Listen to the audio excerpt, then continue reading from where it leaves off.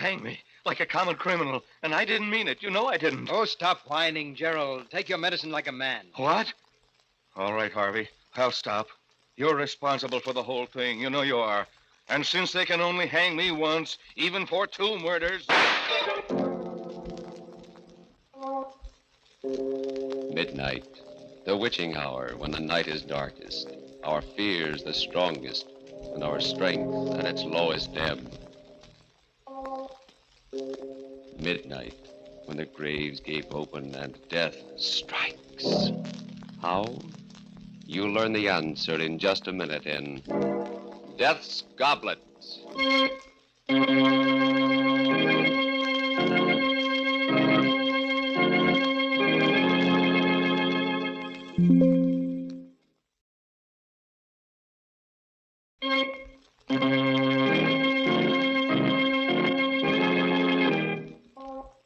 And now, Murder at Midnight. Tales of mystery and terror by radio's masters of the macabre.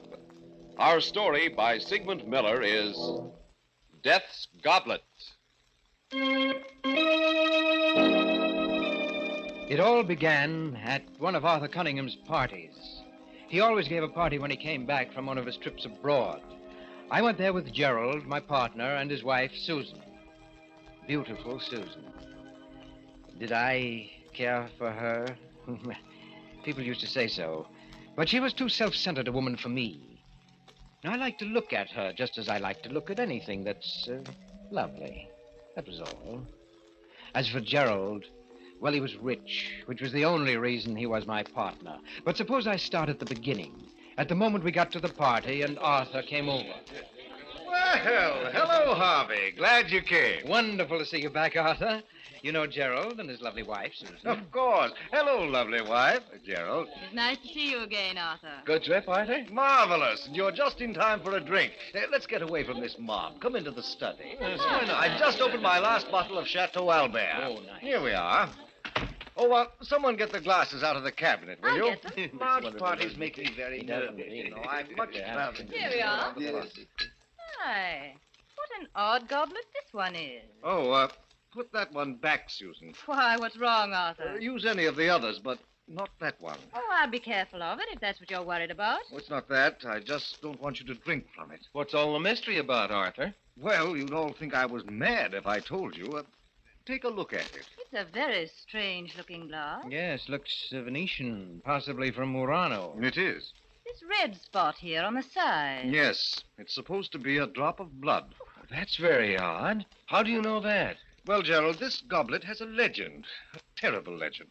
And, of course, none of you will believe it, but the story is that anyone who drinks from this goblet will kill someone. Oh, that's wonderful. And you believe it? Why, yes, Gerald. You see, I've had proof. Good heavens. I once drank from this goblet. What? Arthur, you're joking. You mean that Yes, you... Susan, it was justifiable homicide, but after I drank from it, I did kill someone. He was a thief and he attacked me, but still I killed him. Well, you never told us about that. Well, it's not anything that I care to remember particularly. Oh, how terrible for you, Arthur. Where did you get the goblet? From a murderer, a man who killed his wife. They were auctioning off his estate. Extraordinary. May I look at the glass, Arthur? Yes, if you like. Everyone stared at the goblet in silence as I held it to the light. It had a delicate brown tint, reminding me of old blood, except that it sparkled and glittered. The spot of red did look like a drop of blood about to roll down the side. It seemed ridiculous that this inanimate object would make men commit murder, and yet there was something about it that fascinated me, and suddenly I wanted to drink out of it. You seem very interested in my goblet, Harvey. Yes, will you pour some wine in it for me? What? Oh, no, Harvey. This happens to be one superstition I believe. Everyone who has ever put his lips to this goblet has killed.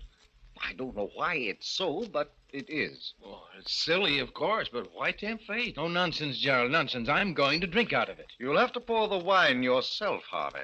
All right, I will. Well, here's, health and long life. No, Harvey, I won't let you. Oh, why, Susan, You shouldn't have done that. You've spilled some of Arthur's best burgundy and ruined a good tablecloth. It doesn't matter. I'm glad you did it, Susan. I won't let you or anyone else drink from that It's glass. strange to get so distressed about a ridiculous legend. I don't think murder is ridiculous. You know, I'd like to get rid of it. I was thinking of destroying it. Well, why don't you just fling it against the fireplace? No, I can't. Huh? I've tried several times, but somehow I couldn't. Arthur, Yes? how about giving it to me? I'd rather not. Oh, come on. You want to get rid of it, and I have a fine glass collection. I'd like to add to it. I'll keep it locked up. You'll be sorry, but if you want it that badly, Harvey, it's yours. Arthur, please don't give it to him. Susan, what's the matter with you? You watch over Harvey as if... As if what, Gerald? Oh, the whole business is absurd. Of course it is. Yes, and if I should drink out of it and commit a murder, that would be the most absurd thing of all.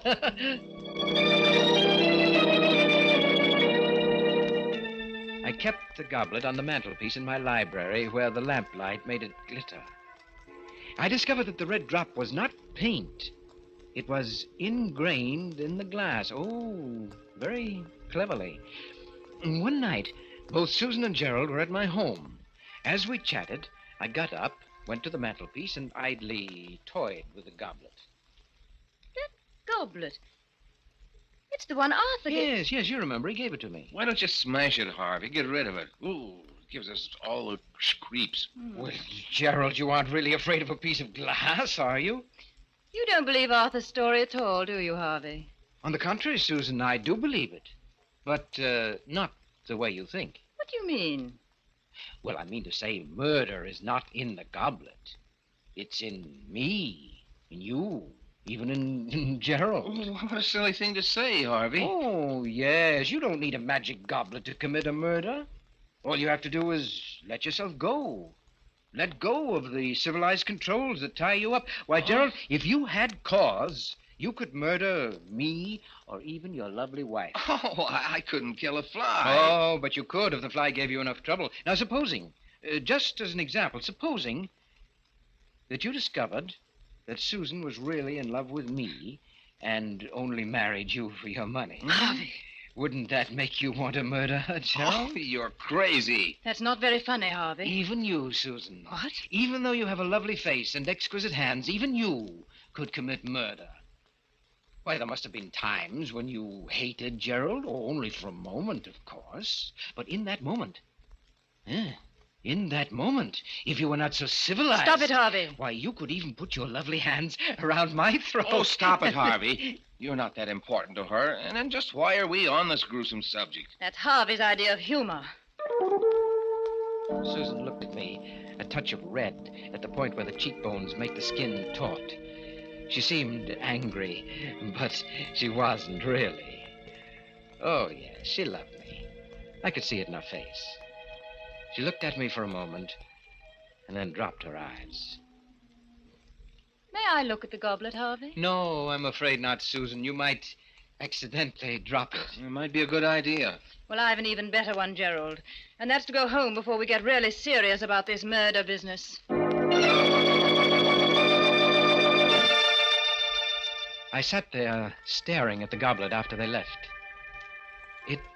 It fascinated me, glittering in the lamplight. And as I looked at it, it almost seemed as if the red spot of blood was moving, rolling down its side. Why shouldn't I drink from it? Why? And before I knew it, I'd taken it down and put it on the table. I got a bottle of Burgundy, opened it, and I poured slowly, filling the goblet just up to the red spot. And then I drank from it. It seemed to me that the wine had a different taste, although I had drunk this wine often and knew its taste well. It was delicious. I had another. It was heady, and it made me a little dizzy, although I felt fine and free. Yes, light and dizzy. But after a while, when the dizziness wouldn't go away, I decided to go for a drive, even though it was close to midnight. I I drove fast. The speed and power of the car gave me a feeling of great exhilaration. I took the turns at full speed, enjoying the danger of the sharp curves. Then I came to a long, level stretch of road. I pressed down hard on the gas. The needle of the speedometer slowly moved upward. 60, 70, 80, 85.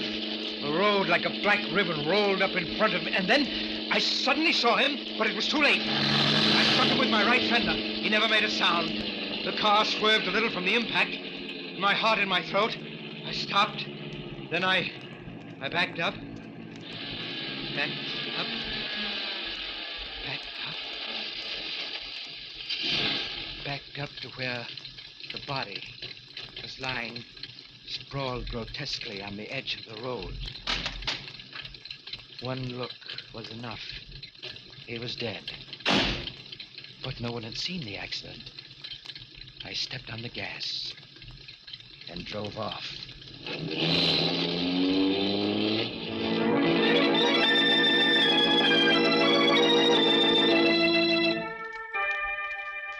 Death's goblet, and a man who drank from it. A corpse lying limp by the side of a lonely road.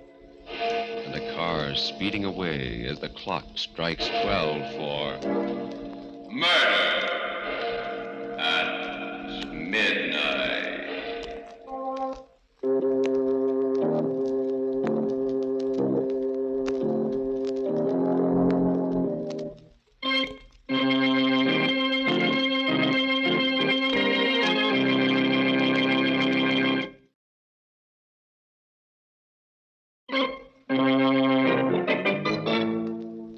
And now, back to Murder at Midnight.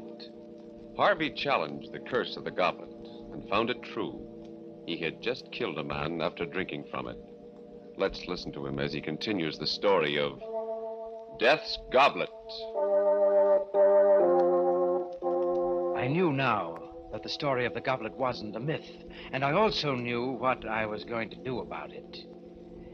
The next night, I got Gerald to come to my house to do some work. I can't make head or tail out of your cost estimates, Harvey. Well, now, really, Gerald, it's very simple. Just concentrate. Why can't you take care of it like a good fellow? I'm awfully tired. Well, all right, let's stop for a couple of minutes. Have a drink? Oh, what are you doing, Harvey? The goblet. Why, you don't really believe that story of Arthur's, do you? Well, you're much too intelligent for that. Well, you only pretended in front of Susan, didn't you? well, I... oh, yes. Had to pretend. You know, women. Well, of course. And even if you did believe it, I've a feeling that... basically, you're pretty reckless, aren't you? Used to be pretty wild when I was a young fella. Owned a motorcycle once and... Yes, I know, yes. Well, let's drink up. Find me a victim, will you, Gerald? Huh? Well, you know, according to the legend, I've got to murder someone. Maybe even you. Harvey the murderer. Yes. Very nice wine. How about another? Right. Well, here's to your lovely wife. And how about switching glasses? Huh? Well, you might as well get a kick out of it, too. Well, okay. Here goes. I watched the fool swagger as he drank down the wine. In an hour, when he was alone, he'd be shivering with fright at what he'd done.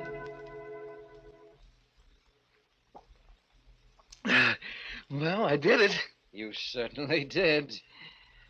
And by the way, Gerald, Yes? I checked Arthur's story about this goblet, Yeah? and it seems that he's right. Everyone who ever put his lips to this goblet has committed a murder. You mean... Well, of course, it's all coincidence, but then again, who knows?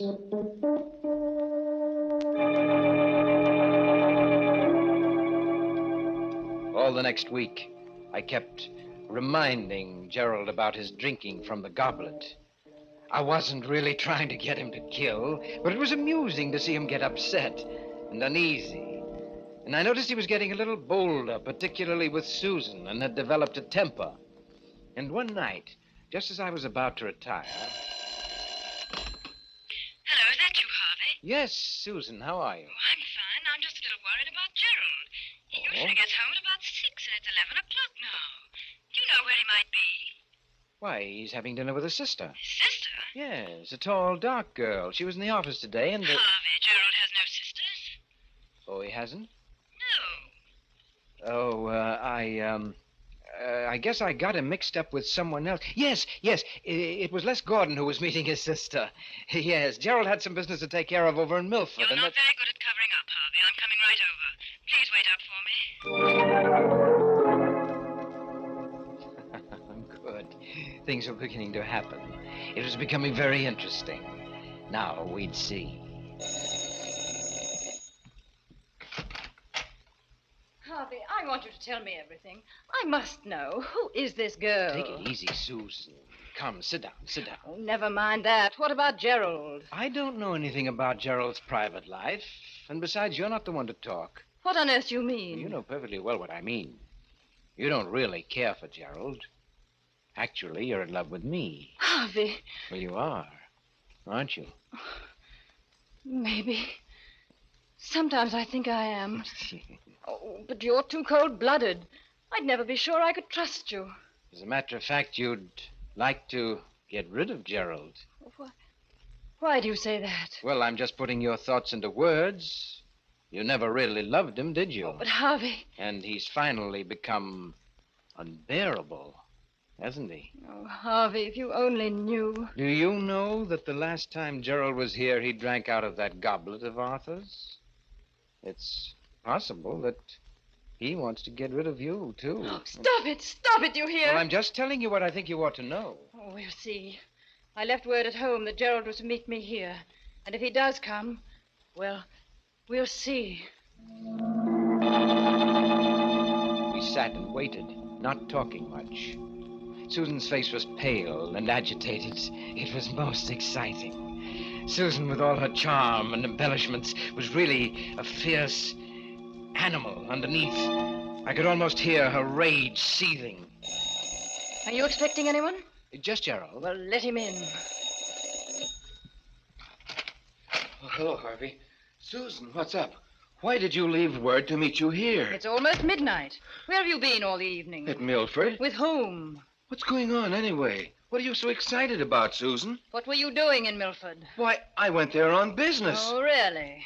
You've been behaving very strangely lately, Gerald. If you don't love me, why don't you say so like a man? What? This is all your fault, Harvey. You've been filling her head with poison. I had nothing to do with this. I told her that you went to Milford. All he did was to make me see clearly something I've felt for a long while.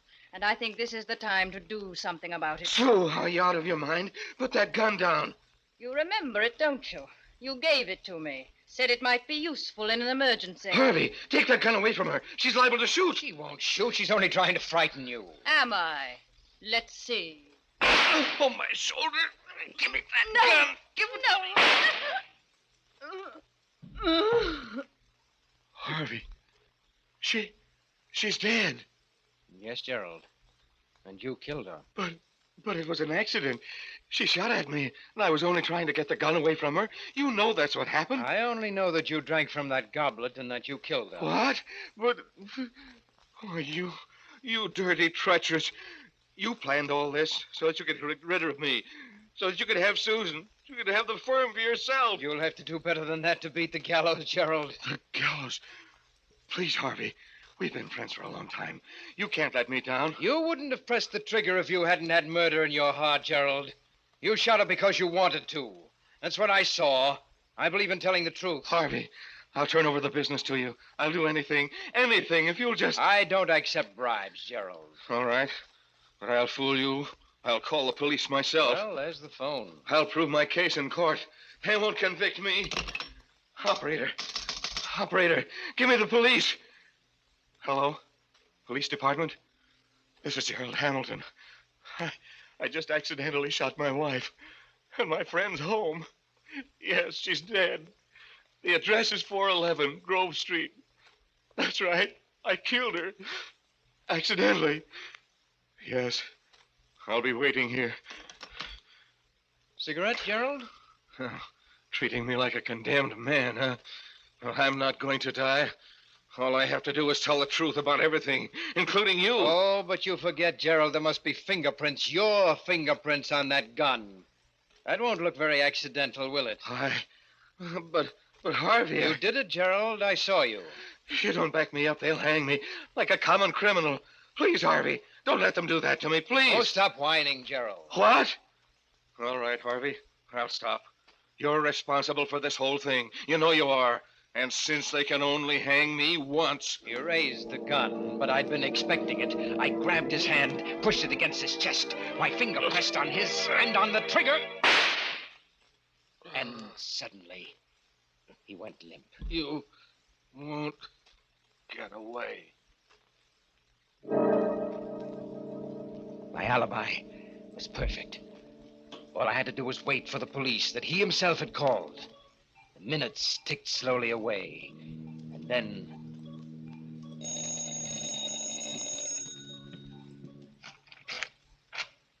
Hello, Harvey. Arthur. Glad I found you in. Say, you look as if you'd been in a fight. Arthur, you'd better not come in. Why? What's the matter? No, you'd better not come in. Oh, but why?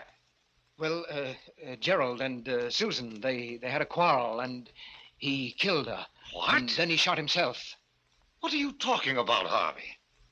Well, all right, come in. Look for yourself. Good Lord. Tried to kill me, too. But why? It doesn't sound like him, or like either of them. Well, I don't know why. Fit of insanity? Or maybe it was the goblet. Your goblet. He drank out of it, you know. The goblet? Why, that's ridiculous. As he spoke, he picked up the gun. It made me furious. All those fine fingerprints of Gerald's were now erased. Put that gun down, Arthur. There are fingerprints on it. Oh, I'm sorry. I didn't realize. I tried to get hold of myself. The stupid fool, he was going to ruin everything. But I had to keep calm. What were you saying about the goblet? Why, it has no curse or magic. I just made that story up. You made it... You mean... Of course, I bought the goblet in an antique shop. As a matter of fact, I have a whole set of them. The pulses hammered away in my head. A vast, uncontrollable anger seized me. Was it because of those precious fingerprints that he'd wiped out, or because I had believed in the goblet myself? I don't know. I only know that I had to fight to keep from grabbing him by the throat. You know, I don't think you're telling me everything you know about this horrible business, Harvey. In fact... A red-hot wave came over me. I don't remember exactly what happened. Let me go! Get your hands off me! Oh!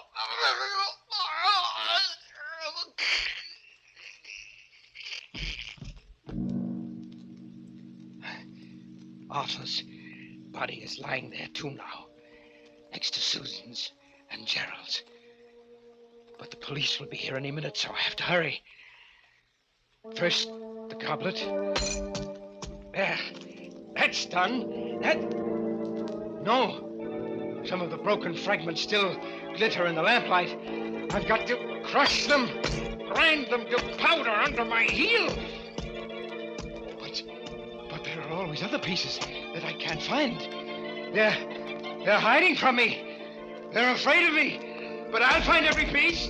I'll find them. I'll find them. I'll find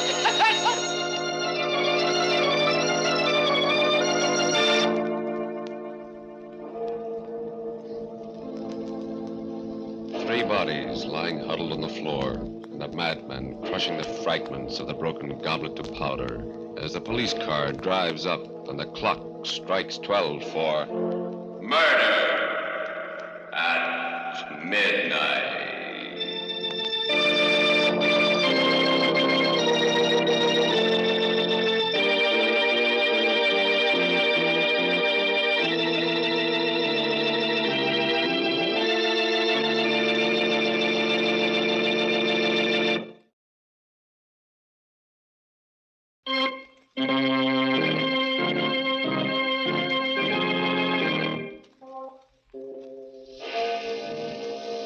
Remember to be with us again when death appears at the door, wearing the face of a friend, and the clocks strike 12 for murder at Midnight. The part of Harvey was played by Eric Dressler. With music by Charles Paul, Murder at Midnight was directed by Anton M. Leader.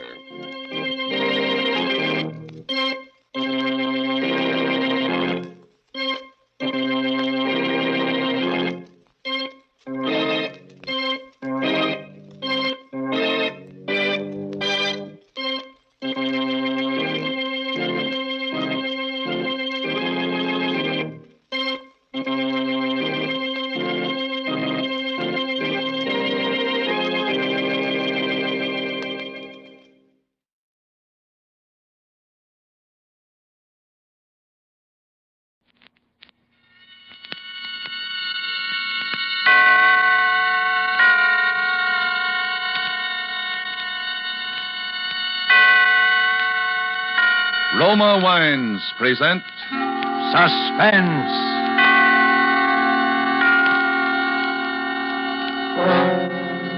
Roma Wines, made in California for enjoyment throughout the world. Salute. Your health, senor. Roma Wines toast the world.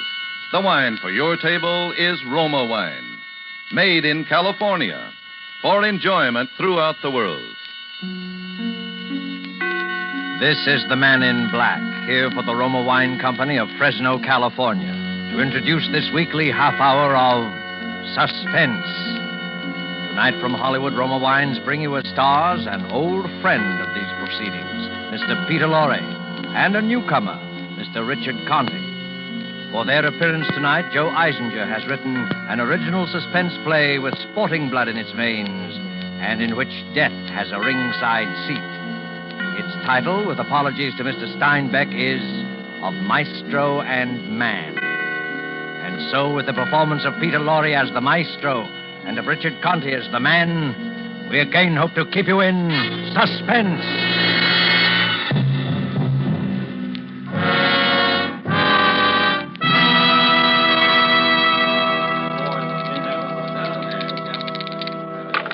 The number is 8. Ada from Decatur. Get aboard, boys. Speculate so you can accumulate.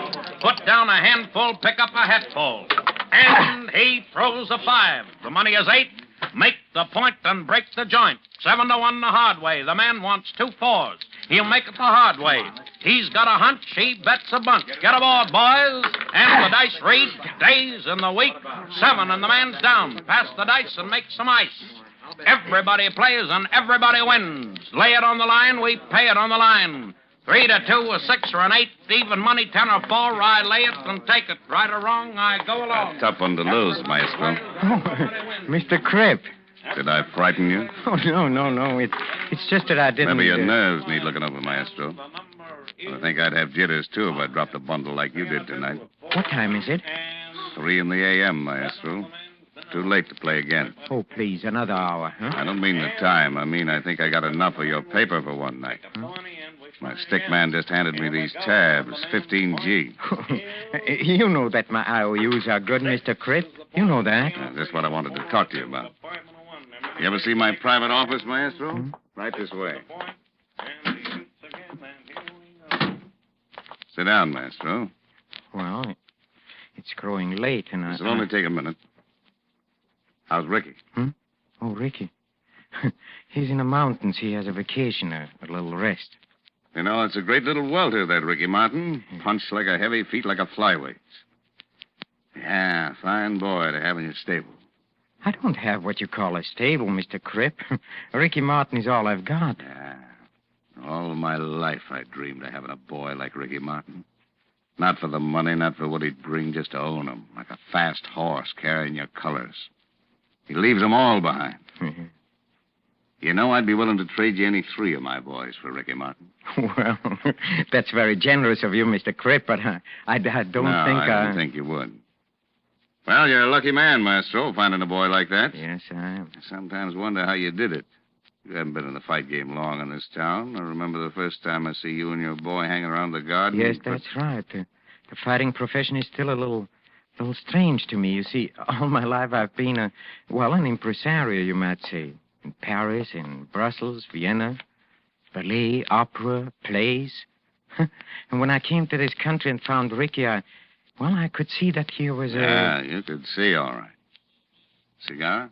Thank you. There you are. I always say there's nothing like a good cigar to promote good feeling in a business talk. Business talk? What do you mean? A little matter of 32G. Oh. 17 you dropped last week and 15 tonight. Yes, my luck has been a little bit... You know, that's a very impressive signature you got, Maestro. Like a professor or something. All those curls and loops, very impressive. Looks like $1 million on these tabs. I'm sure it's good for 32G. Of course it... Yeah. Of course. Yeah, I'm glad to hear you say that.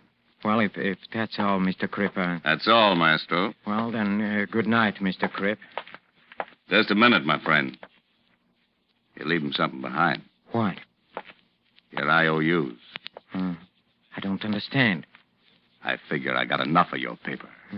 I want my money now. But I can't. I Then haven't... get it. I must have time. I run a cash business. But you gave me credit. You got assets. What? Ricky Martin. No. Then pay. No. I won't let you steal him from me. He's mine. Do you hear me? He's mine. I found him, I built him, and you can't steal him from me. I want that boy. No. I love him like a brother. Nuts, you've swindled him on every fight. I won't give him up. Then you'll pay my collectors 32G. But it's a gambling debt you can't collect. My collectors don't carry a summons. A barrel and 50 pounds of cement. All right, Mr. Cripp. You leave me no arguments. And you have added greatly to my education. I don't think there's much I can teach you, Maestro.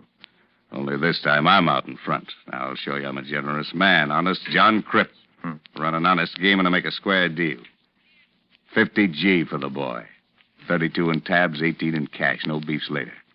Thank you. I was sure you'd be sensible about this, Maestro. I had the contract drawn up. Just put that impressive signature on the dotted line. May I use your pen? Sure. Thank you.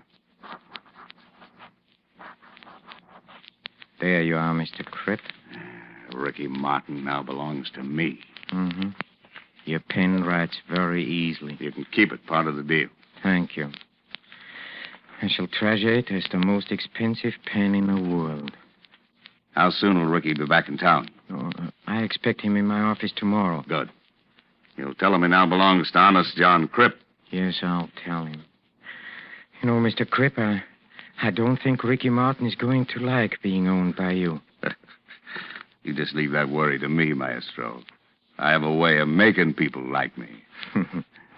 Even if it kills them. Yes.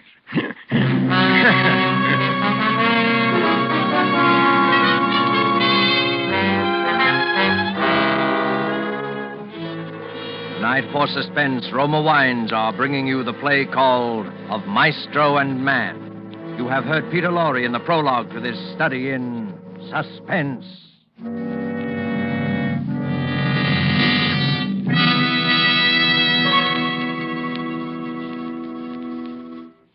And now, for a moment, let's conjure up a scene of our own. Let's imagine ourselves in sun-drenched Havana. Let's imagine that we're dining in the gay Club Montmartre. As you listen to the music, you put down your wine glass to tell our host how much you enjoy his hospitality. Part of the credit belongs to Cuba, he smilingly acknowledges, but part of the credit belongs also to your country for producing this excellent wine which adds so much to our enjoyment. For this is Roma wine from California in your own USA. Now, it is a fact that connoisseurs of many other lands know the excellence of Roma wines, made in famous wineries located in the heart of the choice wine districts of California. But millions of Americans also know these things and have made Roma by far America's largest selling wine. Here at home, Roma wines are truly inexpensive. No duty, no overseas shipping costs to pay. And for only pennies a glass, your meals, your entertaining can have the added delight of superb Roma wines. You will find them of truly excellent flavor and character. Fine products of age-old winemaking skill, perfected by modern quality controls and tests. Ask for ROMA, Roma wines, made in California. for enjoyment throughout the world. And now it is with pleasure that we bring back to our sound stage Peter Lorre as the maestro and Richard Conte as Ricky Martin in Of Maestro and Man, a tale well calculated to keep you in suspense.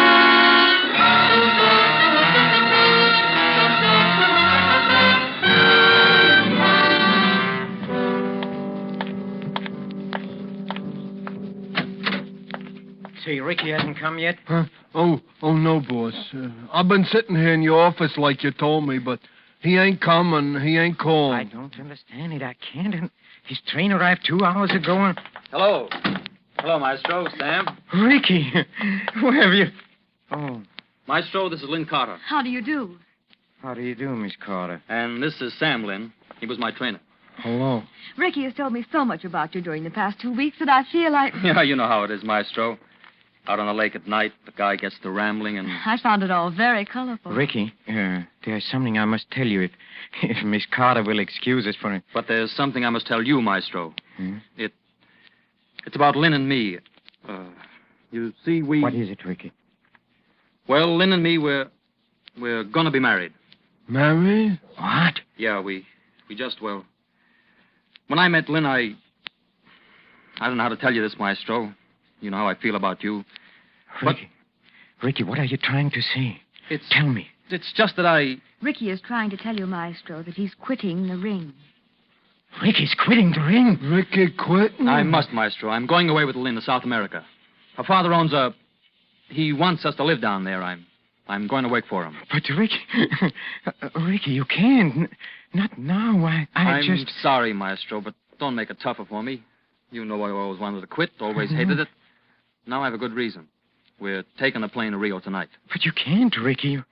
You can't run out on me like this. I don't figure I'm running out on anybody. But you don't know what's happened, Ricky. You can't quit. I sold you. What? To Crip. To Crip? To that? Why didn't you ask me first? I couldn't, Ricky. I had Buying to. and selling me so much beef on the hoof at so much a pound. But you know... Buy me and sell me until I can't take any more punishment and there's no Please, buyer. Ricky. That's why I'm getting out. Lynn was right. 2-3 years in the Crip stable, I'm a punching bag for the new boys. A gibbering idiot like poor Sam here. Who's that? I'm sorry, Sam. I just... Don't call me. I'll kill you. Shut up, Sam. So Lynn was right, huh? I knew it was her fault. I knew it the minute she walked in here, smelling of her perfume. All right. Yes, it's all your fault. Why didn't you leave him alone? Maestro. He's different from you. He's not your... Cut it. No. You like the way he looked in the sun, in trunks, huh? These muscles and that beautiful body. That's enough. You just had to have him. You had to bring him back to show Maestro. to your friends, huh? Great catch. You scheming, conniving, 5 cent... Ricky, no! Sam, stop him. You'll kill him. Ricky! Ricky. Ricky, he's choking. No. All right. I'm all right now. Oh, Ricky. I should have killed him for that. Come on, let's get out of here.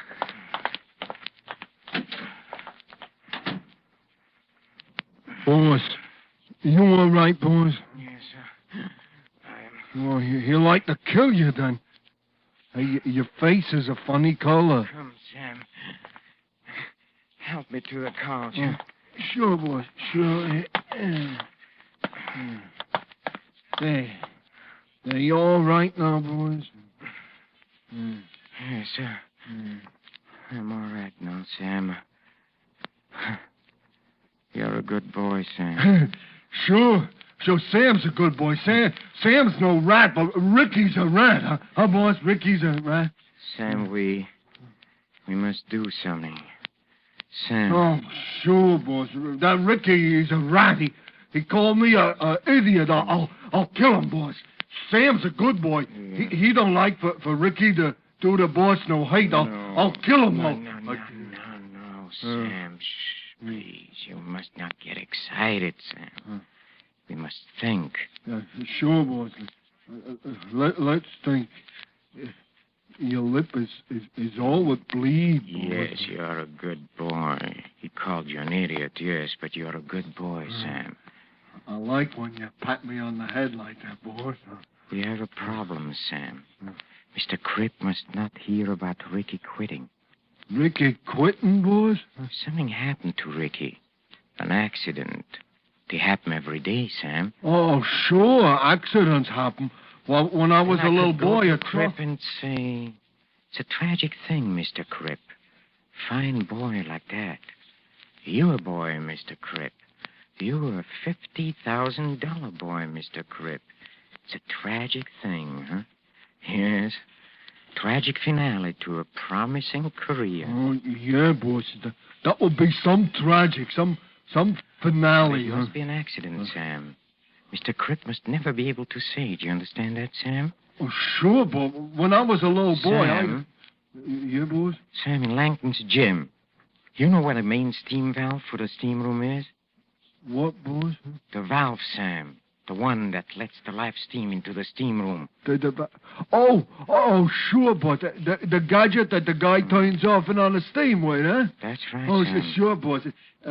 It's under the stairs in the basement on the other side of the gym. You know, on the side where Yes, the pipes... Sam, yes. Do you think you could get under the stairs into the basement? Oh, sure. Nobody cares if I go to the basement. Sometimes I go there... Yes, Sam. And do you think you could open the valve as wide as it'll go? Open the... For all the steam to go fast into the steam room? Yes, Sam. Oh, boy, that's some hot, all that steam, boys. Yes. Hey, you can't stay in there in all that hot. The Jew was up the gym when poor Sharky got all the hot because the valve broke and the door was stuck. The Jew was there when they brung him out, huh? Boy, that was some looking dead Sharky, all right. Yes, Sam, a very tragic accident. Some tragic, all right, boy. Sam, come here. Take my watch. Can you read the time? Well, sure. What do you think? I'm a dumb. The little hand is on a 2, and the big hand is on a 6. That's right. And that means 2:30, no? That's right, Sam. Now, look. When a little hand will be on a 5, you seen it? And a big hand on a 12 here. It'll be... At 5 o'clock. That's right. Yeah, you see, I'm no dumb. 5 o'clock. And at 5 o'clock, Sam, you must be in the basement at Langton's gym by the steam valve. And exactly 5 o'clock, Sam, you'll open the valve all the way. For all the hot? Yes, Sam, all the hot. Oh, but you can't stay in... The Joe was up the gym when Shark... I won't be in the steam room, Sam. But Ricky will. Alone.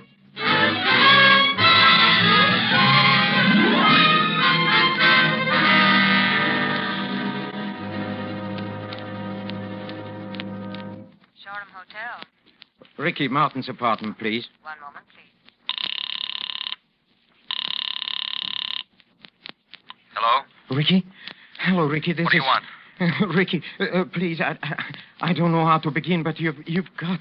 I've got to see you. There is so much I want to say to you. I'm sorry, Maestro. Look, Ricky, please, just for a few minutes. Please, Ricky. Look, meet me at Langton's gymnasium, huh? Look, you have all your old boxing things there in the locker room. I want you to give them to me. I want to keep them, Ricky, as a souvenir. Well, okay, Maestro. Just for a few minutes, though. I have to meet Lynn at the airport at 6. Oh, thank you, Ricky. Forget it. Meet you at Langton's in a half an hour. Fine. Goodbye, Ricky. He'll come. Ricky? And you'll get him in a steam room? Yes, Sam. Yes. I'll get him into the steam room. And I'll sit there with him and talk to him. And talk to him about this and about that. With the steam thick around us, hiding us from each other. And when I begin to feel the live heat, Sam, at 5 o'clock, Sam, at 5 o'clock, I'll be talking about old times as I quietly slip out of the room, and he'll be sitting there alone, thinking of old times, not knowing I'm gone and that he's alone, until it is too late. He will hear the sudden rush of steam and feel the scalding heat. And he'll run to the door, but it will not open. And he'll pound and scream in agony, but the door will stick. And each scream will draw burning steam into his lungs. And then they'll find him. But it'll be too late. Too late. It will be too late.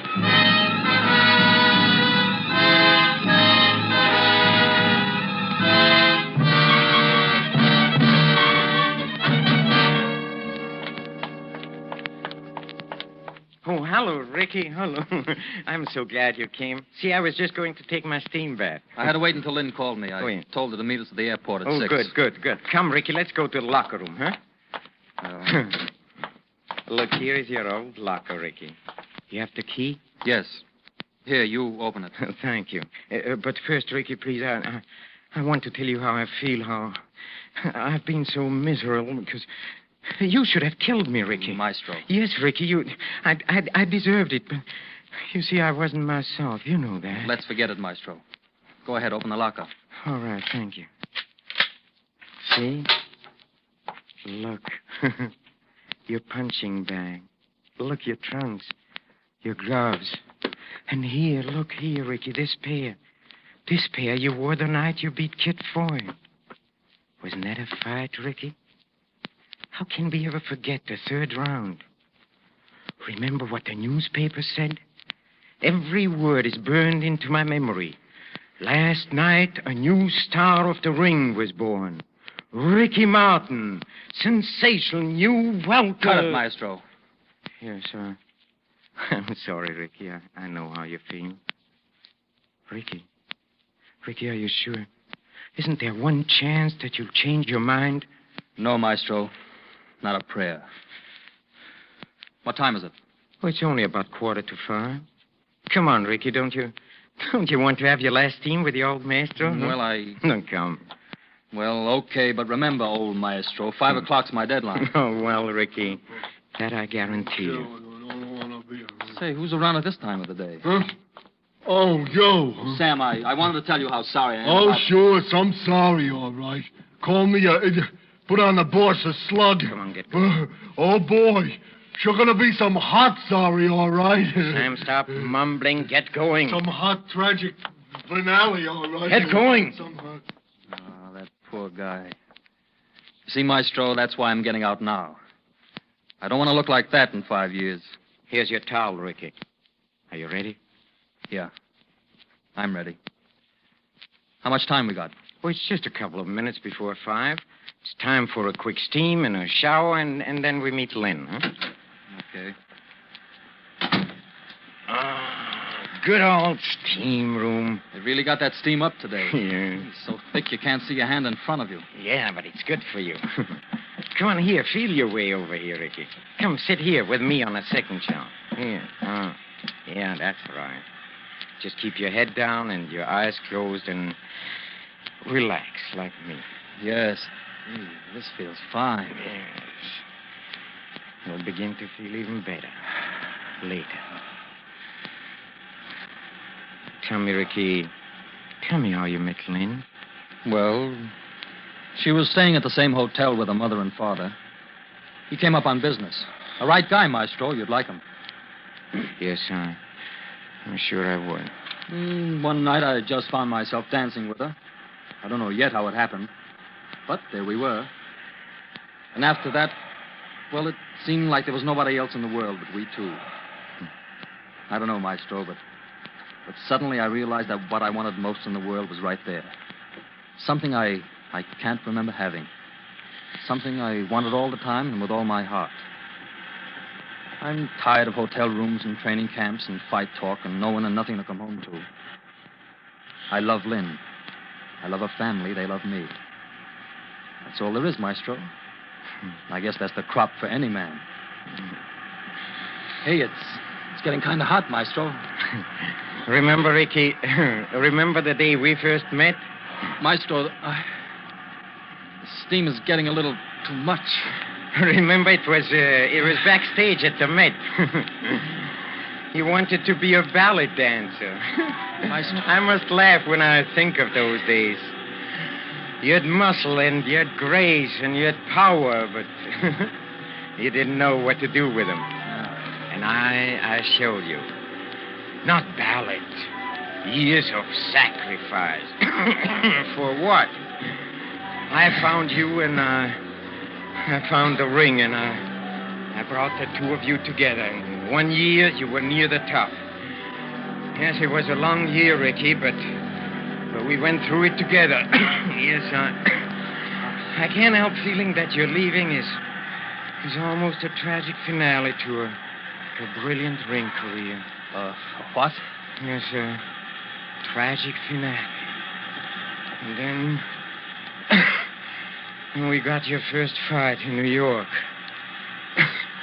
How nervous you were. Your New York debut. Not at the Met to the music of Offenbach's Gaieté Parisienne, no.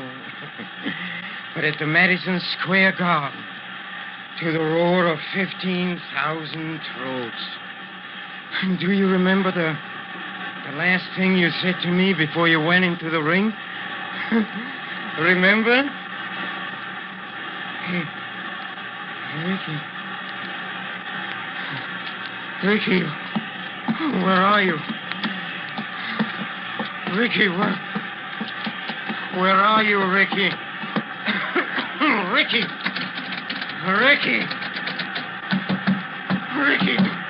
don't leave me here, Ricky. Ricky, come back. Please come back, Ricky. Open the door. Ricky!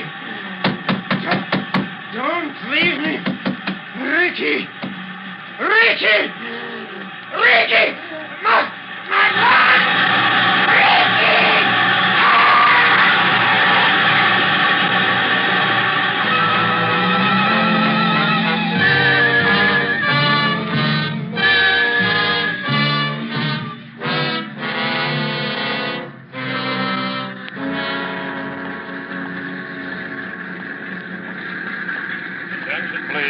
Attention, please. Will Colonel Joy please go to the reservation desk? Colonel Joy. Attention, please. Flight 17, Clipper to Rio, ready. Flight 17, ready. Mr. Gluskin, Miss Thompson, Captain J. Stevens, Mr. and Mrs. Ricky Martin. Flight 17, board, please. Ricky, here, hurry. Hello, darling. Sorry I'm late. Oh, come on, we've only got... Where's the maestro? The maestro? I left him in the steam room at the gym. Slipped out on him. I couldn't take it. Poor guy's all broken up. He feels like it's, well, what he'd call a tragic finale. Mr. and He'll get over Mrs. it. Ricky Martin, board Flight 17, please. Come on, darling, let's go.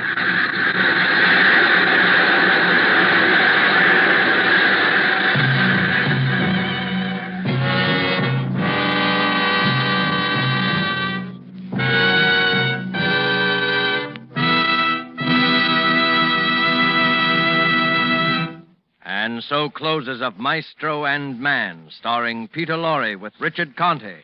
Tonight's tale of Suspense. Suspense is produced and directed by William Spear. It's my job, it's my privilege, to tell you how much pleasure and enjoyment you can add to everyday living by serving Roma wines with meals when entertaining or anytime. And in hot weather, let me suggest Roma wine cooler offers.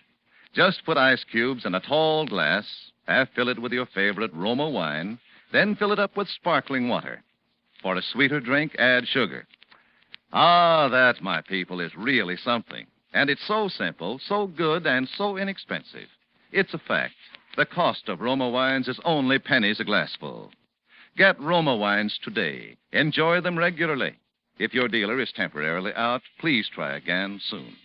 Just be sure you ask for R-O-M-A, Roma Wines, America's largest selling wines, made in California, for enjoyment throughout the world.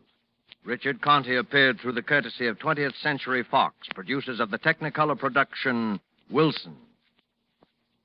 Next Monday, same time, you will hear two distinguished leading ladies, Miss Maureen O'Sullivan and Dame May Whitty, as stars of Suspense. Presented by Roma Wines, R-O-M-A, made in California for enjoyment throughout the world.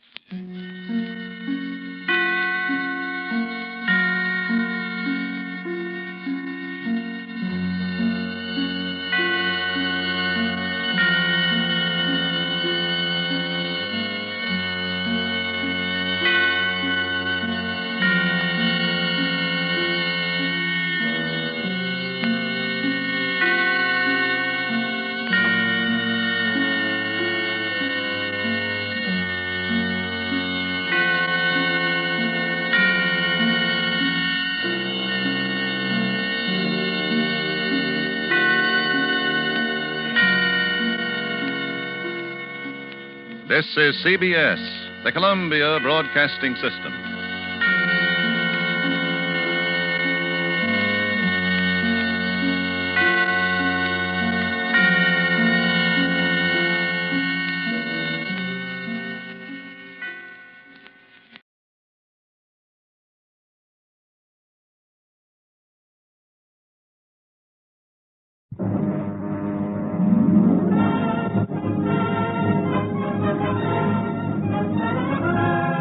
The DuPont Cavalcade of America, starring Helen Hayes.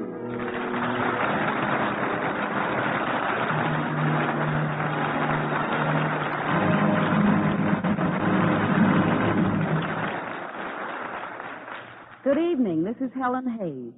Tonight, our cavalcade goes back over a century to the Chester Valley in Pennsylvania. Here lived a young Quaker mother, Rebecca Lucan.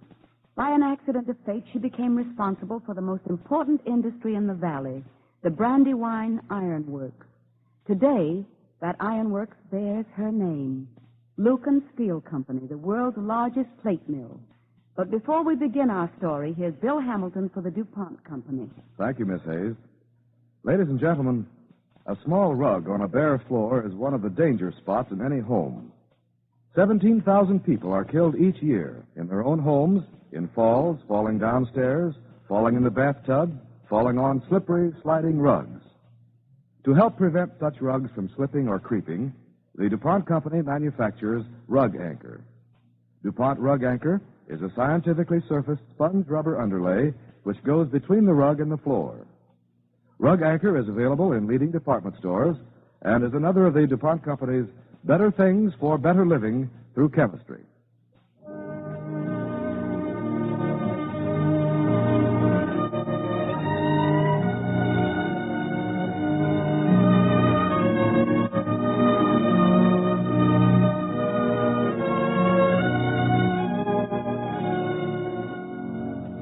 And now, Woman of Steel, starring Helen Hayes as Rebecca Lucans on the DuPont Cavalcade of America.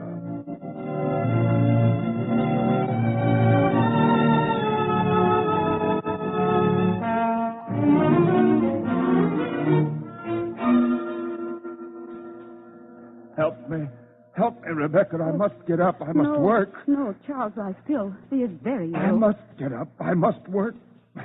Rebecca, this couldn't be the end. It couldn't be. No, Charles, no. We must be patient. I wish I had told thee, Rebecca. The mill and all our circumstances are in desperate straits. Charles, we will get well. We must. And until then, Shadrach Grimes will run the mill. Shadrach Grimes. He is a good man, is he not? Remember this, Rebecca. Shadrach is an ambitious man, and ambition makes men strong and weak, good and evil. Charles, please don't talk anymore. We must rest. Rebecca, I have lain in this bed thinking of the many evenings when we have read from Shakespeare together. Shall I read to thee now? No, thank thee. The page I think of most, I remember well. Rebecca, listen to me. Good Horatio, what a wounded name, thing standing thus unknown, shall lift behind me. If thou didst ever hold me in thy heart, absent thee from felicity a while, and in this harsh world draw thy breath in pain to clear my honor. I understand, Charles. Charles, look at me. Charles? Oh, no. Charles! Charles!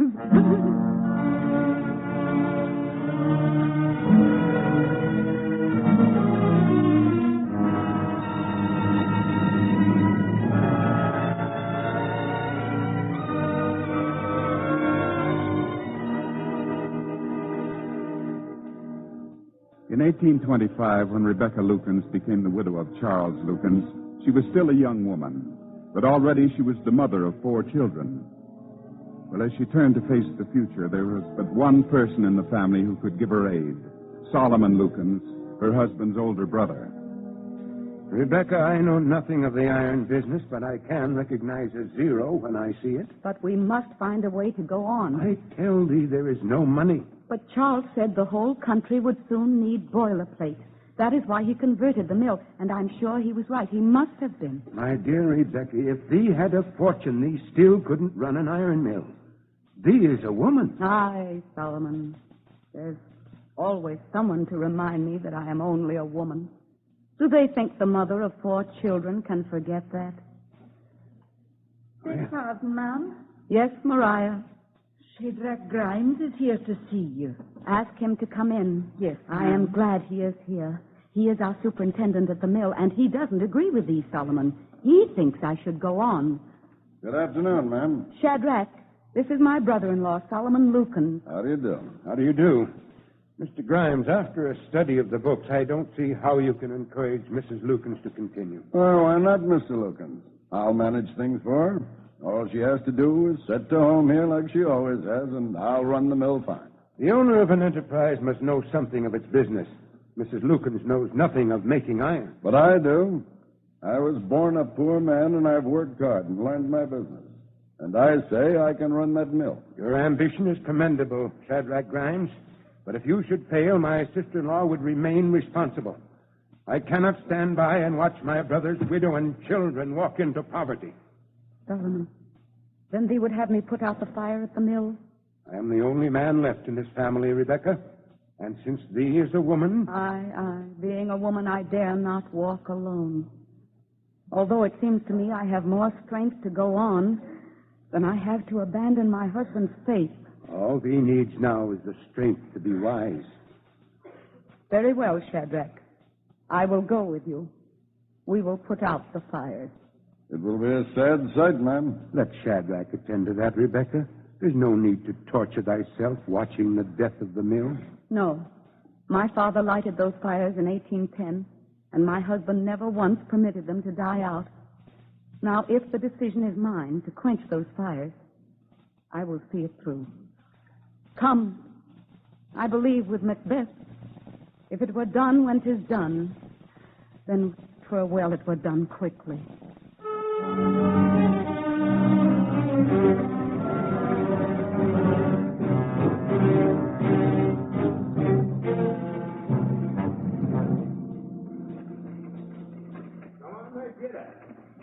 Shadrach.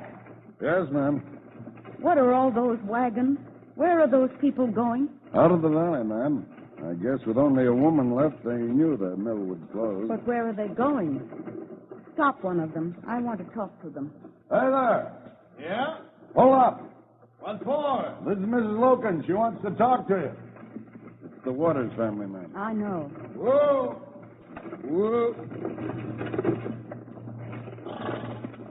Howdy, ma'am.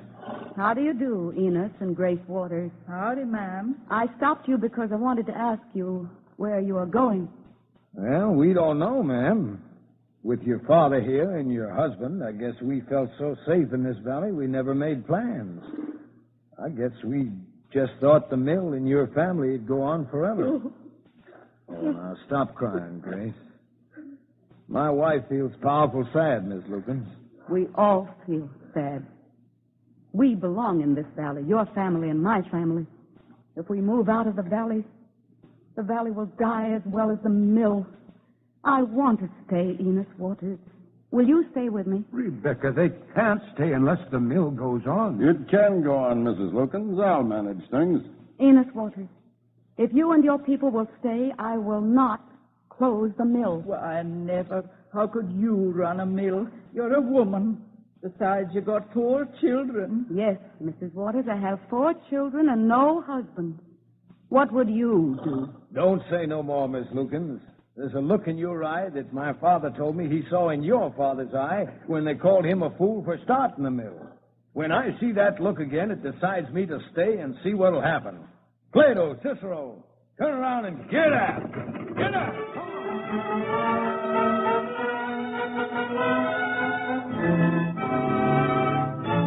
on.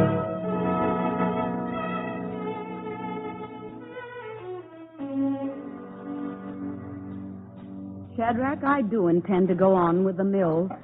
But are these the best terms thee and I can have? If you want me to stay and run this mill, that's what I want. Very well. Thank thee, Shadrach. I'll let thee know before the day is out if we can do business. The terms may be steep, but I'm the only one around here who knows how to make iron, and I'm worth it. Good day. Good day, Shadrach. Rebecca, thee can't consider it. His terms are outrageous. I know, Solomon, but he knows how to make iron, and I don't. And thee will be at his mercy. Not if I learn my business, Solomon. Not if I learn how to make iron, too. How can thee? Thee can't learn it from a book, and thee can hardly go down to the mill. Because I'm a woman? Then thee is going to see something thee hardly expects. Thee is going to see a woman in that mill, Solomon, at 6 o'clock tomorrow morning.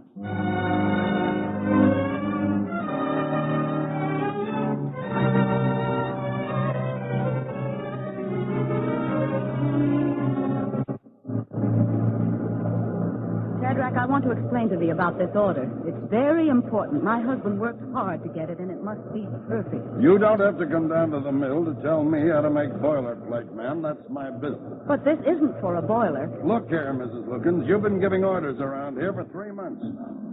Now, am I running this mill or are you? Shadrach, look over there.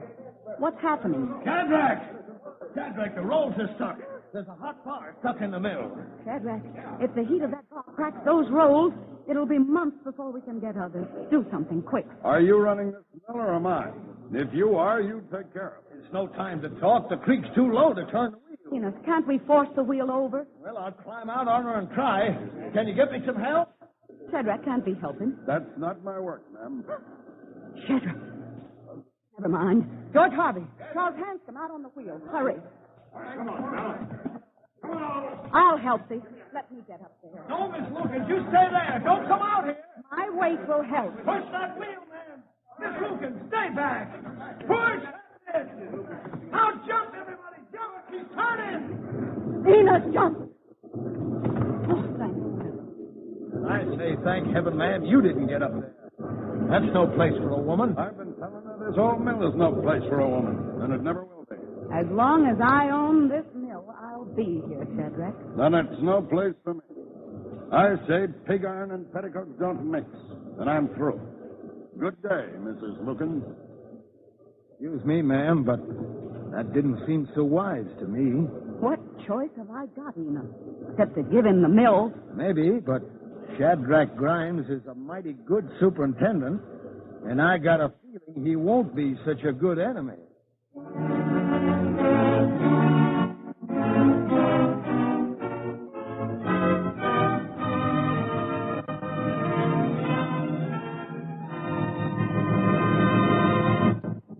You are listening to Woman of Steel, starring Helen Hayes as Rebecca Lukens on the Cavalcade of America, sponsored by the DuPont Company, maker of better things for better living through chemistry.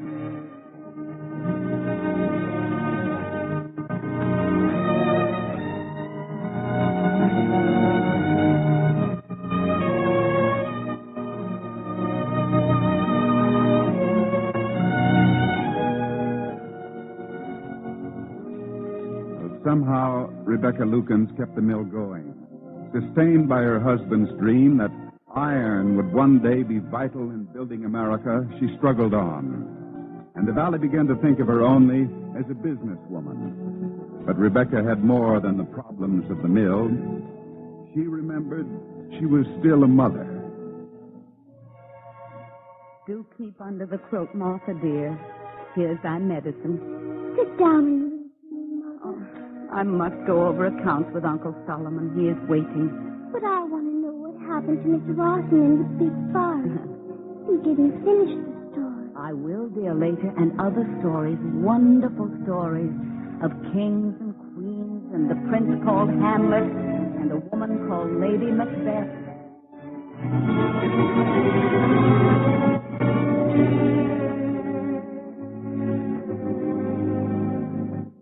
Why don't thee rest, Solomon?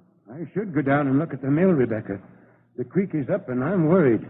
This valley is full of old dams, and if any one of them breaks... Oh, Solomon, sometimes I feel guilty at all the worries I have thrust on thee. How can I ever thank thee for thy help? Rebecca, thee has taught me a good lesson in faith when I need it. Now I want thee to see the accounts. The book's balanced, Rebecca. By a razor's edge, I can see.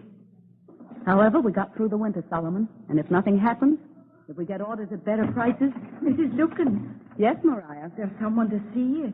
It's that Shadrach Grimes. Shall I send him in? Shadrach? Here? Yes, Maria. Ask him to come in.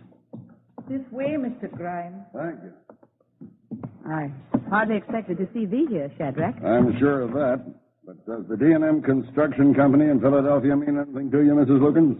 No. It will when you see this contract I discovered your mill has with them. When I tell you I'm their superintendent. But this is dated before Dr. Lukens died. That's right. But you know how anxious my husband was to get plate orders at that time. And we couldn't fill this order now at prices like this without a loss. A contract is a contract, Mrs. Lukens. That's something you'll have to learn. Shadrach, surely thy firm wouldn't hold Mrs. Lukens to that contract, or it would bankrupt her mill. Is that her answer? It's all right with me. Oh, I see. Well, Shadrach, the order will be filled. Good day. That's fine, Mrs. Lukens. Very fine talk. Good day. Rebecca, he knows thy boast was foolish. Anyone can see now thee will have to go into bankruptcy. No, Solomon, I won't do it. Rebecca, be wise. No, Solomon, no. I think there was something very wise in Charles' vision. It is his faith which has pushed me on until now. And until my road is blocked finally and forever, I cannot and I will not.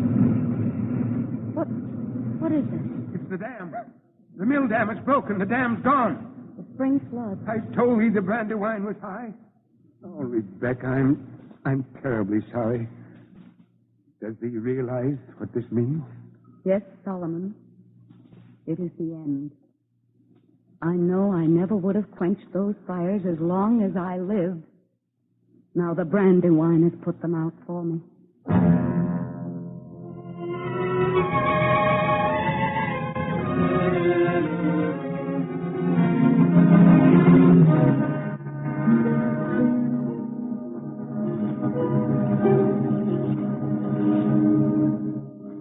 Rebecca, why should thee come here in the middle of the night? Even if the whole place stood perfect, what sort of mill can thee have without the dam? Not enough to fill Shadrach's order. I can see that in the dark. Let me take thee home. This way, Rebecca. Don't go in there. Thee may step off into the current. Solomon. What? Come here. What is it? There, look. It's the fire. Solomon, it's the fire in the furnace. Rebecca, I can't believe it. It's an omen. If the flood didn't put out the fires, I shan't put them out. We'll rebuild the dam. We'll fill that order for Shadrach.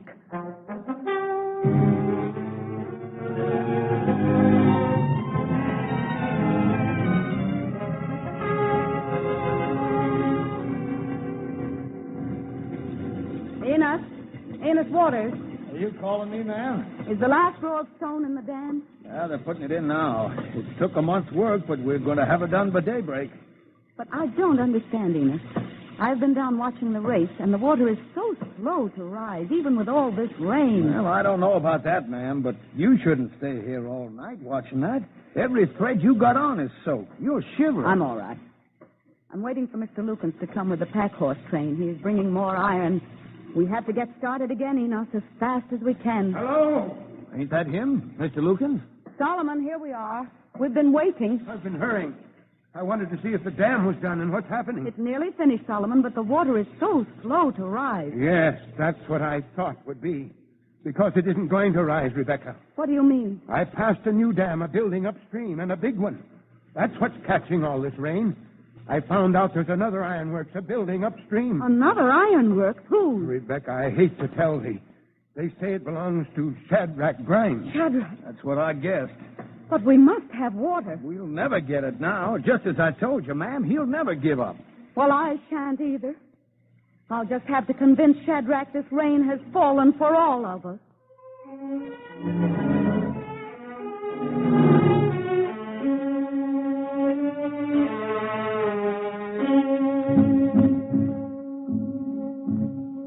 no use talking anymore, Mrs. Lookins.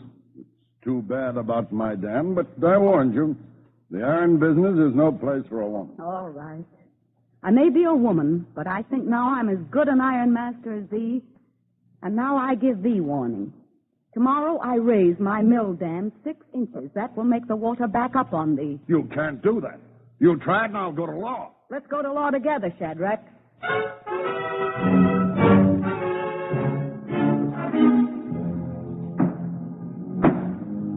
Comes now Shadrach Grimes, plaintiff against Rebecca Pennock Lukens, Iron Master of Chester County in the Commonwealth of Pennsylvania, pleading for an injunction to compel the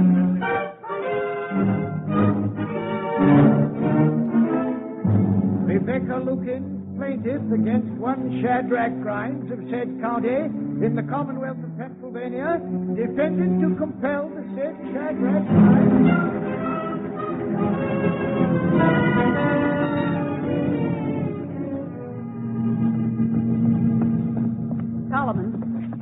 Solomon, I have news. About the trial? What is it, Rebecca? No, it's more important than that. This newspaper was sent to me. It's the Baltimore American. Let me read it to thee. Several weeks ago, the first locomotive was run... The first what? Locomotive. It's called the Sturbridge Lion. It's a steam engine made to run on wheels, and it tows several wagons of goods. But listen, a locomotive was run at Holmesdale, Pennsylvania. Rebecca, I thought thee had news. It was important. I thought it had something to do with this trouble with Shadrach Grimes. It has everything to do with it. I'm going to see him. Why?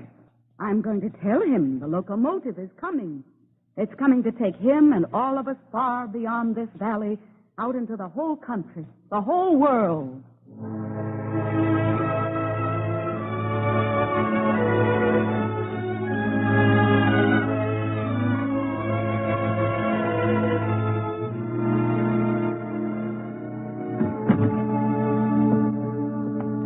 Shadrach, I've come to thy office again to tell thee I'm going to call off my suit.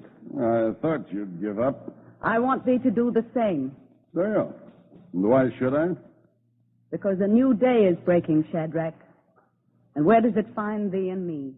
Squabbling over water rights while the rest of the world enters the age of steam. Here, read this dispatch. Who's this? It's about the first locomotive in America. Shadrach, this is a new day.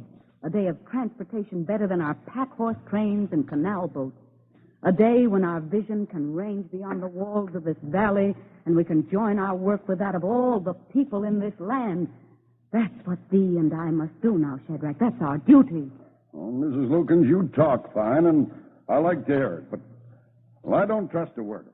Shadrach, what does he mean? I was born a poor man, but I've worked hard so my children could have an education and talk about their dreams like you do. But I ain't going to let your fancy words talk me out of my dreams. Shadrach, let us hope our children can work as hard as we have. But they will need vision. And first we must have vision for them. Shadrach, there's a nation that needs our work as this valley has needed it in the past. Are we going to stay as small as this valley, or are we going to grow big enough for the future of our children? Oh, Mrs. Lukens, I confess I'm sick of this tussling with a woman in a courtroom. There's better work than that for a man. There's better work than that for a man or a woman, especially if they're good iron masters like us. Oh, I don't know whether you're saying this for your benefit or mine or all of us, but, well, now I'll tell you something. What, Shadrach? I'm not so slow. I was at Holmesdale, and I saw that locomotive run. No. Did they? Tell me about it, please. Well, I can tell you they got plans. They want to build more, and they need place. There's an order there, Mrs. Lukens, but it's too big for me alone. It needs all of us. Then all of us must work together, Shadrach. Wait. Think what you're doing, Mrs. Lukens. We don't know whether this is going to be a success or not. We might lose. Shadrach, we can't lose. I believed in this when it was still my husband's dream. And thee and I must believe in it now. For this is not the end of the dream. This is the beginning of 1,000 dreams for thy children and mine. All right, Mrs. Lukens. You're as good a businessman as I am, and well, if you believe in it, I will too. Good. Now, Shadrach, let's make the most beautiful boilerplate that's ever been seen. Beautiful? Yes, beautiful. Ma'am, Let's just make boilerplate, ugly as she is.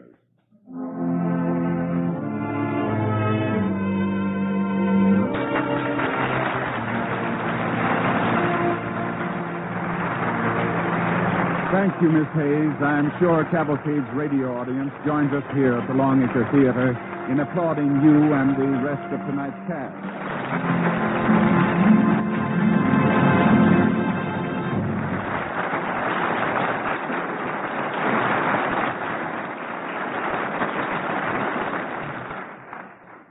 Helen Hayes will return in a few moments, but first, here's Bill Hamilton of the DuPont Company. To raise bumper crops, the farmer must beat the weeds, or the weeds may beat him. Here, chemical science can be of great help to him. Chemistry has developed a weed-killing compound known as 2,4-D. 2,4-D and DDT are two of the most important chemical aids to agriculture of the past 50 years. DuPont 2,4-D weed killers are now used in almost every section of the country. They offer a broad-scale, economical, comparatively easy way to control weeds, against which, until now, there has been no really satisfactory control. In some cases, yields have actually been doubled. DuPont 2,4-D weed killers sprayed from airplanes have given barley growers in California good control of mustard, wild radish, and knotweed. In North Dakota, wheat growers have cleaned out mustard and annual weeds which were choking their fields. In the South, there were weedy fields which gave only 5 barrels of rice to the acre. Now, they yield 17 barrels after treatment with DuPont 2,4-D weed killers. Think of that. More than 3 times as much. This same 2,4-D, which is getting such marvelous results for farmers, is also available in a special compound for your own lawn. It can be bought as DuPont Lawn Weed Killer. Weeds wither away and disappear, roots and all, without any harm being done to the grass. With 2,4-D products, it is the formula that counts. The DuPont Company, with years of experience in formulating a wide variety of chemical products, has developed 2,4-D compounds that work successfully under all conditions where 2,4-D is recommended. DuPont 2,4-D weed killers, helping the American farmer to produce crops that are all-time records, helping you to rid your lawn of weeds, are among the DuPont Company's better things for better living through chemistry. And now, our star, Helen Hayes.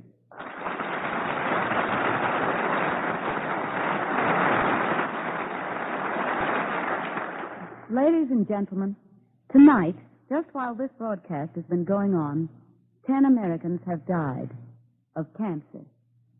The time has come to do something about it. There's certainly no question about the generosity of the American people when it comes to helping those in trouble. So each and every one of us must give our support to the American Cancer Society's threefold program of education, service, and research. Let's give generously to the American Cancer Society's drive for funds. Thank you.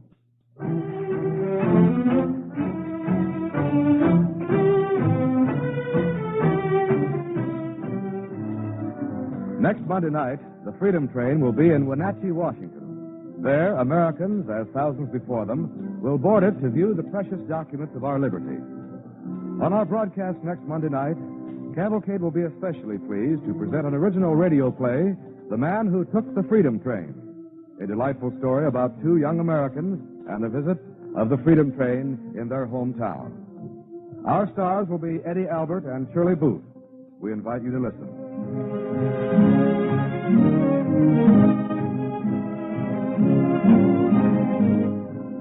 Tonight's DuPont Cavalcade, Woman of Steel, was adapted by Philip Lewis from an original story by Lucy Kennedy.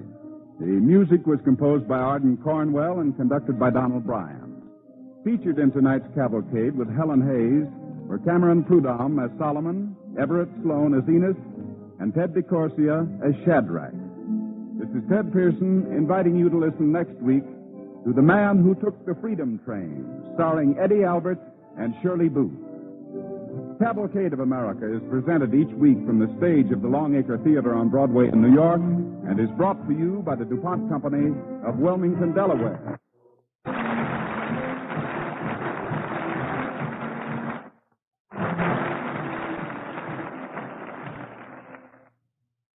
NBC, the National Broadcasting Company.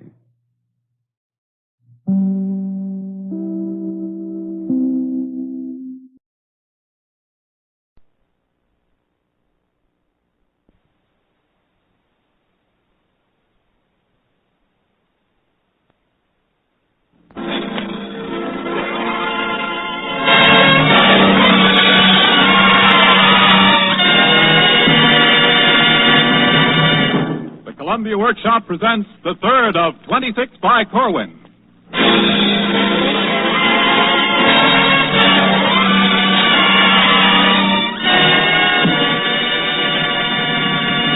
The People, Yes.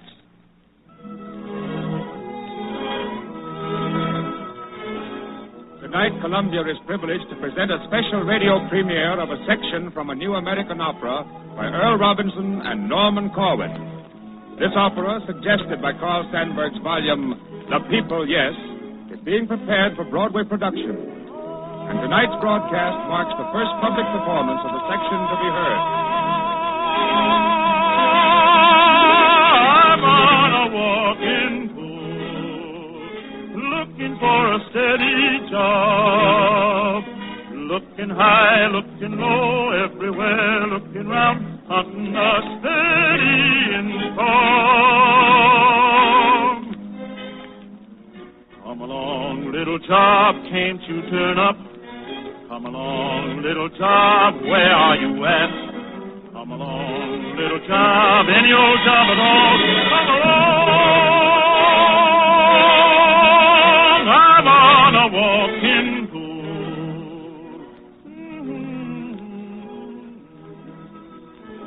If I sound kind of happy, I guess it's because it feels so good to be alive in the spring, even if I am looking for a job.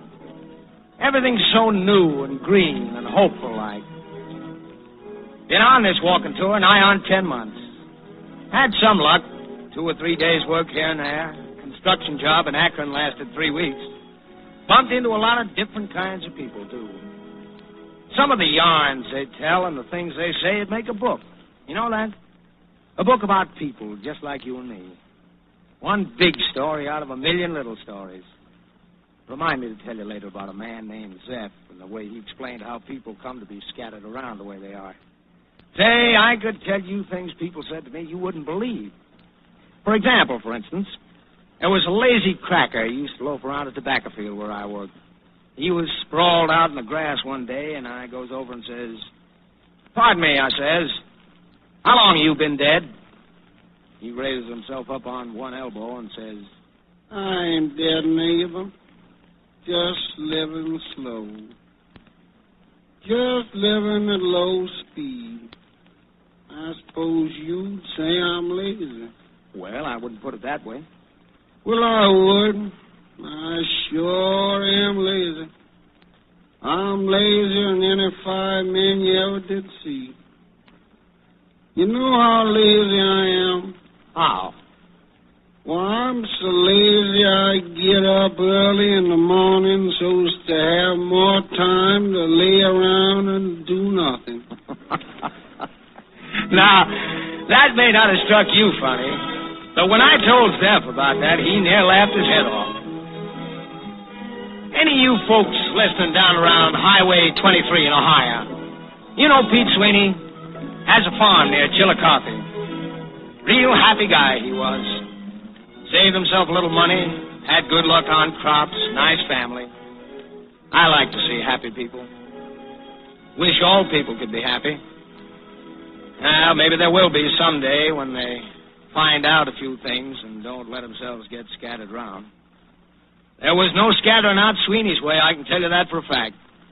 The farmers there got together and decided they needed electricity. So they held a meeting, signed a petition, made a lot of fuss and noise, and the sound reached clear to Washington, D.C. And sure enough, after a while, they got their power line. Well, them farmers was proud. Sweeney, he was a smart fella, been to agricultural college. He made up what he called the Maple County Rural Electrification Project song. You should have heard him sing it. Oh, it's different than it used to be down on the farm. Ever since the farmers got together, we got after our senators to put us in a line. And now we can read by and wash and cook and feed by the power that we got us when they put us in a line. Yep, ever since we got it, we've been doing mighty fine.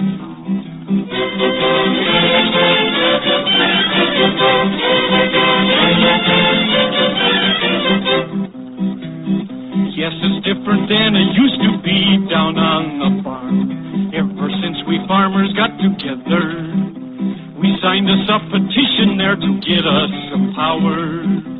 Instead of just wishing, we signed a petition. We signed us a petition to get us some power. And now we know all there is to know about a kilowatt hour.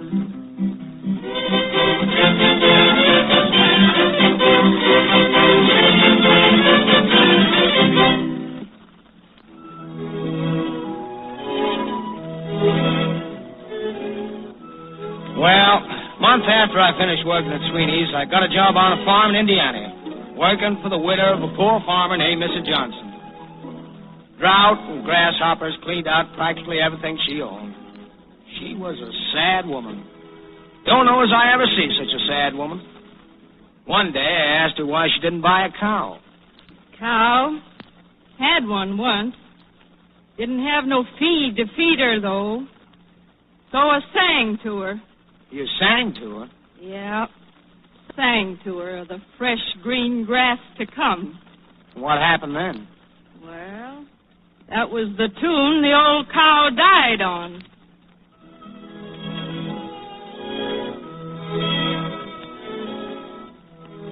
Zeph loved that story when I told it to him.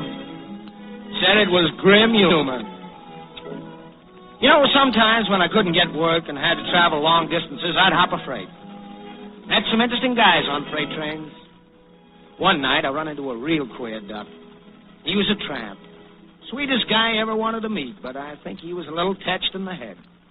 He saw me eating a sandwich I'd saved all day so I wouldn't have to sleep on an empty stomach, and he says to me, "Can I have some of that bread?" "This?" "Yeah. I'm so thirsty I don't know where I'm going to sleep tonight." What's that? "Give me some, will you?" Oh, sure. Here. "Thanks. You know, it's good to have appetite again." "Why, you been sick?" "Awful sick. I took so much medicine I was sick a long time after I got well." What was the matter with you?" "Trouble with my feet." "Well, those are pretty fair-looking boots you got there." "Well, they ain't so bad. But I can never get these boots on, though, till after I've wore them a while." You can't, huh?" "No. Heck, I'm all wrong anyway." Why? What's the matter?" "Well, the trouble with me is I tried to get a bird in the hand, and all I got was a horse of another color." You better have another hunk of sandwich." "God bless you, my son. God bless you. May you live to eat the hen that scratches over your grave." Thanks.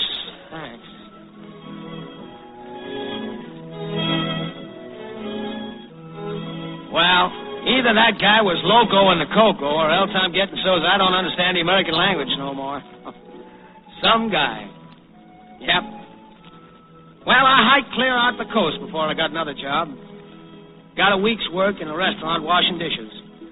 Never forget the Chinese cook there. Name was Ah Wing Lee or something like that. Heard me singing a tune one day when things was quiet in the kitchen. I think it was Hand Me Down My Walking Cane. You know how it goes. Hand me down my walking cane. Yeah, pretty song. What'd you say? Pretty. You make pretty music. Oh, thanks. That's really nice. I sing too. You do? Yes. Oh, Chinese song. I make up myself. An old song you made up yourself? Yes. Old words, no music. Well, sing it for me, will you? Yes, I sing. The fishes go deep in the water. Fishes go deep in the water. Maybe hope. Maybe hope. The birds so high in the air. Birds so high in the air. Maybe short. Maybe short. Man's heart only is out of reach. Man's heart only is out of reach. The heavens may be measured. The heavens may be measured. The earth may be surveyed. The earth may be surveyed. The heart of man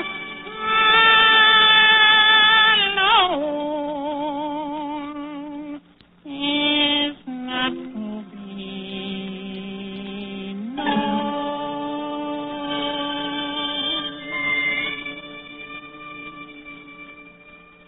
The heart of man alone is not to be known. I've thought of that since. Comes back to me times when I'm alone, looking for a barn or an empty shack where I can park for the night. Seems strange there can be so many good-hearted men in the world, real nice fellows. Share their last mess of beans with you, give you a lift, take you out of their way, and yet there's fighting going on with everybody killing everybody else, including women and children who never harmed a flea.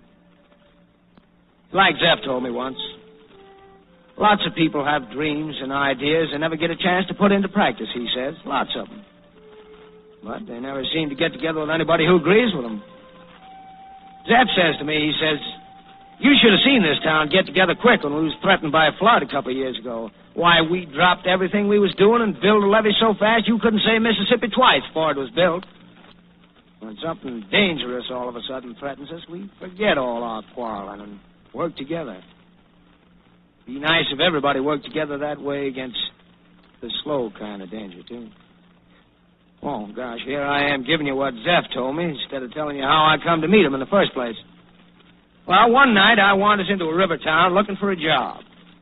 After buying a cup of coffee, I strolls down the main street and hear some music coming out of the back of a billiard parlor. So I mooches over and stands listening to this man whose name turns out to be Zeph. It was a little while before he noticed me.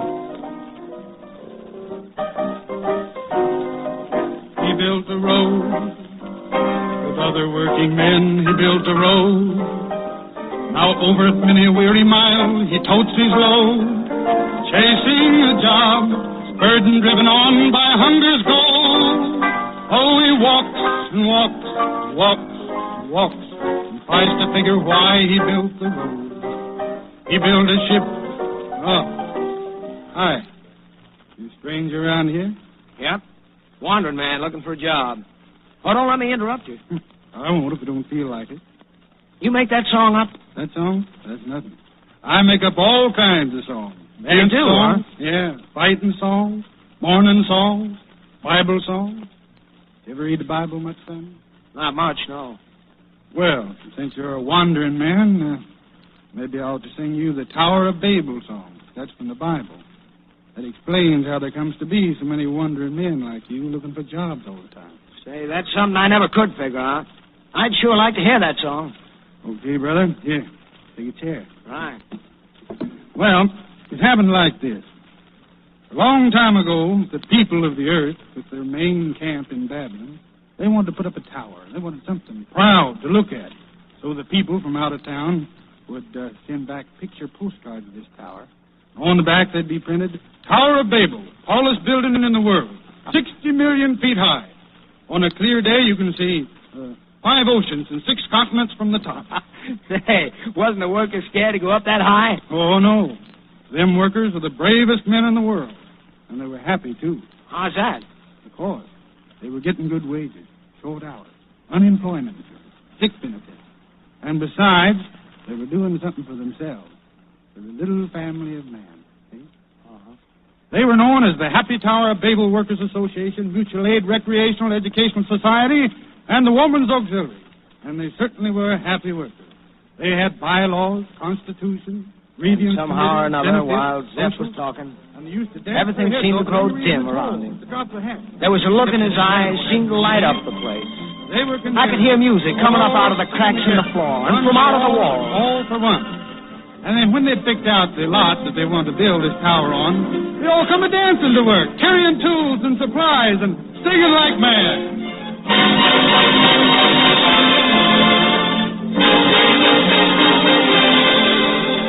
Six-hour day in a 5-day week. 6-hour day in a 5-day week.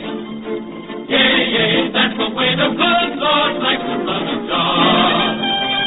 And they dance like this. They're stamping and they're shouting and they're trucking, waving their picks and shovels and pneumatic drills and just jiving around fit to be tied.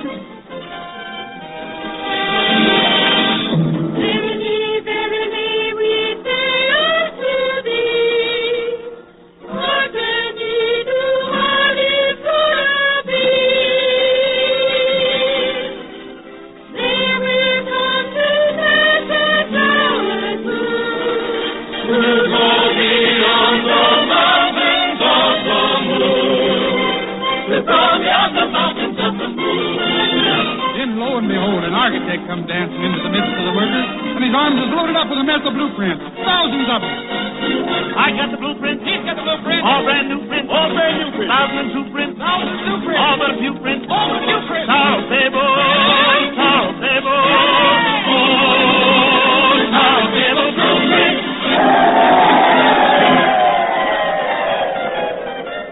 Well, the workers just lifted that architect to their shoulders, and they swayed with him in a happy dance. While a big Negro cement mixer, he come a-dancing up in front of the crowd, and he sung them a song.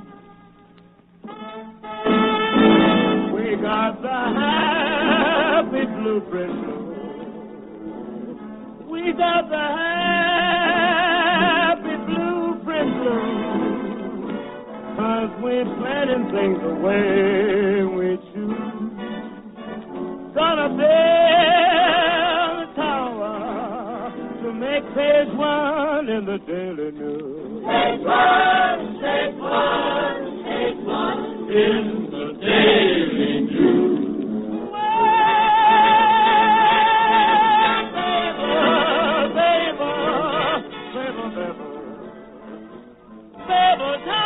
Babylon, baby. We got the happy blueprint blue.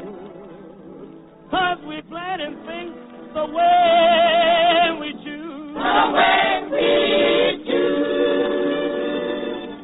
Then the architect, he invited the workers to all look at the blueprints.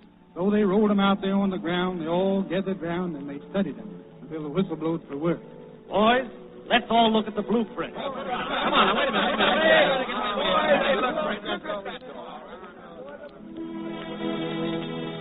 People of the earth, the family of man, wanted to put up something proud to look at. A tower from the flat land of earth, made for the people to live in. The biggest housing project ever seen. No more slums in Babylon. Take away the slums from Babylon. A tower from the flat land of earth, all of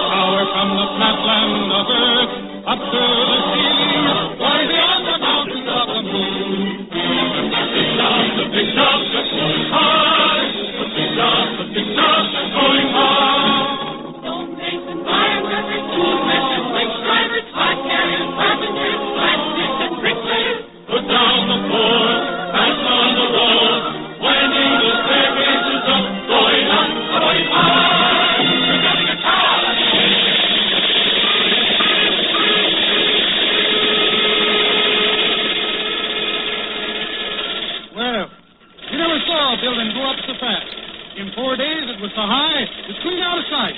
Everything was going along fine, in great shape. Lickety-split.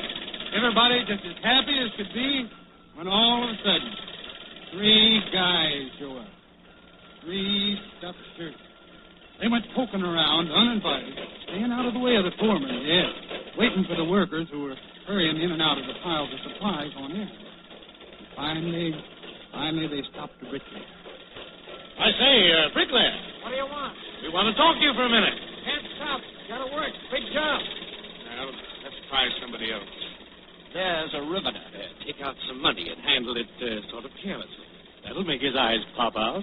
I say, riveter, how would you like to make yourself some important money? From who, where, and what for? Listen, riveter, you're too important to this job to be working for the same pay as those other men. Well, those bricklayers and carpenters aren't in the same class with you. So what?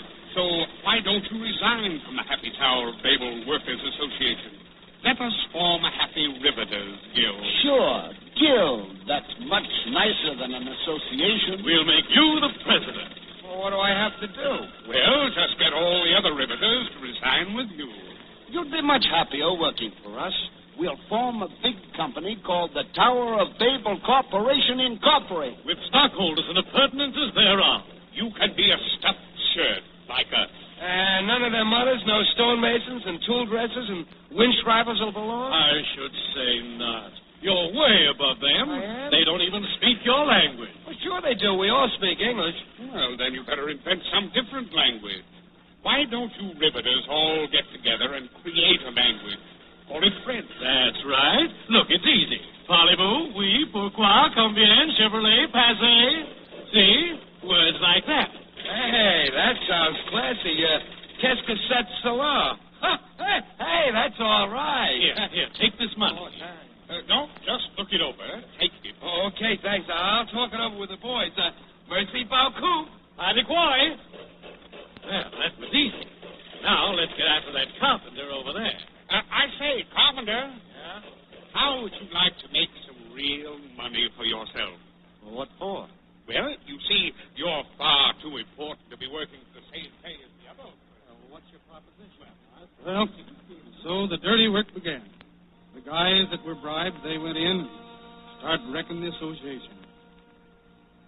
And God Almighty could have struck them dead or smitten them deaf and dumb. But God had a different plan in mind. He let all the stuffed shirts have their way. He let all the languages be shuffled. He wanted it to serve as a mighty memorandum of the sinfulness of pride and the wickedness of breaking up an association.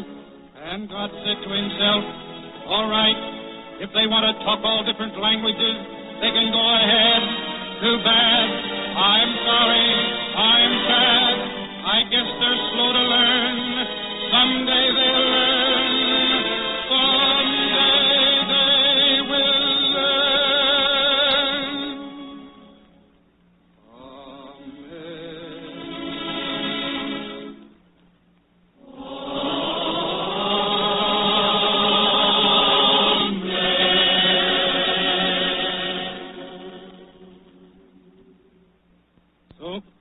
That's the way it happened. You never heard such confusion with all kinds of new languages going on at the same time. Dutch, Greek, Eskimo, Welsh, Pig Latin, Czechoslovakian. When a particular bunch, they like the electricians or the plasterers, pulled out of the association, they elected their own officers. You know what? Well, the officers right away, they decided that they were better than the rank and file. So they spoke their language extra fancy. And they said, why, we're speaking the classical mother tongue, and them dopes, they're just talking dialect. That's how dialects happen to be started. Well, you can imagine what happened. Hey, Pete, let's have the skyhook over this away. Matter, can't you hear me? Second be Deutsch. You gone crazy, you squarehead?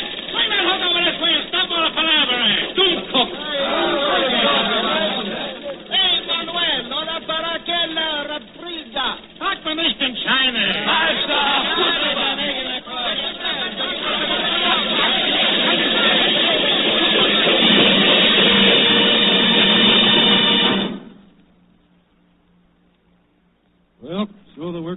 the association. They got into all kinds of rows with their fancy new languages and dialects, and so they just pulled out. They quit cold. They couldn't understand each other anymore. 500 ways to say, give us a hand. Changed ways of asking, will you throw me a rivet? Or of saying. What happened to the blueprints? Anyway, as I was saying, the job was wrecked. Some called it the Tower of Babel job, and people gave it many other names.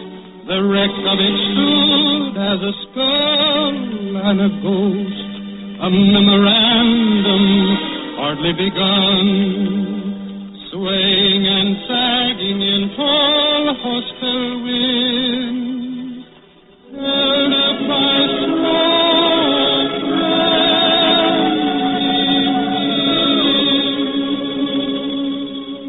The sandhogs went back to the four corners of the earth. The timbermen went back to the sleepy valley. Stone masons, hard carriers, craftsmen, with their bundles and belongings and their little walls, all mumbling, where to now? God don't know.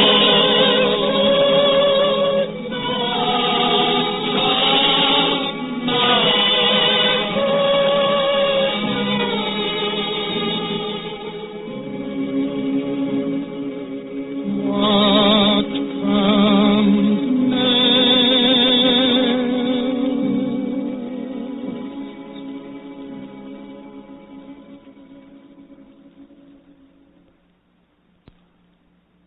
Well, that was the story Zeph told. It was sad there, the way it ended. Made me realize that I was just like one of them Tower of Babel workers, wondering where to now, what next. But wasn't it nice, that part where all the workers was working together so happy? Gosh. That's the way it's going to be again. I know it in my bones. Just like God said, the people are going to win out someday. And that's a fact. Well, got to get going. Maybe down around your way again sometime soon. If you know of any good job, just let me get at it, brother. Just let me get at it. So long, folks. So long, people.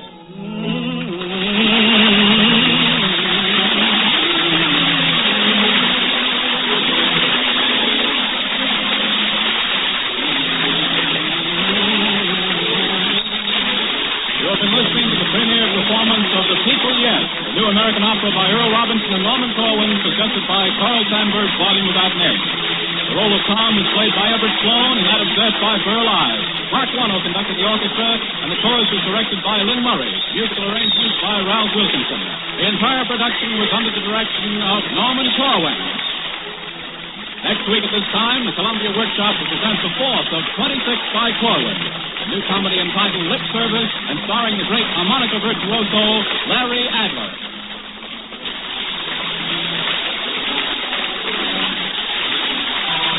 This is the Columbia Broadcasting System. WBNF Columbus.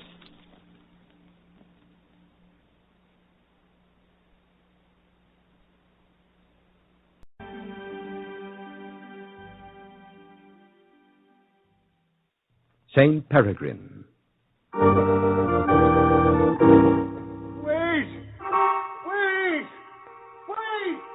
for me!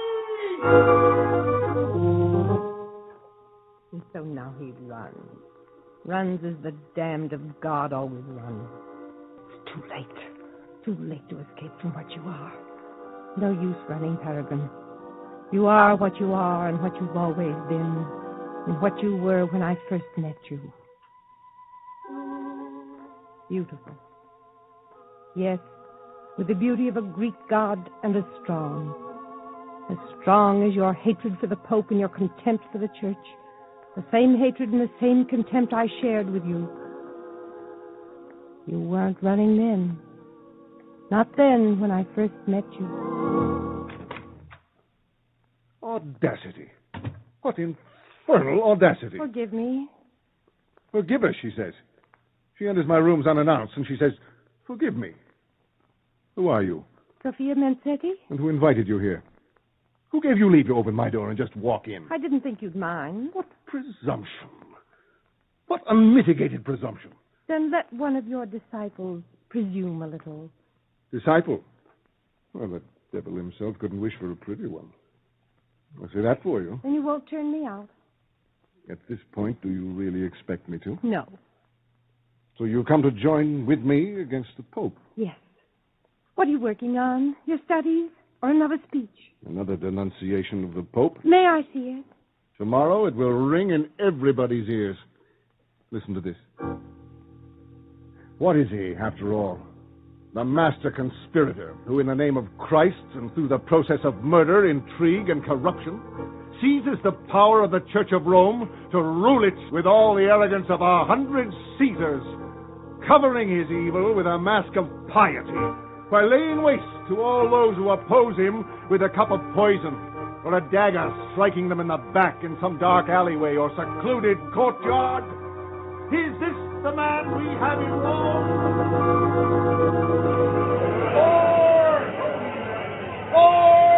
Or, on the other hand, is he the weak, sickly pawn of the corrupt politics that infest the Church? In any case, my friends and brave citizens of Forley, I tell you the Church has become a sanctuary for knaves, and worse. And I would sooner subscribe to the devil and pay homage to that man in Rome who dares vest himself with a halo of holiness to conceal his infamy, as did those who went before him, and as will those who will come after him, unless these popes are put down. I say, down with the Pope! Down with the Pope! Down with all the popes!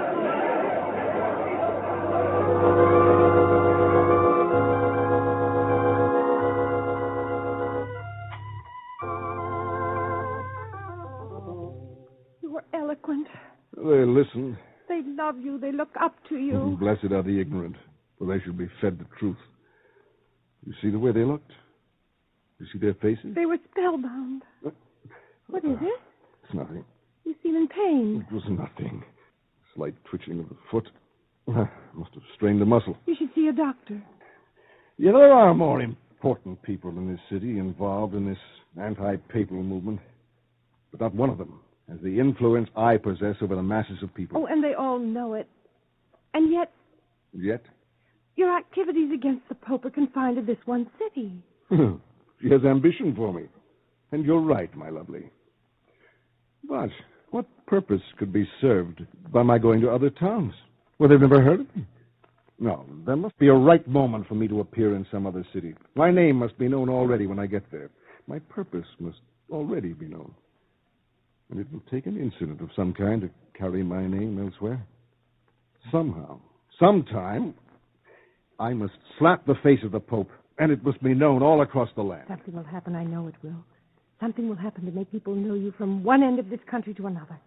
And people everywhere will follow you. What faith she has in me. I know you can be the world within yourself if you want that. Sophia, you know something. I feel as though I've been ordained. Yes, ordained to liberate the people from the yoke of the Vatican. I know you have been.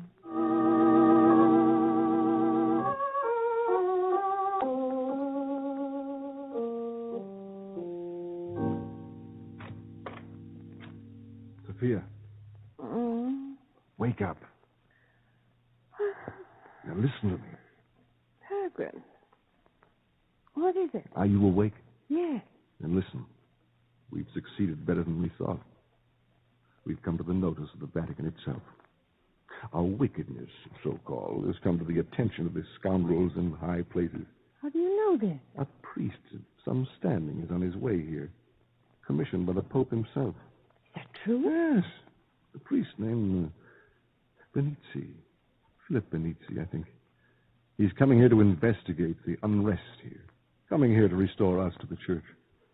To convert us and bring peace. Peace, mind you. When? Today, this morning. Is he alone or with soldiers? Alone. Alone and barefooted. Pretending saintliness. What are you going to do? Meet him. Meet him at the gates of the city. Show him some kind of, well, the kind of peace the Pope can expect from us. Now, come on, get up. We must assemble the people and provide a suitable welcome for this papal emissary.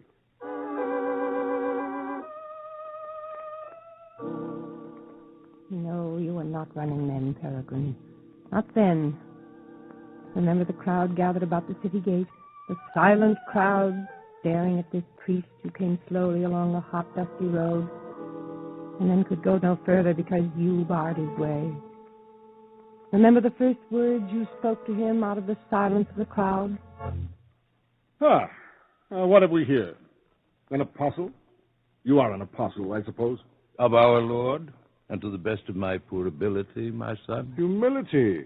Well, what's this? Humility in the church? You astonish me. Oh, yes, forgive me. Your name?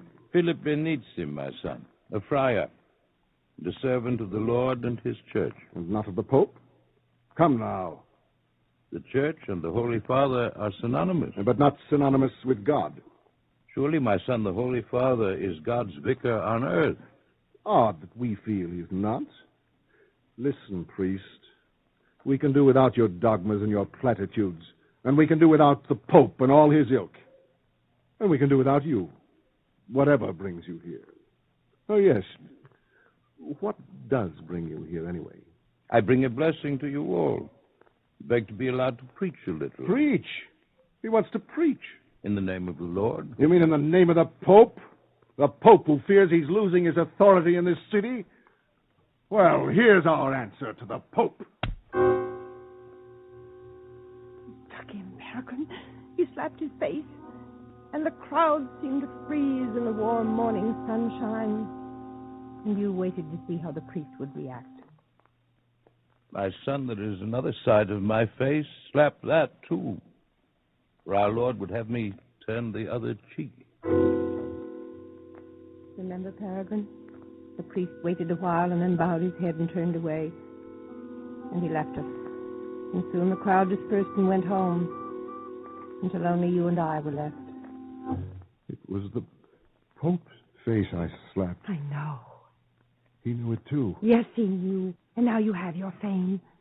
The news will spread from city to city. People in other cities will want to hear you. They'll be ready to follow you. Why did he do it? Do what? Turn the other cheek, as if he were some saint. Why did he come here alone, barefooted, without the Pope's army? Stop it, Peregrine. He made me feel as though I had struck God himself. Stop it. Yes. As if I had struck at God himself. You fool. Suddenly you're not what you were. All because of that one priest. You come face to face with one miserable priest, and all your strength evaporates. Well, say something, Peregrine. What has that priest done to you? Peregrine, stay here. Where are you going? What? Where are you going? Let go of me. Where are you going? Let go of me? I must talk to him. Come back! Peregrine, come back! Come back! Wait! Oh, you fool. You fool. Can one priest do this to you? Peregrine, you hate them. You hate what they stand for. Unless you were building your life. Wait! Wait for me! Wait for me! You had such faith.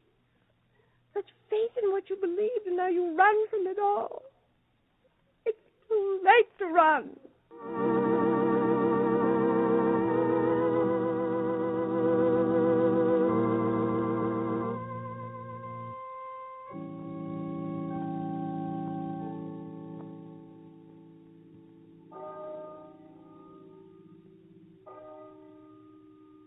Father, forgive me.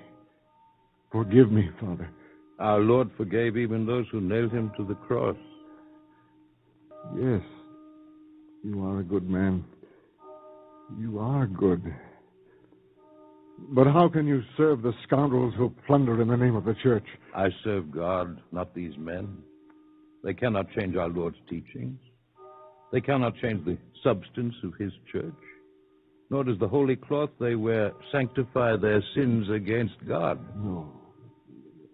That's right. My son, his church has stood for a long time.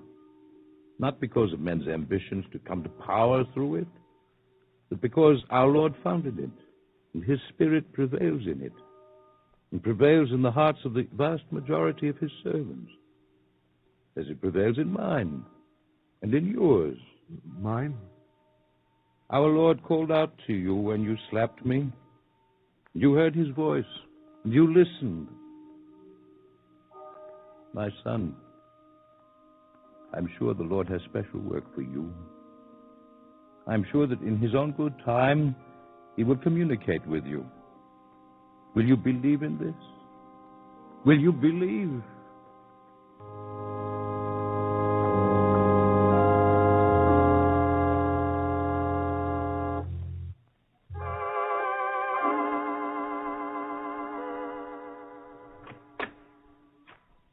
So, after 3 days and nights, you come back. Where have you been? Peregrine, what's happened to you? Where have you been? Communing. Yes, communing. With myself, with several priests, and with my God. I knew it.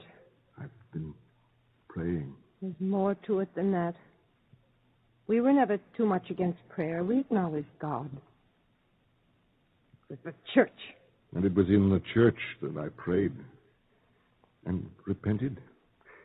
I confessed and repented, and I was forgiven. Simple as that. It is always that simple. And who forgave you your sin? The priest? A man no better than yourself? He forgave you? In the name of Christ. Peregrine, what's come over you? What's happened to you? I looked up to you, to your intelligence, to the force and the clarity of your reasoning. Then follow me now. Now, when my reasoning leads me back to the church.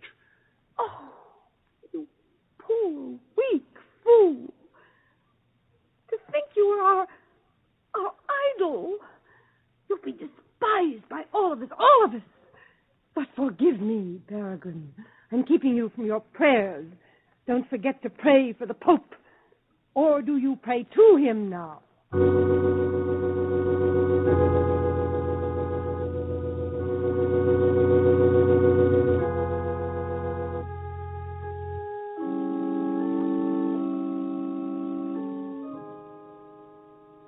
my dearest Mother Mary, Mother of sorrows, behold me, your child, in prayer at your feet. I have come to this chapel to present my petition to your divine Son. If you will pray for me, I cannot be refused. Oh, sweet Mother of God, let me be the recipient of some word from heaven that will tell me how best I can serve my Lord Jesus. Go to Siena, Peregrine.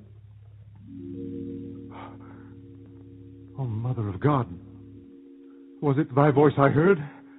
Was it thy voice? Go to Siena. There you will find devout men who call themselves my servants. Join them. Thy voice. Oh, Mother of God, I see thee. I see thee standing before me.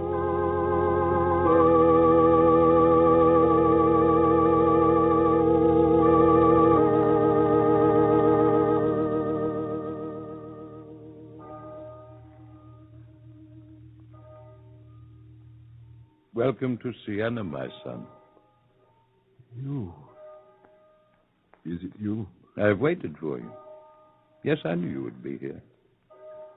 But you're tired. You limp. I've been walking for several days. Your leg pains you. No, it's nothing. You need food and rest. Come with me, my son.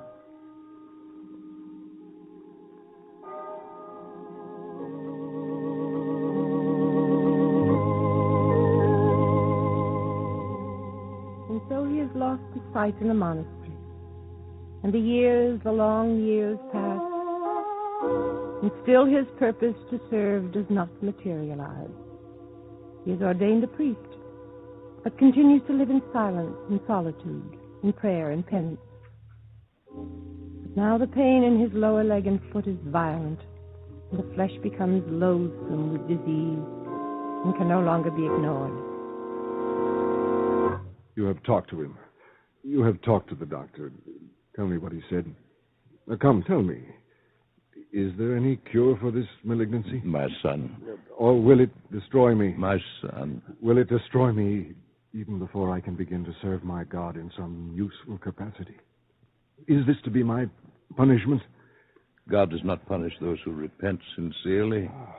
And yet it seems a form of punishment. Or perhaps a form of trial. A test. A test? Perhaps. What did the doctor say? He will amputate your foot in the morning. There's no other way. We'll check the spread of cancer, he hopes. But he's not sure. No, he's not sure, my son. But it's a chance. We must pray that the operation will... Yes, of course. We must pray. I must pray.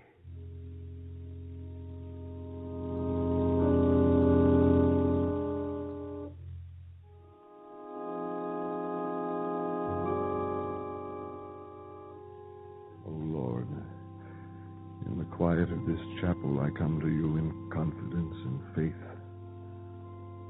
You know whether or not my faith is deep and sincere. You know if there is any doubt in my heart. And where there is doubt, there is no strong faith. I know this. Oh, my Lord, you created nature, all the wondrous functions of the body. You are the master of your creation. You can and you do suspend the laws of nature for those who have complete faith in your goodness and who entreat you in fervent prayer. My Lord, I desire to serve thee. If thou wilt, thou canst cure me.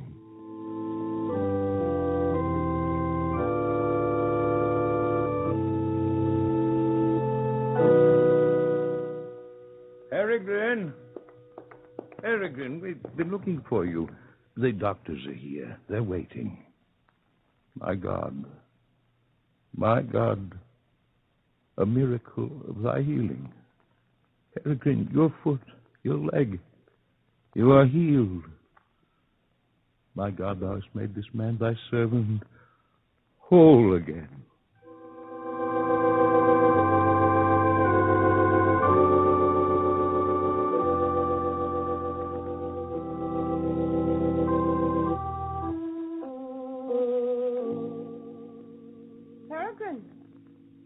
Sophia. You've come back. Yes, I've come home. Look at you, a priest. It's funny. Yes, it must seem odd to you. Is it true, that story, that you had cancer and that you were cured by a miracle? Oh, yes, it's quite true. Well, it makes a good story anyway. You know what I think. That it's a hoax? Well, of course it's a hoax. Fabricated by the Vatican to impress the gullible masses with you as a party to it. You failed to make a name for yourself by fighting the church, so you joined it. And now you have made a name for yourself. You make me sick. We had a mission, we had a purpose, and you abandoned it. Tell me, why have you come back here? To convert your old friends, your comrades? I suppose that's really why I've come back. Yes. You'll be laughed all the way to your grave, you hypocrite.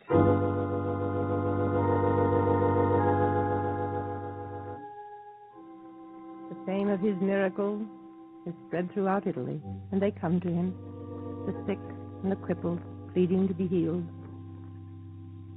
And those who have faith are cured. I can no longer laugh at him, and fear begins to fill my soul. Once I saw him take a loaf of bread and multiply it as Christ had once done, and I saw him feed a crowd of hungry beggars, and I hid myself until I feared even the daylight. And now the darkness of my existence begins to assume substance. You're sick, Sophia. Go away. I was told you were ill, so I came. I didn't ask you to come. My child. Your child. You make me laugh. My child, I come to you in the name of the Lord. Let me alone, Peregrine. Are you so weary of it all? Disillusioned. Yes, weary and bitter.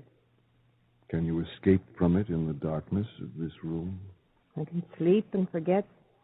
You will die here, Sophia. I have lived here, I can die here. In bitterness? It's your fault. Yes, as much of it is. I believed in you. Believe in me now, then. Believe in the church. Can't. Any more than you could once. It is you who confirmed my hatred for it. And still I was able to turn back to it. I'm frightened. Yet I don't care. I'm frightened. Yet it doesn't matter. Yes, it matters. Sophia? Sophia. Lord, if thou wilt, thou canst heal this woman. In my own faith in thy compassion, and in thy compassion, I know thou canst release this woman from the bondage of her darkness and sin. O my Lord, in thy name, I know thou hast blessed this woman with health of body and soul, and that by the glorious intercession of the Virgin Mary she is freed from sickness to enjoy the health that flows to her from thy love. O my Lord, I know this woman is now healed.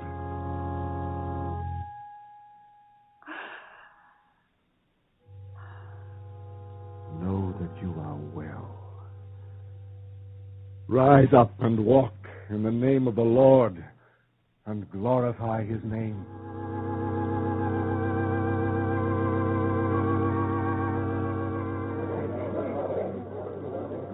Stand beside me, Peregrine.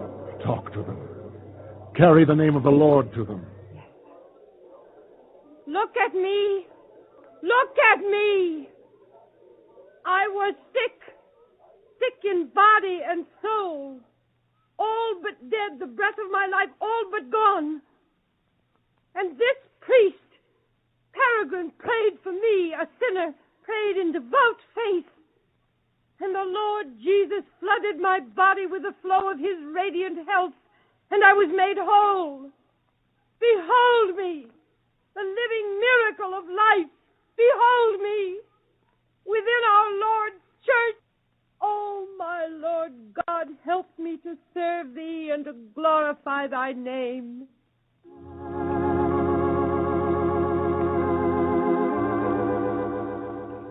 It happened towards the close of the 13th century. And 400 years later, in one city alone, more than 300 miracles of cancer healing were authenticated and attributed to St. Peregrine. It happened a long time ago. But it can happen now if we come with perfect faith to our Lord.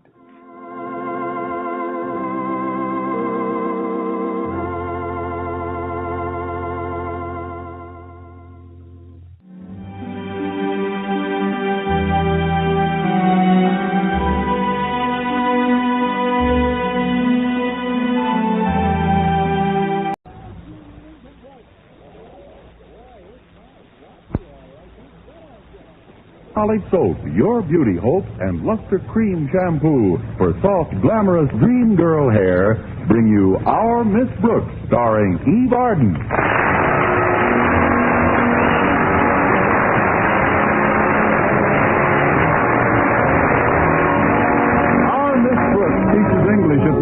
high school. And although, like most of our teachers, she possesses a higher-than-average intelligence, she also possesses the higher-than-average curiosity of most of our women, especially when it comes to weighing machines. There's nobody more concerned about the result than a female who has just deposited her penny in the slot. Unless it's the male tub of lard who was on the scale when I got there. This happened last Wednesday after school. I was passing the drugstore and just happened to have a penny on me. Tuesday was payday. So I approached the weighing machine, and like I said, this brewery horse was stomping on the springs. And when he saw his weight on the little card, he looked around the drugstore, then made tracks for a sign saying Gurgle Department. I calmly stepped aboard, and when my card came out, I glanced casually at my weight, chuckled as if to say, how much accuracy can you expect for a cent? And was just about to throw the card away when I noticed my fortune printed on the back. It said, a tall, dark man is coming into your life. Then, of course, I did drop the card. It landed in my purse, and I proceeded on home. By the next morning, I'd forgotten about it completely. As usual, I'd left word for Mrs. Davis, my landlady, to wake me at 7:30. Connie. Connie. What is it? Better hurry, Connie. You've only got 20 minutes. 20 minutes? What time is it?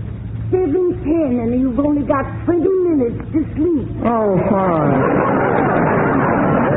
Well, come on in, Mrs. Davis. Did you have a good night, Connie?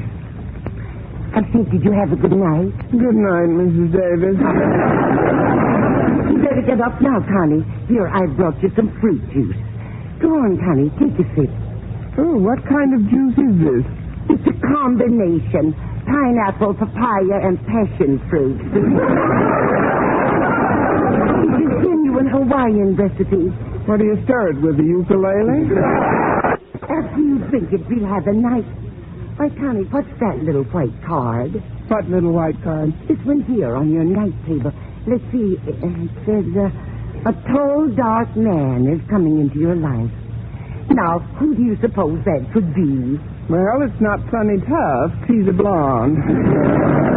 Maybe they mean Mr. Philip Boynton. The bashful biologist? No, Mrs. Davis. So far, he's managed to remain in the suburbs of my life. Well, of course, I don't believe in fortunes on cards and crystal gazing and palm reading and all that nonsense. There is, however, a logical and scientific way to arrive at certain conclusions about one's personal destiny. What's that, Mrs. Davis? Tea leaves. Now, you hurry and get dressed, and I'll brew the tea. After breakfast, I'll give you a reading. All right, Mrs. Davis. Oh, just a minute. What is it, honey? Before I get out of bed, you better take that tall, dark man off my night table.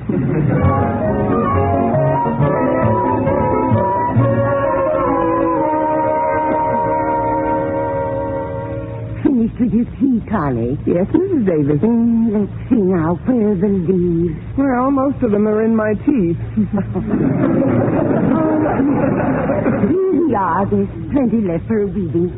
First, we revolve the cup 3 times slowly between our hands, then quickly turn it over onto the saucer.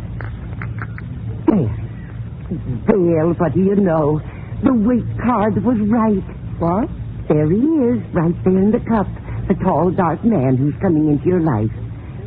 Don't tell me you can't see him. Oh, of course. For a minute, I didn't recognize him with all those tea leaves on. This is an amazing coincidence, Connie. I'd like to get another reading if you don't mind. Oh, not at all, Mrs. Davis. It's always nice to be sure. Well, what do you know about that? I know, he's gone. Left town without even saying goodbye. Connie, be serious. This is an amazing thing I see in this cup. What now, Mrs. Davis? I don't think I should tell you. Why not? Because you're not even married yet. Oh, but I'm a big girl now. I'll have to find out sooner or later. I never would have believed it. 3 of them. 3 tall, dark men? No, Constance. 3 little ones. 3 little dark men? Children. You're going to have 3 children. Well, don't look so shocked, Mrs. Davis. Maybe they're his by a former marriage. No, Connie, they're yours. But how can you keep your job at school if you've got to take care of... Oh, I know. I'll get Mrs. Fletcher. When my niece Bertha had the twins, Mrs. Fletcher took over completely. Oh, now, just a minute, Mrs. Davis. Don't you think Now, it's a little... quiet, Connie. You can't prepare too soon for this sort of thing. Now, where did I put Mrs. Fletcher's phone number? I better call... I don't want Mrs. Fletcher. I'll take care of my kids myself. That's the way you want it, isn't it? After all, I'm only trying to be helpful. Oh, I'm sorry, Mrs. Davis. This tea leaf business is pretty fascinating. But I better get ready. Walter Denton's giving me a list of school again. Oh, is your car in the repair shop, Connie? Yes, it is. What's wrong with it this time? Well, I can't be sure, but I think that Joe, the mechanic, and my car are that way about each other. Every time I try to separate them, the car blows a gasket. Oh, there's Walter now. I'll be right with you, Walter. Oh, before you go, Connie, please do me one favor. Certainly. What is it? Promise me you'll be very careful today. Careful? Oh, you mean about my fortune. Mrs. Davis, I give you my word of honor. I'll let you know in plenty of time to call Mrs. Fletcher.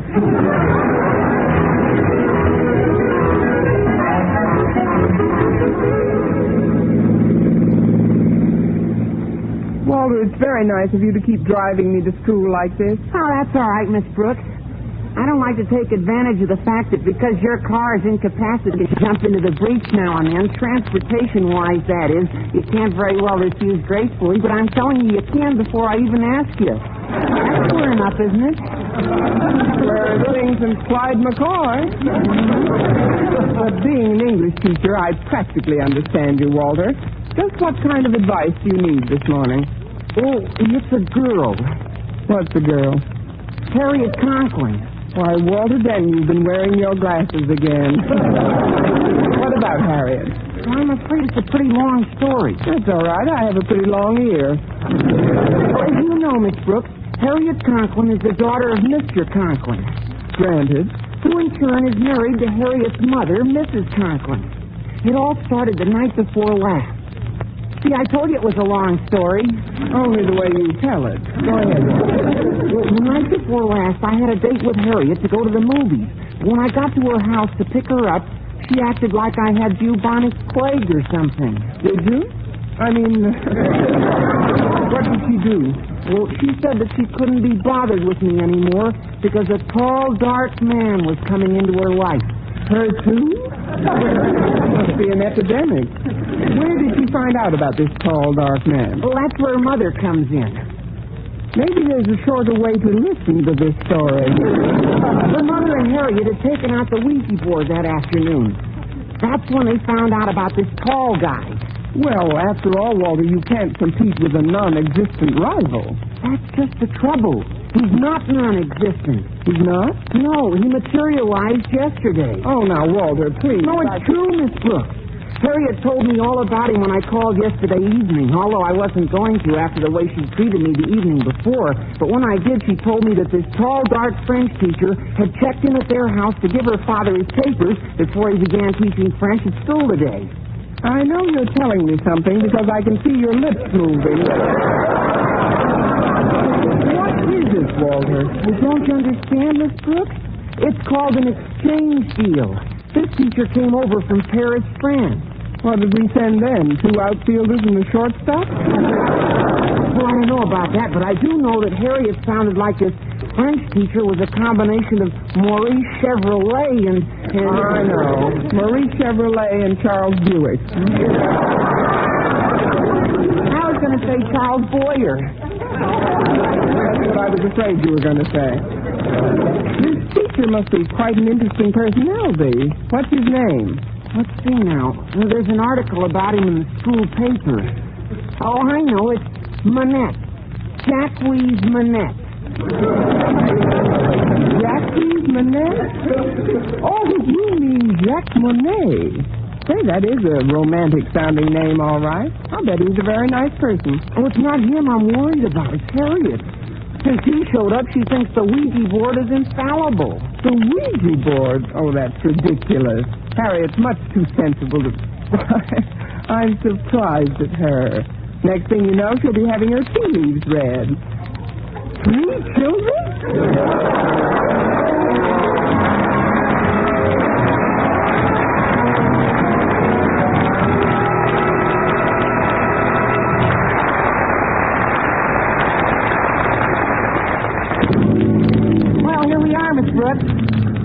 Thanks, Walter, and don't worry too much about losing Harriet's affections. I'm sure the French teacher is just a passing phase in her life. Say, there's Harriet on the steps. I'll go find a place to park. See you later, Miss Brooks. All right, Walter. Hello there, Harriet. What? Oh, hello, Miss Brooks. You'll have to forgive me if I seem to be in a reverie. I've heard about your Ouija board. I don't care what anybody says, Miss Brooks. There must be something to it. Imagine the very next day, he came along. It's the first time I've ever seen capital letters in conversation. He must be quite attractive. Attractive isn't the word, Miss Brooks. No? What is the word? Heavenly. Super heavenly.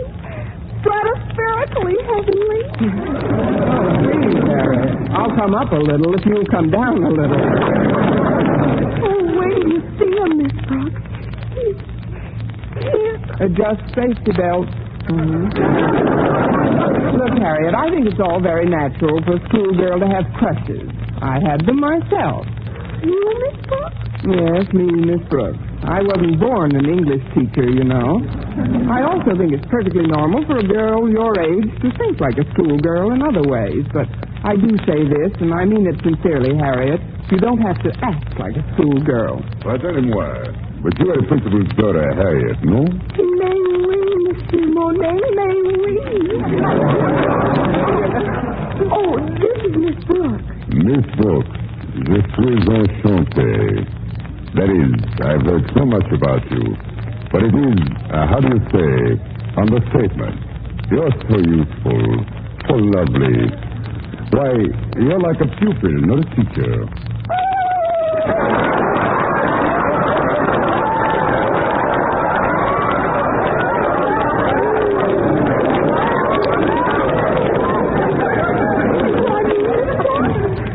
Run along, Harriet. You'll be late for school. But we're at school. Oh? When did that get here?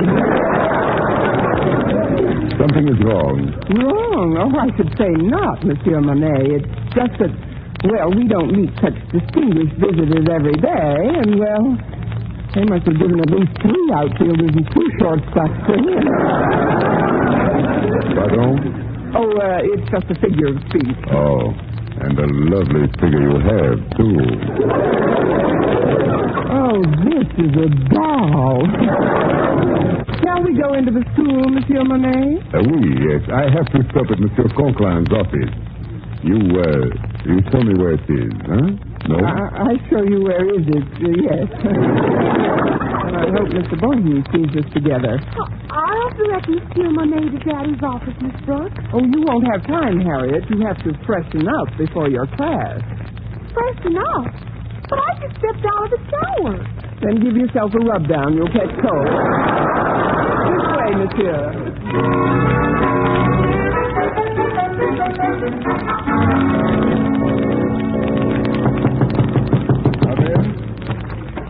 Well, it's our new French teacher. Good morning, Monsieur Monet. Bonjour, Monsieur Conklin. Excuse me, I mean good morning. Hi, Daddy. Hello, Harriet. Mr. Conklin, I just came in to volunteer my assistance if you're looking for somebody to show Mr. Monet around the school. I told Miss Brooks that I'd be glad to take Mr. Monet, Daddy. Of course, I'd need your permission to cut one of my classes. Maybe English. I'm pretty well advanced in that. Me too. Maybe we both could cut it. Please, I would not want either of you to, how do you say, put out yourselves. Oh, it would be silly to put out ourselves now. After all, we just started to blaze.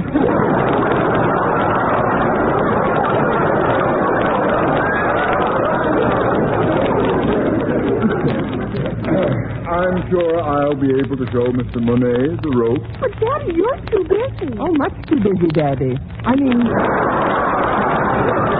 Conklin, I have a study period coming up in which I don't want to hear any more about it. I'm sure Mr. Monet wouldn't want us to feel that because of him our entire system was disrupted. Oh, certainly not. I can find my own way about the premises. I'm sure that...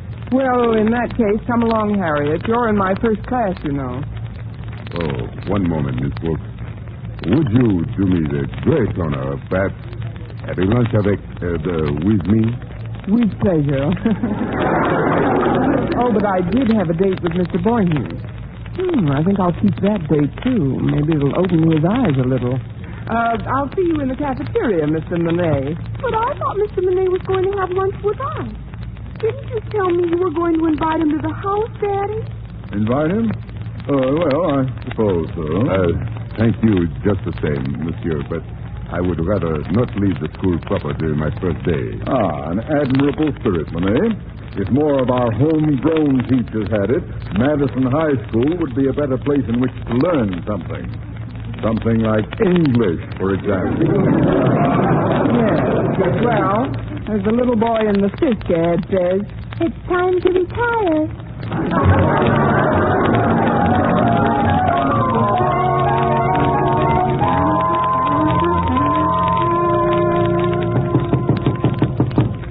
Come in.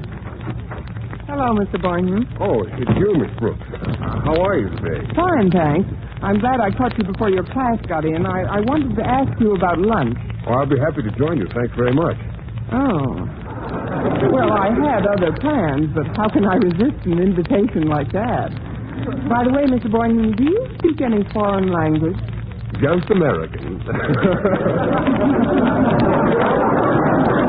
Why, Mr. Boynton, you're getting quite a sense of humor. Must catch it from your frogs. Really, though, do you speak French, for instance? No, I don't. Then you wouldn't know what a French person would be saying to me if he said it in French, would you? No, I wouldn't. Good. This may be a very interesting lunch for all of us. All of us? Yes, you see, there's a new teacher in school. Oh, you mean Jacques Monet? You've met him? Oh, yes. I had to deliver some papers to Mr. Conklin's home yesterday. He was there. Oh, he's a prince of a chap. We had quite a time together. It'd be nice to see him again at lunch. Oh, it will. Oh, yes. As a matter of fact, you'll have to apologize to him for me. I'm afraid I'll be a little late. Oh, you will? That's too bad, Mr. Boynton. Why will you be late? Well, it's McDougal here. You know, my bullfrog. He's got me worried, Miss Brooks. It's his throat. He can't seem to croak above a whisper. Oh, that's too bad, poor McDougal. Fine act. He must have gargled. It sounds pretty good, but no, I'll still have to stay close to him to see how the medication I'm giving him catches on. I'll get to lunch as soon as I can, though. Oh, good old Jacques Monet. He's a real man's man. You've been wrong before, Brother Boynton, but never like this.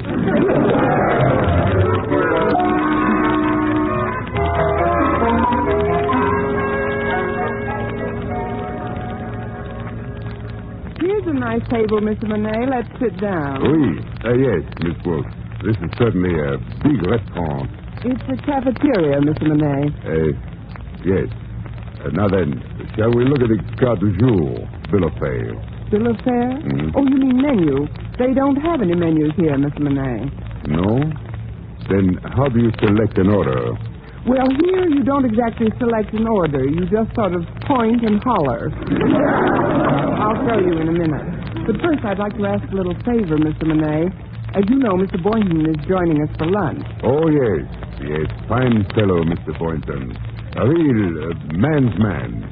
On him it fits. I mean, he is a very nice man, but he's sort of shy. Shy? Mm-hmm. Why should he be shy? He is tall, muscular, with a fine head of hair, good teeth, pleasing manner. What else is new? What I wanted to ask of you is very simple. You see, Mr. Boynton is too bashful to ask you himself, but I'm sure he'd get a tremendous kick. That is, he'd enjoy it if you spoke nothing but French during our lunch. But why? Well, he's trying to learn how to speak your language. He understands it fine, but he's not sure of its pronunciation. He could learn a lot from you about a lot of things. Well, I suppose I could help him. He's coming over now, Mr. Monet. Remember how you kissed my hand this morning? Would you do it again, please? What? Quickly, Mr. Monet. It's part of Mr. Boynton's education. Hurry, here, my hand. Miss Brooks, I don't like to be, how do you say, gauzy, but you're pushing out one of my feelings.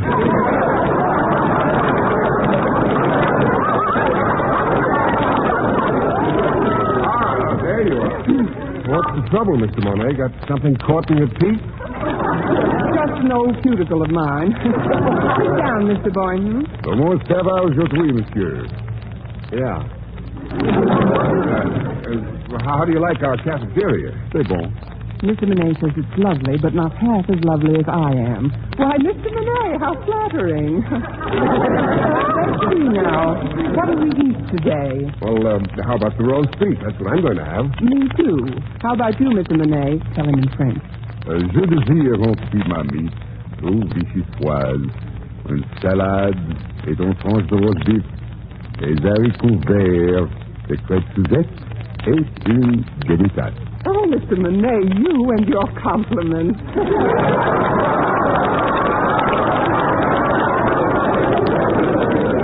Stop that and tell Mr. Boynton what you want to eat. But I do not understand. Mr. Monet, quel voulez-vous manger? Mr. Boynton, you little spy, you can speak French. No, I can't, Miss Brooks. Not really. Those are just a few words I picked up when I was in the Army. The Army? You were stationed in New Orleans, and you know it. But near the French Quarter. Well, let us not delay any longer. I don't suppose they have what I really want for lunch. But maybe, eh? Do they ever have frog's legs? What? Oh, don't say it, Mr. Monet. Well, why not? Frog's legs are delicious to eat. Let's all have them, huh? Me? Eat frog's legs? What? I'd feel like a cannibal. If you'll excuse me, I'm afraid I've lost my appetite. I'll see you later, Miss Brooks.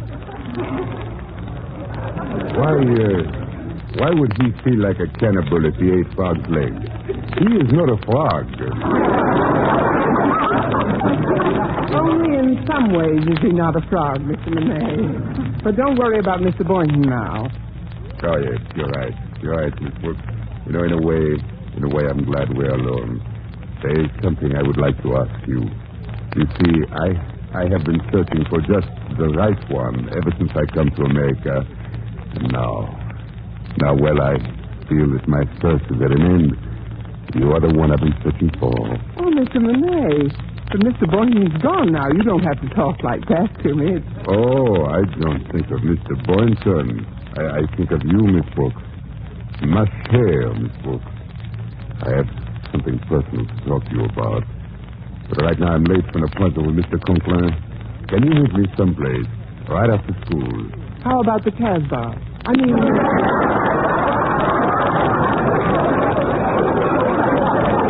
the park. Fine.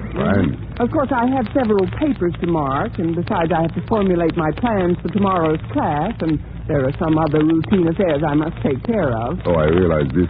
How long will it all take? Well, school doesn't let out until 3, and it's a 20-minute walk to the park. Would 3:10 be all right?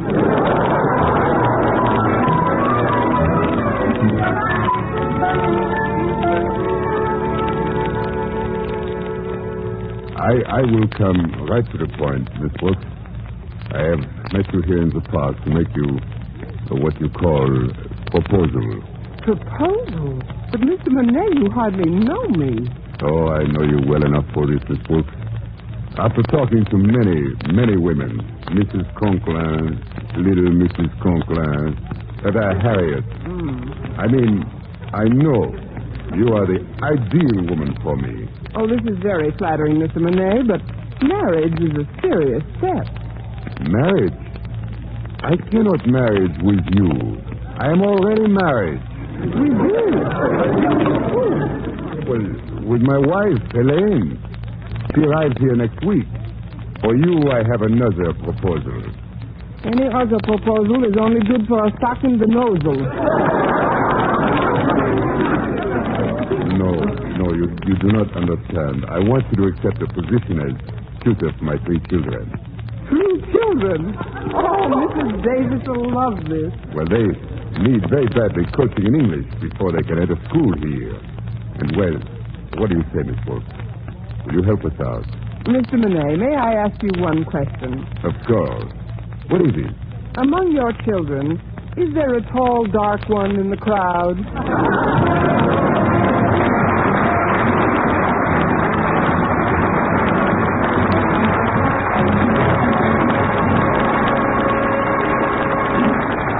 Barton, as our Miss Brooks returns in just a moment. But first... Well, I promised Mr. Monet I'd help him out with his children, but I must admit I was a little let down when I found out he wasn't a bachelor. And I said as much to Mrs. Davis. Yes, Connie, it's a shame that such a darling man is already married. But he served his purpose as far as upsetting Mr. Boynton goes. What do you mean, Connie? Well, the day after we had lunch together, Mr. Boynton was so concerned about the situation, guess what he did? What? He put a brand new lock on his frog's cage. This is Orson Welles. A hurricane, according to the dictionary, is the highest term in scales of wind forces. I quote from Webster, hurricane. Cyclones of diameter of from 50 to 100 miles, wherein the air moves with a velocity of from 80 to 130 miles an hour round a central calm space, which, with the whole system, advances in a straight or curved track, especially prevalent in the tropical regions of the Pacific. A final definition describes a hurricane as a violent rush or commotion, bringing with it destruction or confusion. We'll try to leave out the confusion, and I promise you we're not doing the dictionary, but I think you ought to know, as authoritatively as possible, what you're in for. Tonight's story, which is about a hurricane, is called The Hurricane. And the aim is to show what a cyclone of a diameter from 50 to 100 miles can do to a South Sea Island paradise and to the lives of the people who are still alive after it blows over. Tahiti from here, Captain Negro. 600 miles, madame. Are we really in the South Seas now? Right in the heart of them. The South Sea Islands, the last hiding place of beauty and adventure. That's what all the travel folders say. Captain, what's that wretched barren spot way off there to the right? That's one of them. One of the South Sea Islands. Nothing like that in the folders. There was a time when it was mentioned in all the folders. Oh, but it's just a silly-looking sand waste. Is it a name? It's the island of Manakura. 20 years ago, that was the most beautiful of all the islands that raised their little green heads above these waters. The most beautiful and enchanting bit of paradise in all the world. I always throw it a kiss when I pass it for old time's sake. Excuse me, madame. What happened to it, Captain? It's a very simple story, madame. That island made the mistake of being born in the heart of the hurricane belt. It begins quite a while back. I ran a boat between here and Tahiti in those days, before I got old and sober. And one beautiful morning like this, I sailed up to the beautiful island that used to be, with sugar and calico and a few other things for the islanders, besides a new governor from Europe to enforce the law. Later, I wished I'd thrown him overboard. He was just about as beneficial as the hurricane. But maybe I misjudge him. It's his story anyway, and I guess his story is as good as mine. The Journal of Eugene Delage, Administrator of Manakura, August 5th, 1902. From Tahiti to here, 9 days on the Katapoa. Fair wind and a calm sea. And early this morning, we sighted Manakura. Look, Eugene, the island. Yes, there it is. I never believed there was such beauty in the world. It's paradise, Eugene. Our paradise. Let's hope the residence is a fit place to live in. I understand the last administrator is very incompetent. Suddenly, sort of fellow. I'm telling you what we're getting into. I'll never want it changed, not any part of it. Very well, my dear. You admire, and I'll remodel. Natives are probably lazy and dirty and immoral. I've understood from other governors that these South Sea people are utterly lawless. Oh, that depends, Your Excellency. Oh, hello, Captain. Good morning, Madame de Beg your pardon, Captain? It depends, Your Excellency, largely on how you treat these people. Take my mate Tarangi, for instance. I'll match him against any sailor in the Pacific. How's the wind, Tarangi? Holding? Holding, Captain. It has to hold if I say so. I'd as soon sail without canvas as I would without Tarangi. Captain, the canoe's coming. Coming aboard. Well, What's that? Canoes. They're coming out to meet us. Chief Mehavy and his family. Lower the ladders, sir! Yes, they're a fine lot, these islanders, if you'll just leave them alone. Really, Captain, you can hardly expect me to sympathize with such an opinion. Besides, I've been led to believe quite differently. Mehavy! Come up and welcome! That's him coming up the ladder. The tall one with the white hair. And with him is his brother Tavi and his daughter Marama. What a lovely girl. Welcome! Welcome, Mehavy! Great Chief, in the name of all my people, I welcome you to our island of Manakura. Thank you. May we work together, our people and you, in friendship and understanding for the benefit of all. On behalf of the colonial government of my country, remembering always that duty comes before friendship and obedience before understanding, I accept your welcome, Chief Mehavy. Great Chief, my wife is dead. My daughter will speak now for the women of our island. Like these white flowers, madame, may your life be happy among us. May beauty and love dwell with you always. What is your name, my child? My name is Marama. Thank you, Marama. I saw your island for the first time barely an hour ago, from afar. But already I feel that you and your people are known to me, and that there is love between us. Always I hope you will think of my husband and me not as strangers in your midst, but as friends. And here, Your Excellency, is our priest, Father Paul. Yes? Father Paul, this is Madame Delage. Yes, I heard what she said just now to Marama. That was a fine thing you did, Madame Delage. With one simple, gracious speech, you have done much to erase all the pain and misunderstanding that has marred the relations between the people of this island and the alien law that governs them. That's very kind of you, Father. It's against my principles, Madame Delage, to agree with Father Paul, but I'm afraid this time I've got to admit he's right. Thank you, Captain. Well, Father Paul, as soon as it's possible, I want you to show me everything of your work. As administrator of this island, I shall be... What are you laughing at? Does that amuse you, Captain? It does, rather. I'm sorry, Monsieur Delage. You see, Madame, your husband may administrate all he wants to, but do you know who really runs the people of this island? Who? Why, Father Paul. Isn't that so, Father? You marry them, you bring their children into the world, you baptize them, you bring them up, and in the end, you bury them.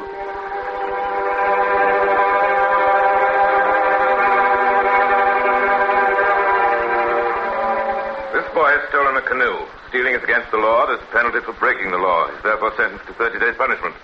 Finished with those 30 days, he'll know better than to break the law again. Great Chief. You heard the sentence, Chief Mehavy. That's a harsh sentence, Your Excellency. My concern, Father Paul. But after all, Your Excellency... No use your pleading for this fellow, Father. I don't interfere with your work, which is religion. Please don't interfere with mine, which is justice. Chief Mehavy, this man is sentenced to 30 days' hard labor on the coral reef. See that sentence is executed. March 17th. Over the length and breadth of the island this week, all thought of work is forgotten. Captain Nagel's mate Tarangi and Mehavy's daughter, Marama, are to be married. A great feast has been spread in the clearing in front of the residences. There's laughter and music everywhere. Men and women both are decorated with great wreaths of white flowers, and there is dancing every night, March 19th. Incident occurred today which has disturbed me profoundly. For my wife's sake, I've ignored it. I'm not sure, however, that I've acted wisely in doing so.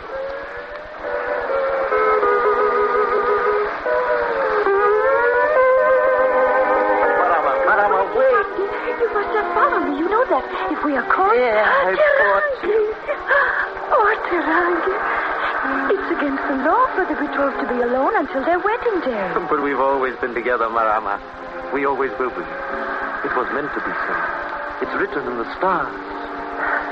If it is written in the stars, then it is so. And it is.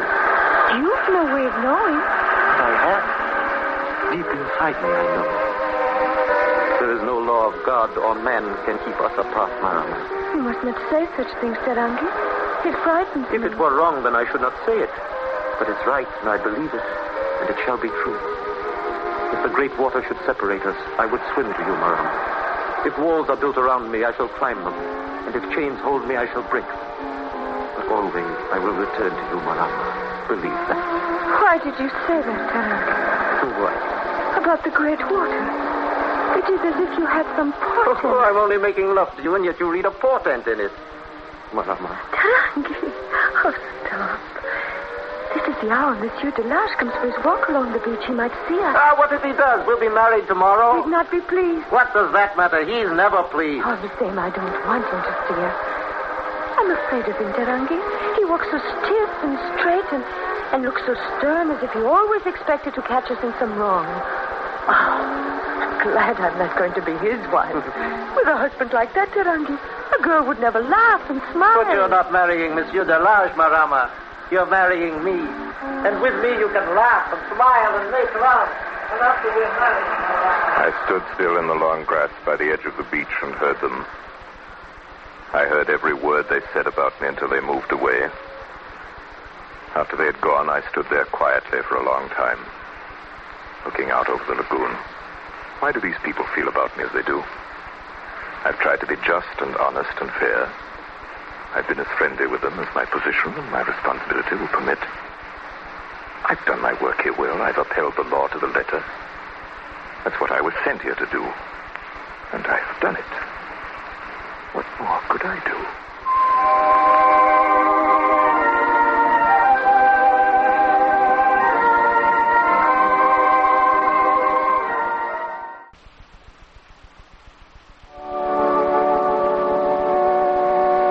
By the authority committed to me, I now pronounce you, Marama, and you, Tarangi, united in the bonds of matrimony through the Saint Christ our Lord. Amen.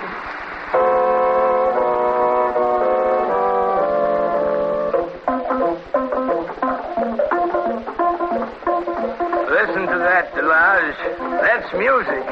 Oh, come on out and watch them dancing. Forget that stiff-necked government of yours for a night. You'll permit me to remind you, Captain Nagel, as a representative of that stiff-necked government. I've seen quite enough of these marriage festivities, and I should say that you had too, Captain. Me? Well, then they've just begun. Well, good night. Didn't mean to offend you, Delage. Sorry you both won't join me. Good night, madame. Good night, Captain. I'm afraid that sometimes the captain is overly fond of his cognac. I'm sure he didn't mean to offend you, Eugene.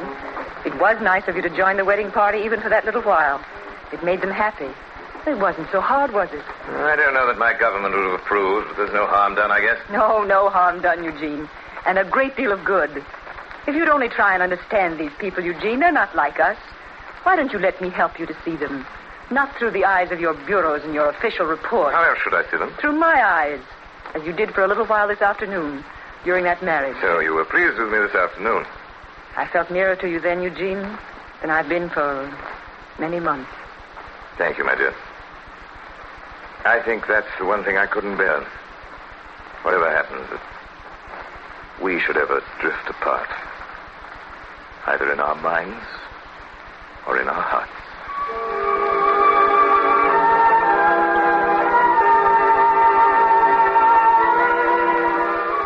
May 26th, Captain Nagel left today for Tahiti.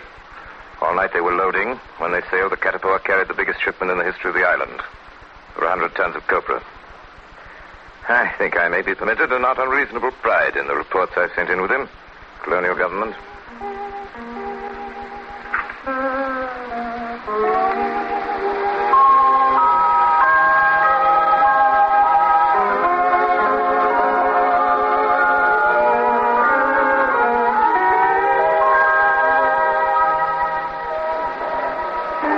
Good sailing, Tarangi.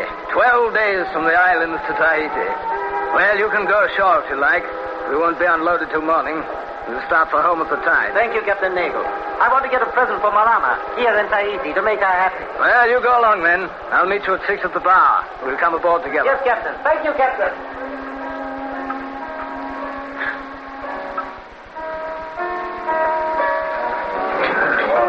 Hello, Tarangi. When did Catapora get in? This afternoon. Captain Nagel here yet? Not yet. Tarangi. Yes, Joe? See that man coming towards the bar? He's been here all afternoon. He's drunk, looking for trouble. But I'm not making any trouble. You know how white men are when they're drunk. Get away from that bar, Let me go, Tarangi. I don't drink with natives. Get away from that bar. Please, I tell you, Tarangi. I'm not doing anything wrong. Oh, you're not, eh? Well, get up. Get up when a white man tells you, do you hear me? That'll teach you to obey your superiors, you.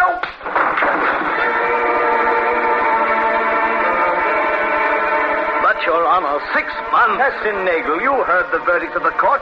A native hit a white man and hit him too hard. Not hard enough, sir. The man was molesting him. The sentence is unjust, Your Honor, and you know it. The court has passed sentence, Captain Nagel. 6 months.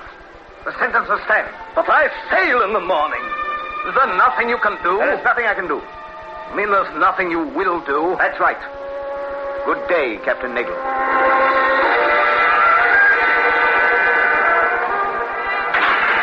Captain Nagel, Captain Nagel. I've done all I can, Tarangi. 6 months isn't long. The time will pass quickly. You will see Marama, Captain. You will tell her how it is with me. Yes, Tarangi. And you will see that she is taken care of, please. Of course we will, Tarangi. And, Captain, tell her not to be sad. And tell her not to worry. Tell her I'll come back to her soon.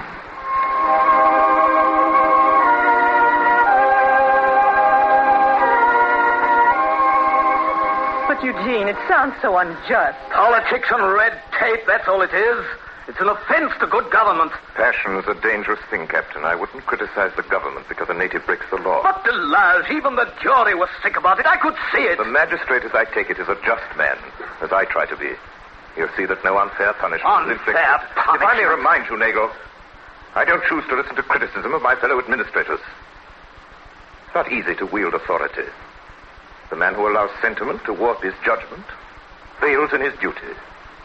Something you perhaps can't understand. That's not. Sometimes I think perhaps I've been too lenient here. I wouldn't worry about that, Delage. Thank you for that assurance, Captain. Eugene. Gentlemen, it isn't worth quarreling about. 6 months isn't forever. Why, first thing you know, Captain, you'll be bringing Tarangi back in time to see me bring his child into the world. Child? Yes, Eugene. I didn't know. But that doesn't affect the case. Eugene. Germaine, there are things that concern me alone. I must ask you in the future to leave the administration of this island to me. Trust you won't think it necessary to speak to you again. Sorry. Now, gentlemen, if you'll excuse me, I've work to do. We shall expect you at the residency dinner.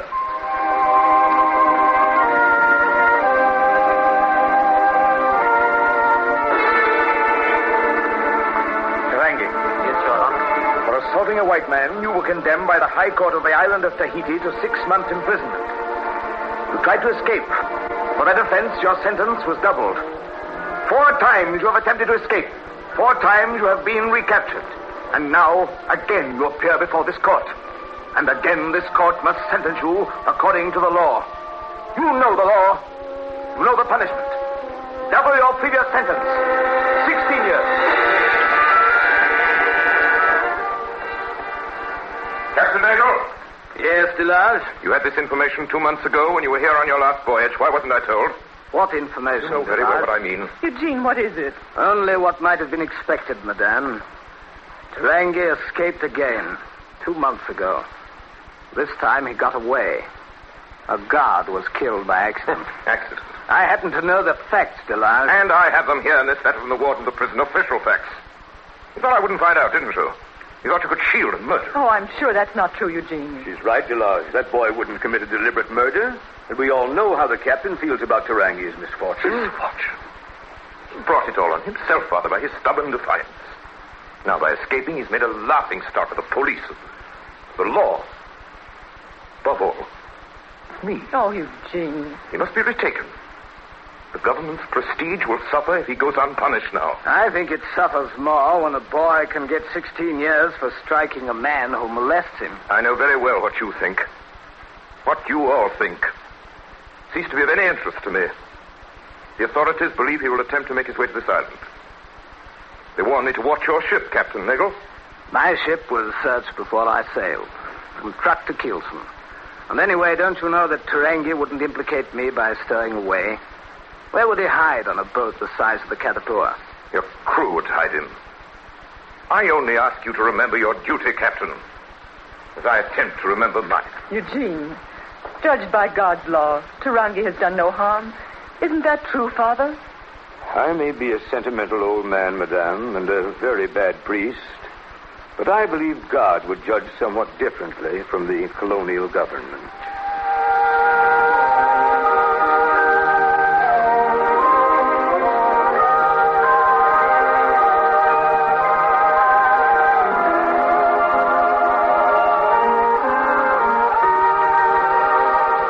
Listening to Orson Welles in the Campbell Playhouse presentation of The Hurricane with Mary Astor.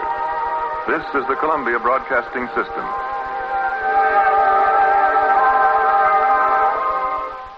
And now Orson Welles resumes our Campbell Playhouse presentation of The Hurricane with Mary Astor. Journal of Eugene Delage, Governor of the Island of Manakura, 1902-1909. August 5th, 1909. Today is the 7th anniversary of our arrival, Manakura. Little to celebrate. Still no news of Tarangi. Over the island there hangs a strange gloom. Grows with the months.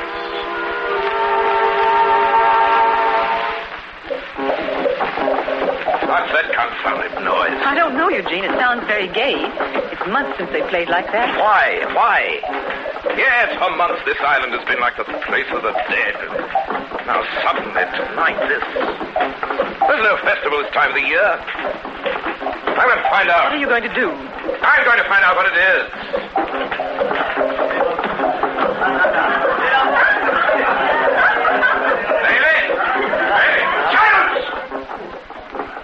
What's going on here? What's happening? The people are celebrating, Your Excellency. Celebrating what? Their happiness, Excellency. What are they happy about? Well? Tarangi, Your Excellency. What did you say, Mahedi? He's coming home, Delage. Tarangi is coming home. How dare you? How dare you stand there and defy me and you, Mahedi? Where did you hear this? Who brought the news? I can tell you that, Delage. Where, Captain Nagel? The drums have brought the news. 600 miles from Tahiti. The birds have brought it. You hear the wind blowing? Well, it came on the wind. Nagel, you're drunk. Well, maybe I am, Your Excellency, but what have you got to say to all this? How about it? Has your colonial government any law against dancing and singing when the heart is happy? Have they? Well, Mahedi, administrator of this island, I demand to know what information you're holding back. He's Tarangi here. You've seen him. You don't have to see him, Your Excellency. He's the soul and symbol of all these people. No cage can hold them. They're the last of the world's afflicted race of humans who believe in freedom. Look at them dance. There's the island dancers to your Lord.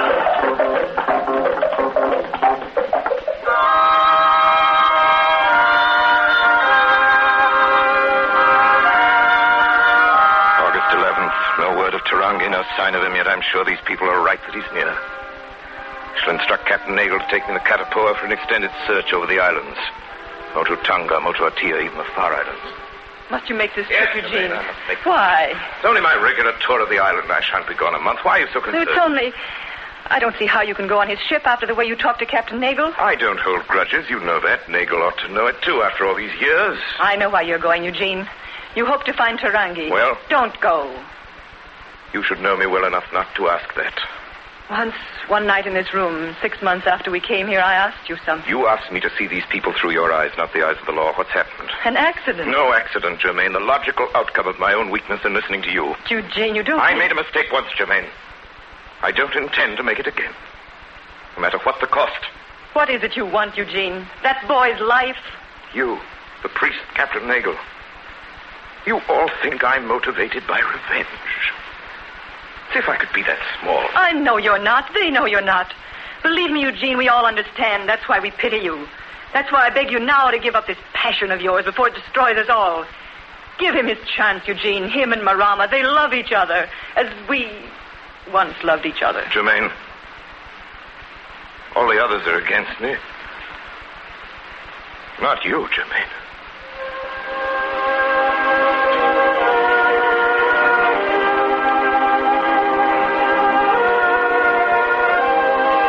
August 12th, the search for Tarangi has begun. Caterpillar is well out of the lagoon now and in full sail. A while back we passed Father Paul, the native boy, Marco, making their weekly fishing trip in their little yawl. Strange, enviable man, Father Paul. The simple life he leads. His work and his play are one. And in them he finds such peace. I envy him that peace.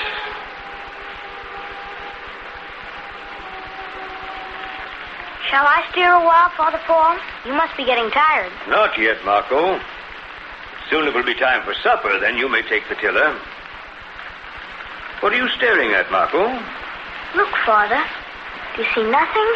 Huh? What is it, a log? Canoe. And a man clinging to it. You sharper eyes than mine, lad. There. He's moving again. Are you sure? Yes, Father. Maybe it's him, Father. Maybe it's Tarangi.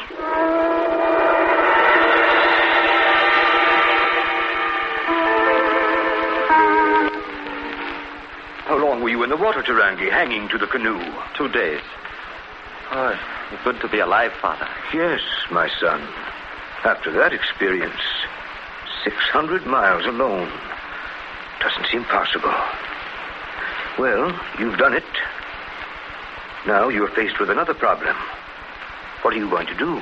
Now I'm going to see my wife and the child I've never seen. And my mother. And then what? Oh, you know everything, Father, that I killed a guard. I didn't mean to, but he was killed by me just the same. I can't ask you to help me. Yet you know what it will mean to me if you would. I know. Father, you're not going to tell. Give me 1 day, Father. That's all I ask. Give me 1 day with Marama before you tell anyone.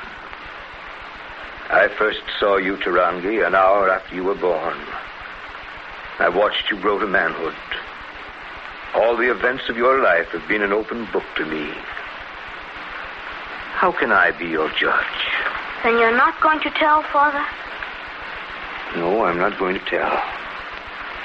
Tarangi, the administrator, is making a tour of the island searching for you. He's expected back soon. You must be gone with your wife and child before he returns. Oh, Father.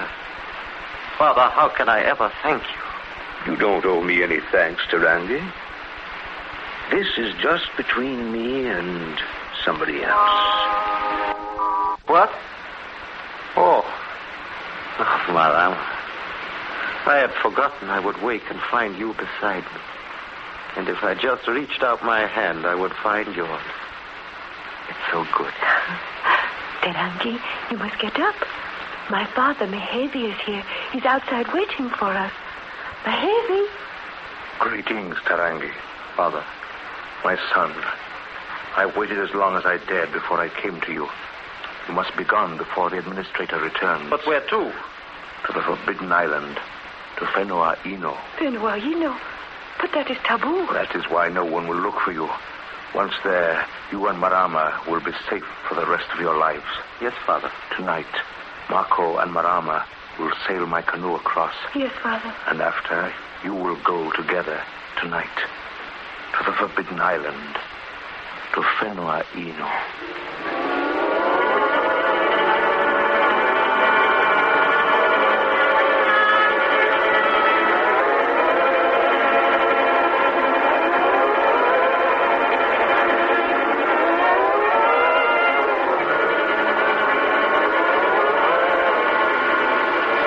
August 19th.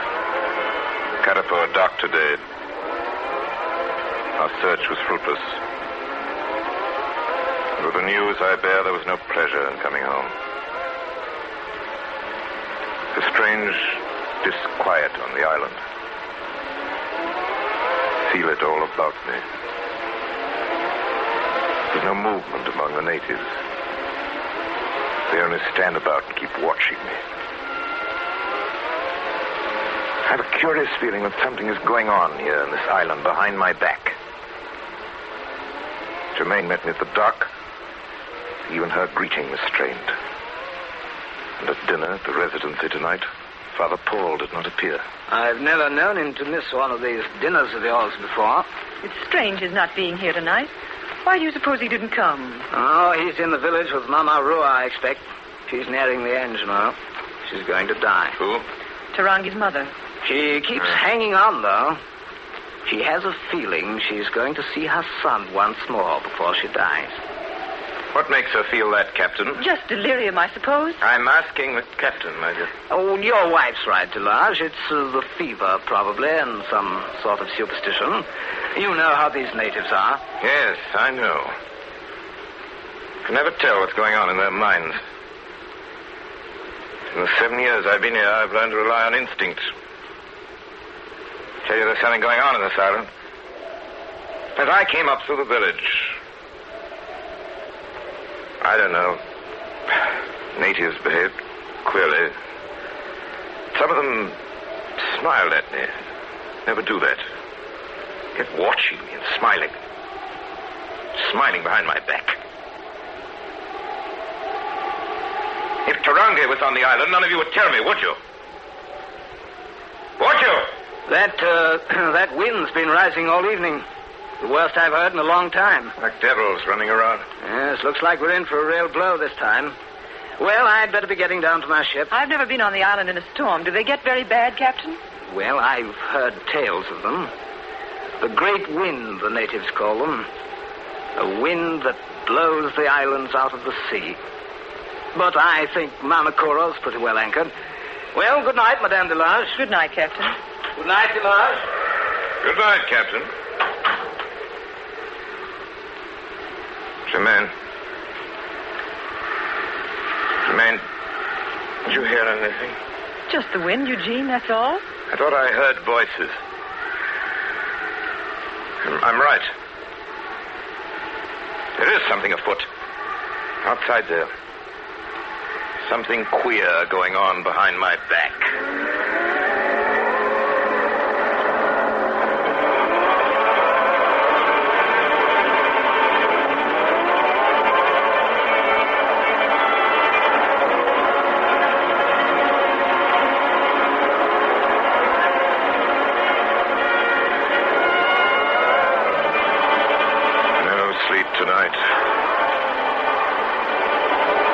Shutters rattle. The wind whines with a maddening insistence. The moonlight streaming through the window makes fantastic patterns on the wall. Behind all that sound, there's something secret going on.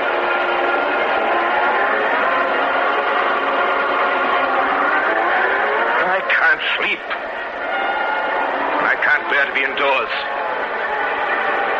Perhaps if I go out into the air, onto the open beach.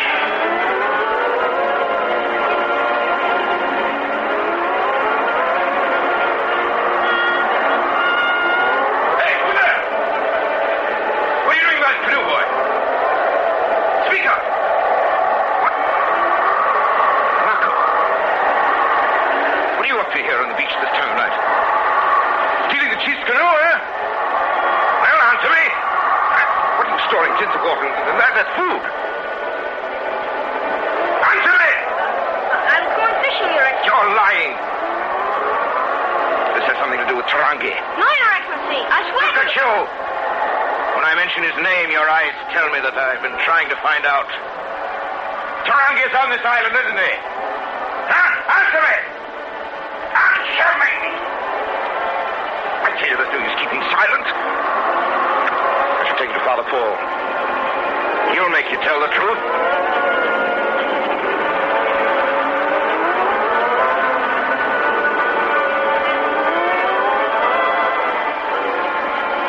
Father Paul, I didn't tell.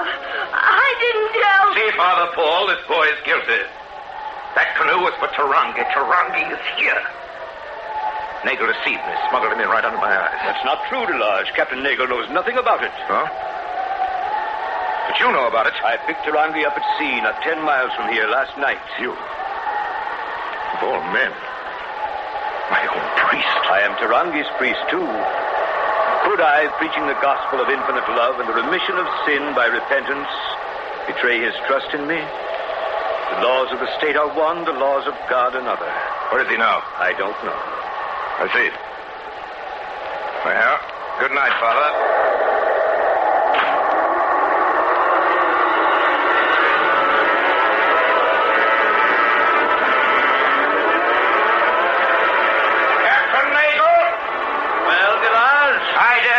Please you to know that so far I can't find a trace of him. Captain Nagel, I want your boat again. But Delage... How soon will you be ready to sail? This is hurricane weather. The barometer indicates we're squarely on the track. Of what? Of whatever's coming. I'll not waste any more time. In the name of the government, I demand your boat. Well? Man can't argue with the government. But I'll be ready whenever you are, Delage.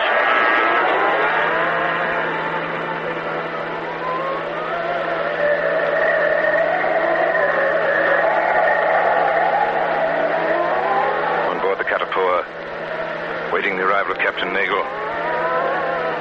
Giving last orders to his crew. Through my porthole, I can see the great waves breaking white on the reefs. Something grim and terrible in the aspect of the sea. All my thoughts are of Germaine. I've never left her like this before. It troubles me.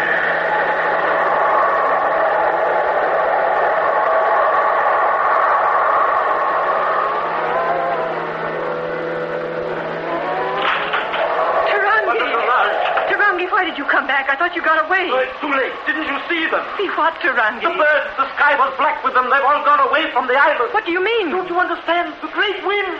The birds have gone because the great wind is coming. The great wind? The hurricane. That's why I came back to warn you and my people. Run. Seek shelter. Or as it will go, this house too, the whole island. You must find shelter. Hurry! Hurry!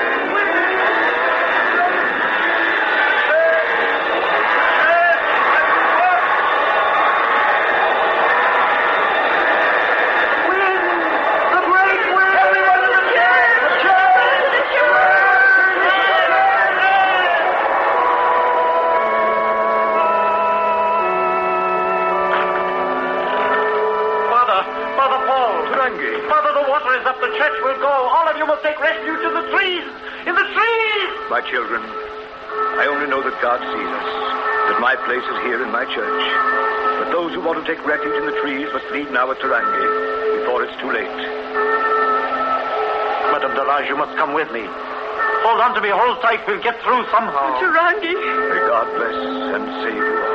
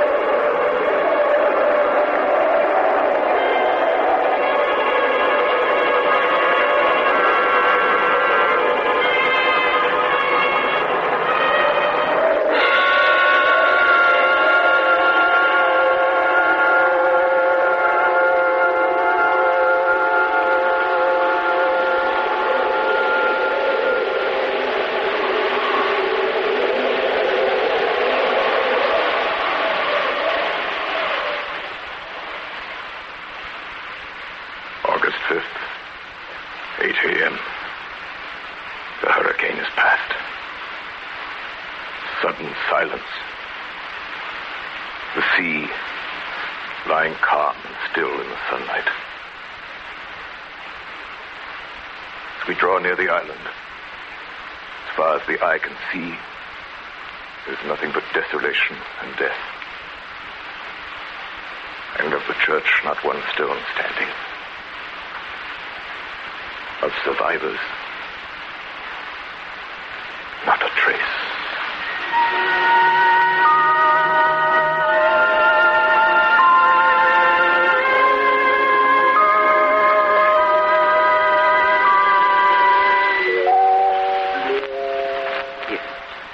Madame Delage. Drink this water. Are you all right? Yes, Tarangi. And you and Tita and Marama, we are all together, Madame. Before long, they will find us. But who? Surely there's no one left. I saw Captain Nagel's schooner pass, way off, before we were washed on shore. Eugene. They will find us before long. Then they will take you again, Tarangi. Oh, no, Marama, no. Tarangi, it isn't far to your island, your refuge. You've got a canoe. Why don't you go? We cannot leave you, Madame Delage, not until they come. You must leave at once in the canoe. Once you're out of sight, you're safe. Tarangi, I beg you, please go at once. We shall do as you say, Madame.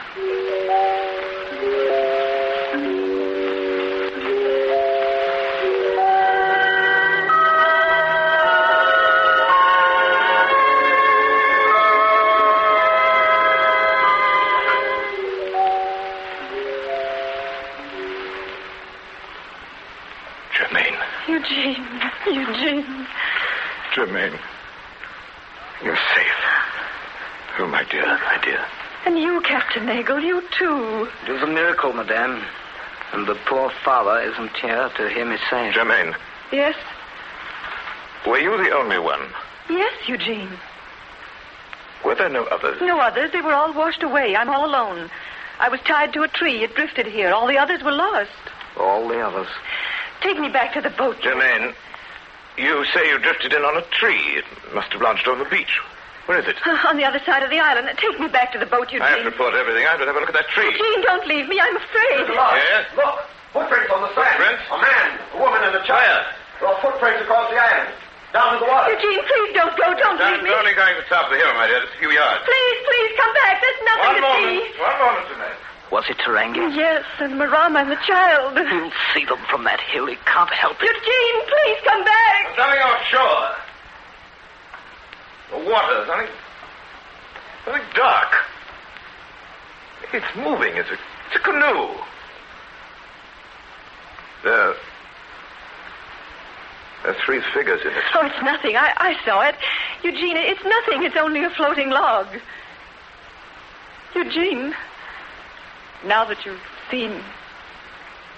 Eugene, you can tell now, can't you, that it's only a floating log? Yes, Germaine. Let's go back to the ship. It's nothing. It's only a floating log.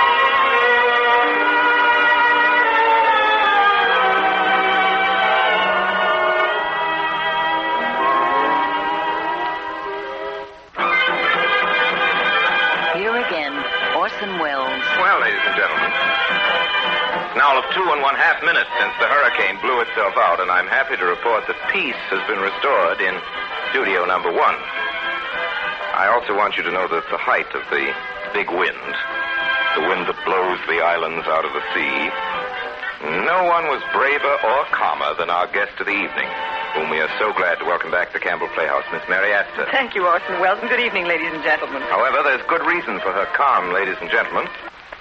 This is not Miss Astor's first hurricane. No, indeed. The part of Madame Delage, which she played with us tonight, is the part she created in the picture Hurricane. And of that hurricane, the hurricane that director John Ford stirred up on Mr. Samuel Goldwyn's back lot some 2 years ago, stories are told that will never be forgotten. I wonder if, Mary, you perhaps could bring yourself to tell us a few of the terrifying details. Well, that hurricane, Orson, lasted not 3 minutes, but 3 months. 10 hours a day of wind and driving rain and Miss flying Astor, sand. please go on. Well, what would you like to hear? About the time I was submerged for 90 seconds in 8 feet of water, or the time I fell 30 feet out of a tree? The tree sounds great. Tell us about that. Well, if you remember just now in our story, Tarangi lashed me to the branch of a great tree. The tree was carried out to sea, and I survived. Correct. Well, in the picture, that branch was about 30 feet off the ground. When the waves hit the tree, that branch broke suddenly and started, with me on it, head down towards the concrete floor 30 feet below. What happened then? I just went sailing down. It was a fine sight. Most convincing, everybody said. Yes, but... The cameras went on right on grinding. Director Jack Ford chewed up 2 handkerchiefs, and everybody was delighted. But what happened to you, Mary? Oh, me? Well, luckily, studio trees are partially made of wires, and those wires kept me from falling completely. After a while, some of the crew came over and cut me free with pliers and things. But nobody worried very much because by that time there were 5 or 6 people drowning in the tidal wave in front of the church. Thank you very much, Miss Mary Astor. Thank you very much. Ladies and gentlemen, after that, I think you will all agree with me that we are very, very lucky to have Miss Astor with us here tonight. And I assure you, I'm very, very glad to be here. Good night, Orson. Good night, Mary, and please visit us very soon again. In tonight's Campbell Playhouse production of Hurricane, Orson Welles played the part of Eugene Delage. Germaine Delage was played by Mary Astor. Father Paul was played by Ray Collins. Everett Sloan was Captain Nagel. Edgar Barrier, Turangi, and B. Benederet, Murama. The part of Mako was played by Eric Burtis. Music for the Campbell Playhouse is arranged, conducted, and in part composed by Bernard Herrmann. The Adventures of Sam Spade, Detective. Brought to you by Wild Root Cream Oil Hair Tonic, the non-alcoholic hair tonic that contains lanolin. Wild Root Cream Oil. Again and again, the choice of men who put good grooming first.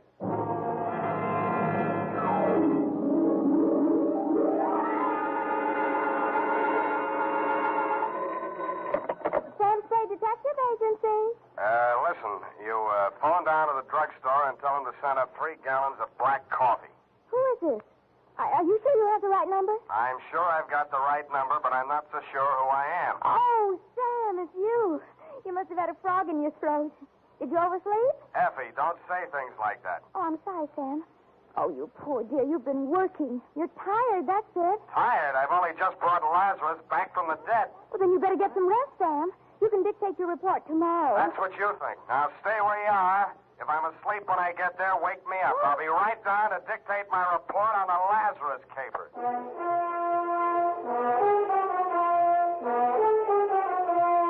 Dashiell Hammett, America's leading detective fiction writer and creator of Sam Spade, the hard-boiled private eye, and William Spear, radio's outstanding producer-director of mystery and crime drama, join their talents to make your hair stand on end with the adventures of Sam Spade. Presented by the makers of Wild Root Cream Oil for the hair. Next time you buy hair tonic, be sure you buy Wild Root Cream Oil. For you see, Wild Root Cream Oil gives you these advantages. It grooms your hair neatly and naturally, relieves annoying dryness, removes loose, ugly dandruff. Wild Root Cream Oil is non-alcoholic and contains soothing lanolin, so much like the natural oil of your skin. Yes, friends, next time you buy hair tonic, look for that famous name, Wild Root. Get Wild Root Cream Oil Hair Tonic. Again and again, the choice of men who put good grooming first. And now, with Howard Duff starring as Spade, Wild Root brings to the air the greatest private detective of them all in the adventures of Sam Spade.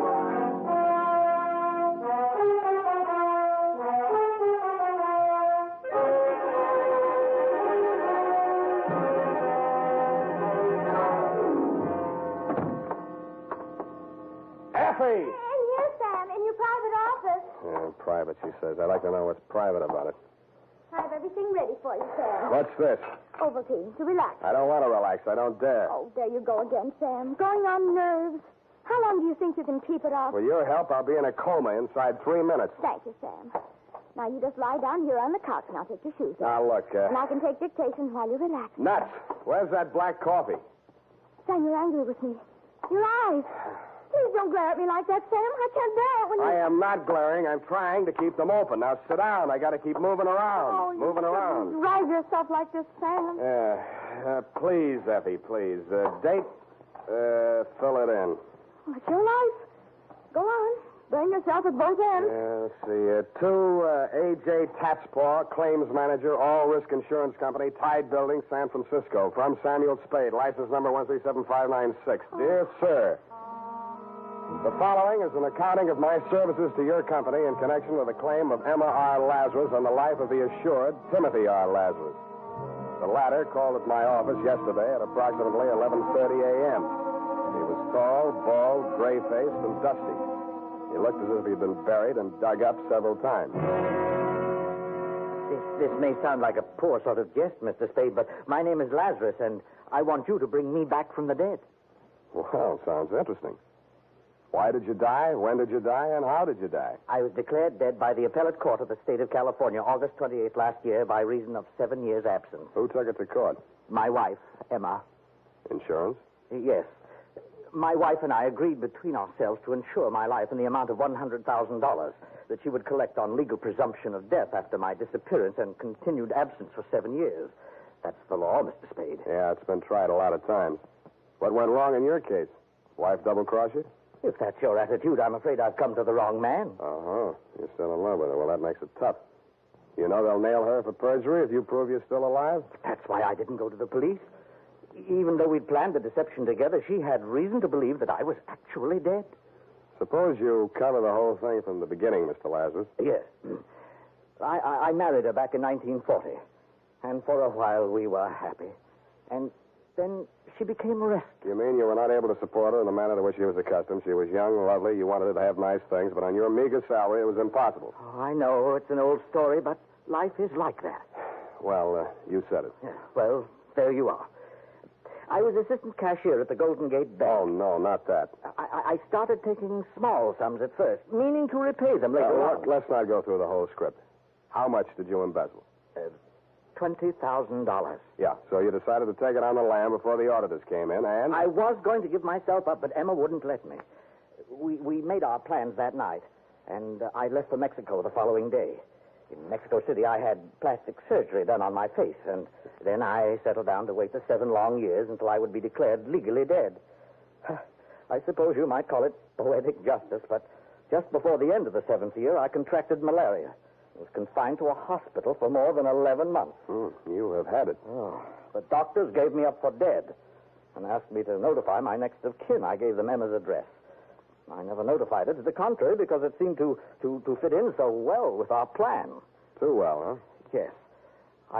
I'd been to see her, and she refuses to believe that I am her husband. Oh, of course, my appearance is very much altered, but there must be some way to prove my identity. You worked in a bank. They must have taken your fingerprints. I removed them from the files and destroyed them. How are your teeth? My teeth? Teeth. Who was your dentist here in town?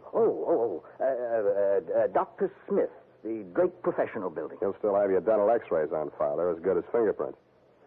You go there this afternoon. Don't give your name. Tell him you're Mark Humboldt. Have a new set of x-rays taken, and I'll do the rest.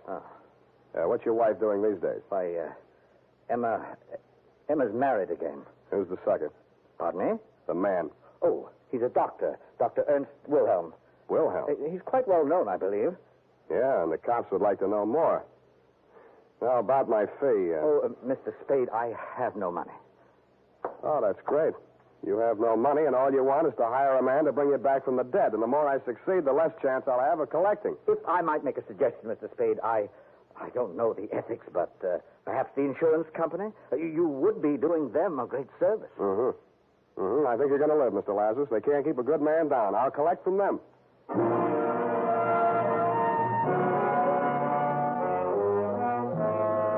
I knew there wasn't a chance in 100,000 of shaking a fee out of your company.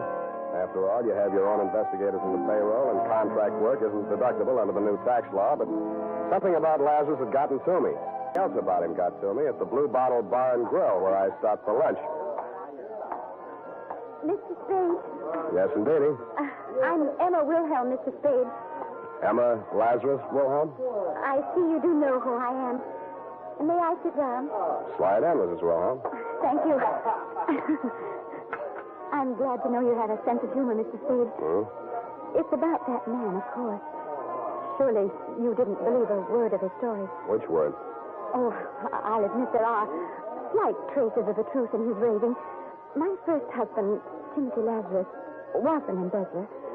He did disappear, and it's quite true that I have collected the insurance on his life. I might even believe that Tim is still alive. But that man is not he. Then what are you so upset about? Oh, it's perfectly obvious what he wants. He's an extortionist. You're wrong. He doesn't want money, Mrs. Wilhelm. He wants you. Oh, Mr. Spade, how much do you know about my husband? Which one? Don't be flippant. Dr. Ernest Wilhelm, he made his first million panning lead nuggets out of gang war casualties and lost it on the stock market. He cut his second million out of Nob Hill and called it surgery. He lost that on horses, blondes, and malpractice suits. The last time he was mentioned in the paper, there was a big picture of him pumping sleeping pills out of the stomach of an aging burlesque queen. It may or may not have been coincidence that she did not recover and that she was the ex-girlfriend of one of our better-known racetrack haberdashers, and if he got $100 for the job, he was paid off in booze. Please don't say any more. That poor girl. And she'll do the same thing to me. Well, if you persist in helping that imposter, you'll be responsible for whatever happens to me or anyone else you involve. Anything else I should know? Yes. Both you and your client are being watched and followed. You can't escape him. He's not quite the has-been you'd like to think he is.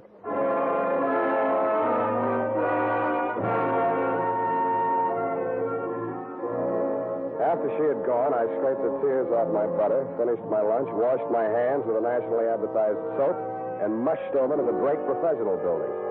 I found my client's dentist in his lab polishing up a set of gold inlays. Humboldt? Oh, yes. His x-rays have come through. Only set today around the clamp there. Don't touch them, they're not dry yet. Oh, I'm sorry. What's your interest? Police identification? You guessed it. Always happy to cooperate. Thanks.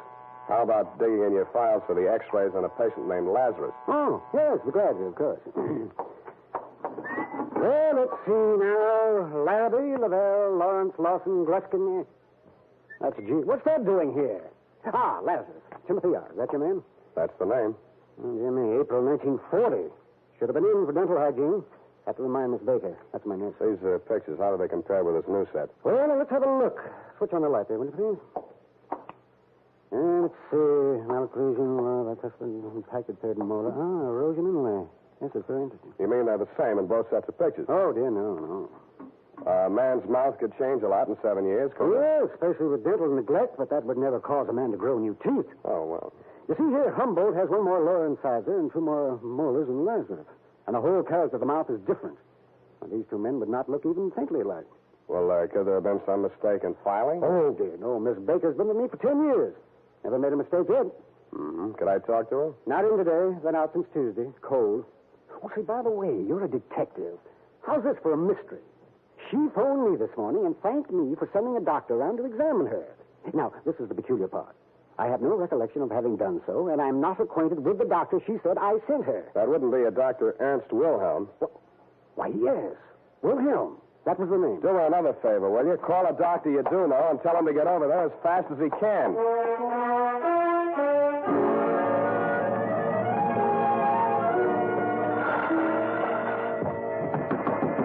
Come on, open up. Get your shirt on. I will come in as fast as I can. What you want, kiddo? Which is Miss Baker's room? She's sick. Ain't having no golly. I'm her doctor. Oh, you can't fool me. Where's your little black bag? If I had one, it would be around your neck. Now, march. Show me the way. You can't force me. I know my rights. Oh, you do you? Well, it might interest you know that your vents are faulty, your wiring is illegal, your drains are unsanitary, and your apron is dirty. Them's rust stains. I'm needing repairs. You're as neat as a mud pie. Now, get going before I have the Board of Health down on you. All right, but you can't make me climb them stairs. Come on. Got sciatica I have. Here's the key. Okay. First door to the right. Whatever the key's got, I hope you catch it. Thank you, Elsa Maxwell.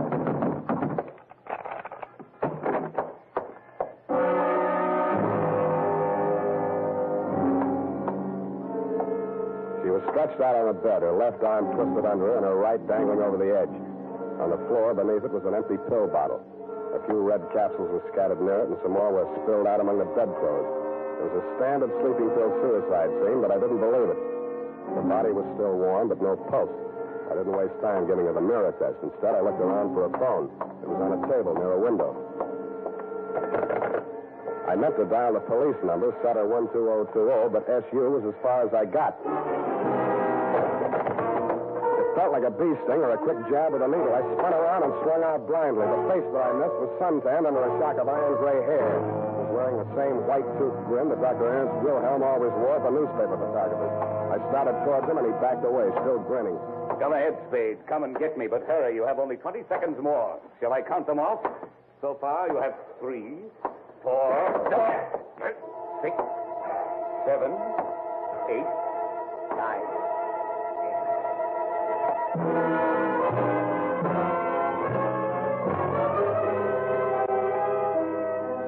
The floor kept dropping a foot at a time as I walked toward him. But every time I got to the bottom of the incline, it tilted up the other way, and I slipped back. He kept dropping out of sight, and every time I got him back into my line of vision, he was farther away. The walls of the room opened out and disappeared into some clouds. The ceiling spun around faster and faster until it whirled away like one of those flying discs. Then the floor turned into gelatin, and I sank into it.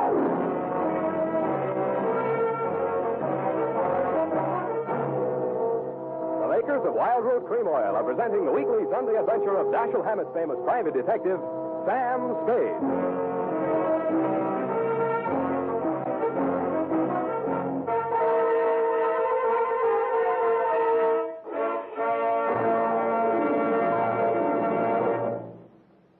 Now, here's important news on good grooming. If you want the well-groomed look that helps you get ahead, socially and on the job, listen. Recently, thousands of people from coast to coast who bought Wild Root Cream Oil for the first time were asked, how does Wild Root Cream Oil compare with the hair tonic you previously used? The results were amazing. Better than 4 out of 5 who replied said they preferred Wild Root Cream Oil. Remember, non-alcoholic Wild Root Cream Oil contains lanolin. It grooms the hair naturally, relieves dryness, and removes loose, ugly dandruff. So if you want your hair to be more attractive than ever before, get the generous new 25-cent size of Wild Root Cream Oil, America's leading hair tonic, on sale at all drug and toilet goods counters. It's also available in larger economy bottles and the handy new tube. Get Wild Root Cream Oil. Again and again, the choice of men who put good grooming first. By the way, smart girls use Wild Root Cream Oil, too. And mothers say it's grand for training children's hair.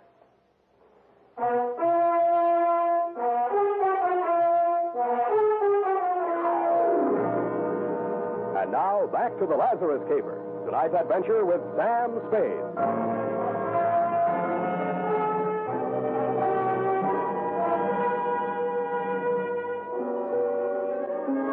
The dream lasted about 300 years. Around Christmas time in the year 2247, another bee stung me. I opened my eyes, but the lights on the tree were too bright, and Santa Claus was bending over me with a brandy breath. Come on, man. Come on. A little willpower. You're conscious. That's it. Yeah, sensation returning. Here, try and sit up. There's a girl. How about her? Too late. Did everything I could. Suicide pact? Well, one of your brothers in Apollo was a little too handy with a needle. Here's the mark on my arm, and you'll find one on that stiff. Those sleeping capsules were a plant to make it look like suicide. You'll be feeling better soon. Now, come along. Up on your feet. Must keep moving. Restore circulation. Hip. There. Thanks. You the man Dr. Smith called? Yes. So you're a private detective. How do you feel now? I'm still dopey. You give me something to pick me up? I've given you as much stimulant as it's safe to administer. For the rest, you'll have to sleep it off. And you will. I advise you to hurry home. Get into bed before this wears off. How long have I got? A couple of hours if you keep moving, maybe 3. Yeah. But if I were you, I wouldn't stay out. Don't want to fall asleep in the middle of Market Street, get run over by a bus. Worst things can happen to you in your own bed. Look at her. Murder? Think you can prove it? I don't know. I couldn't. Not on her. And I've been an autopsy surgeon for 20 years. Well, cheer up, Doctor. If you miss on her, you may get a second chance. Huh? Yeah, me. Those eyes are looking better. I think you'll live.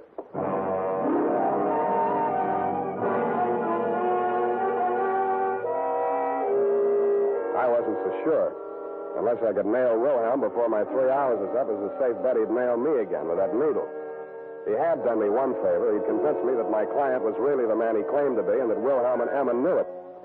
My best hope of smoking him out was to dig out some solid proof. I spent 10 minutes of my 3 hours getting the Hall of Records and 10 more finding out there was nothing there on Lazarus but his death certificate. I had a gander at the wanted file at police headquarters. They'd checked him out in August of 47 when the court had pronounced him dead. I looked at my watch. With 2 hours and 17 minutes of wakefulness left, I just didn't have time. I stopped by Lazarus' hotel, got a set of his fingerprints and several samples of his signature, took them to a penman I know down on the Mission, and between us we forged the most amazing set of documents ever assembled on one man. All dated, notarized, certified, witnessed, registered. One even bore the great seal of the state of California and the signature of the governor. I squeezed them all into a large briefcase, propped my eyes open with toothpicks while I drank half a gallon of black coffee, then phoned Dr. Wilhelm's night number. I told him I was one of Russian Leo's boys, and a cop had just winged me on the lam from a jewelry store job. He agreed to meet me at his office.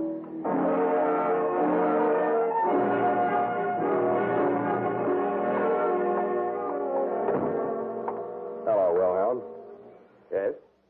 Is that all you got to say to the guy you knocked off an hour ago? I'm afraid I don't quite follow. Who are you? Look, I know that you know, and you know that I know. We even wrote a song about it, so let's get off the dime and don't reach for a needle. This gun is bigger and it shoots farther. Well, I can see you mean business. What do you want? First, I want to show you a few things. Here, take a look. Mm-hmm. Well, this is very impressive. Yeah, I thought you'd be impressed. You, need any more proof that Lazarus is Lazarus? What's the matter, Spade? Getting sleepy? Don't get your hopes up. I can squeeze this trigger in my sleep. Mm-hmm. Are these papers for sale? Why do you think I brought them to you? What's the price? Half the take on Lazarus' insurance. That's very high. I haven't finished. This time, Lazarus has got to be really dead, and you're going to do the job. Come on, stop stalling. I can't do that. Why not? Why, Emma, she'll make trouble. She said she would. She's still in love with him? Why do you say that? I just wondered. What reason did she give you for not wanting him knocked off? Well, the cops work harder at identifying a dead man than they do a live derelict that looks and talks like a crank. I had the same idea myself. Then you're stupid. With him dead, she can tell any story she wants to. With him alive and all this proof of identity, he's in a position to nail both of you for fraud, conspiracy, perjury. Shall I go on? One thing. Does Emma know about these papers? Sure. You're lying. Sure, I'm lying. And those documents are forgeries if that's the way you want it. I haven't got time to argue. I can't stay awake much longer, and you can't bring it off without me. I'll have Lazarus at my apartment in 30 minutes. Bring your needle and the $50,000. All right, Spade. I'll be there.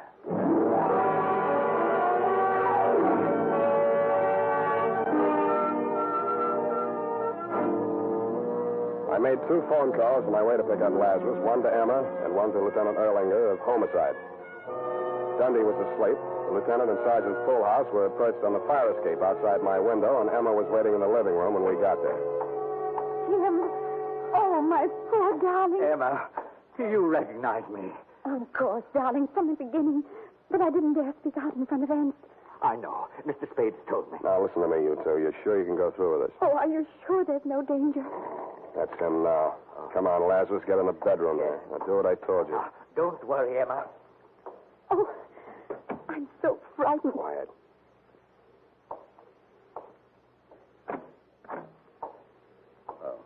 Hello, Spade. I got here just at... Emma, what are you doing here? Mr. Spade phoned me. I agreed. It's the only thing to do. I wanted you to know that. Well, I'm glad to see that you've come to your senses for a while there. You see, you were wrong, Spade. Did you bring the stuff? Here's your money. I have a hypodermic in the case here. It's already loaded. We won't need a sterile needle. Where is he? In there on the bed. He was asleep a minute ago.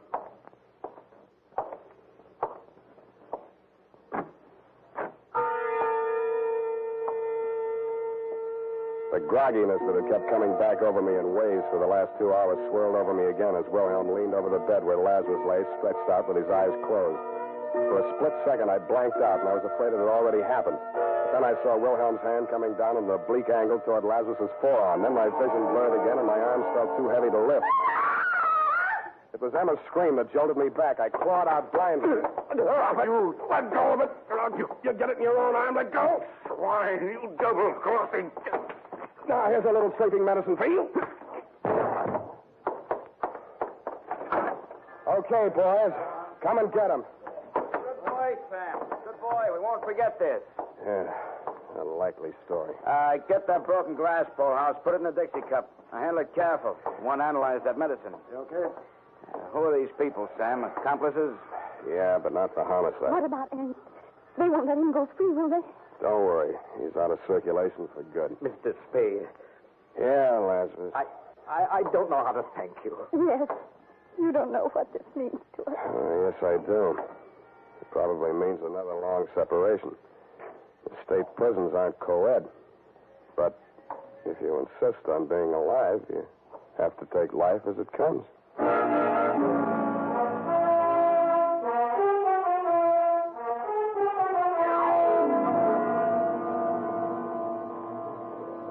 Period. End the bedtime story. Oh, Sam, it's so sad. That poor couple, so much in love. But you had to do your duty, didn't you, Sam? They had to pay their debt to society, of course. That's why you had to be so hard and unrelenting and not give in to your better nature. Oh, that's right. That's right. Never give in to the ship. Don't tread on me. There was Hobson's... what was it that Hobson... you may fire when ready? You know best, Sam. Oh, just go tight this up.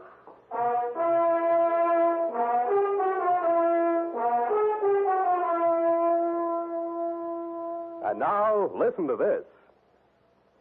A good friend of the family. That's Wild Root Cream Oil Hair Tonic, folks. Wild Root Cream Oil grooms the hair neatly and naturally, relieves dryness, and removes loose dandruff. Now, get Wild Root Cream Oil at your drug or toilet goods counter in a new 25-cent Get Acquainted bottle. Also, ask your barber for a professional application of Wild Root Cream Oil Hair Tonic. Again and again, the choice of men who put good grooming first.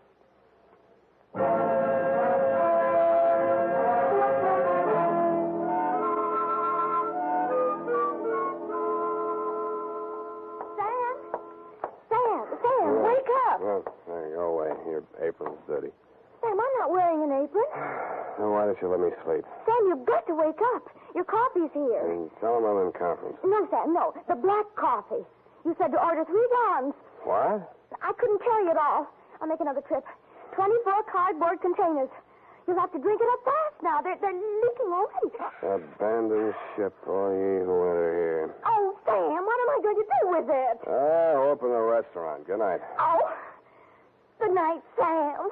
Number 3 turrets, open fire.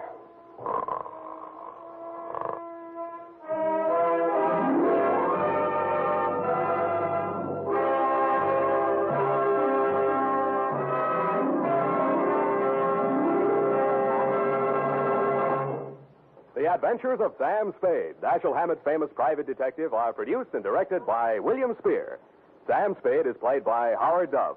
Lorene Tuttle is Effie.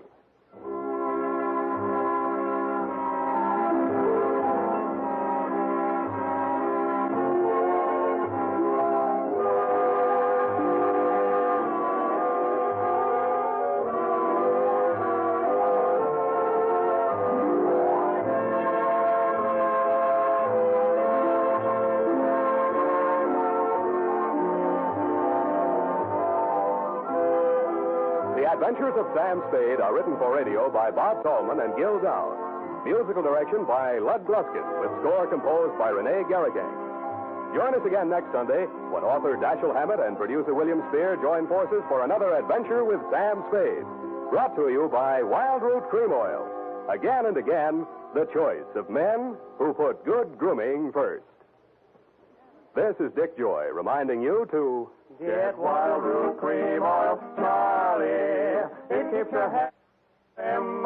You see, it's non-alcoholic, Charlie. It's made with soothing lanolin. You better get Wild Root Cream Oil, Charlie. Start using it today. You'll find that you will have a tough time, Charlie. Keep on all the gals away. Hiya, Baldy. Get Wild Root right away.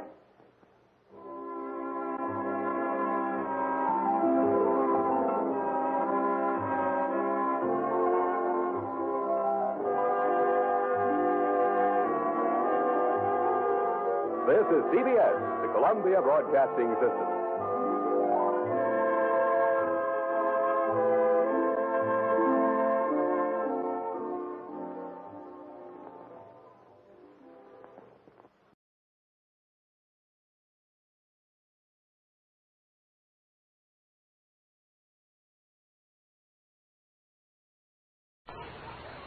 The National Broadcasting Company presents The Adventures of Sam Spade, Detective.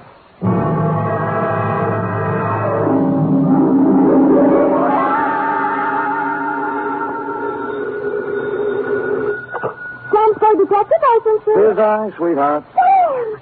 Oh, I was worried to death. Just awful. Glass all over the floor, holes in the wall. That was just business going on as usual during altercations, F. Well, what was it all about, Sam? They tried, Effie, just tried to pluck my feathers and cook my goose. On Thanksgiving, too. How could they? Oh, they were a mean lot. Are you all right? Hale and hearty, every giblet in place and not a feather ruffled.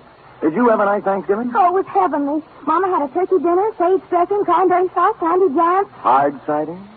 A little. Come clean, Effie? Well, I had 2 glasses. Everyone was there. Cousin Gertie, Dwight, Mrs. Flash. I was disappointed when you didn't show up, Sam. Did you have Thanksgiving dinner? Sure. Sam? At the Helping Hand Rescue Mission, where there's plenty of free parking and never a cover charge. For further details, consult the report, which I will presently be down to dictate on a tasty chronicle of foul play. The Terrified Turkey Caper.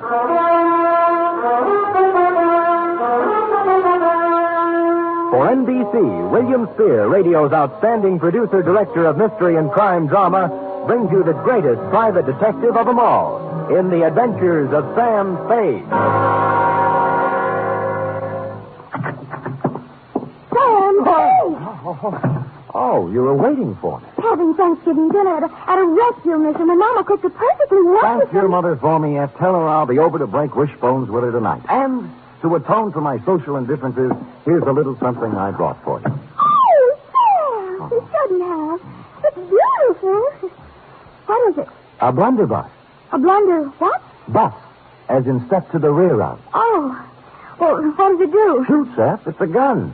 Our founding fathers used it in foraging for feathered food when they settled this abundant continent. And it's mine. To do with what you will. Where did you get it? Pencil boy? Yes, Sam. Who gave it to Pad you? open? Oh, yes, but I don't know. Knees crossed? Did you mean the founding fathers? Don't peek. Date, November 24th, 1950. To Detective Lieutenant I.C. Kelsey, Homicide Detail, San Francisco Police. From Samuel Spade, license number 137596. Subject, Turkey. Dear Kelsey, this was a big week for the cranberry pickers, the butchers, the sage makers, and the stomach pill people. But for private detectives, it was strictly from hunger. My office door opened only twice a day, once to let me in and once to let me out. And when on Wednesday I heard a knock on the door, I went into a paroxysm of delight. Come in! Come in! Come in! Entrez-vous! Entrez-vous! Arise! When I ran out of languages, I got up from behind the desk, walked to the door, and opened it. Standing there was a small, middle-aged man with a pink, bald head. His blue serge suit needed pressing, and he was nervously fingering a strawberry birthmark under his left ear. Mr. Samuel Spade? I am. May I have a moment? You may have several, but not in the corridor. It's not in my lease. Oh, I'll come in. Good. Well? Well, you'll have to excuse me, Mr. Spade. I've had so few dealings with private detectives. I find it hard to begin. Well. Perhaps I shouldn't have come at all. Goodbye. No, wait a minute. Maybe I can help you. Well, you see, Oh, what's the use? You won't believe me. Nobody does. I'd really better... Oh, now, wait. I'll believe you. All I ask is a chance. Now, let's start with your name. Oh, what, my name? Yes. Yes, my name. To begin with, you won't believe that. Oh, but I can verify it. Yes, I can. It's on the registration book of the old Colony Hotel, in the 1943 phone book, and on my old driver's license. Well, I'll have to know it before I can verify it. Yes, of course you will. It's Tom. Well, now that's not so hard to believe. Oh, you haven't heard the rest of it. It's Tom Turkey.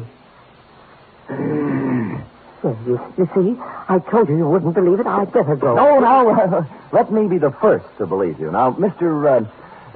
Tom, what's your problem? Oh, dear, that's even harder to explain. Well, now that I don't believe. But take a breath and jump into it. Breath, yes. My name's Tom Turkey, and they're going to kill me for Thanksgiving.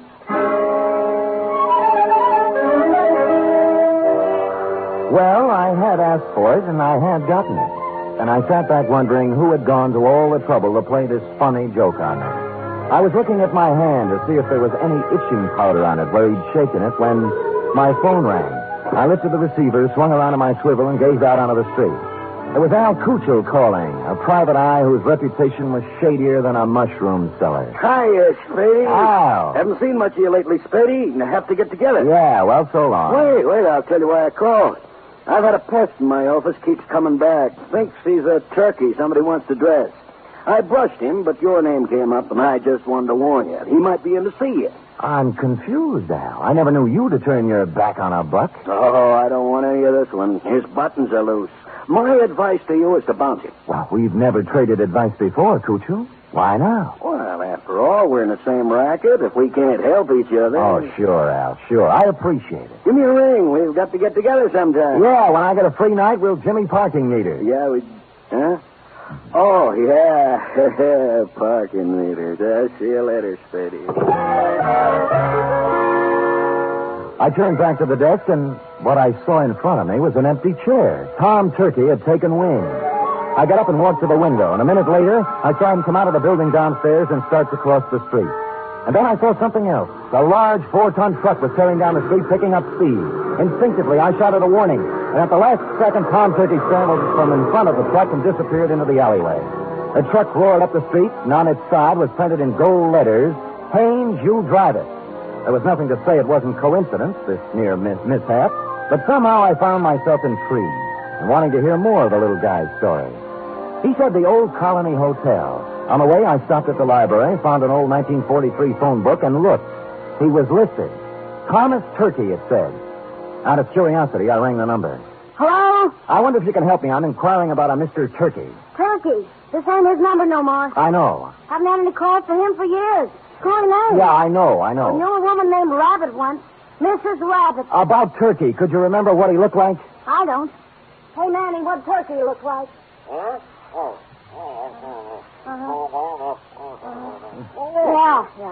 Small man, around 50. Nice fellow, Manny says. Strawberry under his left ear? Strawberry under his left ear, Manny? Yeah, strawberry under his left ear. Well, thank you, madam, for your information, and thanks to Manny. Well, you're welcome, but I don't know what you're going to do with it. Old man Turkey's dead. Been dead for years. Curiouser and curiouser, I thought. They had described the man who came to my office 20 minutes ago, and now he'd been dead for years. I continued on to the Old Colony Hotel. Room, 75 cents, it said. Tom's room is 114. Who is it? Sam Spade. Oh, come in, Mr. Spade. I'm sorry I ran away. I didn't think you really believed me. Well, I'm not sure I do yet. Tell me, was that truck an accident? Oh, I don't think so, no. They made 3 attempts before to kill me. Somebody tried to push me in front of a train, and then a wheelchair full of cement dropped off a building and just missed me, and then I was shot at. Well, who were they, and why would they want to kill you? I don't know. I just don't know. Look, let's tack. Tack? Tack. I dialed your old phone number, and the people who answered said you're dead. Oh, a lot of people think I'm dead. Yeah. Look, do you still want me to work for you? Oh, yes, please. Well, you'll have to tell me more, then. I can't... I guess I'd better tell you everything. Oh, it's hard to talk about, Mr. Spade. It's not easy to admit to someone you've been a foolish man. You see, I just turned 50. I was quite tired of the life I'd led. Proper, dull, and unfruitful, except in money. My business was wearing, and so was my wife, Henrietta. This has a traditional ring. Anyway, to make it short, I decided to run away. One day I drove to work. I parked my car in the middle of the Bay Bridge where the suicide note left it and disappeared. Where did you go? Oh, all over the world. I took a job on a boat. I did. On a boat. And then I settled in Sao Paulo, Brazil, under another name. Now you're back. Why? Well, maybe I got lonely. Maybe I got wiser. Maybe I felt I paid enough for my mistakes. Let's just say I'm back. I want to be with Henrietta. Have you seen her? I checked into this hotel and wrote her a letter saying I wasn't dead. I was back in San Francisco, and I wanted to come back to her if she still would have me. But I told her I wouldn't bother her unless she wanted to see me, that she could contact me here. That was a week ago. And you haven't heard from her? No, and almost right away these attempts on my life began. I see. All right, what's her address? 3118 Monroe. Oh, she's taken her maiden name again. Black, Henrietta Black. Well, come on, let's go. No, I'm not going to see her until she asks me. Well, look, you're going to my apartment. Nobody will bother you there. And you're going to see Henrietta? That's right. Oh, thank you. Thank you, Mr. Spade. You do believe me. I think I'm really ready to face the world again now. I deposited Tom in my apartment with instructions to open the door for no one but me, and then I proceeded to 3118 Monroe in the high-rent district. I was ushered through a comely portico by a Japanese maid who told me to wait in a study heavy with mahogany. In a moment, two people came in. The woman wore a black dress, silver pendant, flat shoes, and a complexion the color of apple meat. She was Miss Henrietta Black and/or Mrs. Tom Turkey. The man turned out to be Leander Luce, the lady's attorney, business manager, and canasta partner. You say you have something important to discuss with me, Mr. Spade? I do. I hope you don't mind my asking Mr. Luce to be here. Not at all. Well, Mrs. Turkey, I just talked to your husband, Tom. Mr. Spade, if you please. I say something? a rather feeble attempt at comedy, Mr. Spade. Well, I wasn't trying for a laugh. You are Mrs. Turkey, aren't you? I was. You undoubtedly still are.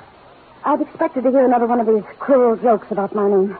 At Thanksgiving time, Mr. Spade, someone was always going to stuff Tom, baste him, dress him, slice him. This season, they're going to kill him.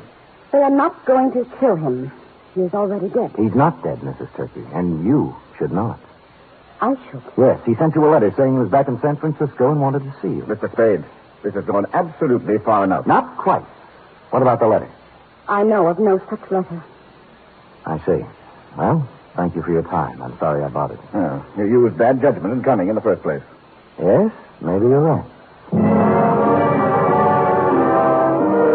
There was falsehood in this someplace, Lieutenant, and it stuck out like a fat girl in slack. The only thing to do was to go back to my apartment, get Tom Turkey, and confront Mrs. T with her husband in the flesh. But when I got back to my apartment building, I spotted in rapid succession, 1, an ambulance, 2, a police car, and upstairs, outside my half-opened apartment door, I spotted 3, you. I've been expecting you. What's going on, Chelsea? Yeah, serious, Sam, serious. Who's that bald-headed man moving around the apartment? That's McCracken, the new medical examiner, checking a stiff on your rug. I stepped around you, Lieutenant, and pushed the door all the way open. I saw McCracken kneeling over the body and a couple of men from homicide taking photos. I moved into the room feeling nothing good. A little guy had given me a job, and while I was yakking with his wife, somebody got to him. And in my apartment, where I'd stashed him. McCracken stood up, and I looked down at the body. Then I looked again. Who I saw wasn't Tom Turkey at all. It was the late Private Eye, Al Kuchel.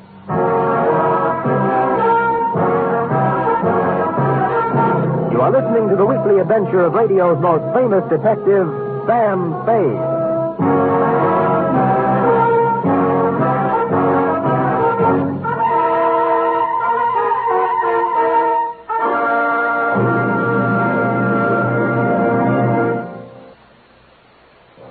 You Friday fans of Sam Spade, there's mystery on Saturday evening, too, on NBC.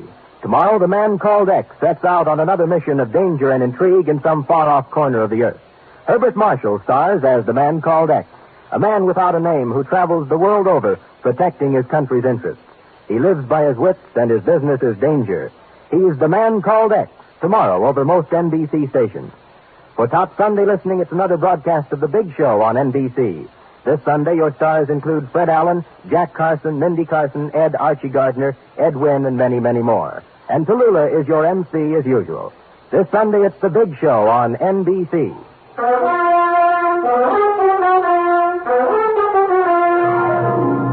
And now back to the terrified turkey caper, tonight's adventure with Sam Spade.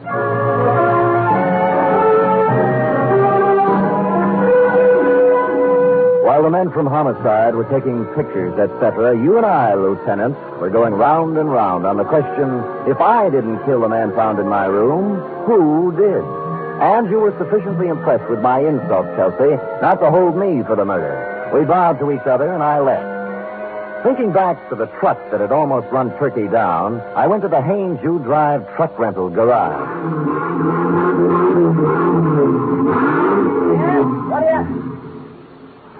What do you want? I'm a detective. Could you give me a list of names for everybody who rented a truck from you during the past few days? Sure.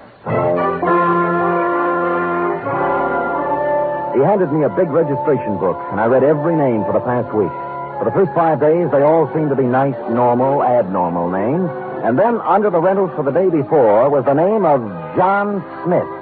John had given his address as 7200 Kearney. And I happen to know that Kearney only goes up to 2000.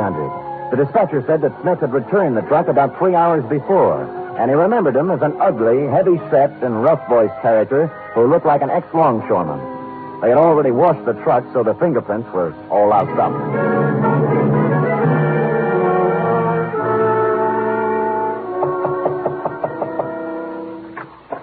Well, it's Mr. Spade again. Look, I'd like to speak with Miss Black, if you don't mind. Come in. Come in. Thank you. This way, into the den. Right. Well, I was sure you'd look into this affair a little more and realize that it was just a blind alley, a hoax of some kind. Where's Miss Black? Oh, she's upstairs lying down. The whole affair has upset her, and she asked not to be disturbed. I think the wisest course of action for you, Mr. Spade, is just to let the matter drop. You can't let a murder just drop, Mr. Lewis. The police wouldn't hear of it. Huh? Murder? Who? An untracked private detective named Al Cuccio. Well, what does this have to do with Henrietta Black? Al Cuccio called me earlier today and said that Tom Turkey was a crackpot, a little man with delusions. He tried to talk me off taking his case. He sounds like a perceiving man. Well, he didn't perceive ending up in my apartment with a bullet in his head. Well, that's too bad, but I still don't I left Tom Turkey in my apartment for safekeeping, and when I returned, he was gone and Cuccio was dead. Well, that explains itself, obviously. This detective knew that Tom Turkey was a phony, and Turkey killed him. It can figure that way, and a number of other ways. Mr. Spade, I have no desire to sit here trading subtleties with you. As yet, no one has demonstrated that the real Tom Turkey actually exists, alive. Now, until you do have something more concrete and less mythological, Miss Black requests that you do not come around opening up old wounds. You've made an eloquent point. Just tell me one thing. If I can. When did Tom Turkey disappear? I mean, what month, what day? It was, 1943, November. But I'm not sure of the exact day. I think it was in the 3rd week. Could it have been on Thanksgiving? Very possibly, very possibly. I returned thoughtfully to my office and did a little rapid mental arithmetic and came up with the number 7. From November 23rd, 1943 to November 23rd, 1950 was 7 years to the day. And I pondered this. What did the number 7 mean to the life or death of Tom Turkey? I had just hit upon the answer and was crying Eureka when my office door opened, unlocked, and a visitor came in unannounced. He was ugly, heavy-set, and looked like an ex-longshoreman. I waited to see if the voice checked. You, Spade? Who shall I say is calling? Yeah, Captain John Smith. And here's my calling card. The first bullet grazed my shoulder and tore the padding out of my coat. The second bullet hit the water cooler and it crashed over, water and all on top of me. There the third bullet hit, I wasn't sure at the time because darkness came rushing through my head like a freight train.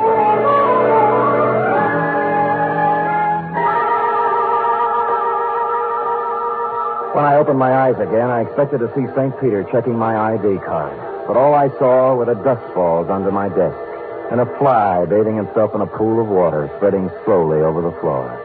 There was blood on my hand, but it came from a glass cut. I was in shambles, but alive. Captain John Smith had shoved off, obviously thinking his bullets had done their work.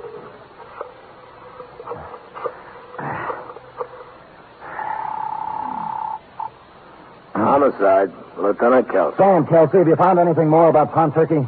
Nothing, Sam. Frankly, I'm beginning to wonder if there is such a guy. Well, clever, Kelsey. A few minutes ago, a gorilla by the name, believe it or not, of Captain John Smith just tried to kill me in my office. Oh, go on, Sam. I find it hard to think. You find it hard to think, period. Really, Sam? Did you get him? No, but my office is a wreck, and there's a hole blasted in my wall big enough to put a basketball in. Well, what did he use, a bazooka? I figured dum-dum bullets. Dum-dum? Well, that's illegal, ain't it? Kelsey, doesn't it strike you as significant that every attempt on Turkey's life has been vicious, as if someone not only wanted to kill him, but also mutilate him? Yeah, now that you mention it. Somebody probably wanted to make identification difficult. Even dead, they didn't want anybody to know who he was. Now, listen carefully, Kelsey. This is real deep. Tom Turkey disappeared on Thanksgiving of 1943. A person has to be missing 7 years before he can be legally dead and his insurance collected. Now, if someone had Turkey insured, they could collect the day after this Thanksgiving, if Turkey didn't show up before. You mean somebody's trying to kill him for the insurance? I would say so, Kelsey. I would say so. Now, hurry up and find him.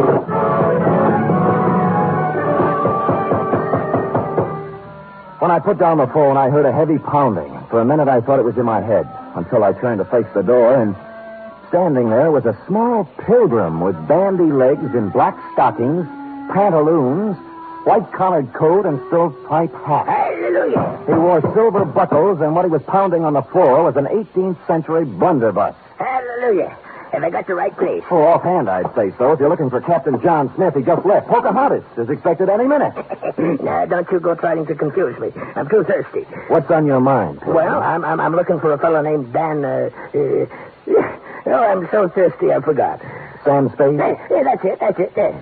Oh, you broke your water bottle, huh? Yeah. Good. That stuff's poison anyway. Hallelujah.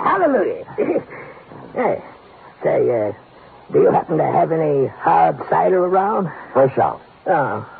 I'm kind of thirsty, you know. Any type of corn squeezing? Here, try this, Dad. Well. Good, huh? Oh. You like that, huh? Oh.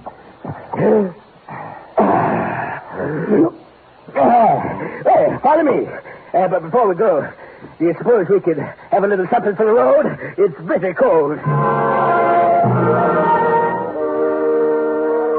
I gave him a little, but not too much, because I didn't want him to lose his way.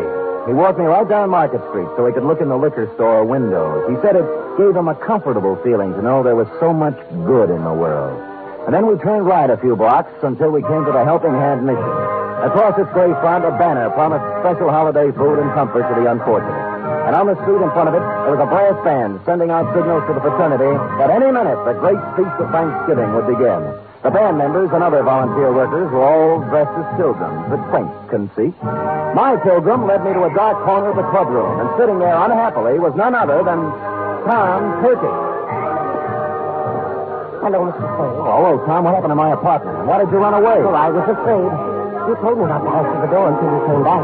Well, somebody knocked on the door and said it was you, so I opened it, and two men came in. Tell me, was one of them Al Cuccio? Yes, the detective. The other man was a big, ugly-looking fellow, and when they saw I was alone, they started arguing. About what? Well, the detective said that now that he brought the ugly man there, he wanted his money. Yeah? The ugly man pulled a gun, and they started to fight. Oh, dear, I slipped out the door, and when I was halfway downstairs, I heard a shot and kept on running. Well, Al Cuccio is dead. Oh, my. I thought so. This was the only place I could think of to hide.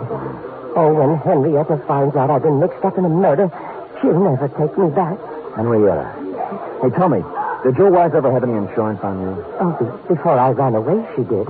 A $50,000 policy, but, that would have lapsed by now. Maybe. Did it have a suicide clause in it? A suicide? Yes. Well, no. No, it didn't. I remember. Yeah, you'd like to talk to Henrietta, wouldn't you? All right, here's her phone number. Call her up and tell her where you are. Oh, dear, I don't think I could. I'm too frightened. You've got to do something to help yourself. If you don't, by midnight, you might be a cold turkey. Oh. I'm sorry, it just slipped out. All right, I'll do it.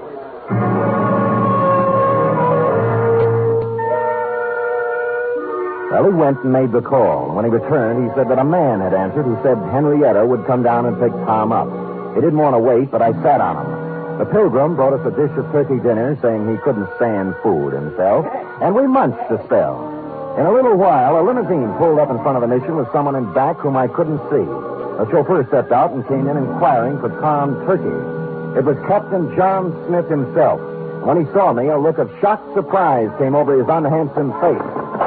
Hoping to catch him off balance, I drove at him. It was the liveliest thing that has happened at the Helping Hand Mission in years, and we had a good house, too. Money was even changing hands. When I heard the odds starting to go against me, I realized I'd better come up with something. Here, use this, partner. And I did. The bandy-legged pilgrim shoved his blunderbuss right in my hand. And I swung.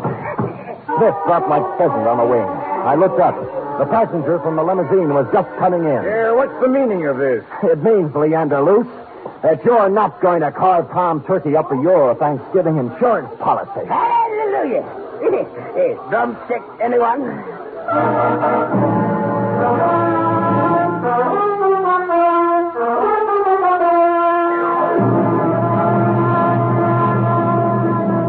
Period. End of report. Sam, I don't understand. Well, it's as plain as the cranberry stain on your dress, huh?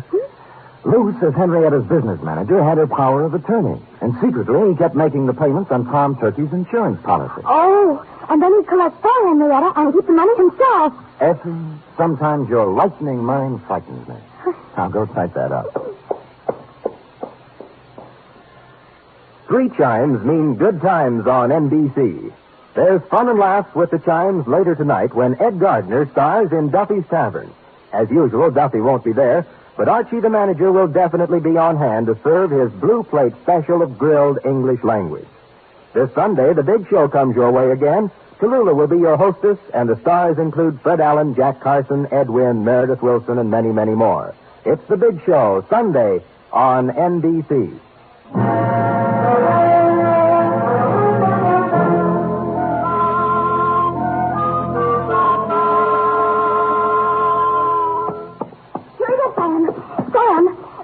Al Crusoe and tried to kill you.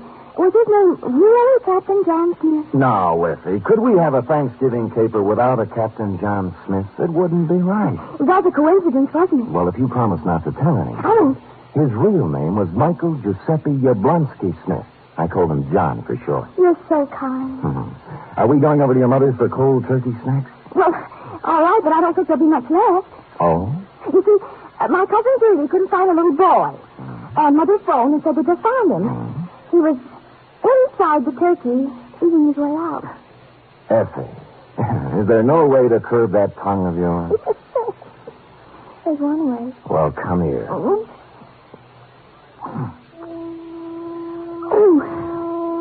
good night, Sam. Good night, sweetheart.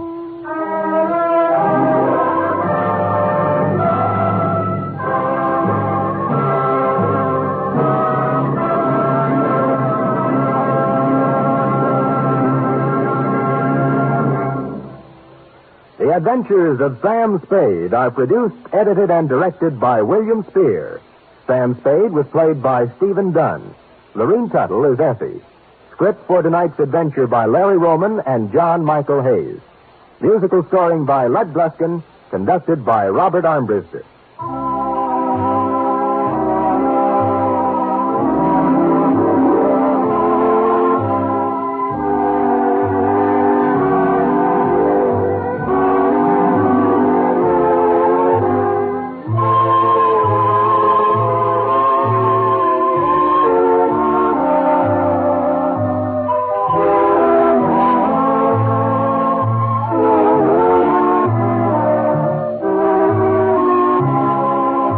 Join us again next week, same time, for another adventure with Sam Spade.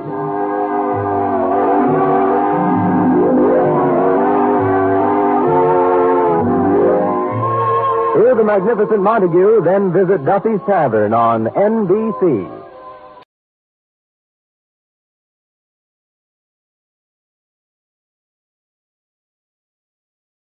The National Broadcasting Company presents The Adventures of Sam Spade, Detective. Sam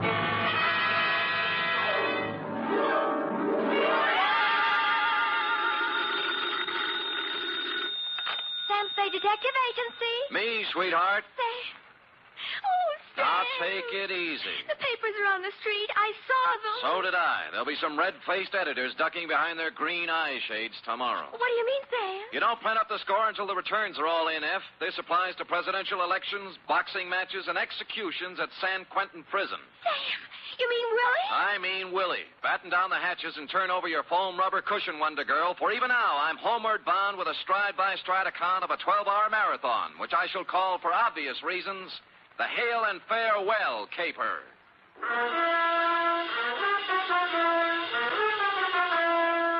Transcribed for NBC, William Spear, radio's outstanding producer-director of mystery and crime drama, brings you the greatest private detective of them all, starring Stephen Dunn in The Adventures of Sam Spade.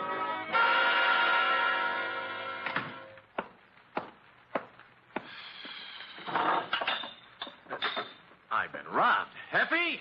Sam? Brought in here this minute. Oh, yes, sir. Have I done something? That's what I was about to ask. Have you been sticking your delightful, freckle-covered, upturned little nose into my schnapps bottle? Well, answer me, girl. Sam, you know I don't do... All right, then, who? Well, the nervous little man who was here did open the drawer to find a pencil and paper and leave a note. Okay, you're clear. Oh, Sam, what about the little man? A good and leading question, F. Shall we attempt an answer? Oh, I'm at the ready, Sam. Shoot. Date, fill it in. To Justice Edward Benjamin, State Supreme Court from Samuel Spade, license number 137596. Subject, the Hail and Farewell Caper. Dear Justice Benjamin, my relationship with the spindly little man goes clear back to a week ago, Thursday, possibly even before that. But that was the day I first noticed him. I remember it was Thursday because I was having corned beef and cabbage at Schroeder's. With him, it was a glass of water at the next table. He was paying little mind to the menu, having decided to spend the lunch hour staring at me. A couple of times, he put down his glass of water and pushed back his chair as if he were going to come over and talk. But he changed his mind. I put away the corned beef and cabbage and was halfway past the pie when he finally did it. Excuse me, sir. Hello? You, sir, are Mr. Spade? I am. The detective, Sam Spade, detective agency? At your service, sir. Now, what can I... You see, do you have a match? I gave him a match, and he thanked me and went out. On Friday, I saw him in Ben's grotto over a plate of wrecked sole. We got just about as far, then he returned the match he owed me. The following week, I saw him 4 times, once as I was going into a show, once at the post office, and twice as I was going into my office building.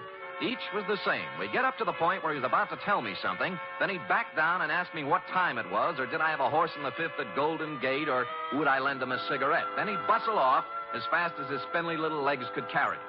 And thus matters stood yesterday. Place, my office, time, 1:37 p.m. Sam Spade. Mr. Spade, this is a gentleman who... Yeah, don't tell me I know the voice. Now, what is it this time? I'd like to see you, Mr. Spade. I must see you. I know. I'll save us both a trip. The date is April 26th. The time is 1:38 p.m. All trains, planes, and streetcars are leaving on schedule. And for the favorite at Golden Gate tomorrow, consult your nearest bookie. Please, sir, please, Mr. Spade, please, do not jest. This is a matter of life and death. I see. Fine, then. I'll see you tomorrow for lunch, huh? I won't be here, Mr. Spade. Oh, where'll you be? Dead. Look, I'm tired of this, Mr. Spindley. Give it to me straight or sign off. Now, what is it? Gotta listen to me, Mr. Spade. It's most important. It's a life or death. It's a life... Hello? Mr. Spindley? Hello?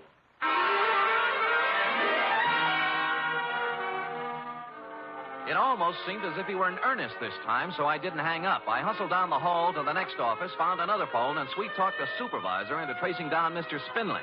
It was a pay booth in a drugstore opposite the Park Emergency Hospital.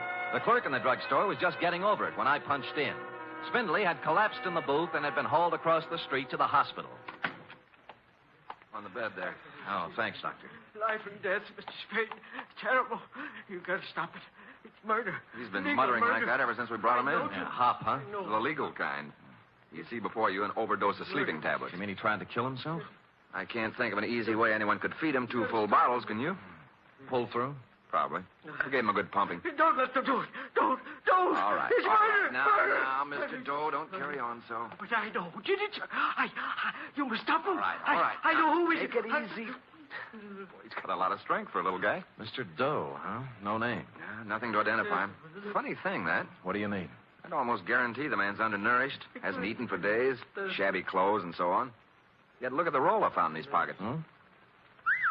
How much? Almost $800. Oh, did you find anything else? Yeah, this. Huh? What do you make of it? Well, front page of the Star Times. It's a galley proof, isn't it? Kind they run off in the linotype room before they start the presses. Yeah. Killer dies tonight. Willie Johnson, hitchhike murderer, to enter gas chamber at midnight. Innocent man. It's murder. It's murder. Down you go, Mr. Doe. But I know who did it, sir. I know everything.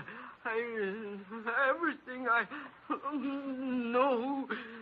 A frame. It's a skillful frame. You mean Willie Johnson? Yes, sir. Yes, sir. I know who it was. It was hail and farewell, sir.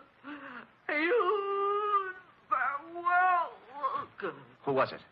Come on, Mr. Doe. Wake up. Mr. Doe. Yeah. I was waiting for that. Hit him? Like a ton of bricks. He'll be incommunicado for the next 24 hours or longer. Hail and farewell. A broken-down actor. Huh? Only an actor would think more of an exit line than an innocent man's neck. You mean you believe he knows? I don't know what I believe. The guy's been trailing me for 10 days, driving himself nuts, tries to knock himself off. It's a cinch he believes it. Well, there's no chance of bringing him around before tomorrow. Yes, and Willie Johnson dies tonight. So what happens? So I'm stuck for taxi fare to San Quentin.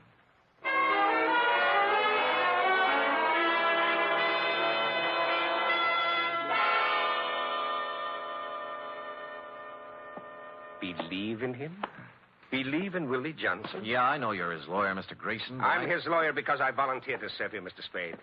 I've been in the law a long, long time. I've defended a lot of phonies. Sometimes you've got to if you want to eat. They all sing the same song. I was framed. Oh, I know all 89 verses. But Willie... Yeah? Willie's song is different. Because Willie Johnson's an innocent man. Willie was framed. 4 appeals. 4 appeals, 4 stays. And we've had our last one. It's folded up now, Spade. I'm going to take the walk with him at midnight.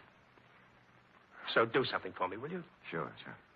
When you walk into a cell, remember you're talking to a man who's going to die in less than 8 hours.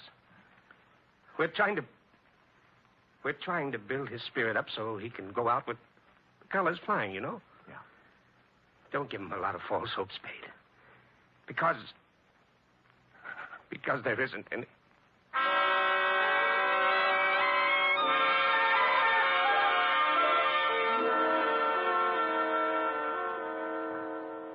I don't quite understand, Mr. Spade, sir. I told my story so many times. I'd like to write something about you for the papers, Willie. Oh. Yes, sir. But all the newspaper gentlemen been here and gone. Yeah, I know. Could you tell it just once more, Willie? Well, all right, sir. It's more than a year ago, I guess you know that. Yeah. I was broke, you know. Things hadn't been going so well, sir. I was down to my last 2 bits that night. I walked into Sherry Dugan's. That's the bar on the waterfront, huh? Yes, sir. I got to talking with a fella sitting at the bar there. He bought me beer. Who was he? I never did find his name. I ain't seen him since that night. If I could find him, I don't reckon I'd be where I am, sir. He had a paper with him. Was reading the classified ad section. You know the part about autos, transportation, and so on? Yeah. Well, there was an ad there. I'd say, we'll pay $500 plus expenses to drive car to Mexico City with a phone number. And the fella said if he were in my shoes, he'd call up and inquire, so I did. I inquired, and I got the job. Well, sir, about an hour later, I met a man with a car at Southern Mason by the gas station there. And he gave me the $500, and I start out for Mexico City. Who was he, Willie? Never found his name either. We tried too, Mr. Grayson, and me. Never could find him. I see. Well, it was raining that night, sir. I remember. It was raining. And I hadn't gotten more than 50 miles south of town, somewhere around Morgan Hill it was, when a siren blew off behind me, and the first thing I knew, well, they was asking me questions about a girl. A girl named Georgia Lyon. It was her car, it seems, and the officer claimed I stole it. They made me raise my arms, and they searched me. And there was a knife in my pocket, you see, with blood on it.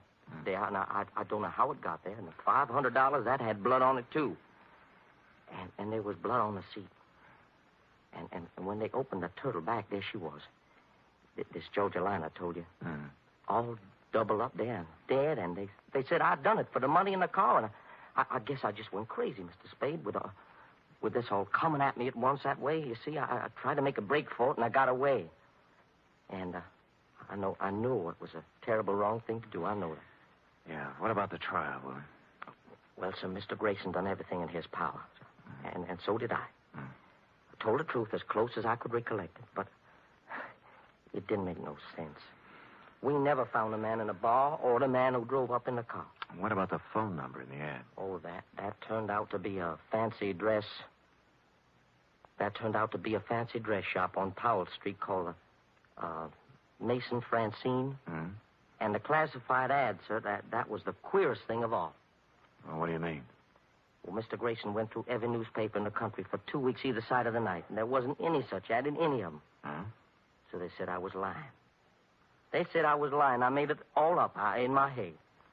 And now they're going to kill me for it. Yeah. I don't know, Mr. Spade. I've Heard it so long now, maybe I did kill her. Maybe they're right. Maybe they're right. But there was something in the way he said, maybe they're right. I told you they were wrong. I thanked him and told him I had what I wanted for my story and said goodbye. There was no hope in his face, but no despair either. He knew what was coming and he was ready. And that's all. I hit the homeward-bound commuters on the wrong side of the Golden Gate Bridge, so it was almost 7 when I checked in at Sherry Dugan's bar on the waterfront. A girl was sitting 3 stools down from me, a class-type dame in a black file suit from Magnum's, and a hat that must have set some good-time Charlie back $50. That's the kind of a dame you'd expect to be sitting in Sherry Dugan's, least of all as drunk as she was. Well, here you are, Jack. 60 cents. Thank you. Wait a minute. Huh? This is a one-man operation, isn't it? Yes, why? Well, then you'd be Sherry Dugan, huh? No, I bought the joint from Sherry a few months back. Why? Well, I'm doing a story for the papers on Willie Johnson. Tell me, was Sherry here on the big night? Oh, yes. Only Willie Johnson wasn't. You could look it up, what Sherry testified. Where is he now? Oh, South America. And there he'll stay. You know why? Why? Sherry has brains. For a man in his shoes, there's no better place right now than South America. Oh? Well, tell me more. He needed a rest the worst way, Sherry did, after all he'd been through. Tending bar can be difficult at times, right, Tim? Yes, indeed. Show me a good bartender, and I'll show you a barn diplomat. And more besides. Yes. Well, here's to Sherry, wherever he is. Keep running, Sherry. Keep running. You know, Sherry's like a dog running away from a can tied to his tail. We all are. Who's we? All of us, the world. Give me another drink, Tim. Oh, now, listen, lady. I don't think I'd Don't better, give me any lip. This is a first-class wake, isn't it? A send-off for Willie, isn't it? Poor. Marilyn, what are you doing here? Oh, just in time, Georgie. Sit down. Come on, we're going home. Take your time, George. 2 of the members present. 1 more. We'll have a quorum. Pour him a drink, Tim. You want me to carry you out of here? Might be fun. Where's Daddy? Pacing the floor. Now, come on. You know something, George. You've got a can tied to your tail, too. No use running, George. Oh, you're out of your head. Whatever made you come here? Kind of appropriate, don't you think? Special night tonight. Black dress. All fixings. Gonna have us awake. Not here we aren't. Are you coming? Nope. All right. Where we go? Going home. Bye, Timmy. And you, whoever you are. How about... Hold it. How much does she owe you? That's $3.45. Here. It's worth it. Now, tell me, who is she? Oh, it's a model. Some dress shop uptown. Oh? Like the Maison Francine, for instance? Yeah. How'd you know?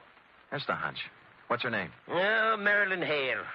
Her old man runs the Star Times, you know, the publisher. Yeah. The guy is his partner, George Farewell.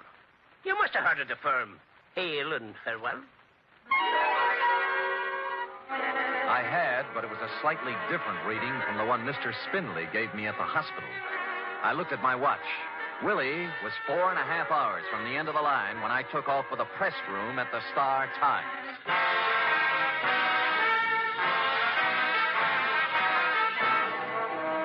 You are listening to the weekly adventure of radio's most famous detective, Sam Spade.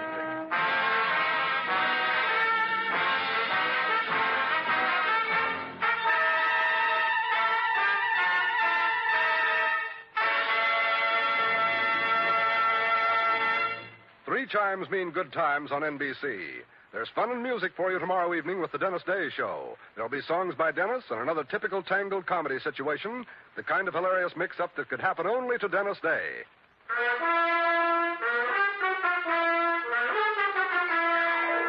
And now, back to the Hail and Farewell caper, tonight's adventure with Sam Spade.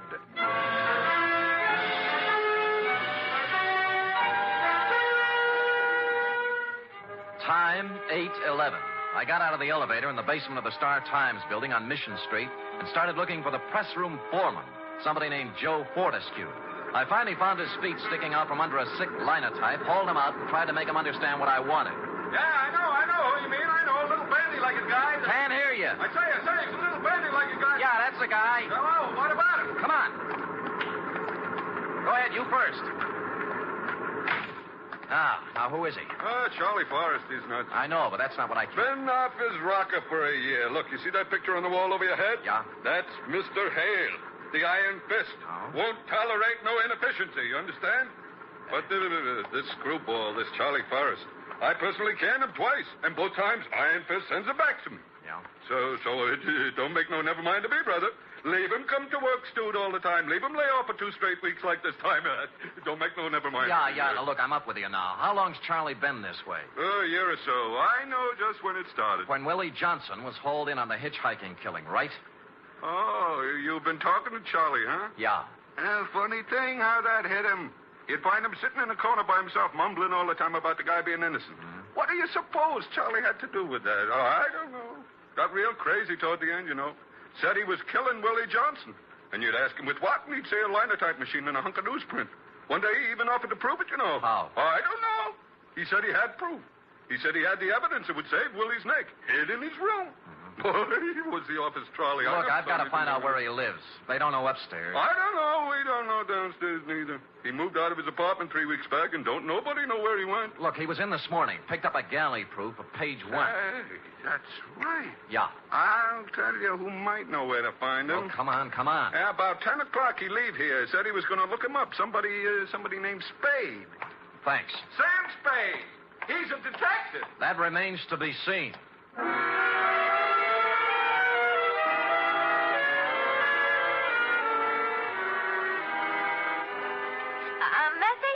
A bandy-legged little guy named Charlie Forrest, F. He must have been in around 10:30 this morning. Dear, I didn't get here till 11. They're still clearing stuff off the tracks from the MacArthur reception. Yeah, never mind that now. Listen, write this down. Oh, wait till I find a piece of paper. Hurry up. Here, under the ashtray. Yeah. Go ahead, Sam. Call Jeremy Grayson. He's a lawyer, and he's with Willie Johnson in the death row at Quentin. Tell him to get hold of a justice on the state Supreme Court and hold the line open till I get him. You got that? Yes, sir. Is there anything else? No, I'll get back to you in a little while. Sam, wait a minute. Don't hang up. What's the matter? This paper I'm writing on under the ashtray. It's a note. Well, go ahead. Mr. Spade, please contact me at once. Charles W. Forrest, Bellflower Hotel, 338 Stockton Street. It took 20 more minutes to cross town and 10 on top of that to convince the clerk at the Bellflower I had a right to the key to Charlie's room, which I had not. I tossed the room from the light fixture to the floorboards, covered everything from the window shades to the bathroom plumbing. Result, 1 batch of dirty laundry, 6 soggy cigarettes, and 2 empty bottles of sleeping pills. I was on my way out when I remembered one more thing. It wasn't an accident like in the movies. It was on purpose. I unscrewed the tops of the iron bedposts. Inside number 3, I found it. There was a payphone at the end of the dark hallway. Sam, I warned you about this. We've had 4 stays. They won't come through with the 5th. I've got a fair hold card, Grayson. Did you get the judge? Yeah, Benjamin, State Supreme Court. What'd he say? What I knew he'd say. No evidence, no stay. Tell him I got evidence. It better be good, Sam. It is. A phony newspaper, a copy of the Star-Times for the night of the murder with a special page in the classified section carrying the ad that Willie answered. How does that sound? You've got it now? Yeah. Well, for Pete's sake, hang on to it. I'll get back to the judge. Say, wait a minute. Who's behind it? It's a long story. I'll tell you when I see you. Hang up. When you what? Spade. Spade. Hang up or I'll kill you. Spade. That's it. You can turn around now. Well, Iron Fist. We've met. I've seen your picture, Mr. Hale. It flattered me, no doubt. Give it to me. What? The paper, stupid. I haven't read the funnies. All right, Mr. Spade, if you'd rather.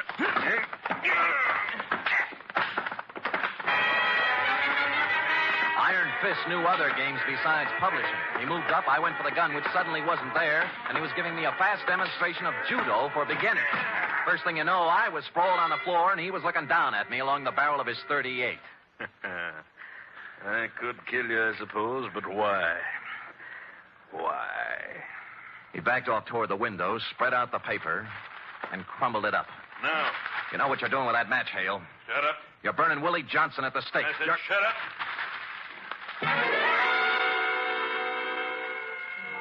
He touched the match to the pile of papers, watched them flare suddenly, lighting up the entire hallway. He looked like a medieval devil. I'm sorry about Willie Spade, but it has to be, that's all. It has to be. What did you have to do with Georgia Lyon? Nothing. Nothing at all. And her name wasn't Georgia Lyon, really. It was her stage name. No? Her real name was Farewell. Your partner's wife? Why, Spade, didn't you read the testimony at the trial? She was leaving George that night. She'd made a noble decision to walk out of his life and leave him free. For your daughter, huh, Marilyn? That's right. And it was such a tragedy Georgia had to run into Willie Johnson the very night she left. Wasn't it, Spade? Wasn't it? He bent over the fire, watched it die down into a pile of ashes. I was looking at something else. A draft from the stairwell behind me had picked up a glowing scrap and set it down at the foot of a sleazy window curtain behind him. Well, that's it, Spade. The last of Willie Johnson. The last of... I hit him at the knees as the curtain went up in a blinding flash. No judo this time, just an old-fashioned hammerlock. Let me go. Come on, give me that gun. No, the fire. I'll break your arm, Hale. I'll break your arm. There. Well, that's better. Now get up. Get up. Hale, stop. Hale!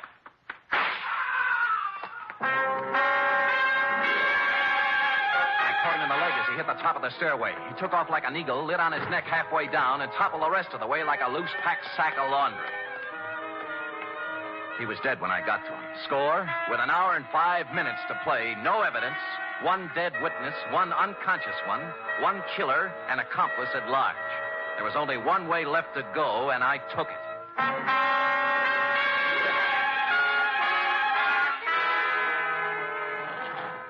Floor, please. George Farewell's apartment. That's the penthouse. Yeah, is he home? Oh, I don't know what's the matter up there, sir. I think something's wrong, awfully wrong. Hmm? He went up there early this evening with a young lady, and the door to the roof is locked at the 8th floor. That's never happened before. Any other way up? Well, you might try the fire escape if it's urgent. It is. So I climbed the fire escape at the 8th floor and went up onto the roof. Or rather, into George Farewell's patio. I worked my way through a maze of potted shrubbery around a fish pond with a fountain in the middle. Piano music was coming through a pair of French doors. But before I saw where the music was coming from, I knew it was the radio and not the piano. Because the piano, a 14-foot grand, had George Farewell sprawled across the keyboard with a bullet through his head. I crossed to the set of French doors on the other side of the house. And there I saw her, standing up on the 3-foot parapet surrounding the roof, looking 8 floors down into the street. Don't come any closer. You're not really going to jump, Marilyn. He did it his way. I'm going to do it mine. Don't come any closer. Don't. I won't. So George shot himself, huh? Why not? Can't go through life with a can tied to your tail. No running away from that. No, there isn't. Well, you're going to jump? Give me time. Oh, you want to do it the dramatic way, don't you, Marilyn? Only 35 minutes left until Willie checks out over at the... And to make it really ironic, you'll want to take off before he does, right? The one person left who can save him. I talked to Willie, Marilyn. He must hate the world. He doesn't hate anybody. Poor jerk. I think he'd feel even sorrier for you, throwing your own life away while you can still save his. You can't run away from this tin can, but you can untie it. You can climb down off that wall and ride over to Quentin with me. You can tell him George Farewell killed his wife, that the 3 of you and the little linotyper made a pigeon out of Willie. I held my breath. She swayed, looked down into the street, poising herself. Then she turned round and stepped onto the roof again.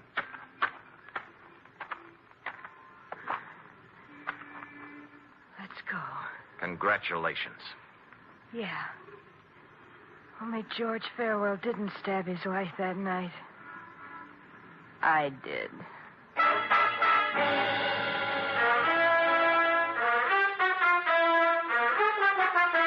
Pulled up at Quentin with 6 minutes to spare. The foregoing Justice Benjamin is submitted in support of the stay of execution granted Willie Johnson and will be set forth in detail in Mr. Grayson's petition for a new trial. Period. End of report. Gee, Willie can say. What can I say? Well, I have one constructive suggestion. I could say you're the greatest, finest, most wonderful... Yes, but you'd only be repeating yourself, Cherub. The proper line at this moment is, I shall have the report ready for you immediately following the next announcement. Right? Scoot.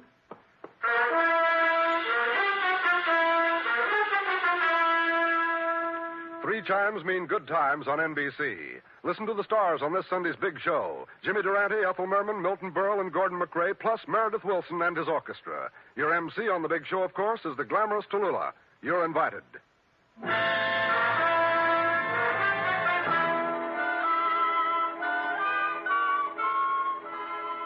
it is, Sam. Sam? Here's the report. Oh, yeah. What are you writing, Sam? Look, how's this? Man of the world, dashing, debonair, cosmopolitan, temporarily at liberty, desires employment. Sounds wonderful. Thank you. What does it mean? All right, we'll drop it down a few notches. Private investigator, accomplished raconteur, will tell troubles to listening public. Nice telephone voice. Contact Sam Spade, 1 East 48th Street, New York. 1 East 48th Street? Yeah, my address during the summer months, Cherub. You got it? 1 East 48th Street, New York City. Oh, maybe a lot of people will write, Sam. I'm sure they will. Think so? There'll always be a Samuel Spade Incorporated. Will there? Look ahead. Smile through the tears, Sam. I am. The day will come soon again when the phone will ring and you will say... Sam Spade Detective Agency. Yes, and I will say... Me, sweetheart. Buck up, old girl. Stout fella, stiff upper lip. Good show. Not goodbye, but au revoir, Sam. Hail and farewell. Good night, sweetheart.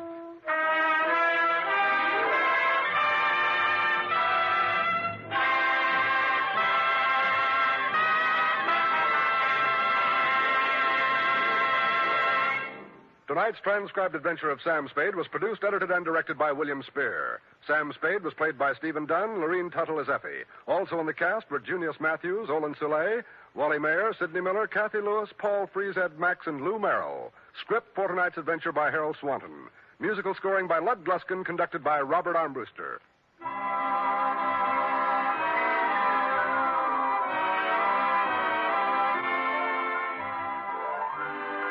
This is NBC, the national broadcasting company.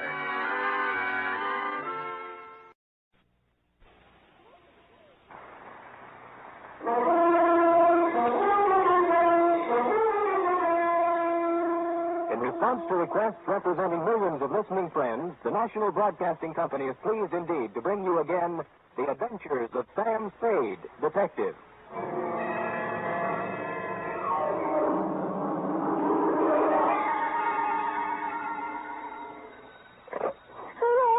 Sweet. What number have I got? Sam Spade Detective Agency. Oh, well, me, sweetheart. Nothing's happened. Call me later, Dwight. The white check. Look. I didn't know you were in town. You didn't write to me or... Effie, F. This is me in the flesh, Sammy the Spade. Oh, now what? Goodbye. Effie, I'm in a payphone. My nickel is running out. Oh, Dwight, how can you be so cruel and play jokes at a time like this? Wait, listen. Oh, you listening? Yes. I am not dead. Don't believe everything you read in the papers. Or hear on the radio. You were at my funeral. Is that what you were about to say? Yes. And it was lovely. Don't believe that either. Stay right where you are, sweetheart, because I'll be there, alive and handsomer than ever, with an account of a caper which proves you can kill some of the people part of the time. My exaggerated report on the death of Sam Spade.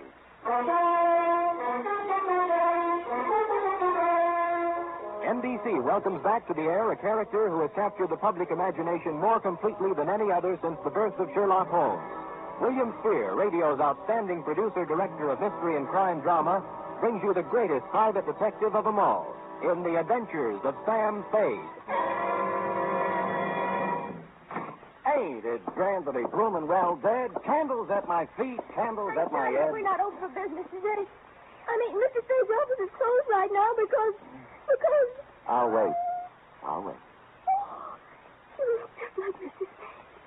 What's your name? Spade. S-P-A-D-E. Spade. Sam never told me he had a twin brother. He doesn't. But then you... I'm me, Sam. Oh, wait. Come here. Now do you believe me? Oh, what's the use? Oh, you're so much like him. Oh, never mind.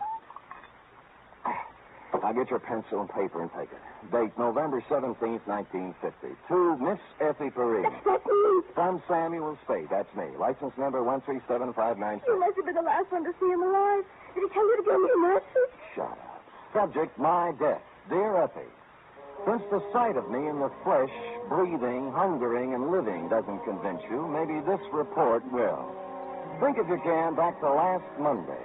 Now, if you recall, it was about 11 o'clock when, on the flimsy pretense that we needed stamps for the office, you drew $2 from petty cash and stepped out to buy a pair of step-ins. And that's when my client materialized. He was small and thin and carried with him the unmistakable odor of stale flour. His black alpaca suit, string bow tie, elevator shoes, and white gloves had no bearing on his conversation. Oh, dear. My name is Chester Swan. Are you sure? Yes. Well, my name is Spade. What can I do for How you? tall are you, Mr. Spade? 6 feet in my feet. Weight? 178. I always notice a man's bone structure, don't you? Oh, always. Open. Huh? Open. Let me see inside. I guess? Mm-hmm. All right. Fine. Oh, well, now that you know me this well, Mr. Swan, what can I do for you? Oh, dear. Perhaps I shouldn't have come here at all. I'm sorry, Mr. Spade. Well, really? Oh, dear. Oh, hello again, Mr. Swan. You wanted to talk to me? Yes, but I can't talk now. Mr. Spade. Still here. There. I live at 8516 Claremont in Berkeley. I'll be there tonight. Oh, dear.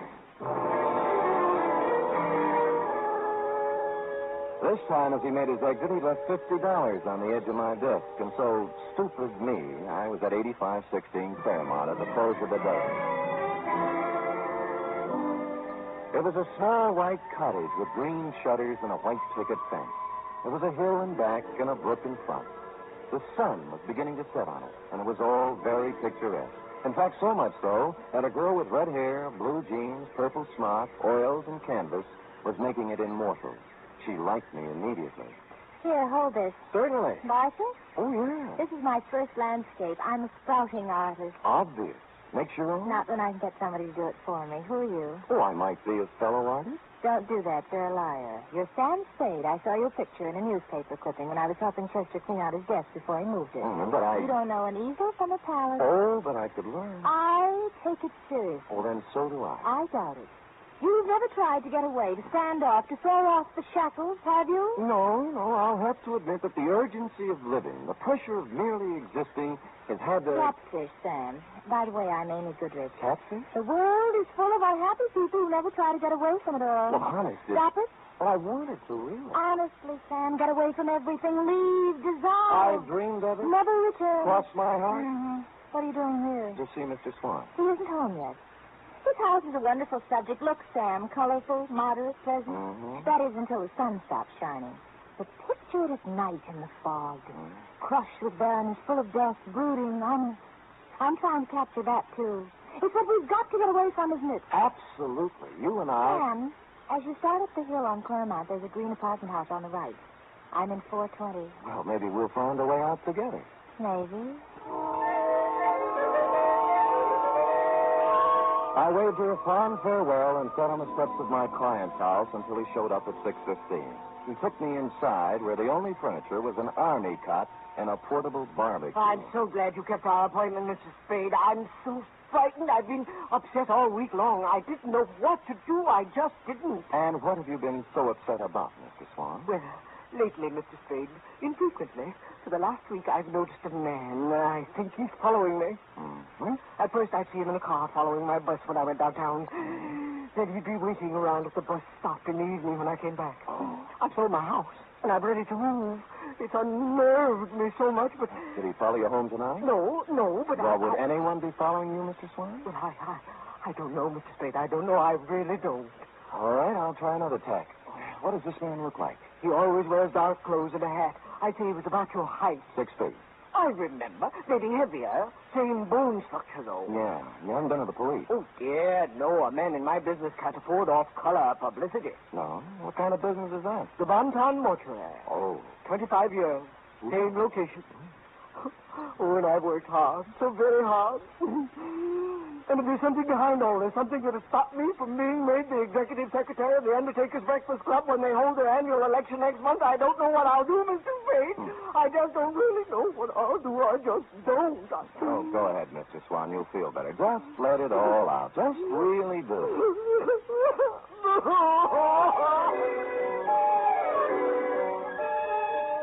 And he did. When he stopped crying, I instructed him to go about his daily habits as always and left, assuring him I'd get to the bottom of it all. I walked down to the corner ostentatiously, which is a neat trick well calculated to throw nefarious observers off the track and lull them into false security. And when the bus showed up 10 minutes later, I got on it, rode 3 blocks, walked back, and took a plant across the street. A clever ruse, as you see, to invite a showdown. 2 hours later, a man about my size in dark clothes appeared over the hill and crept stealthily to the front of my client's cottage. He had his eyes glued to the window when I walked up behind him. Hey, let go of me. Come on, you're going inside. Listen, I'm no peeping Tom. No, you're the bloodhound type. I'm inviting you in for a real sniff at Oh, your no, dog. you don't. Well, all right, then. I'll go quietly. No, okay, that's better. Now, just walk up. The kick he landed on me wasn't according to Queensberry. I couldn't move for 3 or 4 minutes, and by that time he disappeared. When I recovered my faculties, I reported the incident to my client, who cried himself to sleep. After I bolted him in for the night, I stopped on my way down the hill at apartment 420 in the little green apartment house. She was still wearing the blue jeans and the purple smock, and she still had the same ideas. Come in, Sam. You said you were serious about getting away from it all, and a whole day has passed. It was the pressure of living. I'm here to apologize. You are not the girl. I'm sorry, Angel. I love to be fooled, Sam. You're forgiven. How's the painting coming? The one of Swan's cottage. Slow. Fog is always tough. Looks nice, though. How long have you been on it? 3 weeks, all told. Well, then you've had a pretty good plan on the house, haven't you? Ever notice a tall, broad-shouldered guy in a dark suit casing the place? Tall, broad-shouldered. Pretty much like me. Could anybody be pretty much like you, Sam? No, yeah. Sam, is there something wrong? No. Well, then don't stand there doing nothing. Do something. Who, me?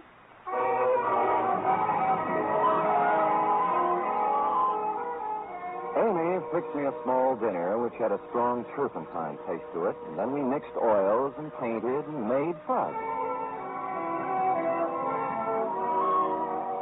Next afternoon at the Hall of Records, I did a little spade work on Chester Swan. His application and permit to practice undertaking in the city of San Francisco were dated 1938. Details: unmarried, 52 years of age, graduated from mortician school in Ohio, listed 1 living relative, nephew, Theodore J. Swan, Toledo, Ohio. I was gathering the above information when I smelled whiskey over my shoulder, which is always good luck. It was Al Torrington, who was also in the private investigation racket in this city, and he was leaning, peering from my face to the card that I held in my hand. He got over to you, too, son? Who got over to me, Al? Him. That's Finney with the tears. What's his name?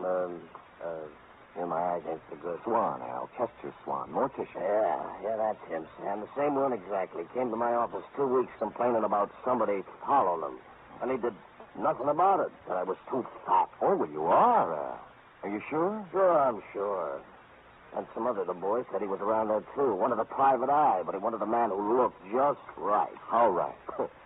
Obviously as right as you are, Sam, because it looks like he picked you. Yeah. yeah. Yes, it did look like he picked me. And I thought that over, and I didn't like it. And I called my client at home to tell him he was fired, but he didn't give me a chance. Oh, dear, I'm so glad you called, Mr. Spade. I really am. I called for a reason, Mr. Swan. I'm resigning this case. Oh, dear, Mr. Spade, you can't do that. You really can't. I don't think you've been quite honest with me, Mr. Swan. Oh, dear. Tears will get you nowhere. I made a routine check on your reasons for hiring me, and they don't quite fit with the reasons you gave. They really just don't quite, Mr. Swan. It's no game, Mr. Spade. Believe me. He's back tonight. Right now, he's standing beneath the lamppost outside my window, and I'm frightened to death. So please hurry over, Mr. Spade, and let's get this business straightened out. Please.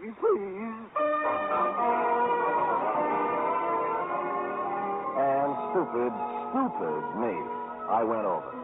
and I found that little white cottage on the hill looking grim and gaunt in the heavy fog. Amy's words about it being crushed with barrenness, full of brooding and death, came back to me. And Mr. Swan's frightened words about a mysterious man in dark clothes waiting beneath the streetlight also came back to me, particularly when I noted there was no streetlight near the house. However, there was a light somewhere in the rear of the house, and the front door was ajar. Oh, Mr. Swan! Mr. Swan, are you here? Oh, Mr. Swan, it's me, Sam Spade. Are you here? Mr. Spade? Is that you? Are you out there? Where are you? Things happened fast. I turned around to find the front door full with a man in a dark suit. He had something in his hand. It looked like a roll of cotton candy, but it felt different. It only started me against the wall, but it made me forget where my arm was. Easy, Spade. Easy does it for him. Easy. He let me down to the floor gently. I could still see the light somewhere in the back of the house, and I could hear him talking way off. Give me the needle. I can't watch. I'm going upstairs. The needle went somewhere in my left arm, but not before somebody pulled my coat off, and for no reason I could think of at the moment, also tried to pull my finger off. So I couldn't dwell on it. By that time, the stuff in my arm was going other places, and I was going with it, even though there was action all around me. That's all it does. No, stay away from me. Get out of here. Vaguely, somewhere, somebody was shooting Roman candles or having blowouts or playing bebop. I just didn't care at all. I just didn't.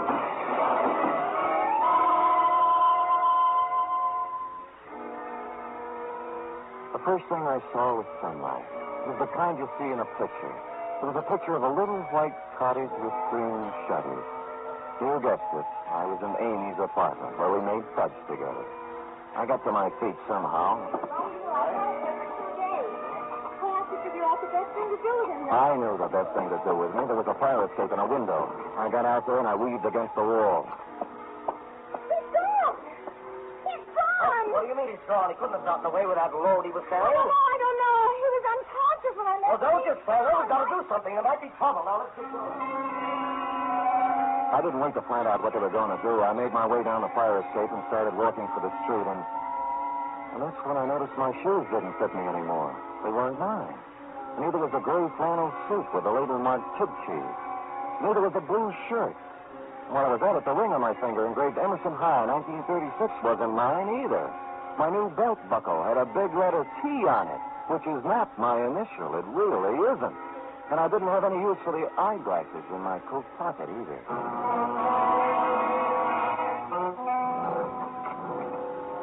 You were out when I walked in the office, F, but you've been there. There was a black crate done up in a white satin ribbon hanging on the door. The desk blotter was drenched with salt tears.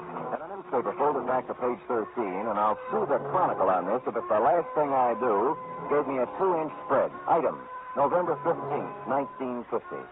15? What happened to the 13th and the 14th? Detective perishes in Berkeley fire. I read it through once. And twice. It was my obituary.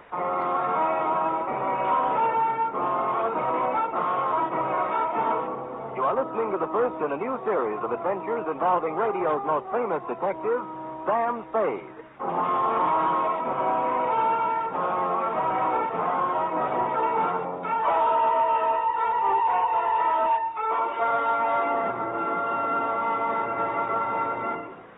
Later tonight on most NBC stations, Daffy's Tavern comes your way with another merry half-hour session, starring Ed Gardner as Archie the manager. There's a full serving of laughs garnished with chuckles and whipped up by Archie and his unpredictable friends, Miss Buffy, Clifton Finnegan, and Eddie the waiter. It's just one of the many great Friday evening entertainment features on NBC. It's Daffy's Tavern, your cue for better listening where the 3 chimes always means good times. Make it a Friday evening habit to tune early and stay late at your favorite NBC station.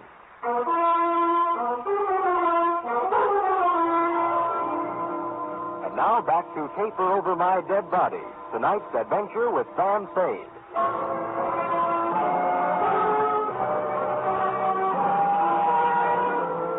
I left the crepe on the door and went out to buy a new desk blotter and some more newspapers. The Hobo News had the best story, which wasn't much. Samuel Spade, licensed private investigator, perished Wednesday night in a fire in a vacant house in Berkeley. His warm friends will feel regret at the passing of a man who was always kind to the poor. None of us ever asked Sam Spade for a handout without receiving a kind word and bon mot as he turned us down. This is nice, but I wanted more. Figured I was fairly safe to wander about unrecognized. My ill-fitting attire acquired from my unknown benefactor would be disguise enough when combined with my 2-day beard. Engine Company 16, Berkeley Division, had handled the fire, and half a block away was a grog shop called the Shamrock. I waited for a fireman to come in. Bartender! What kind of a place are you running now? I've been here 5 minutes already. All right, shut up, Patty. You just arrived. Well, it seems like 5 minutes. A wee bit more there, if you don't mind. That's enough for you, Patty. You're still on duty. I am not. I'm off now. The chief said I could be off. It is every day I receive such a shock to my system. You received your shock 3 days ago. And I'm still second man. Oh, the sight of him was terrible. Burnt as black as the good saint's beard. All twisted and horrible in death. He was probably dead drunk and didn't know what happened to him. And were you there fighting the flames and finding him like me? Oh, it was terrible. Terrible. It wasn't that bad, and you've had your limit. And who says so? I say so. Oh, you do you? And who are you? Your brother-in-law. Well, now. Well, maybe I can spot you one time. I never drink with strangers. What's your name? O'Doolin. Well, you heard the man. Go ahead, pour. Cheers. Yeah.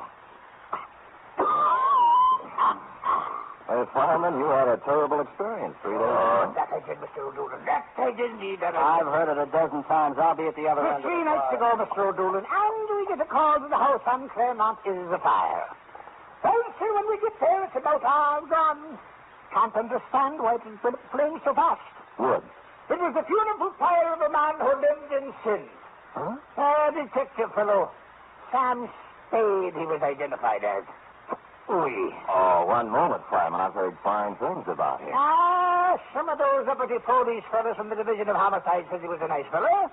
But some of the boys at the fire station and myself, well, we got our own ideas about that. What kind of ideas, Patty, me boy? What kind of good can any man be accomplishing in an empty house late at night, I ask you, Mr. O'Doolin? Oh, he was done to a turn, he was, when I burst in the door with me axe. Sit in the trouble. Charge. Empty whiskey bottles scattered all about. Sin, O'Doolin, sin. He'd gone to sleep with a smoke and cigarette that set the whole place off. Vice rampant.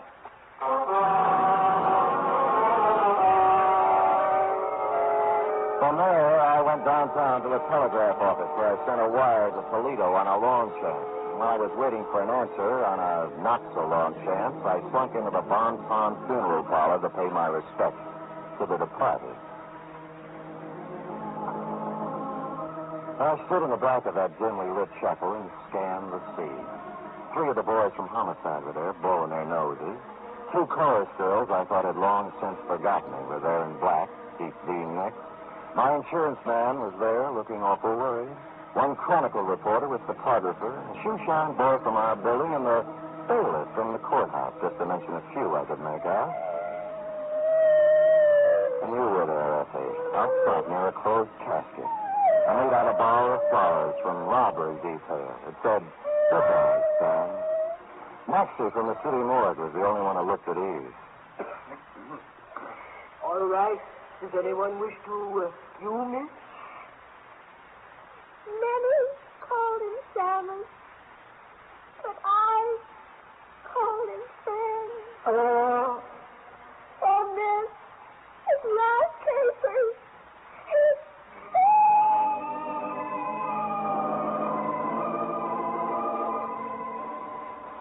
I was touched, Effie, and I would have stopped the whole thing then and there, but I had to find out who was in that casket. I reeled out the front door with tears in my eyes and slid around to the back door and into Chester Swan's private office. And there I made a phone call and got an answer to my telegram, which caused me to make another call to his bank. By that time, most of it was right in place. A search through his desk revealed nothing, and a safe standing in the corner the same. But then my answer walked right in the door.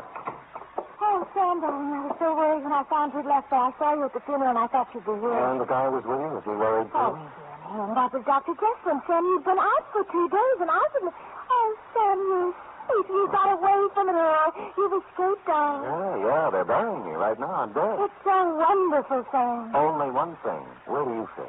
The caper. I was supposed to burn up in that fire, and what was left was supposed to look enough like Theodore J. Swan, class of 1936, Toledo, Ohio, to let beneficiary Chester Swan collect a nice pile of insurance money. Sam, what are you talking about? Who is Theodore J.? What did you say? Chester's only living relative. They're burying him right now. Somebody lost his caper. You want to tell me? Darling, I was at the house the night of the fire, working on my foggy picture.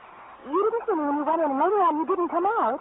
And I went over. I was on the floor, and a man was bending over me. He changed clothes with you, Santa, and I screamed, and he pulled out a gun, and I hit him with a hoe. And I drug you out on a run. And then what happened? I put you in my car and took you home. I was going to phone the police, but I decided it was something you were working on, and I went back to the house, and it... And it was burning, and you knew the man you'd hit on the head was in there. Believe me, Sam, I didn't know the house was going to burn down. I wouldn't kill anybody, Sam. I only wanted to... You only wanted to help me, and you did right, Angel. Oh, Sam. That's all right. I'm your witness. You didn't start the fire. Somebody really started it? Chester. He thought it was me lying on the floor in there. The bank tells him he's about to go busted. He figured this one out with his nephew to scare up some insurance, though. I know about the same size. Sam. Hold me. It's been horrible. This is the kind of thing I was trying to paint. Now I'm smack dab up against it, and I'm sick. I'm stricken. Easy. Sam, you're really dead. There's our way out, Sam. Just leave now. Let it go the way it is. They all think you're dead. Oh, dear. Huh? But we know different, don't we, Mr. Spade? He was holding a Navy Colt revolver in front of him with both hands. I couldn't make up my mind to rush him and count on his bad aim or stand still and be a perfect target while I tried to talk him out of it. Either way, he was a crazy man with a gun. He was getting ready to use it. Sam, he's going to kill us. Quiet, Aim.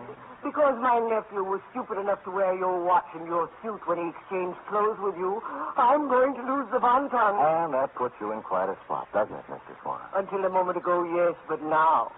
Mr. Spade, the newspapers all say you're dead. The death certificate says the same thing. All of your friends are following your casket and my nephew's corpse to the cemetery at this very moment. Everybody expects you to be dead, Mr. Spade. Thanks to you, Mr. Swan. But now, nobody'd miss you if I killed you. I'd miss you, Sam. But I'd have to kill you, too. Oh.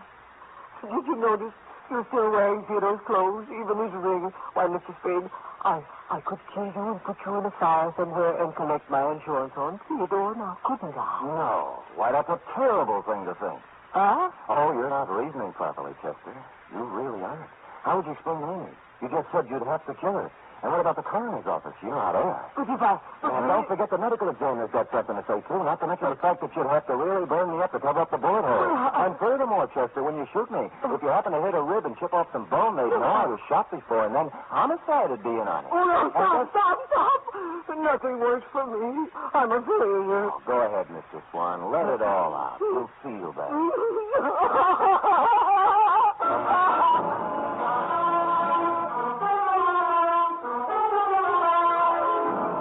And he did. And he's still crying in his cell downtown. Period. End of report. Oh, Sam, you were so brave. You actually stood there and talked that crazy man out of murdering you.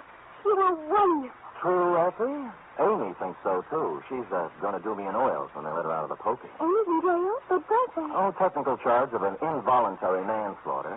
Springer as soon as the coroner's inquest is completed. Dear Amy. Did you make good fight, Sam? Fudge? Oh, that was the least of it. Oh? What do you mean? After the fight. What then? Panucci. Oh, boy. Say, go type that up, sweetheart, while I see if there's any mention of my miraculous resuscitation on the radio page. Go.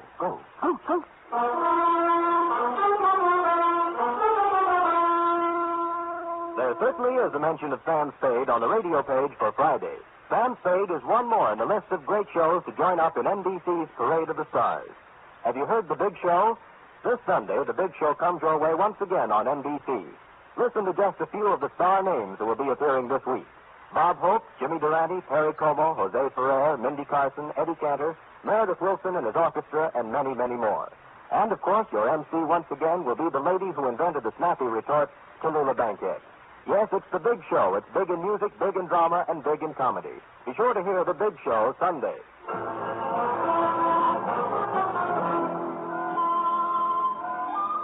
So here it is, Sam. All typed up. Good. I will sign it, and you will keep it, always, to remind you that I'm still here. Oh, Sam. Living, breathing, brave, and handsome. A paragon. Sam, what will we do about the mail? The mail? What mail? Where? What? Oh, the letters and postcards and telegrams and all that came in when people thought you... Oh, way over here. We thought you... Oh, there's been enough tears tonight. Oh, Sam, it's so good to have you back. Will you be the same as you always were? Well, I'm going to try. Because then you can't help but be, like they say, the greatest private detective of them all. We'll see. Good night. Good night, sweetheart.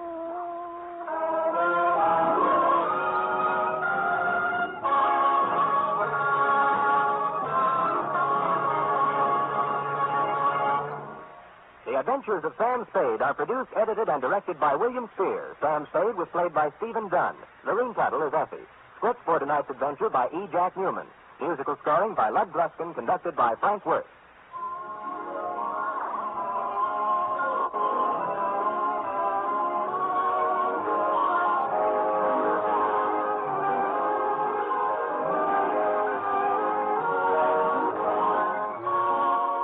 Join us again next week, same time, for another adventure with Sam Spade. Hear the magnificent Montague, then visit Duffy's Tavern on NBC.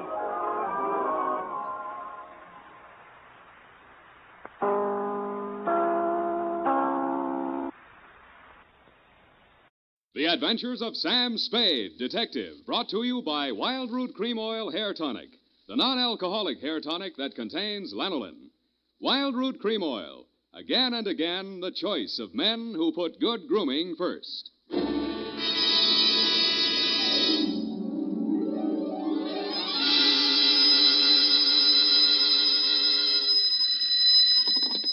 Spade Detective Agency. Me, sweetheart. Oh, Sam, I got it. Got what, my pet? A bank book, Sam. Well, you must advertise in the Lost and Found right away, Effie, and find the owner. There might be sickness in the family. Oh, but it's your bank book, Sam. What? Uh-huh, it has your name on it.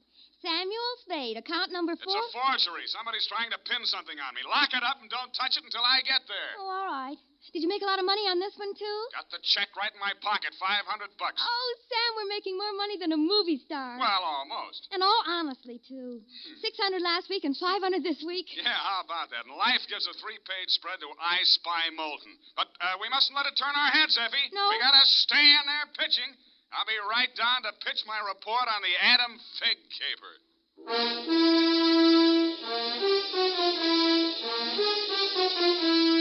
Dashiell Hammett, America's leading detective fiction writer and creator of Sam Spade, the hard-boiled private eye, and William Spear, radio's outstanding producer-director of mystery and crime drama, join their talents to make your hair stand on end with the adventures of Sam Spade.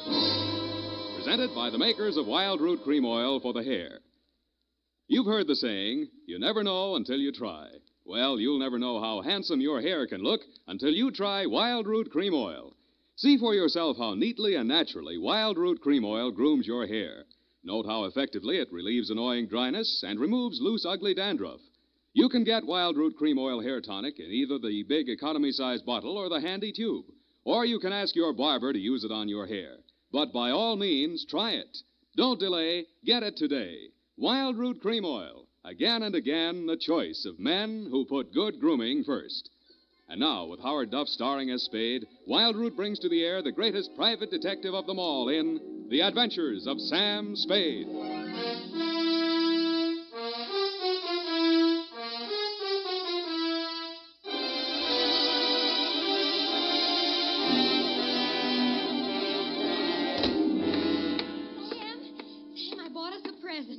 Oh, you're going to love it. Well, we got to watch these expenses, Effie. There's always something. Yes, but this will be saving. It saves confusion. It saves fretting. Mm-hmm. Now, this gadget here, what is it? It's a Minna robot. A what-a-bot? It's for busy men like yourself, Sam, so you don't have to burden your mind with petty details. You see, it has this dial on it, right here. And you drop these little cards in this slot. You don't have to worry about that. That's for me to take care of. Oh, good. Then, when you come into the office, and supposing you have an appointment with Mr. Jones at 2 o'clock, and you forgot about it, you just dial 2 o'clock, and the little card pops out. And it says Mr. Jones on it. How do I remember to dial 2 o'clock? Oh. Well, maybe it's in the instruction book. But anyway, now go ahead, Sam, please. The card's right in there. Now, dial 2 o'clock. Go on, Sam. Let's see. Just like a telephone, Sam. Now what do I do? Well, give it time, Sam. It's thinking. Must have forgotten. Jones. Mr. Jones. Effie, do you think it's dead? Oh, Sam, I don't understand it. It was working perfectly. Well, I'll take it straight back first thing in the morning. You'll have to. It'll never find the way itself. You got your book, sweetheart? Yes, Sam, I don't understand. It was working perfectly. Well, that's all right, honey. It doesn't matter. Date October 5, 1947, to Hillary Exxon, Esquire, from Samuel Spade, license number 137596. Oh, honey, it's only a memo robot. Subject, the Adam Fig Caper. Dear Mr. Exxon, October 2nd in San Francisco was one of those days that you see blown off the calendar by a gust of wind in the movies to denote that time is passing. It was a day for scraping off the minutes with a fingernail file and wondering whether the display ad I'd paid for in the classified section of the phone book wasn't just a waste of money. It certainly wasn't the day I'd expect a leprechaun to walk into my office. He said his name was Adam Fig. He said he was the butler at Exxon Manor in Los Nidos. The limousine, Mr. Spade, is waiting to take you away. We mustn't keep them waiting, must we? Of course we mustn't. Who mustn't we? Why, Mr. Hillary, of course, sir. Oh, Mr. Hillary. And old Mr. Exxon. The old gentleman is very ill. Dr. Feige's office is down the hall. Turn to your right, second door. Well, I assure you, sir, that Mr. Exxon is the best of medical care. Your duty will be simple, to prevent his death. Do I donate blood or just frighten away the evil spirits? Oh, it isn't quite that, sir. Someone is trying to kill Mr. Exxon. He's a very sick man, and I'm sure he'd prefer dying from natural causes. I get $25 a day in expenses. Here is an ample amount in advance.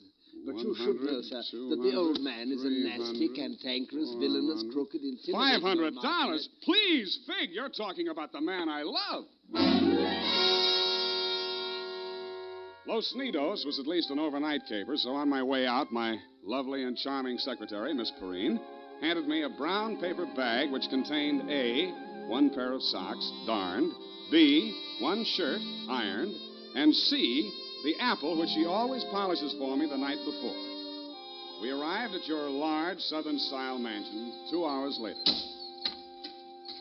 Fig! Oh, Fig, where the devil have you been? To the city, sir. I can't find the keys to the liquor closet. Where are all the maids? What happened to that cook we hired yesterday? Who is this man, and why is he wearing that necktie? This is Mr. Spade, sir, the detective. I'm Hillary Exxon. Come in, please. Go on upstairs, Fig. See what that girl is doing to my father. I don't believe she's in this at all. Very good, sir. In here, Mr. Spade. Pardon the condition of the house. The old man has been firing the servants again. Your father, you mean? Yes. Every time he gets shot at, he fires all the servants. He gets shot at pretty often? About once a year. In the fall. You always hire a detective? No. Oh, dear. I'm not keeping you up, am I? No, excuse me, please. It's much worse this time. I can't get any sleep. Guns going off in the middle of the night. The whole household disturbed. When and where was he last shot at? Yesterday morning at about 1:30. I dug the bullet out of the woodwork myself, a .38 caliber, embedded in the door frame that leads to Miss Kaywood's room. That's his nurse. Was she with him at the time? No, Dad sleeps like a baby, full of sedatives. She sees to that. Shot come from outside? Yes, but we found nobody on the grounds. No traces of anybody. I don't know whether Dad knows who shot at him or not. He's such a closed-mouthed old devil. You don't care very much for your father, do you? To be frank, Mr. Spade, if hating weren't such an effort, I would despise him. He is without a doubt... Well, listen. Get out of here! There, that's just a sample. Well, come on, let's see what's eating him now. Get out! Talk to me like that. I tell you, I won't stand for it. Well, you don't have to stand for it. Take that silly painted face out of my sight. Don't you dare to. Get out! I'm quitting. quitting, Mr. Exxon. I can't stand it another minute. Yelling, screaming, throwing things at You him. must have done something to set him off. But I didn't, I tell you. I Oh. didn't. This is Mr. Spade, Miss Kaywood. Oh, a detective? Will it make you happier to know that I'm a private detective, Miss Kaywood? Well, Mr. Spade, I only hope you can prevent a murder. If there's any way at all that I can help, Thanks. I'll see you downstairs after I've talked to the old man. You'd better go in alone, Spade. Oh, Miss Kaywood, do you have a throat spray downstairs? I seem to be congested. Oh, go away. Go away. Go away. Oh, well, wasting ammunition. Who are you? If you're a total stranger, come on in. Well, don't be afraid, son. Come on over where I can look at you. It's hard to keep my eyes open. Oh, I mustn't do that. Oh, so you're the detective, eh? That's right, Pop. If you want to take a little nap or something, I'll come back later. What did I say just now? Come back later? No. There's no reason for you to come back later. I'll say everything I have to say right now. The shot woke me. I didn't see anything. I don't know anything. I've got a million enemies. I can't remember the names of any of them. Why don't you try to remember? I could have them checked. You're wasting your time, Sonny. In my day, I've wiped out 100 men, and I'll outlive anybody who's gunning for me now. You must be proud of your past, huh? Proud? Sonny, a past like mine is the finest thing an old man can have. I've swindled my partners and betrayed my friends. I've turned state's evidence just to see my associate get sent up for 20 years. And they say my wife died under peculiar circumstances, and I got rich off her insurance. Now I'm done talking. Do me a favor, son, please. I've got to get a half hour, 20 minutes sleep alone. You'll keep them out, everybody. Please, will you? Sure, Pop. Go ahead. Go on, sleep. Oh, thank you. Gracias.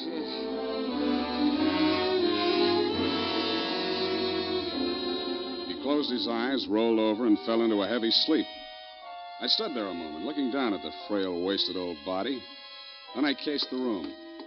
In digging the bullet out of the door, Hillary had done a good job of ruining any chance there might have been of proving the direction it had come from. I strolled out on the balcony. It was a pretty night. I lit a cigarette and took it in. Then I heard a door open and close softly behind me. Nurse Kaywood was at your father's bedside. She was filling a hypodermic from a small vial of bluish liquid. He didn't awaken when she jabbed it into his arm. Then she saw me standing in the doorway. She hastily dropped the medicine vial into her uniform pocket and came around the bed to meet me. Oh, Mr. Spade, thank heaven. Why, when I saw you standing there in the half-night, I thought you might be... Thought I was who? Why, the man who fired the shot. There was a man? I don't know. I didn't see it happen. I just assumed that... You shouldn't have done it. I warned you, Eleanor. Oh, we're disturbing him. Let's talk outside. Okay. Oh, it's good to breathe something besides sick room air. I thought you got used to things like that in your profession. Why are you so unfriendly, Mr. Spade? Nurses are human, aren't detectives? Try me, sweetheart. Oh, I know what you're thinking of me. But after a week in this horrible house, that poor old man, he's frightened. He's really frightened. What of? Why, the shots. 38 caliber or hypodermic? Surely you don't think that He's supposed to be under sedatives. The doctor's orders. Sorry, sweetheart. It's my job to suspect everybody. Can't you forget your job, even for a moment? Sure. If you don't mind the fact that I know you're a liar, that I'd make book you didn't come here primarily as a nurse, and what's worse, your act's not even convincing. Oh. Is it that bad, Sam? Yeah. Almost bad enough to be good. Come here. Oh, I hate you.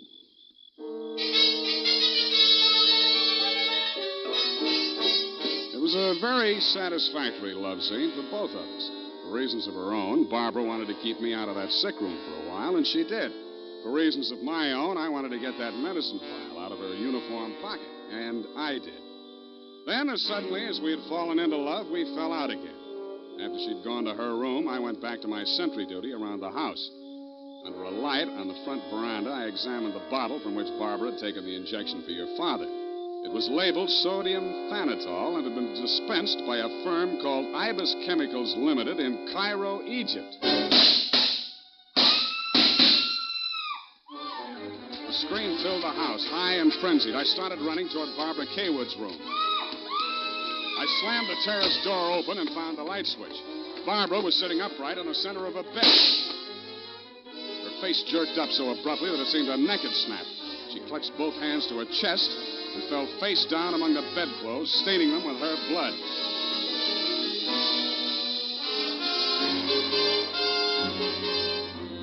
I don't know whether I went through, over, or around the screen that stood between her room and the old man's.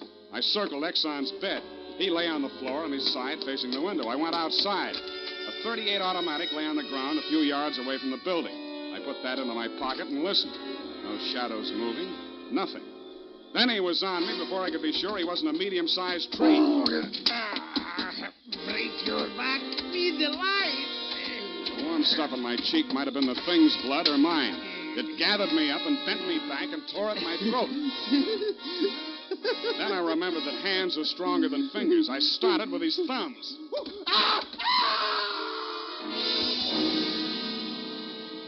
He lay there for a moment, then his huge body began to twitch. He was holding his fingers and sobbing like a baby.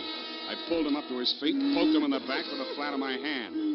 I followed him through an opening in the hedges and down a long, pitch-dark lane toward the lights of a squat brick house set on the top of a slight rise.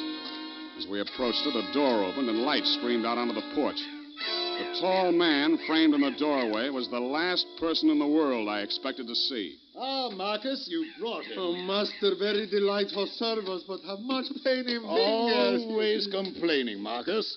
Welcome, Mr. Spade. Come in, my dear fellow. Come in. I've been expecting you. Family fortune by blackmailing me. And if you don't remit, Exxon could have you booked for forgery, blackmail, definition of character. Oh, my dear fellow, please. This is most painful. But if I had but the original letter, I could destroy it and go back to the felt. Ah, the felt. What happened to it?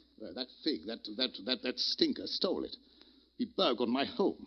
Are you taking pot shots at old Exxon? Well, don't be a fool, man. I want Exxon to stay alive. I must find out some part of his life which will have an exchange value that will cancel out what he has on me. By the way, old thing, you met Miss Kaywood. Mm-hmm. At the present moment, she's milking me for $150 a day. Oh? She's supposed to goad the old man by whatever means necessary into talking about his past. And that information she is to bring to me. Well, that ought to be easy. Exxon brags about his past. Now, so far, I've learned that Hillary Exxon stole 2 heifers at a livestock show in Abilene in 1906. I feel for you, Captain. That wouldn't get much on the current market, would it? My dear fellow, I've a proposition to make to you. Should you ferret out anything that would be of value to me, I'll reward you handsomely. Well, maybe something can be arranged, Captain. Good, excellent. May I have your word on that? Well, there isn't much time, Captain. I'd better trot on back. I'll show you to the door, sir. And let me warn you, Mr. Spade, for your own good, should you ever hear the thrum of ibis wings, run, flee. I assured him that I would heed his warning, bade him good night, and started back down the lane in the direction of Atchison Manor. Business was going on as usual. There were no shots this time, only the scream. When I got to Barbara's room, you and Adam were standing at her bedside trying to quiet her down. Well, Mr. Spade, is this the way you guard the house against intruders? Where have you been? Ask Adam. What does he mean by that, Fig? I'm sure I don't know, sir. I've not left the house, sir. What happened here? Oh, she woke up screaming. She said someone had come into the room and torn off her bandages. A nightmare, of course. Please, I want to talk to Mr. Spade alone. Oh, please go. Adam, you go too. Please, Hillary, you go too. Good.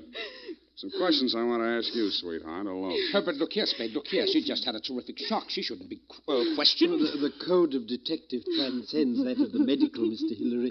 Perhaps he should have a few minutes alone with Miss Kaywood. Oh, very well, Fig. I suppose you know best. Remember what the doctor said, Miss Barbara. Not too much exertion. What happened, Barbara? Well, it could have been a dream. Somebody was standing over me in the darkness and peering down at me. And then he started to rip off my bandages, and I screamed. And when Fig came into the room and he turned on the lights, he was gone.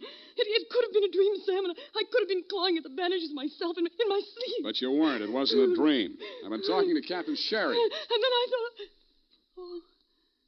Oh, well, how much do you know? That you've been feeding the old man truth serum to get him to talk in his sleep. Oh, How much talking has he done? well, plenty. How much you told Sherry? Well, just as little as possible. Why? Because, Sam, if we can keep that old man alive and out of jail long enough to sell what we know to Sherry for what it's really worth, we'd be fools not to do it. What makes you so sure you'll stay alive long enough to collect, sweetheart? Well, because you're going to help me, aren't you, Sam?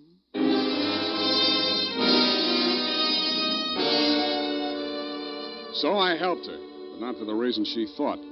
I made a lot of noise leaving her room and going to mine. Going back, I didn't wear any shoes. I slipped into a clothes press in her room so quietly that even she didn't hear me. I left the door slightly ajar and waited. Time passed, and I was stiff from standing still. It happened at about 3 a.m.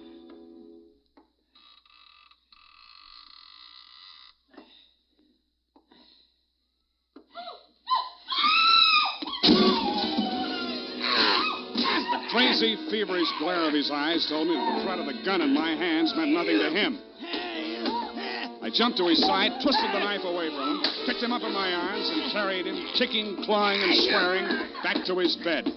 He lay there, breathing hard. Then he smiled. You're a smart one, Sonny. You had me figured out the first time you came in here, didn't you? Not quite, Mr. Exxon. The gun under your window was the clincher. That gun? Sure. I had it under my pillow all the time. I got tired of shooting into door frames. Look, you're dying, Mr. Exxon. There's no use trying to make up stories now. You're right, Sonny. I knew that nurse would sit up in bed after I fired tonight. And then I let her have it right through the screen. Why? You know why well enough. She was doping me up and sneaking in here at night, listening to what I was babbling about. Maybe you weren't saying anything important, Mr. Exxon. I might have, Sonny. I might have. 14 years ago, I killed my wife. I wanted to carry the secret to my grave.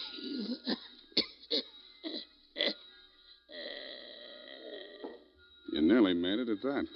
Mr. Spade, what's happened? Is he dead? He's dead. Did he say anything, sir? Did he confess anything? You must tell me if he said anything. I didn't hear him say a word. Ah, well. Yeah, Mr. Spade. Shards with a certain texture, a significant quality. There's a certain smell, yes. Ah, an omen. You can inhale it, sir. Journey thou to Nairobi on the veldt. Tarry 7 days, and you will collect the fabulous golden skull of Wizami, king of the Bojamas. Aha! Marcus! Yes, master. Unhook the hooker. Pack the marmalade. We are off to the veldt.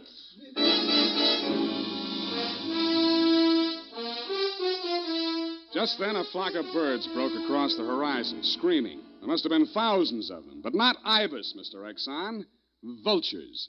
I suppose if you're going to pay any attention to omens, it's a good thing to know your birds. Period. End of report.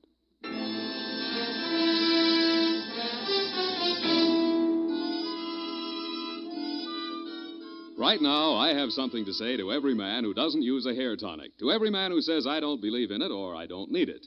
That all depends on what you mean when you say hair tonic. If you mean the old-fashioned greasy kind that leaves your hair smelling like a perfume factory, you're absolutely right.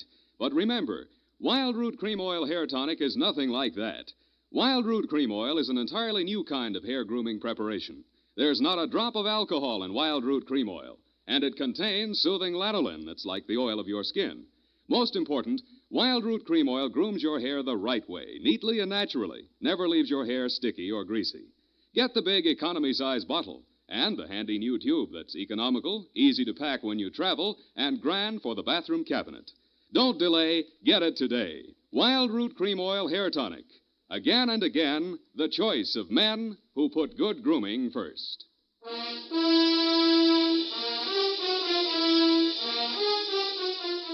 Well, Effie, Sam, the memo robot works after all. I told you it would. Yeah, it just takes a little time, sweetheart. Oh, read the card, Sam. Now, you see? You'd know you were supposed to see Mr. Jones at 2 o'clock. Isn't it wonderful? Well, this card doesn't even mention Jones. Huh? What does it say, Sam? Well, it says, journey thou to Friskin's Drugstore, wager $5 on Ira W. in the third at Belmont Park. Oh, Sam, it's psychic. Tarry but a moment. Yes? Thou wilt lose $5. Oh. Good night, Sam. Good night, sweetheart.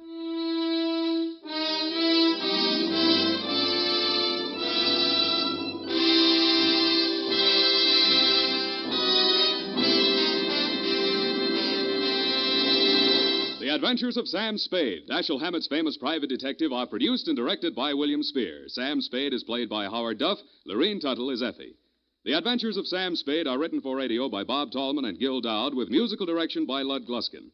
This is Dick Joy, reminding you that next Sunday, author Dashiell Hammett and producer William Spear join forces for another adventure with Sam Spade, brought to you by Wild Root Cream Oil. Again and again, a choice of men who put good grooming first. Smart girls use Wild Root Cream Oil, too, for quick, good grooming and to relieve dryness between permanents. Mothers say it's grand for training children's hair.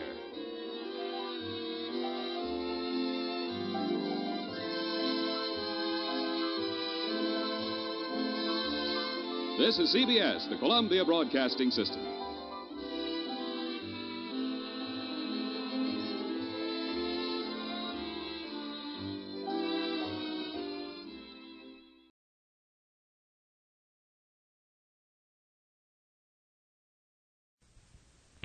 Listen now to The Adventures of Sam Spade, starring Howard Duff in The Convertible Caper.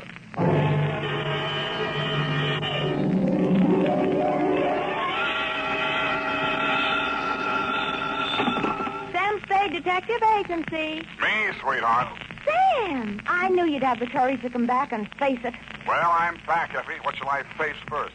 You didn't do something else, did you, Sam? Besides what? Besides running away with that woman in a stolen car. You're a little mixed up, Effie. The car was stolen from her. You mean it was her own car? Well, not exactly, Effie. You see, she stole it from somebody else, and then somebody stole it from her, and then I got it back for her. Well, it must have been quite a car to be worth all that trouble. It wasn't so much the car, Effie, as... Party? Sam, I don't understand. Think it over, sweetheart. I'll be right down to dictate my report.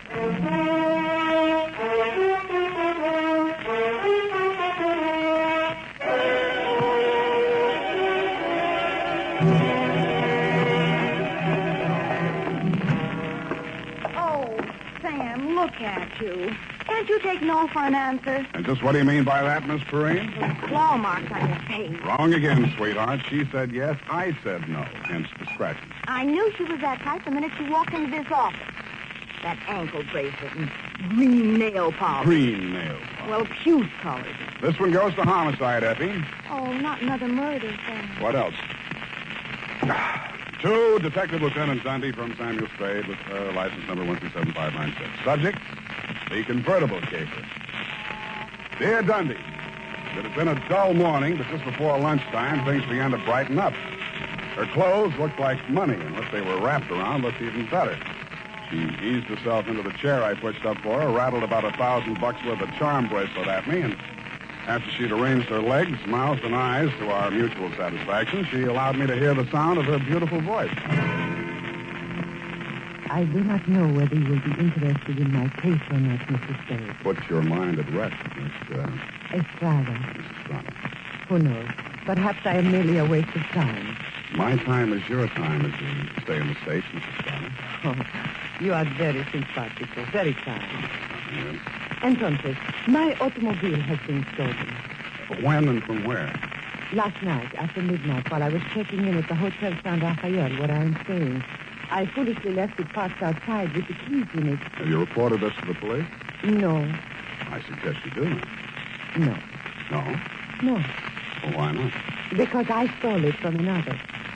Oh, I see. No, but you do not yet know all. If the police find the card and notify the one from whom I stole it, then that one will know that I am in San Francisco. And that's bad.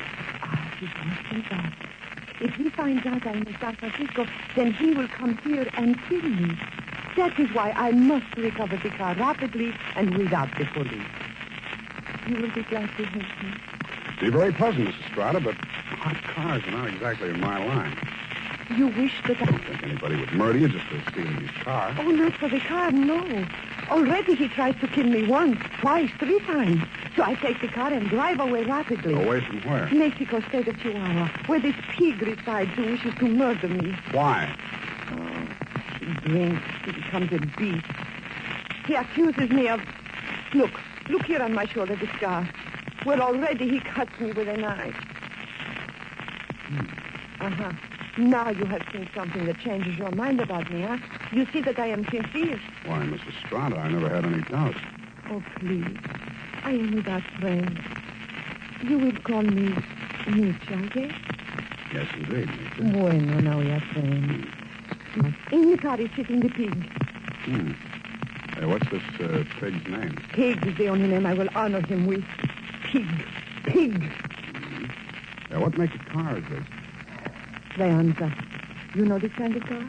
Yeah, it's a foreign car. I've seen a few around.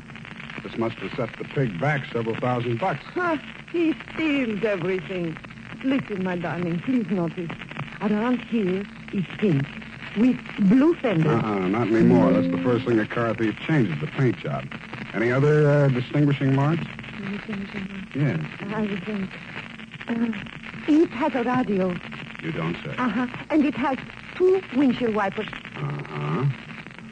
Well, I'll buzz around, Meetcha. If I find anything, I'll let you know. My fee is... Yes. Yes, that is something else. I have no money. Oh, that's great. That's just great. But I am sincere. You said so. Look, my darling, take this. It is worth very much. See? This little charm malone. Platinum set with diamonds. Worth very much. You will keep it until I pay you, eh? Adios, Father. Hasta la vista. She thrust the charm bracelet into my hand, bit me on the ear, and departed. I put a Band-Aid on it, ran some cold water over my head, poured myself a stiff slug of bourbon, and examined the bracelet. The dangle she pointed out was a white metal disc with a monogram in diamonds, 2 vertical bars with a horizontal one on top. It was the Greek letter pi or the initials PT, depending on who had stolen it from whom. I knew it was at least worth my fee. I dropped it into my pocket and went out. My first stop was over on Mission. The sign on the building says, Masterpiece Auto Painting, Joe Rembrandt, proprietor. Sam, long time no see. Hello, Joe. Got something you want painted? No, but I think you may have painted something I want. Sam, you know me. They drive them in the front. We spray the paint on them and push them out the back. No questions asked. That's quite a turnover, Joe. Yeah, we're going big time. Got the exclusive now for the syndicate work in the hill. Is that right? Yeah. What are you looking for, Sam? A murder car? Could be. It's a custom job, foreign car, Deonza. Hey, here's what it looks like. Yeah, convertible. Sure, come in this morning. 2-color job. Which 2 colors? Canary yellow body, baby blue fenders. Yeah, quite a car, Sam. Quite a snazzy Heath. Heath, huh? Yeah. Is that what you want to know? It was. Happy Herman Heath was one of the biggest used car thieves in the city. As I got off the streetcar in front of Happy Herman's lot, a flash of canary yellow paint caught my eye. I strolled down between the rows of cars and found it. Yes, sir. Heath's the name. Happy Herman Heath. Every car on this lot is in perfect mechanical condition. Take your choice. Kind of hard to choose, Herman. There's so many here. Yes, sir. It takes a heap of heaps to make a heap of heaps. Yeah. That yellow job with the blue fenders there? Oh, yes, sir, but the motor in that car, it does need some work. Now, over here... Does it run? Oh, yes, it'll run. But over here... This is more what I want. Let me try it. Sounds all right to me. Oh, idling, yes, but needs some work in the transmission of the differential. Mind if I drive it around the block? Well, the mechanics are just about to work on it. Besides, I'm afraid this car is more than you care to invest. Well, let me try it out anyway. Here, I'll leave a deposit. I reached in my pocket for Meech's charm bracelet. He took one look at it, and his expression changed. Well, why didn't you say so? No deposit is necessary. The car's yours. Drive it as far as you like. Thank you, Herman Heath.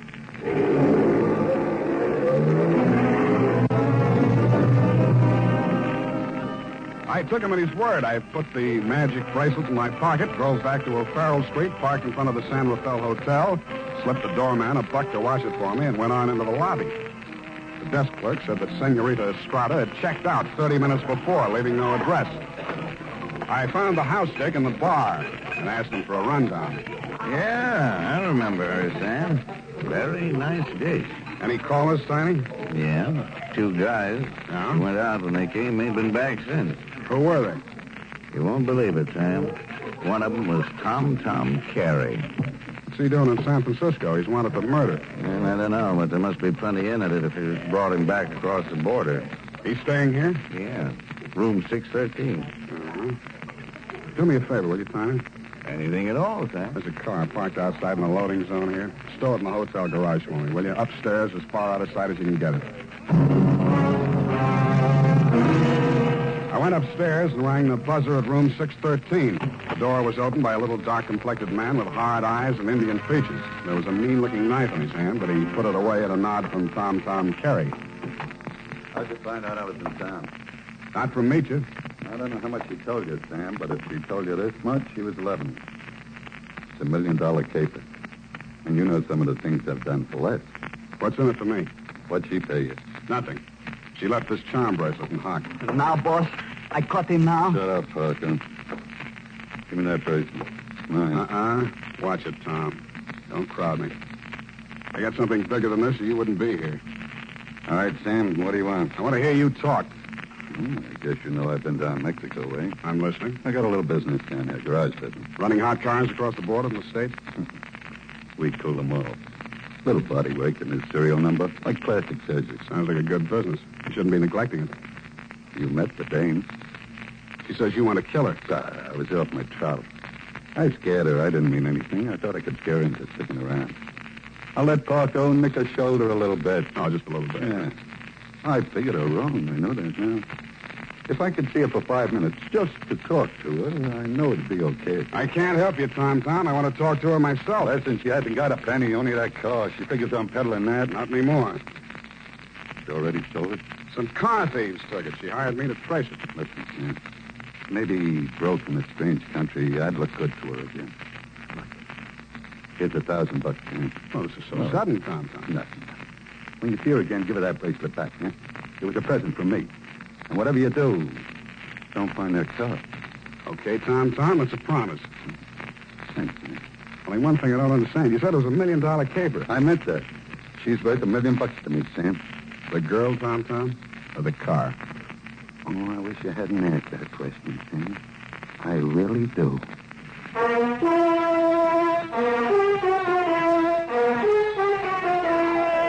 And now, back to the convertible caper. Tonight's adventure with Sam Spade.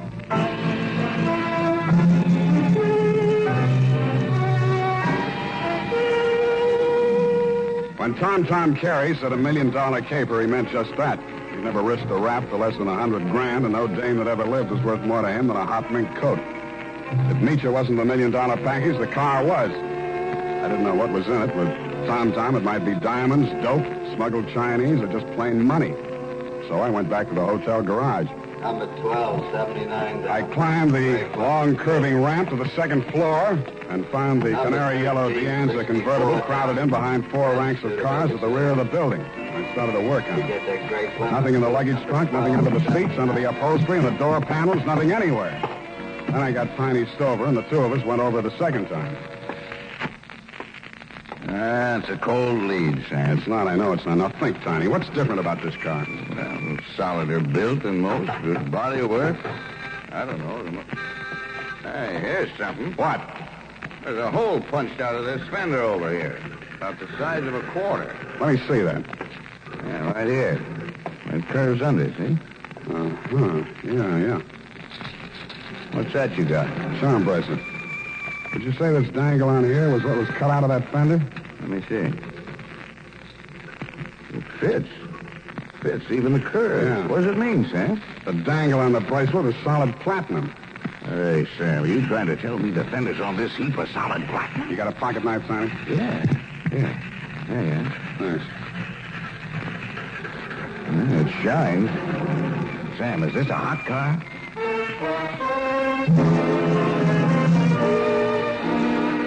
didn't answer him. I didn't have to. He looked from the gray-white gleam of the bracelet charm to the square of paint I'd scraped off the fender and answered the question himself. Meech's convertible was convertible in more ways than one. It was about the hottest car in San Francisco as of that moment. After I'd left the garage, I tried to phone Tom, but he wasn't in. I had an uncomfortable feeling he was out looking for me. He was. As I stepped out of the phone booth, there was a rush of air past my left ear. A knife stuck in the wood less than an inch west of him. I came out in the street and found to see him duck around the corner into an alley. I ran after him. I collared him and stood him up against the wall. Let me go. Let me go. I cut you down. What do you know about that car? What do you know about that car? Come on, talk, or you get more of this. I don't know nothing. They don't tell me nothing. Where's Meecher? I don't know. Meecher don't know nothing either. Only Tom and... Tom and who else? I don't talk no more. They cutting you in? I don't need no cut. The boss, he pays me good. 40 pesos. Sometimes more. Work for me and I'll cut you in. I cut you to pieces. The boss treats me good. Sure, you do all the dirty work. There's any trouble, you'll take the rap. What means rap? They put you in a little room and squirt gas in you. You fall dead. Gas? Tom do this? He does indeed. Venga. Come, I take you to see the man. Su nombre es Félix. I think he will be very happy to see you.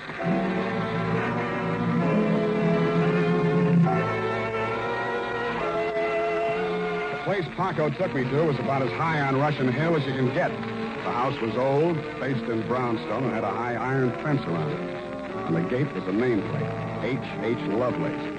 When I opened it to go in, I noticed that Paco was no longer with me.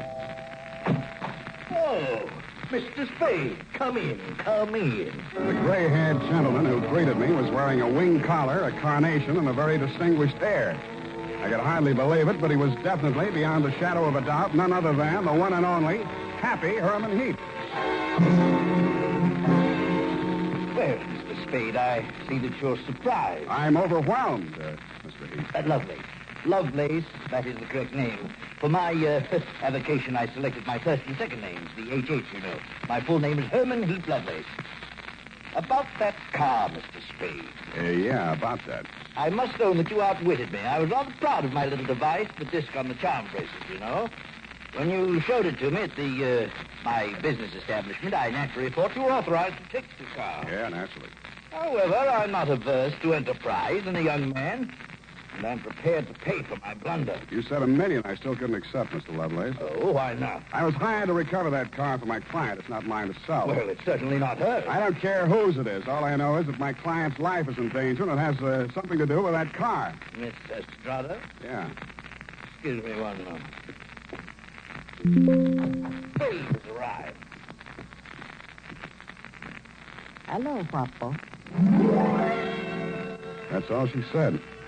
Then she stood there looking at me in that way that made you not care who she was double-crossing or why. Then she turned to Lovelace, alias Herman Heap. How much does he know? Alas, everything, I fear. He has agreed to our terms? Yes. Good. I must have my bracelet back now, Sam. Sure, it's right here in my... I reached in my coat pocket for the charm bracelet she'd given me to keep for her. It wasn't there. It wasn't in any of my pockets. I guessed that it was in one of Paco's pockets. Meecha watched me fumbling, her eyes blazing with anger. Fool, you have lost it. We are helpless without that. I thought it was the car you wanted. Please, one thing at a time. I suggest that we first gain possession of the car. Yes, Lovelace, you are right. First, the car.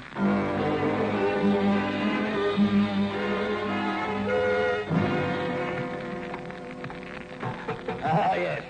This is the car at last. A princess in vulgar raiment, but still a princess. No royal coach carrying a king to a coronation ever held such riches. Hey, you talk too much. Oh, I do. Well, take your place at the wheel, Mitcher. We shall drive out of here into a splendid future. After you, Mr. Spade. No, Mr. Heath. After you. Ironic, isn't it, that with all my varied interests, I've never learned to drive a car. Será tu poco, viejo. You seem kind of shaky, Meecha. You sure you can handle the car down the ramp? I'm a very good driver, Guapo. Meecha, stop! Put on your brakes. There's a man coming up the ramp. Pig!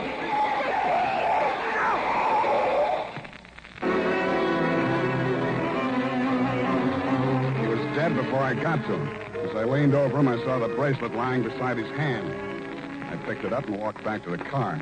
Nietzsche and Herman Heath Lovelace were sitting in stony silence, glaring at each other. Is he dead? Yeah. Was the bracelet on him? I didn't look. Lovelace, go and frisk him. Must I? It's very distasteful to me. Come, Mr. Spade. You fool. We trust this detective. Go on.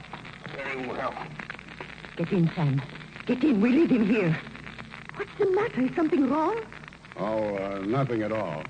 Come back here! This is an outbreak! I mean, quick! Come back here, I say!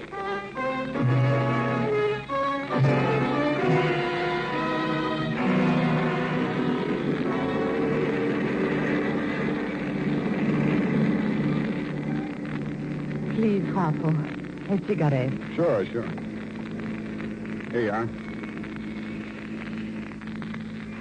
Gracias. De nada. I saw you pick up the bracelet. I meant that you should share with me. That is why I gave you the bracelet in the first place. I liked you. Couldn't have been because you were safe as long as Tom didn't know where the bracelet was, and if you had to kill somebody for it, it would be me. Please, querida, what does it matter now? We are together, we have the car, we have the bracelet, and the pig is dead. That's what worries me. Oh, surely you do not think I meant to kill him. Of course not. Your foot just slipped. You stepped on the gas by accident. Yes, that was it. It won't stick, sweetheart. Not with me. But with the police? My story won't help you. I don't know enough. Oh? Then I tell you everything. I was with Tom for a year. I hated him 365 days. I tried to run away. Always that Paco came after and brought me back. Then, Senor Lovelace came with the car. Senor Lovelace had much money, but he could not take it from the country. So he stole platinum. Some he received from refugees who had sent their fortunes abroad in that form. But there was no safe way to get it across the border. So for a cut, Tom had the platinum made into fenders and welded onto the car. Why was the bracelet so important? It was too dangerous for Lovelace to bargain directly.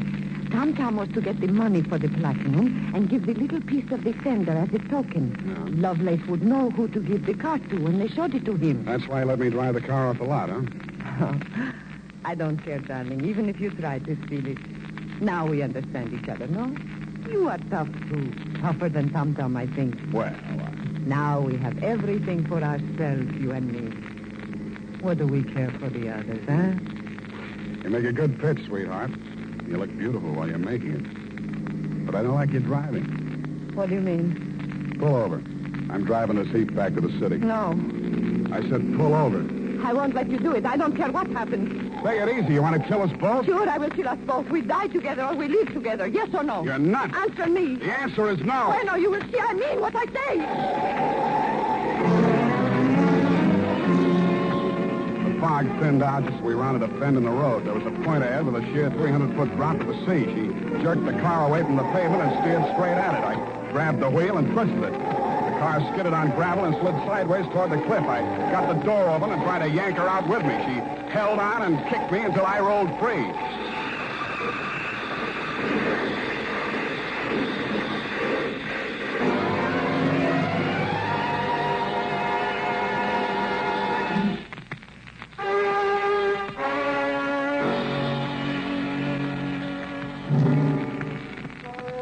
She didn't look very beautiful when I saw her for the last time.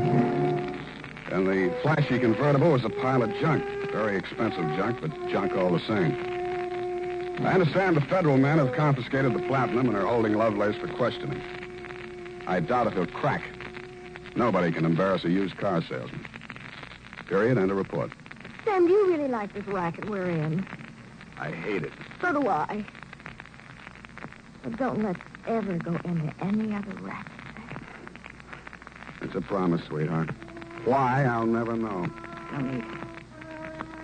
Good night, Sam. Good night, sweetheart.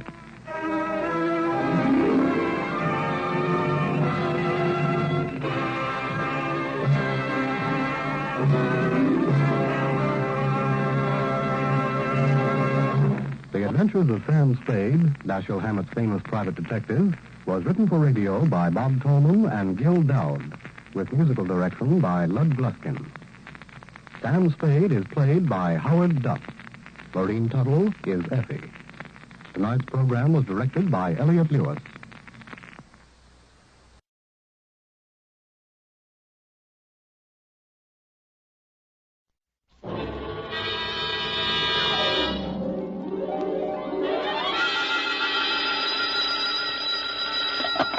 Sam Spade Detective Agency. Ahoy! It's me. Just came ashore. From what? A boat? A ship, Effie, a ship. Anything over 400 gross tons is a ship. Anybody knows that. Well, may I inquire what was your port of call? Calcutta. My, that was a quick trip. Well, Effie, I'll tell you, I got so homesick for you I couldn't stand it, so I assembled my gear and jumped ship. Why, Sam, how sweet. A fast there, gal. I'll be right down to dictate my report.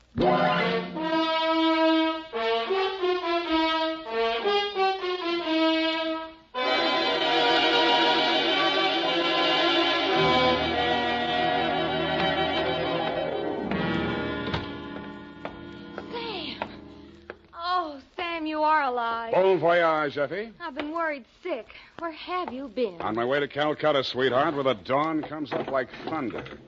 Sam, what are you talking about? Calcutta? And the flying fishes play. Ready, Effie? Sam, why did you want to go to Calcutta, of all places? I didn't, Effie. I hate Calcutta. I was Shanghai.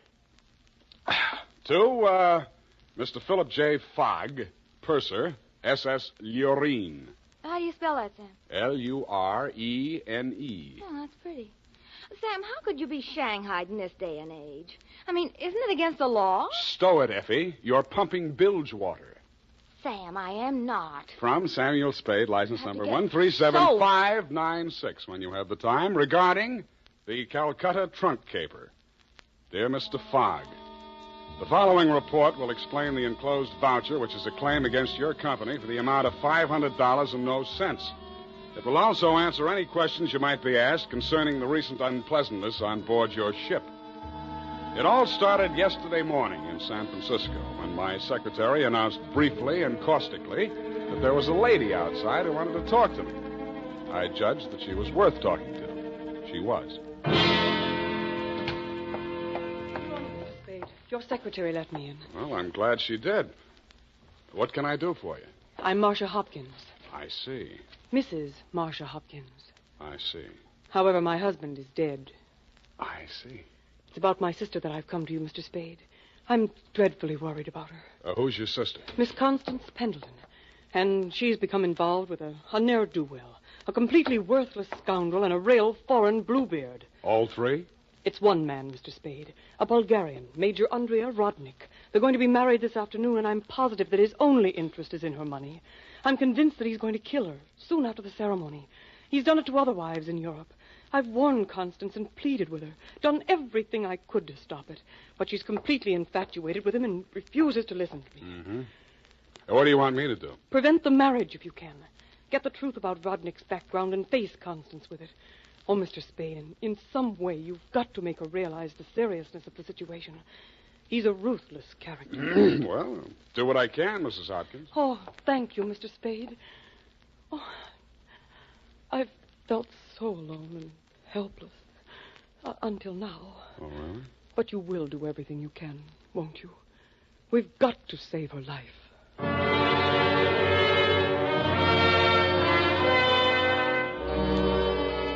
She daubed at her eyes with a stamp-sized handkerchief, patted the red gold hair at her temples nervously, smiled at me bravely, and swayed out. By telephone, I learned that the Vrodnik-Pendleton marriage license had been issued 4 days before, and that on the same day, Constance Pendleton had withdrawn a savings account to the tune of $45,000. I'd always wanted to, so I did it. I called at the Bulgarian consulate. What can I do on you? What do you know about Major Andrea Vrodnik? Ha! Andrea Vrodnik! On him we have hate, great sadness, with shame for the ground that walked under him. Oh? Ha! Andrea Vrodnik! Why is he so popular? On the devil he is driven without horns. 6 women he has killed. 6 times he has insulted the police of Europe by refusing to confess. We have proof of the murders, but never can we prove the proof on him. Yeah, sometimes it goes that way. Ha! Never do we find the bodies of the 6 women. Only their money in the name of Andrea Vrodnik. my pardon. Well, think nothing of it. You're just upset on you. You're interested on him. Why? You go to Europe? No, Rodnick comes here. Here on San Francisco. He marries again. So I'm told. Oh, by all the means, you must prevent it. Go to him, brave man. You do the world a service. Make violence on him. Even do you hang for it. Your name will live.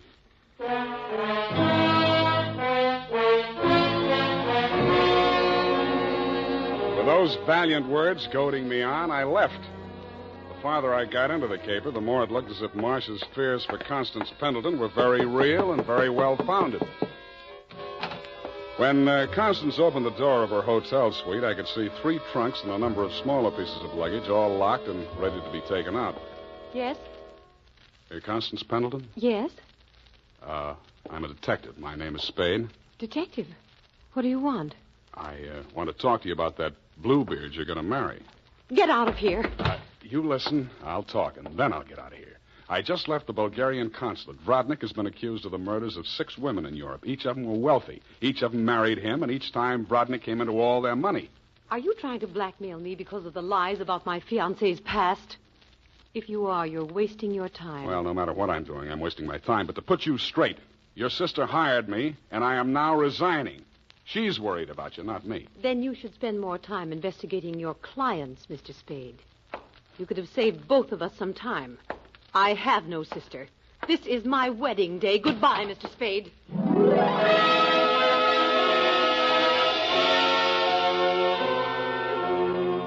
As I left the room, I maintained the stern facial expression I reserve for moments of great shock. But once outside the door, I allowed myself to be carried on the wave of rage and embarrassment for just a minute, and I kicked over 2 potted palms. As I limped down the corridor, I was overtaken by none other than Marcia Hopkins. Did you see her? Let's talk about you first. Did you stop the marriage? Why did you really want that marriage stopped? But I told you. You told me you were her sister. Oh. She said she didn't have any sister. All right, Sam, I did lie to you about that. But I'll tell you who I really am. I don't want to know who you are. I don't ever want to know. All I want from you is my honestly earned fee and a brief but permanent goodbye. Oh, no, Sam, please listen to me. We've got to save that girl. I have $500. That's all I have. Would it be enough? What's your real name? Marcia Brodnick. Yes, he's my husband. I've been married to him for 10 years. We've traveled all over Europe, and I never knew where the money was coming from. He left me at times for 2 weeks or a month, and then when he'd come back, there'd be more money. I just realized that that's when he must have been killing those poor women. And I know that's what he's going to do this time. I just can't stand it. You've got to protect her. That should be easy. We'll let him get married and meet him at the door with a bigamy warrant. Then you will see me through this. I might. Oh. In my bag, there's $500. Take it. If we can't stop the marriage, then don't let him out of your sight. Not even for a minute. He's a beast, Sam. A beast.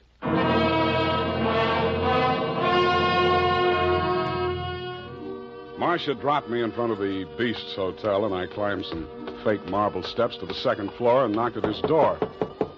The man who opened it was heavy, handsome in a swarthy, coarse sort of a way, and glowing conceit through 2 eyes, one monocled, one not. You are facing Major Andrei Vrodnik, 1st Bulgarian Horse. What want you? You were facing Saul Fox of the law firm of Fox, Smedley, Van Dusen, and Grip. You overwhelmed yourself. I came here to warn you. If you go through with the marriage to Constance Pendleton, you're going to find yourself tangled with civil law. Warn Andrei Vrodnik, who has personally led more saber charges than you have teeth in your skull. Yes. Who has personally split, slashed, and impaled on his own blade more men than you have fingers and toes. You warn me? What is this talk? You're going to have a bigamy charge slapped on you 5 minutes after you slip her the ring. The warrant signed by Mrs. Marcia Vrodnik. Bigamy? Ha! I laugh. This is not bigamy. Marcia's your wife, isn't she? That bigamy was committed when I married her. I had another wife then. You call yourself a lawyer, then you know that only the second marriage is bigamy. The ones following that are nothing but interludes. Okay, Major, go ahead and have your interlude. I'm just warning you. Oh, speaks. We are being married on Redwood City from a justice of the peace 1 hour previous. Then we are sailing through the SS Lurine at midnight with our honeymoon. Already a droshky waits for the baggage and luggage. Go now before I'm losing my temper. If you're ever in Calcutta, look me up. Da!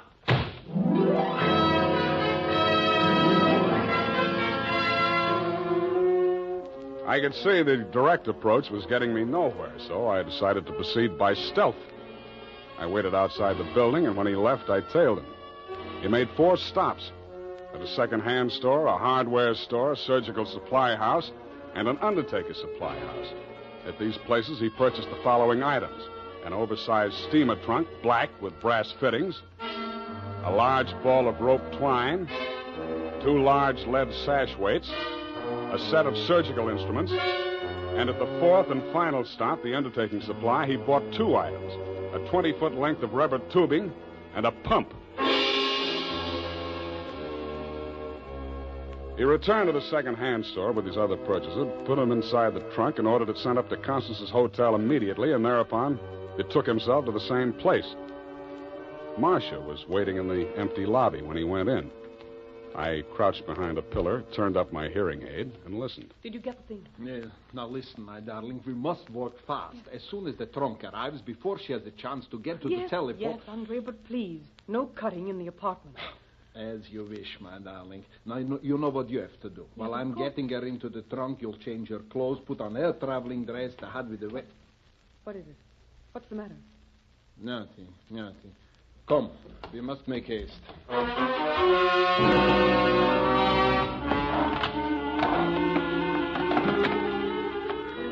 They made haste to the elevators, and I made haste to the row of house telephone booths around the corner and called Constance's room. Hello? Mrs. Rodnick? Speaking. Listen, get out of that room right away. Don't take the elevator. Go down the stairs. Who is this? What are you talking about? I haven't got time to explain, and you haven't got time to listen. All those stories about your husband are true. He's going... Hello?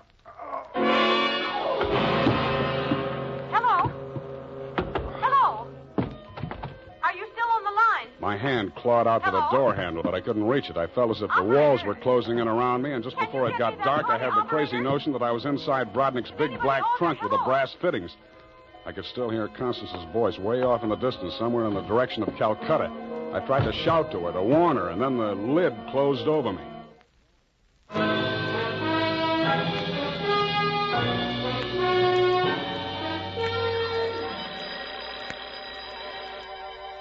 I shook my head, trying to get the bells out of it. Then I remembered where I was and what had happened. I was still wedged into the bottom of the phone booth where I'd slumped when Brodnick sapped me. I got out of there somehow and grabbed a taxi for the Embarcadero. The time was 11:55. The SS Lorraine was scheduled to sail at midnight.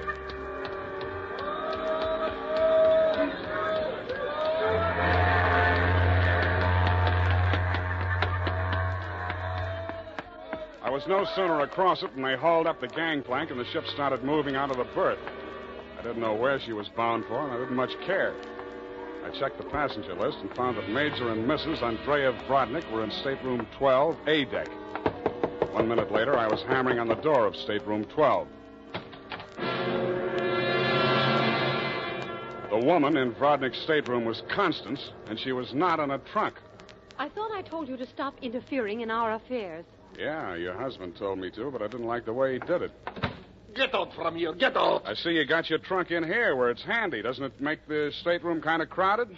Why don't you give up, Mr. Spade? 2 times already. You are twice a fool. Marcia has no money to pay you. Neither have I, even if she had the case. And believe me, she has not. Oh, why do you even bother talking to him, Andre? Mr. Spade, will you go now, or will I have to call the steward and make a complaint against you? I went. I still thought Marcia Hopkins was somewhere on that ship. I still didn't like the look of that trunk. I found the purser's office and went in. You looked at me as if you thought I was a stowaway, Mr. Fogg, and you were right. I'll have to make arrangements for you to ride back with a pilot, Mr. Spade. You realize, of course, that you're subject to a fine. Look, I don't want to do anything illegal. You know, it was just an impulsive thing. Couldn't I book a passage? Oh, there's the matter of your passport. We could arrange your visa and so on in San Pedro. We'll put in there in the morning. Well, that's good enough. How much is the fare? Oh, let me see. That's $483.87, exclusive of tax. Oh, hey, now, wait, I wasn't thinking of taking quite such an extensive voyage, you know. I just wanted to get a little sea air and... how much to Pedro? Well, I'm afraid you don't understand, Mr. Spade. This is not a coastwise steamer. Our first official port of call is Calcutta. Yeah, I know, but... Calcutta? That's in India. Well, don't you have something a little less expensive, like steerage or... There is only one stateroom available, number 14A deck. Take it or leave it. Okay, Calcutta.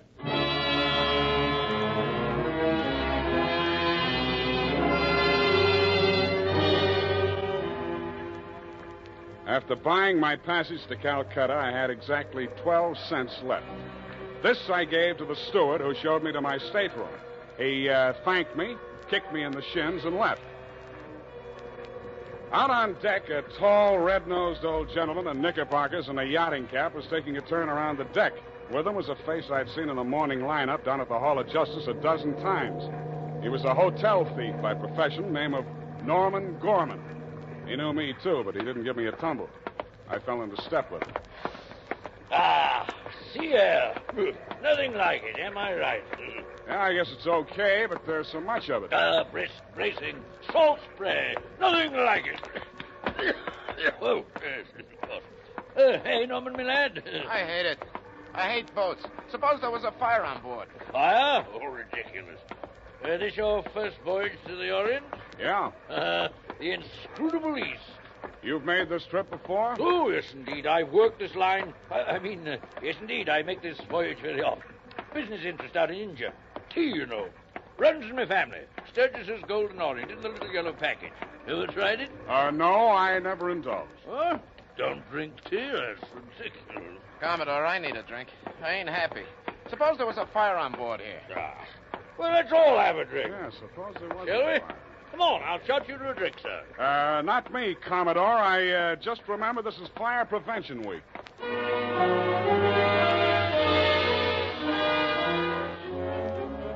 The nearest fire alarm to Brodnick's stateroom was on the companionway leading to the A-deck corridor. It was a glass-enclosed box with a small hammer hanging on a chain. I broke the glass and turned the key.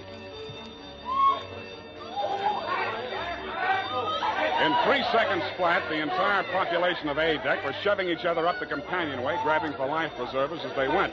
The steward hammered on the door of stateroom 12, opened it, shouted inside, and Brodnick and Constance reluctantly came out. I ducked inside, grabbed the handle of the trunk, and started dragging it. When I got it into my stateroom, I broke the lock and lifted the lid. It was Marcia, all right. There was just time to see that before the stateroom door flew open and the ship's officer stuck his head in. I didn't move with you. Didn't you hear the alarm? Why, no, I didn't. What's wrong? Never mind that. Here, take this life preserver. Get going now. Okay, Come on. okay. Don't touch me. It makes me nervous.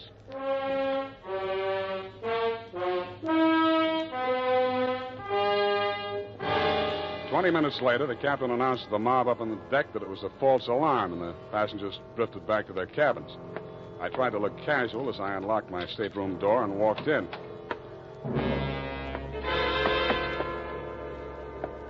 Then I stopped trying.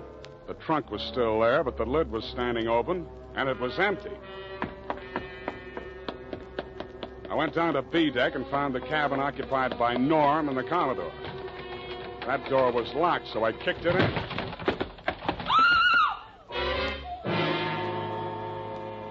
You could still see the marks on her wrists and ankles where the cord had been. It was the girl I had seen in the trunk. It was Marcia Hopkins, and she was very much alive. Oh, I'm sorry. I thought it was... Oh, what am I going to do? What am I going to do? You've got to help me, Sam. Why should I help you? He's crazy. They're both crazy. It all depends on who's in the trunk, doesn't it, Marcia? When it was Constance, you didn't think he was so crazy. Oh, don't you understand? I had to pretend that I'd help him. He was going to kill her right there in the hotel room. I told him it was too dangerous. If anybody looked in the trunk, it would be safer if she was in there alive. So he finally agreed and said he'd wait until we got out to sea to kill her. And then he was Yeah, going I know to... about that. Oh, the idea was so awful. I couldn't stand it. I started to scream, and then he stuffed the gag in my mouth and tied me up. He must have used chloroform or something, because the next thing I knew, I was in the trunk. And that little dark man was leaning over me. He and that old man with the knickers. They brought me here. So they pulled a switch on you. You were the fall gal all along. Oh, you've got to believe me. It was the only way I could save her life. You're the only one I can turn to, Sam. That little thief and the old man, they'd deliver me dead if there was an extra $25 in it. Oh, say you'll help me, Sam. Please say it. Well, when you ask me like that, what else can I say? Oh, you do believe me, darling. You do believe me. Come on, let's get out of here. I'm sorry, Mr. Spade. Please step back inside. I promised my associate, Mr. Gorman, that I would not allow this young lady to risk her life by leaving this cabin. You're getting into this caper at the wrong end, Commodore. It's wound up. They've bungled it. It's no good anymore. You may be right. But you understand my position, sir. I can't take any chances. You've talked to Mr. Gorman? Norm? Yeah, I talked to him. He took you into his confidence? Stop making with the pistol, Commodore. You don't know how to use it anyway. Oh, heavens, Norm. You're as white as a sheet. What is it? Oh, he's sick. Go get a doctor. Yes, indeed. Right away. Listen, Spade. Take her with you. Get out of here. I don't want no part of this. You got it bad, Norm. I'm sick, I tell you. The way I had it sized, this was a clean caper, a snatch. I figured the dame here's an heiress or something. Maybe they drop her off in L.A., connect some ransom, and go on. I figured there was enough for all of us. Oh, but that creep, that Rodnick, he's crazy. He's a regular Jack the Ripper. Stop babbling, Norm. Tell me what happened, exactly what happened. I get a sinking feeling in my stomach every time I think about it. Well, I go in, see? He's very smooth, very businesslike. He offers me a drink. I accept it. He mixes a couple of highballs for me and the dame, then he starts talking. I guess she don't know all about it before this, because she gets just sick as I do. First, I think he's kidding. Then he drags out this set of cutlery like a doctor uses to operate on people. Only he's got something else in mind. The porthole, you understand? Oh, please. I don't want to hear anymore. Being as it's you he has in mind, I don't blame you. My stomach. Hey, Norm. Norm. Oh. Here he is, the ship's surgeon. Oh, dear me. What? Stand away from him, please. Help me get him into the bunk. Sure, Doctor. Take the shade off that light, please. Yes. He's dead, isn't he? Oh, yes, he's dead, of course. Who poisoned him?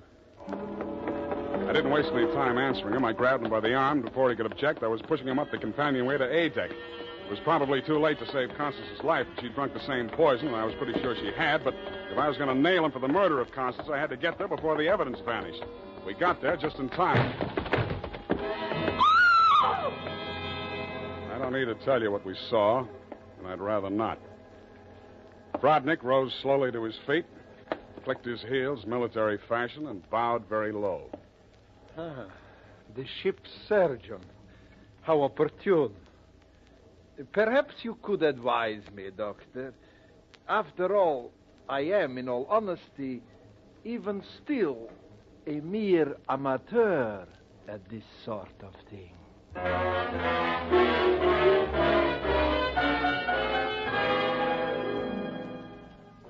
After Brodnick had been taken into custody, we took another turn around the deck. It was daylight, and the ship was lying to off San Pedro. This time, the fresh air really felt good, and so did Marcia. It's all over, Sam.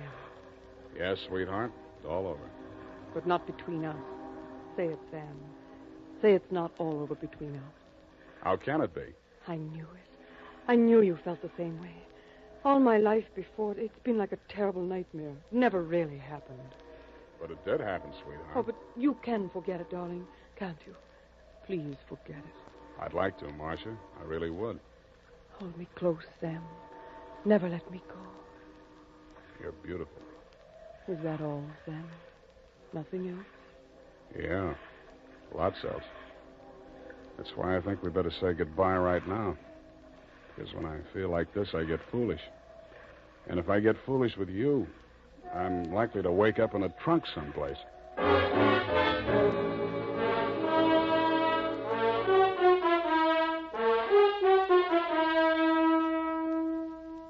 And that, Mr. Fogg, is the true account of the Calcutta trunk caper. As my voyage was interrupted through no fault of my own, I trust you will advise your company to refund my passage minus the one-way trip to San Pedro. Period. End of report.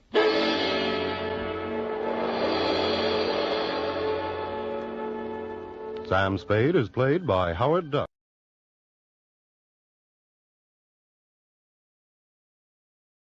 The hair-raising adventures of Sam Spade, Detective. Brought to you by the makers of Wild Root Cream Oil for the hair.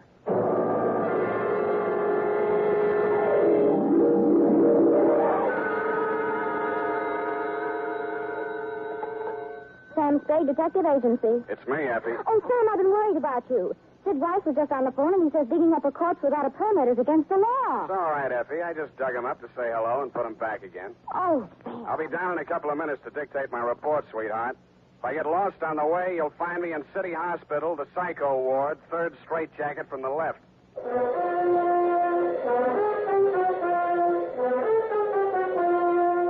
Dashiell Hammett, America's leading detective fiction writer and creator of Sam Spade, the hard-boiled private eye, and William Spear, radio's outstanding producer-director of mystery and crime drama, join their talents to make your hair stand on end with the adventures of Sam Spade. Presented each week by Wild Root Cream Oil, the non-alcoholic hair tonic that will put your hair back in place again, grooming it neatly, naturally, the way you want it. Fellows, if a girl can spend half an hour under a hot dryer in a beauty parlor to look her best for you, certainly you can spend half a minute sprucing up with Wild Root Cream Oil hair tonic to look your best for her. Now, that's all it takes, and Wild Root Cream Oil grooms your hair neatly and naturally, the way girls like to see it. Besides, it relieves dryness and removes loose dandruff. There's not a drop of alcohol in Wild Root Cream Oil. It contains lanolin. So get the big economy-size bottle at your drug or toilet goods counter. And now, Wild Root brings to the air the greatest private detective of them all in The Adventures of Sam Spade.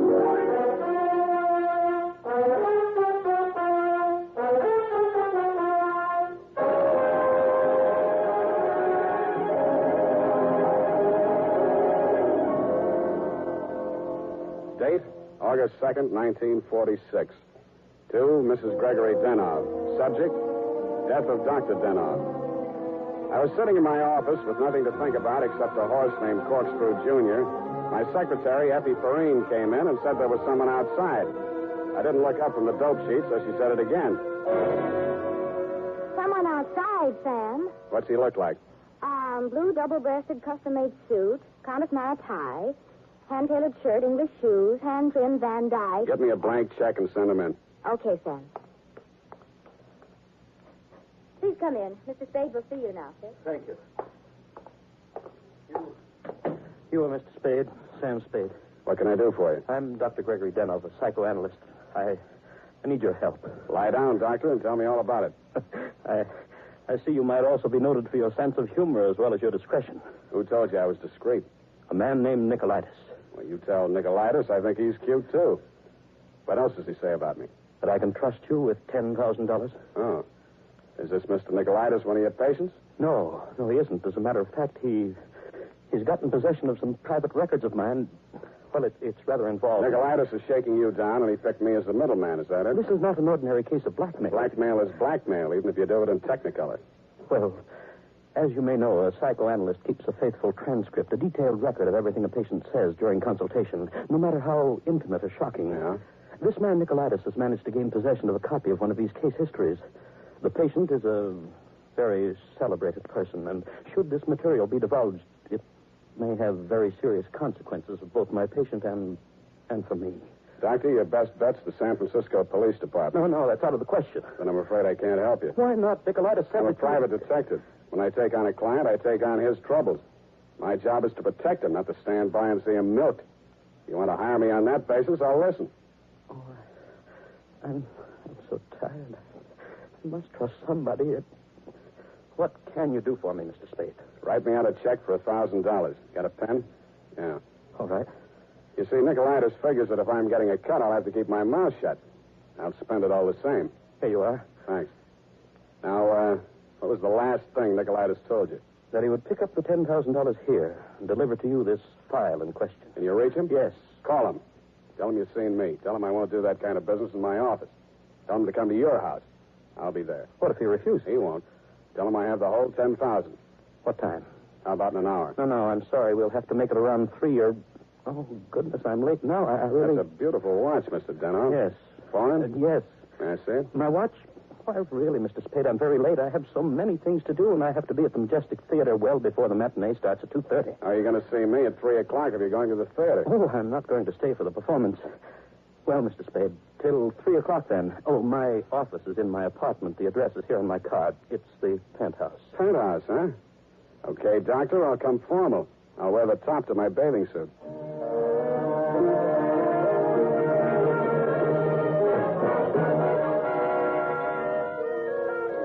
I left my office around 2:30 and started walking up Nob Hill. The Versailles Apartments, where Denov's place was, took up the whole 300th block, so I didn't have any trouble finding it. I stopped across the street for a minute to get my breath after the uphill climb, mopped my face, and started across. Just as I got to the middle of the street...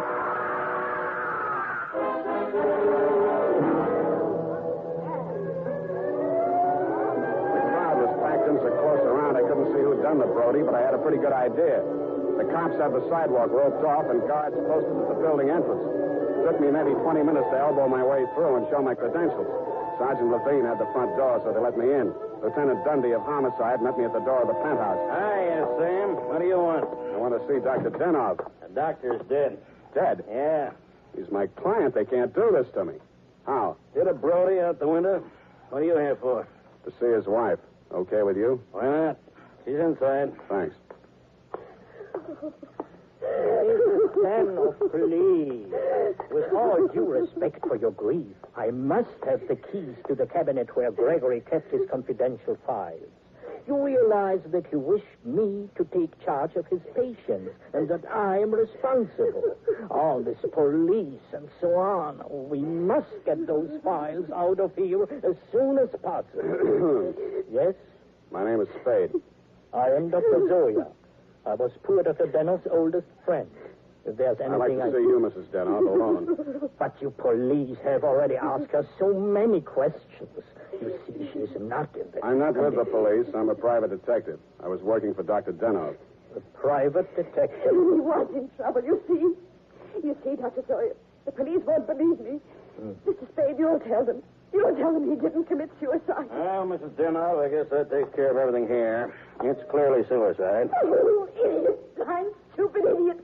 Suicide.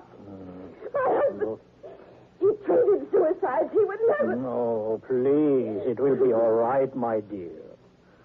I'm sorry. She's hysterical. Yeah. If I had the time, I would... Tell them. Please, Mrs. Dano. The undertaker has been arranged for a burial at 7 o'clock, Beit Israel Cemetery. Now, please, the key to Gregory's file. Here, take it and go. Go ahead, all of you. Okay, we'll call you later. Oh, I'm so sorry, gentlemen. This hysteria, a simple traumatic condition. If I only had the time. Who can I turn to? Who will help me? You think it's pleasant? You think my husband would rest if they said I committed suicide? What shall I do? What shall I do? What shall I do? Oh, you... Dr. Zoya didn't have the time, neither have I. You think it's murder? Who do you think killed your husband? To name someone? That's a very serious charge, Mr. Spade. Goodbye, Mrs. Denov. Constance Brent. You mean Constance Brent, the actress? Yes. Yes, she was his last patient this morning. She had threatened to kill him before. How do you know? My husband said so. Do you? And he'd written it down on his notes on her case. Once before, she'd almost pushed him from that same window. How about your husband and Miss Brent? Oh, I knew she was falling in love with my husband. That always happens. They call it a transference. But in this Your case... husband told me Miss Brent was acting in a play this afternoon over at the Majestic. Yes, Midsummer Night's Dream. But she was here. I know she was here. Miss Ray, the receptionist, was coming back from lunch when she heard voices arguing inside. And she was sure it was Miss Brent's voice. Show me the doctor's case history on Miss Brent. I can't. It's missing. As soon as it happened, I went to the files. I meant to show it to the police. Who could have taken it? Constance Brent was the last one in that room before he died. Yeah. When did you see Nicolaitis last? Nick, who? Skip it. Where can I reach you in case... For the next couple of hours, I'll be at the Majestic Theater. I want to see how good an actress this Constance Brent is.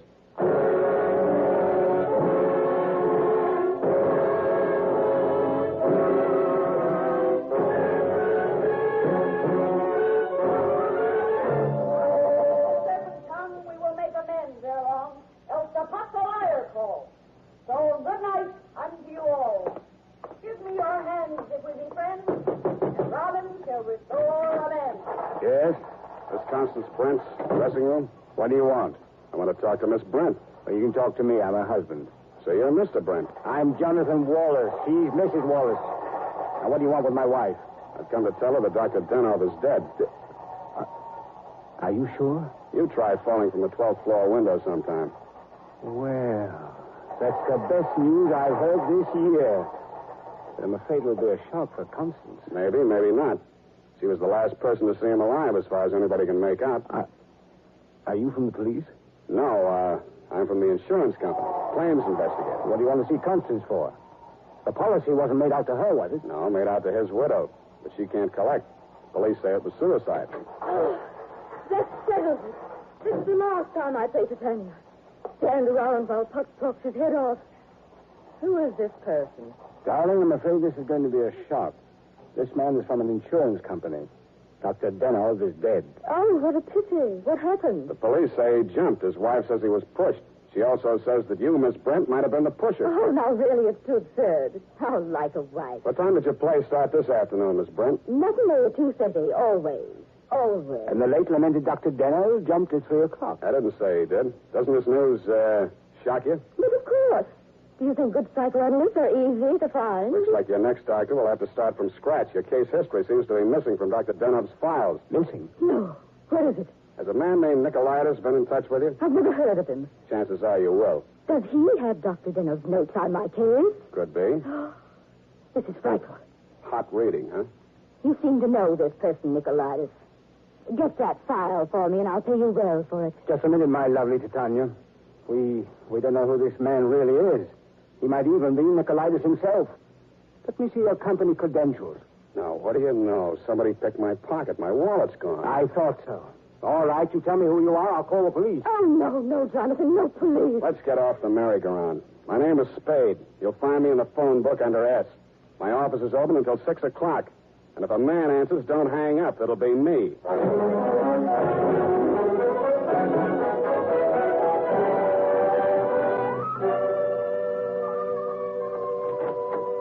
Hello, Effie.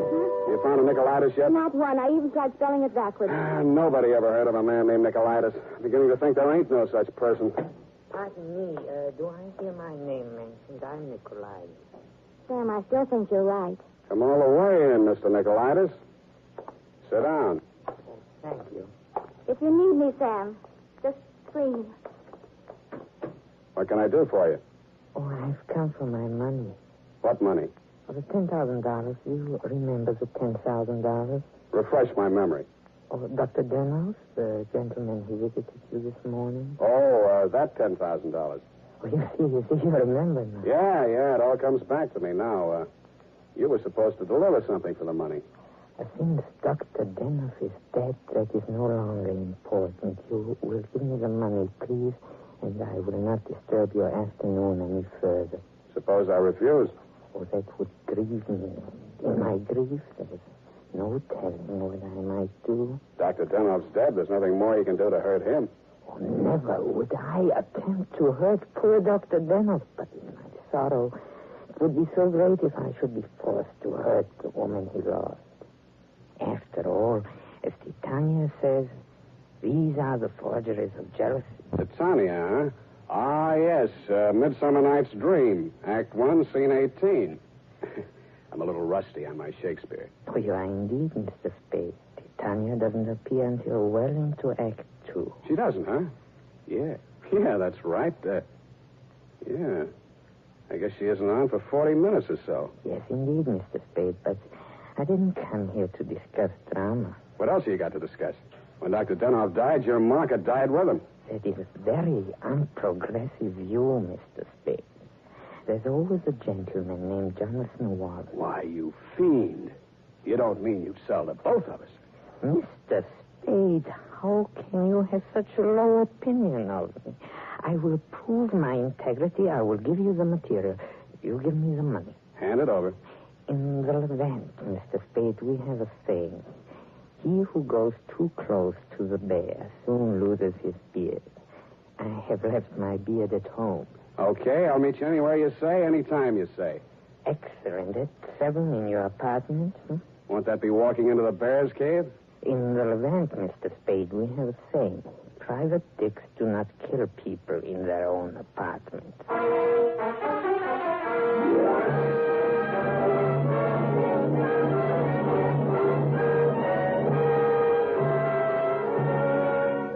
It was then 6 p.m. I called Effie for messages. She told me that you had been phoning frantically, Mrs. Denov. I still had maybe 30 minutes before Nicolaitis was due at my apartment, so I breezed on up to your place on the hill. We had a very interesting chat. Remember, Mrs. Denov? Looking back on it, that was probably the most interesting conversation we had. Funny, I can't remember much of anything you said, but it was so cozy there in your place. And what with your clock being about 20 minutes slow, it must have been something like 7:30 before I left you. I grabbed a cab and told the hacky to step on it. I hoped Nicolaitis was still waiting at my apartment. He was.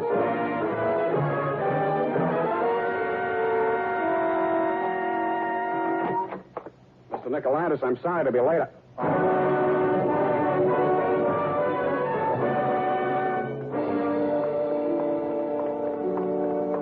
He was lying on my bathroom floor. The little guy was looking just about as natty as when he'd been in my office, except that the beautiful silk scarf he'd been wearing was twisted into a tight noose around his neck. Mr. Nicolaitis was a very dead blackmailer.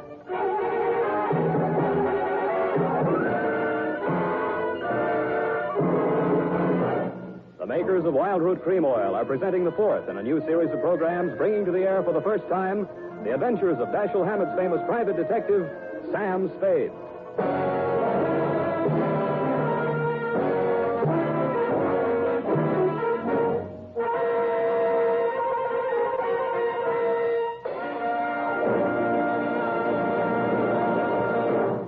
Then, at the racetrack, the man who has something better than a mere hunch is said to have it straight from the horse. Of course, that's a humorous expression, but it shows how to get facts. Go straight to the real source of information.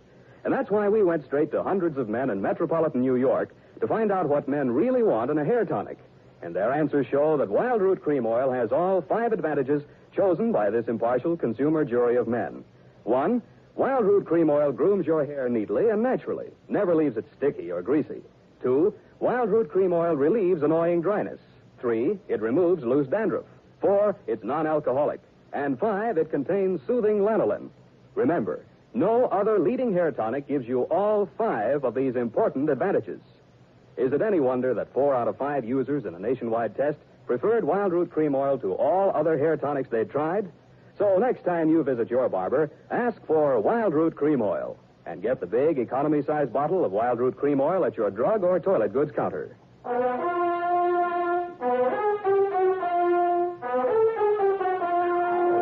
now, back to Sam and Psyche. Tonight's adventure with Sam Spade.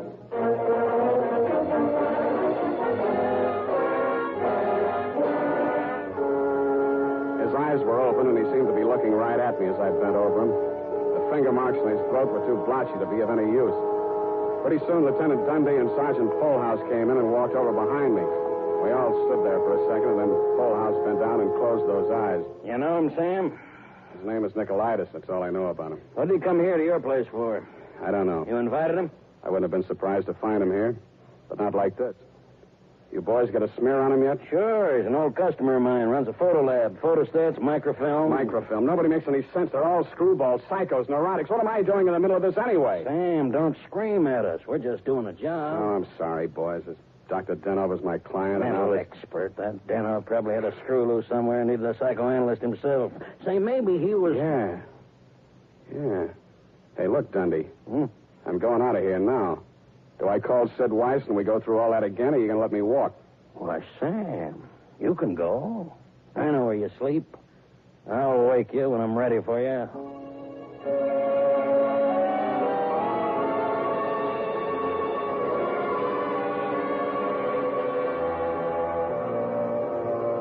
Well, Mr. Spade?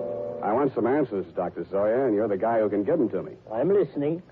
Just let the questions flow into your mind and do not try to repress any of them. Speak instantly, whatever... Okay, question number 1, without thinking. Do you think Dr. Denov was a suicide? Well, I had not seen Dr. Denov for many years. He had been my student in Vienna. I was his analyst, in fact. That's all very interesting, Doctor, but my question... Yes. Did poor Dr. Denoff commit suicide? I have reviewed all the material, manifest and hypothetical, and I came to the conclusion, no, it was quite impossible. You see, these paranoid and Okay, traumatic... question number 2. Was Dr. Denoff in love with Constance Brent? I suppose I can now answer that question. When I arrived in San Francisco, I found him in great distress. He told me he feared he was losing his objectivity towards this patient. In other words, he was in love with her? Yes. You think she might have murdered him? All psychoanalytical subjects develop aggressive feelings toward the doctor. Nearly all of my patients have threatened me at one time or another. You don't say. Tell me, Dr. Zoya, you know anything about Jonathan Wallace, Miss Brent's husband? A violent type, almost psychotic. Yeah? How about you, Dr. Zoya? Could you have done it? That is a most interesting question, Mr. Spade. When I arrived here from Vienna without funds, dependent on the kindness of my former students, I must confess that I felt a certain antagonism. It disturbed me to realize that a man of my standing in the profession should be dependent on the goodwill of a younger and, I sincerely believe, less gifted man. However, I overcame this, and I didn't kill him. Yeah. Well, Doctor, thanks a lot. Oh, Peep. Truly a life study. There is no accounting. For instance, Dr. Denoff. He came to me only this afternoon with the strangest request. Yeah? He gave me the gold watch which I had presented to him many years ago upon his graduation in Vienna. He had a patient waiting, and so had not much time to explain. Where is this watch? Please, I'm coming to that. He asked me to promise that I would have the watch buried with him if something should happen. That has been done. But Dr. Denoff just died at 3 o'clock. It is a Mosaic law that the deceased be buried before sundown. Uh-huh. Thanks, Doctor. Thanks a lot. I hope I've been of some help. Doctor, you'll never know how much you've helped me.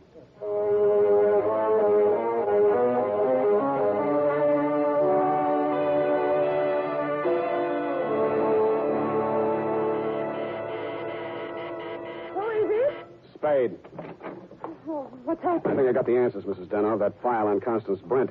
Your husband knew that you'd been going through it. Mr. Spade. Shut up and listen to me. He took it out of the files, had it microfilmed for his own private records, and destroyed the original. Really? The man who did the microfilming was Nicolaitis. He delivered one print to your husband and kept another for himself. He was murdered in my apartment for the copy he used to shake down your husband. The killer now has that copy, if it hasn't already been destroyed. But we can still put our hands on the first strip of microfilm which you delivered to your husband. This is astonishing. How? It's in the gold watch which was buried with him. Oh, the watch that Dr. Zoya... That's right. Denoff made up his mind that whatever he knew about Constance Brent was going to go to the grave with him. What are you doing tonight? Well, nothing. And we got a date, sweetheart, you and I. I'll be back toward the wee hours. All paths lead to the grave. Ophelia, Act 6. Gregory's grave?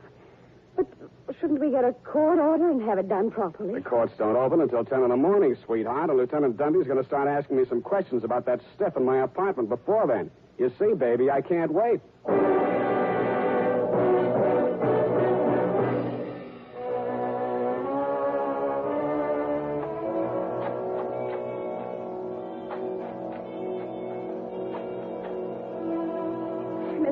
We shouldn't be doing this. If I'm wrong this time, it won't be wasted effort. I'll crawl into the grave myself and pull it in after. Here.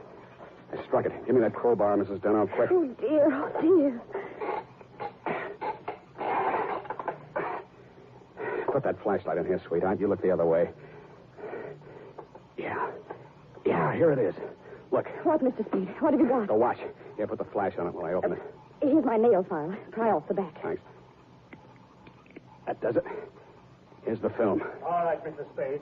Give me that film. Well, if it isn't the second gravedigger from Hamlet, Mr. Constance Brent. Stop clowning and hand it up to me. You better do as he says, Mr. Spade. We've both got guns. I was expecting that. Took you a long time to get here, Mr. Wallace. How did dear Constance make out as Lady Macbeth? Just give me that film. Stop being an idiot, Wallace. The cemetery is crawling with cops. Put that gun away before you drop it and break your foot. Come up out of that grave, Spade, or you'll stay there forever. Okay, Dundee. All right. Get those hands up, everybody. Go ahead, Dundee. Make the pinch. Okay. Sam Spade, I arrest you for body snatching, violation of graves under the Civil Code number... No, you fool. You're supposed to arrest Mrs. Gregory Denov and Jonathan Wallace for the murder of Gregory Denov and Pericles Nicolaitis. But I... Oh, yeah. It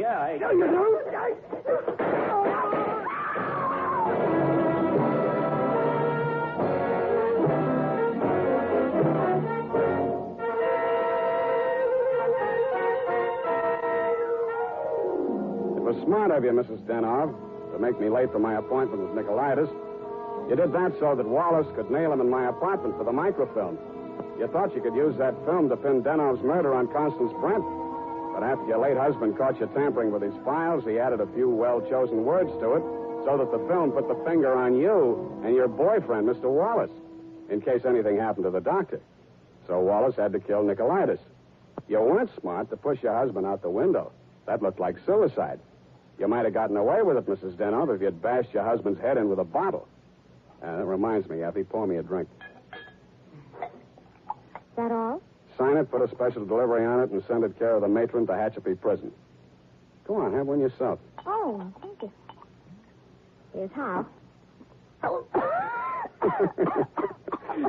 You'll get used to it. Good night, Sam. Good night, sweetheart.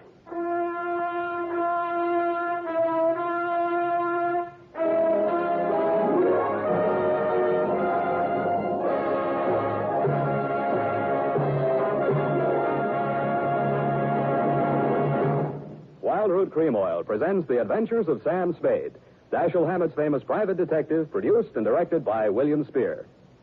Then, on these warm August days, the sun beats down on your hair, may leave it looking dry and brittle. That's why, now especially, you need Wild Root Cream Oil. This grand non-alcoholic hair tonic has just what it takes for summer grooming. It contains lanolin, the soothing oil that's so much like the oil of your skin. Wild Root Cream Oil keeps your hair neatly in place, gives it the handsome, successful look that helps you get ahead on the job. And Wild Root Cream Oil removes loose, ugly dandruff and actually relieves annoying dryness. So tonight, take the famous FN test. Check your scalp. Signs of dryness or loose dandruff tell you need Wild Root Cream Oil right away. Sam Spade is played by Howard Duff. Fred Essler was Dr. Zoya. Lorene Tuttle is Effie. Don't forget, next Friday, the three masters of the art of hair-raising, Dashiell Hammett, William Spear, and Wild Root Cream Oil, join forces to bring you another hair-raising adventure with Sam Spade. Smart girls use Wild Root Cream Oil, too, for quick, good grooming and to relieve dryness between permanents. Mothers say it's grand for training children's hair. Dick Joy speaking. This is ABC, the American Broadcasting Company.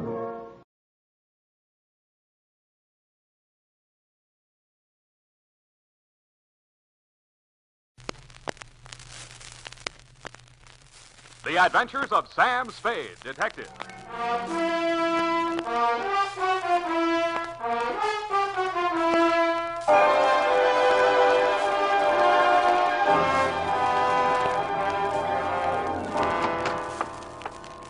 Effie? Effie? Oh. I waited. Say what you have to say and I'll go. You've been through a tough time, sweetheart. Well, you didn't make it any easier. You think it was a cakewalk for me? You think my nerves are made of rubber? You have no nerves. You're just a cold, callous Shut up. old detective. You're going to listen to me. You're going to sit still, not talk, and listen. When I've finished, you can say goodnight or goodbye. But first, you're going to listen to me. You remember how it started? Yesterday evening when you told me it was your mother's birthday, you were giving a party, you said, and you wanted me to come?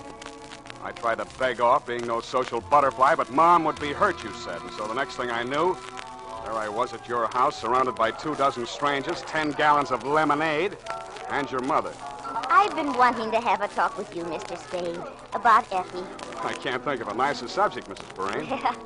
Effie is just so devoted to you, Mr. Spade. Yeah, well, I'm very devoted to Effie, too, Mother. Mrs. Perrine. What I mean is Mother, I think we should do something. The party's dying on its feet. You want me to spike the lemonade, Effie? It just so happens that I have here in my pocket a bottle of... I have a wonderful idea. It'll make the party one big happy family. You just wait and see now. Quiet! Quiet, everybody. What's she up to? Some kind of game, probably. Let us wait on game. Oh, that's all I need. Your attention, please. Oh, excuse me. There's Miss Brent going now. Miss Brent? Oh, Miss Brent? Yeah, Mrs. Green. Won't you join the party? I'd love to, but I have an appointment. Oh, what a shame. Oh, do stay. Thank you. Some other time. Oh, Lola's so nice. She rents the sitting room upstairs. I wish she could have stayed. Well, I'll explain the game now. Oh, Mrs. Green, I think I'll stay after all. Oh, how nice. Oh, you've brought a gentleman friend. Yeah, this is Marty. Marty? Oh, well, Marty, I'd like to have Lola you. sat down and crossed her legs at me. On her left knee, where I would have preferred to see a dimple, I saw a tattoo mark. Her gentleman friend Marty was a small, stocky guy, all teeth and New York tie. He shook hands all around, and it felt like the paw of a stale stiff. And this is Mr. Spade. He's the private detective that he works for. Lola's from Kansas City, Mr. Spade. Oh? He's waiting for her husband to return from service overseas. I'm glad he's coming home safely. Where's he stationed? Japan. Yeah, he's... Now, quiet, everybody, quiet. We're going to play charades. Oh, it's very simple. Now, you see, I'm the captain of Team A. Now, Dr. Burson, oh, he's so clever. He can be captain of Team B. Now, dears, quiet, everybody. Now, we'll both select the members of our teams, and then each of you will write something on a slip of paper. We'll write a quotation or a phrase, the title of a song, whatever you like. Doesn't matter. Just something interesting and clever. Then I think.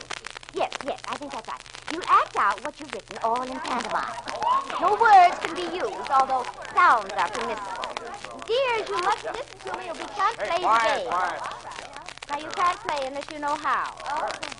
And then your team must guess what is written on the paper, and you act it out. Now, any questions? How many words can we play? Oh, any amount of words. Oh, that's No, not over 10, no. Too long, yes. Now, everybody ready? Teams were chosen. I wound up on Mrs. Perrine's Team A. The slips of paper were handed out to the guests. I wrote down, quoth the raven, nevermore. So I'd have to make like a raven. While everybody was getting settled, Lola Brent came up to me. She pushed a slip of paper into my hand. This is your charade, Mr. Spade. Oh, but I got Isn't this one. fun? Please, don't lose the charade I gave you. And with that, she lost herself in the crowd. I pushed the paper she handed me into my pocket without looking at it. Her gentleman friend Marty, the little character with the New York tie, was out in the center of the floor acting his charade. He flapped his arms up and down, quacked twice, and rolled over on his back. Nobody got it, so he did it again. Now, wait a minute. What could that be? Quack, quack, quack, quack. Wait a minute. Pigeons, duck, dead duck! Dead duck. Oh, isn't that wonderful? Now, Team A scores a win there. Let's go on, please. Well, sir, Mr. Dead Duck, we guessed you. So will you please get up now, and we'll go on to the... Oh! Sam! Sam, he's dead! And he certainly was. A deader duck I'd never seen. I bent to him, and his lips were turning blue. Somebody had spiked his last drink with a jigger of poison. 1 hour later, Dundee and the homicide boys, including the medic, had taken the stiff downtown. No one could identify him. Lola Brent had brought him to the party, but she'd taken a powder. You and Mom were kind of shaky, so I decided to spend the night on the sofa in the living room. I only used up about 3 hours of it when I heard the front door open. I figured it was Lola. I got to my feet, crossed to the hall, and found myself staring into the biggest 45 I ever saw. Where's the duck? Who? He wants to know who, Poby. Look, we don't want no trouble. You're protecting this Duke. Okay. All we want is the duck. Try Walt Disney. Oh. I should have known they had no sense of humor. The butt of the gun caught me behind the left ear. That's where it usually catches me. I don't know how much more sleep I packed away until I felt you shaking me. Sam! Sam! Huh? What, Effie? They took Mom. Those gunmen. They took Mom. What happened? They came into our bedroom. Yeah? They hit me. What? Right here.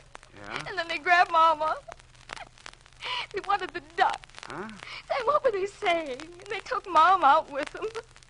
I'll call the police. Effie, no. But they've got Mom. Oh, for heaven's sake, Sam, they took my mother with them. No, we can't call the police, Effie. Not yet. They want something. They want the duck. I think Mom has it. She's safe for a while, but if we call the police, she's... Sam, what shall we do? What shall we do? Keep our fingers crossed and play the rest of the caper by ear.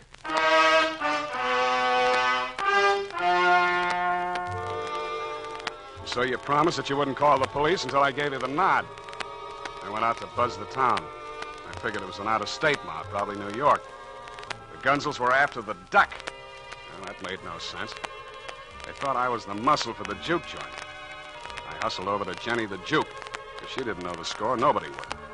Her place was dark. And finally, she opened up and led me into the rear. When I mentioned the duck, she shut down tighter than a clam in December. It's blisters, Sam. Blisters, I tell you. This ain't only the local law. This is the feds. Go away, Sam. My joint ain't juking for the duration. Listen, Jenny, there's an out-of-state mob. They put the arm on my secretary's mother. She don't know the time of day. They pulled the wrong feather. I don't hear a word you say, Sam. They're mixed up in the juke joint grip. You know who they are. Where's the duck, Jenny? Sam, you're winging in the breeze. Now, Sam. give me a rundown, Jenny, or I'll tear your ears off. I want that old woman back safe. You can't muscle me, Sam. You know why? Because you'll tear my ears off, and that's where you'll stop. That's where they begin. Okay, Jenny, okay. One thing. Can you get word to them? Maybe. Well, you try. Maybe. Tell them I've got the duck. I'll deal for the old woman. I'll try. Go back to your office. If I can throw a little weight, you'll get a call. If I can't, you can come back for my ears.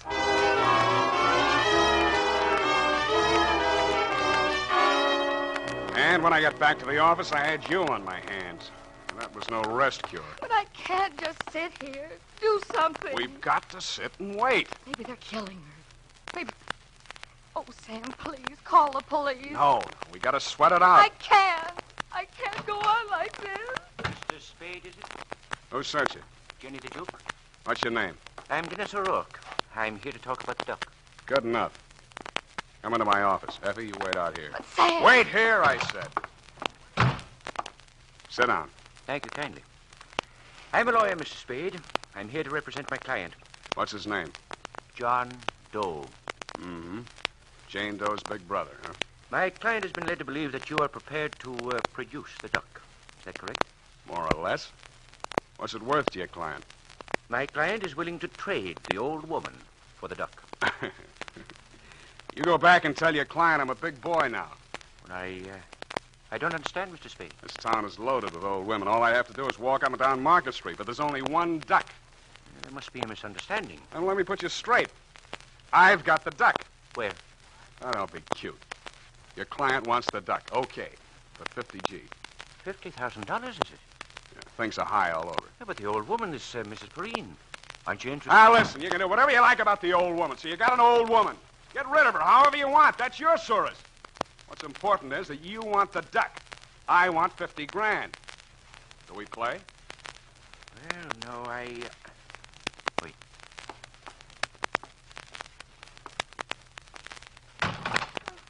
Effie. I thought we had an audience the other side of the door. What were you... Shut up. Save it, Effie. This is business. Easiest money of the season. Well, if you're ready to talk business, we'll go and talk to my client, Mr. Spade. Now. Then let's go. Hey, what I heard you say. You did... Oh, Sam. You've known me a long time, Effie. But maybe you don't know me. The United States Armed Forces Radio Service is presenting the weekly adventure of Dashiell Hammett's famous private detective, Sam Spade.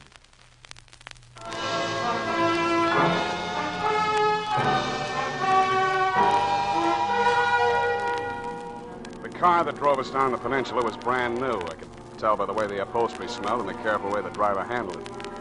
O'Rourke, the lawyer, sat up front, and I sat in the back, squeezed between two gunners. The gun muzzle stuck into my ribs told me all I needed to know about them. The rest of it I had to guess at. Time is hard to judge when you're blindfolded, but there's only one main road out of San Francisco by land. I know the towns and stops along it fairly well. About 20 miles out of the city, the car turned off the main highway onto a gravel road. 5 minutes later, the blindfold came off. The fog was so thick, I still couldn't see much. The gunners pushed me ahead of them into a shack that looked like a summer vacation cottage with a sign over the door that said, "Bide a wee." sallow, mean-looking little man with a heavily scarred face met us at the door. On his right arm, just above the wrist, was tattooed a small picture of a mallard duck. He glared at me and then at O'Rourke. How come? I told you don't come back without her. Heaven be my witness, Ducky. I did my utmost. Huh? It seems, Ducky, that Mr. Spade is interested in money. What money? Did you tell him we got the old lady? I did, sir. I am afraid we've misjudged Mr. Spade. In short, Ducky, Mr. Spade is not in the least altruistic.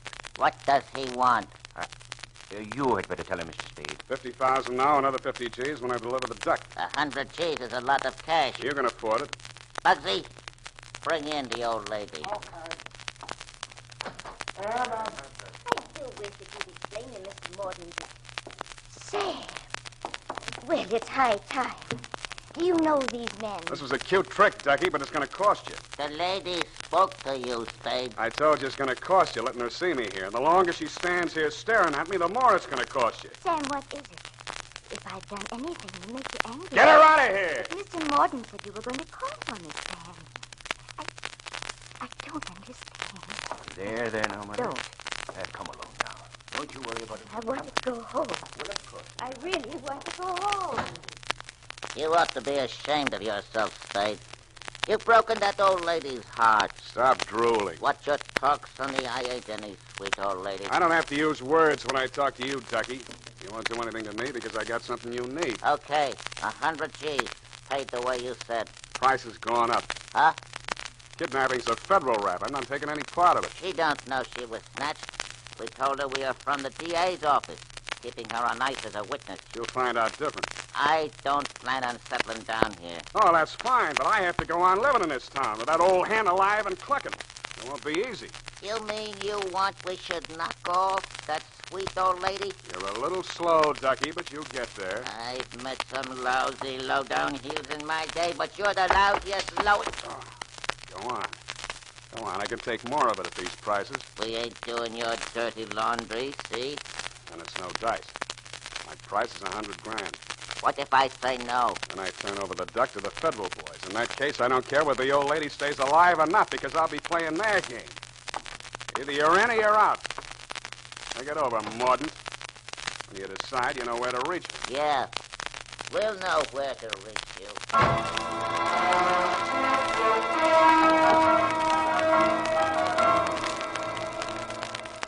They drove me back to town blindfolded, and when they let me out of the car, all I could see, even without the blindfold, was the corner of Post and Kearney. When a streetcar came along, I tossed a coin whether to get on it or lie down on the tracks and let it run over me. Came up head, so I tossed it again, and I got on instead. I fished in my pocket for a slug and came up with a folded slip of paper. It was the one Lola had handed me at Mrs. Perrine's birthday party when they were passing out the parts for that screwy charades game. I unfolded it and glanced at it. Then I read it over very carefully. The writing was hard to make out, but what I could read of it said, "Help me. That man Marty has followed me here to kill me. If I get out of here alive, Maxie's Arcade. I have $100.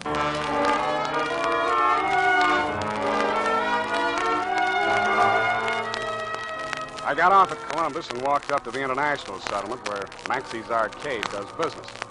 It's what they used to call a penny arcade before inflation set in. I dropped a nickel in a fortune-telling machine. Worried, perplexed, know thyself and your problems will vanish. A card came out that said, "You're of a naturally deceitful and secretive character. Disloyalty brings its own punishment. It's never too late to mend." I tore up the card, kicked the machine, and that's when I saw it.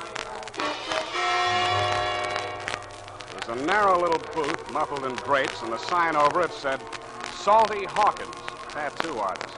The card pinned to the curtain showed some typical tattoo designs, anchors, mermaids, fancy initials, but one had a hand-drawn picture pasted over it. It was a mallard duck, the same as the tattoo mark I'd noticed on Ducky Morden's wrist. I pulled the curtain aside and went in. Yes, sir. What can I do for you, mate? What do you know about the duck? All in your jib, mate. There's no freshwater birds here about. How about the new one you just put up in your card outside? Oh, that one, eh? Now, whereabouts? On the arm? 2-3 color job. On a leg. Whereabouts? Her left knee. Well, that's right, mate. It was on her knee. She have you remove it for her? Right, guess that time, mate. Know why? Look, mate. If I did, I wouldn't be telling strangers about our secret. All right, where is she? Get easy, mate. I haven't got time to take it easy, mate. Talk. You're a mild-tempered gent, you Come are. on, come on. I was going to tell you now. She says to me, if a man comes All in... right, shut up. Where is she? Right in my back room, mate. Spade, open up. Hello, Lola. Finally worked out your charade. Come on in, quick. Were you followed here? I wouldn't have come if I had been. How much do you know? They want you $100,000 worth. You tell me why. You've seen Ducky Mordaunt? Yeah. Didn't he tell you? I want to hear it from you. Don't believe anything he says. Morning and I didn't even give me the time of day. He says he wants me back that way. He's a liar. How does he want you back? With rigid mortis, he wants me back. I'm taking an awful chance opening up to you like this. Let him catch me. They'd only kill me. Humane. You was to let the DA people get at me. Ducky's mob would lay for me then if it took them years. And oh, gee, you don't know, Sam. They torture girls. What that mob would do to me if I had to testify against him. Okay, I take your word for that. Who are these DA people you're talking about? You never heard of Ducky Mordaunt before? I heard his name. I thought he was knocked over when they had the big racket-busting show in New York years ago. Yeah, I guess a lot of people thought that. It wasn't healthy to mention Ducky's name. What was the racket? Juke joints. Giving Mickeys to servicemen, rolling them. That's why the feds are helping the DA's office. They arrested hundreds of girls and held them as material witnesses. Only they wanted me most of all. I'd worked the joint, you see, and then I was Ducky's girlfriend during the duration. Well, I'd think you'd be only too happy to tell what you know about him in court. Oh, gee, I would if I did, but you don't know. The DA's office say they'll give a girl protection, but how can they? What are you doing in San Francisco? Running away.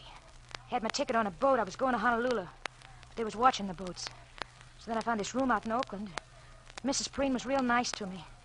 I never thought they'd find me there. And then Marty showed up. Honest, it was just a Mickey I put in his drink. Just like we used in the joints, I never knew it'd kill him. You're a brave kid, Lola. Now, look, Ducky offered me $100,000 to deliver you. Would you take a chance on me fighting it out with him for half of that? For $50,000?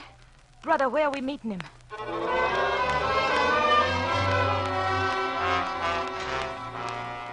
O'Rourke's car was parked outside my apartment building where I had a hunch it would be.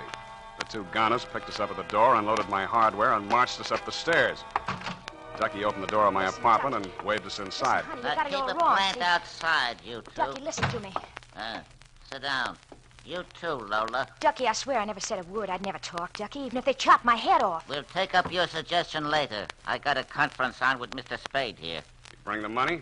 Don't crowd me. There's that other matter. The old lady. How about the old lady? I keep my word, Spade. You delivered the duck, okay. The way Jenny gave it out to O'Rourke was the old lady for the duck. But you ain't got no ethics. You see, you figured me wrong. I don't kill old ladies. You're gonna kill the duck. I ain't no old lady. No, you ain't. And you ain't gonna get any older. And neither are you, Spade. He wasn't kidding. He really meant to knock me over, and the gun he was gonna do it with got ready to speak its piece. I'd made my play too strong. The way this type of gunsel thinks is simple, and I'd guessed it right. If you pressure them, they go the other way by instinct. But what I hadn't figured was that this killer had a heart of lettuce. He was going to cut me down to protect your mother from me. How do you like that? And I couldn't change my play now. The wheel was already spinning, and so was my head. I tried to brace myself and waited for the blast. Every little movement Oh, dear, I dropped the tray. Mrs. Perrine, what are you doing here? I was just making some coffee for the boys. Oh, dear, I've broken your cups. That's okay, Mother. We'll take care of it. Bugsy, pick it up. Oh, thank you, Mr. Bugsy. Well, I'm so glad you got my message, Sam. Didn't Effie come with you? Yeah. I mean, no. I mean... wanted to surprise you both together. I hope you don't mind my taking over the kitchen. It was so late and the boys were getting hungry, so I offered to make them coffee and hotcakes. Well, that was very nice of you. Mr. Mordaunt, put that pistol down for a moment and help me move this table out into the room. Huh? Oh, sure, Mother. Thank you. Oh, we've had such a good time. I've never been up so late in my life. Mr. Bugsy and I played a game called Blackjack, and I won $50. Wait till Effie hears about that. Yeah, wait till she hears. I suppose Effie will come with Mr. Bundy. Bundy? Oh, yes. I remember that Effie said you and she are often down at his office at police headquarters late at night. So I phoned there. Mother. Yes, Mr. Morton? Did you say you phoned police headquarters? Well, yes. That's where Mr. Bundy works. Mother, what did you tell Mr. Bundy? Well, just that you and the boys were here and that we were about to have some coffee, and he said he'd just love to come up and join us, and I said do, and he said he would, with some of his boys. Did I say something wrong? No, Mom, not at all. All right, boys. Practice. Well, I believe that's Mr. Bundy now.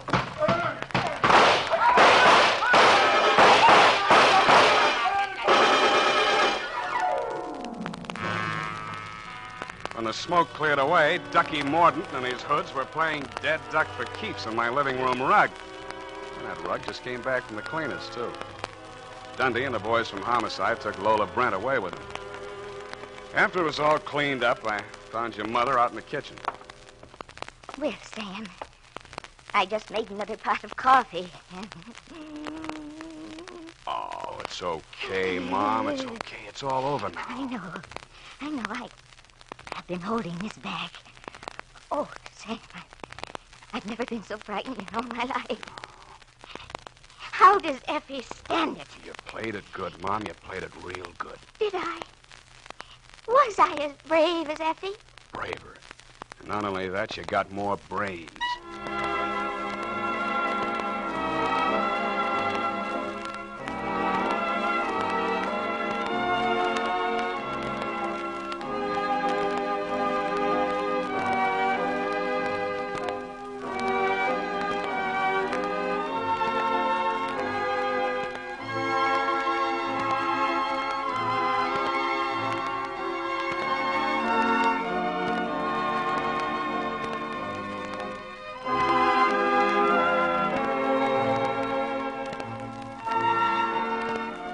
This is the United States Armed Forces Radio Service, the voice of information and education.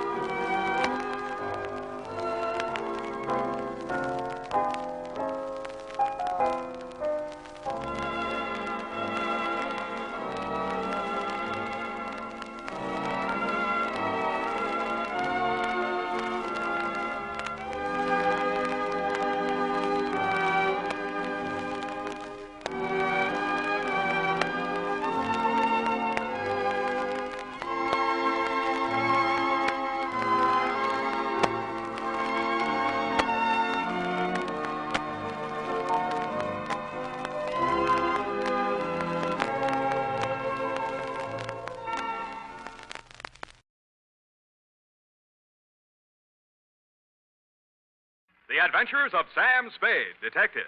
Brought to you by Wild Root Cream Oil Hair Tonic, the non-alcoholic hair tonic that contains lanolin. Wild Root Cream Oil. Again and again, the choice of men and women and children, too.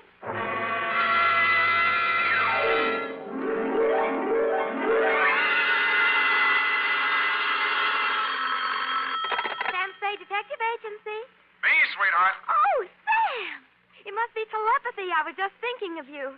You know, sometimes I think I can tell what you're thinking. That's an invasion of my privacy. Oh, when two people are as close as you and I think that often you can almost read one another's mind. Well, you may be right. I can see what you're doing all the way from here. What? Put those paper clips back where you found them. Oh, certainly, Sam. Own up, Eph. You purloined pencils, absconded with erasers, pilfered stationery, filched stamps for your personal use. I only write to Mother when there's nothing else to do around the office. Besides making unit phone calls and charging them to me, you've tapped the petty cash drawer for lunch money. Sam! And you've been filling your pen with company ink. Well, I didn't think you'd mind, Sam. I'll pay it all back. But I have a big heart and boundless compassion. Stay where you are, sweetheart. I'll be down on my unlimited generosity with your back salary. Really, Sam? And 2 tickets for us to go to the fights tonight, and dinner, And last, but by no means least, my stirring and vivid report on the prodigal daughter caper.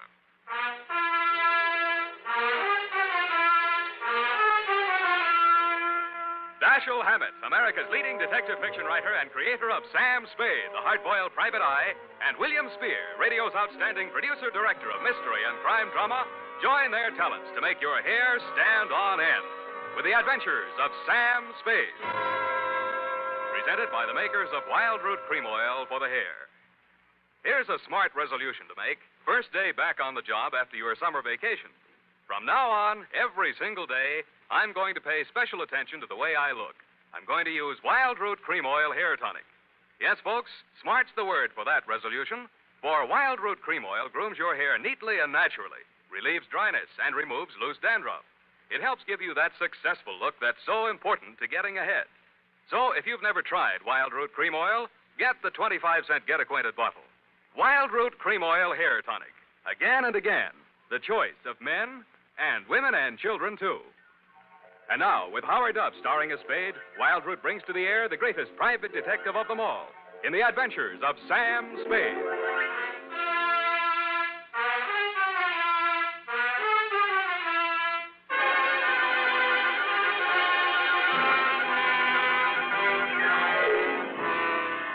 Where are you now that I need you? Effie! Yes, sir.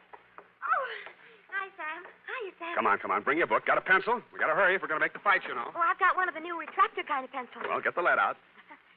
Are you really going off the post, Sam? It's Ma'am McShelly versus Cluck-Faced Duffy in the main event. Ready? McDuffie. Sounds like an MP. McShelly. What? Aim and fire, Sam. PBX. F, you've been out with somebody else. A military man. Well, how did you ever know? Date, August 28-1949. I don't know whether we'll go out or not. You're clairvoyant. To Dr. Albert Kensington from Samuel Spade. I only had a cope with him, Sam. He was on Frillo, and we... And license number 137596. Subject? And he was from Elkhart, Indiana. And I used to live in Pleasant Lake, and... Down! We had so much to... Down, Effie.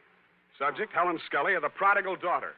A coke yet. Dear Doctor, everyone in San Francisco knows the castle-type hill house that Caspar Scully lived in, even if they didn't know him. When I got there was an all-black 49 convertible in the driveway, and slightly smaller, same color, a Russian wolfhound wearing a spiked collar and expression to match. He broke his chain when he saw me and ran in the back of the house. That should have told me something, but I plunged the doorbell and was admitted by a butler named Stanley, who left me standing in a draft in the library looking at a cold television set.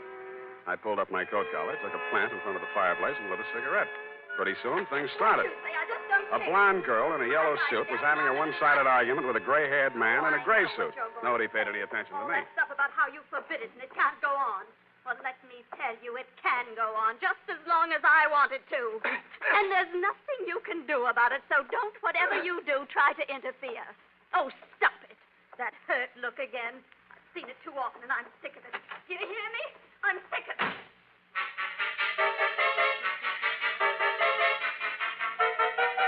He looked mad, but he didn't say anything. I saw them walk around the garden once, shake fists at each other, and finally part. He disappeared up a narrow stairway, and she came storming back through the library. Who are you? How do you do? Who are you? Sam Spade. What are you doing here? Waiting to talk to Mr. Scully. Well, I just talked to him, and he isn't very nice. Let me tell you that. Yes, He's but a nasty, stubborn, bull-headed old man, and you won't like him. Yes, but Nobody likes him. Go back where you came from, whatever your name is. I'm the nicest person you'll meet around this place. Yes, but... Don't wait around. Oh, goodbye. But I did wait around, Dr. Kensington, and I did talk to Mr. Scully when you came in the room with him, only Mr. Scully did not talk to me. He glared at me through black, smoldering eyes, sniffed the air, frowned at my cigarette. I frowned back. Mr. Spade, I'm Dr. Kensington. I wrote you the letter. This is Mr. Scully. Oh, please, this cigarette. Mr. Scully suffered a severe accident many years ago that affected his throat and his respiratory tract. They smoke. Oh, of course, I understand, Doctor. Sorry, Mr. Scully, I did... Yes, thank you, Spade. This is not generally known, but the unfortunate accident in the chemical plant also robbed Mr. Scully of his vocal power. I see.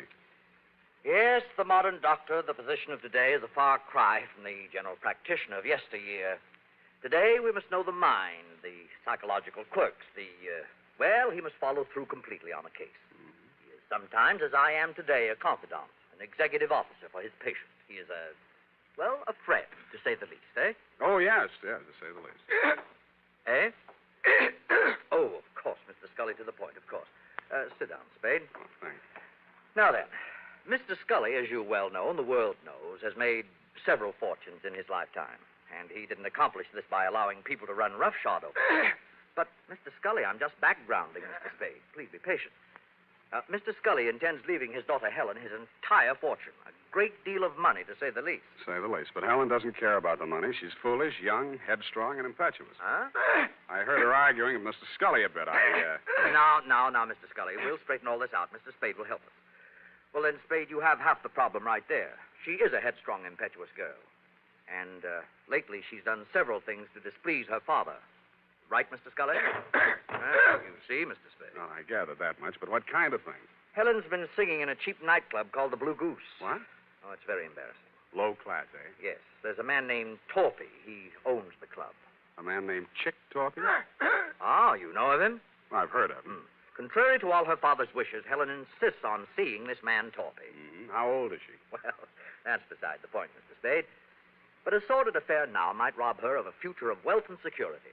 Mr. Scully's at the point of exasperation. He might well change his will over this matter. Correct, Mr. Scully? At best, this is an embarrassing situation, and most indiscreet of Helen to have brought it about. So, I'm supposed to go talk to Chick Torpy, is that it?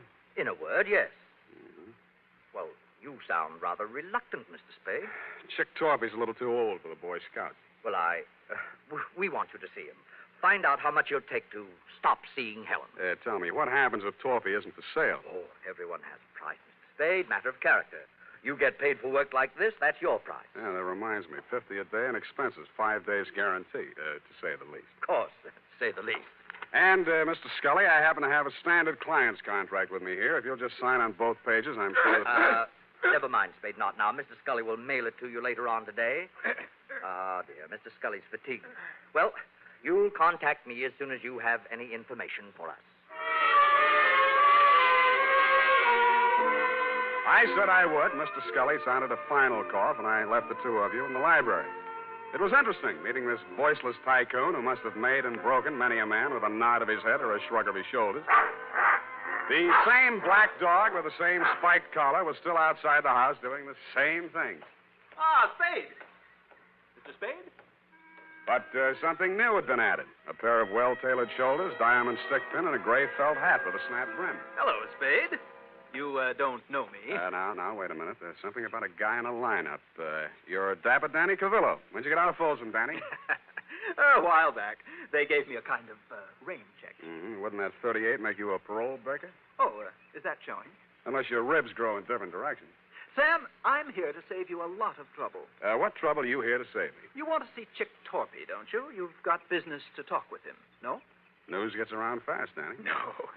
No, it's just that Chick had been expecting somebody like you from the old man, and, well, I'm here to see that you see him. So, why don't you kind of get in the car? And I kind of did. Danny smiled, lit a cigarette, shifted his shoulder holster so I could shift gears better, and drove me back across town to an apartment house on LaSalle, the Metropolitan. A good-looking guy who stood about 6'4", black hair, answered the knock. Hello, Chick. May I present Sam Spade? Sam Spade, meet Chick Torpy. That'll do it, Danny, thanks. Hello, Spade. Come on in. See you, gentlemen. Danny's Gabby. Hello, Chick. Your taxi service always free? Just when I'm in a hurry to get things settled, soldier. You saw the old man today, huh? I saw him and talked to his doctor, Kensington. All right. You're here to tell me how worried the old man is, right? If you're talking about Helen and you, yes. You're bad company. Yeah. What else? He wants you to stop seeing her. Well, suppose I don't want to stop seeing her. Suppose I told you I love her. Let's see. She comes into $3 million when he kicks. You love her. I'd be crazy if I didn't. I wonder what she'd say if she heard you say that. Why don't you ask her, Spade? Helen? Hello, Mr. Spade. Told you to leave my house today, but you didn't listen. Vince Spade? Well, I'm wondering, anyway. Maybe this will help. When you get back to my father, tell him I think Chick would be a fool to brush me off. Tell him that someday I expect to inherit all of that wonderful money he spent a lifetime making. Tell him that Chick's tired of working. Got all that? Yep. How do you feel, Spade? Like I'm earning my fee. Oh, you've already earned it, Spade. There's no use trying. I've told him myself, now you can tell him. She's not for sale, and I'm not for sale. Got it? You got it. All right, then you're finished here. Hello. Oh, you. Well, I'm not sure I want to talk to him. Give him a pill. And it was on that happy note, Doctor, that I went downstairs, found a drugstore, and tried to phone you and tell you what Torpy had said. Your line was busy, and while I was waiting for it to get unbusy, I spotted Chick Torpy out in front. He looked madder than when I'd left him, and there was a bulge in his coat that hadn't been there before. He got into a black sedan near the curb, and I hailed a cab and followed him across town up to Nob Hill. A half a block from the Scully residence, I left my taxi and took the rest on foot. He was still a couple of 100 feet ahead of me as he disappeared into the garden entrance. I heard a cry for help, and then Chick was standing over something on the ground. When he saw me, he shrieked for a break in the hedge. I stopped long enough to have a look at the body he'd left. My client. He still had gray hair, and he was still wearing the gray suit, but half his face had been shot away.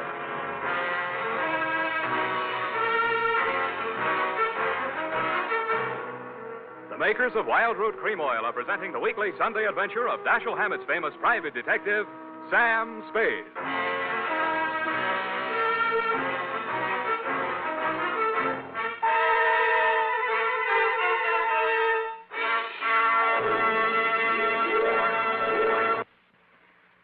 Remember, non-alcoholic Wild Root Cream Oil contains lanolin. It grooms the hair naturally, relieves dryness, and removes loose, ugly dandruff.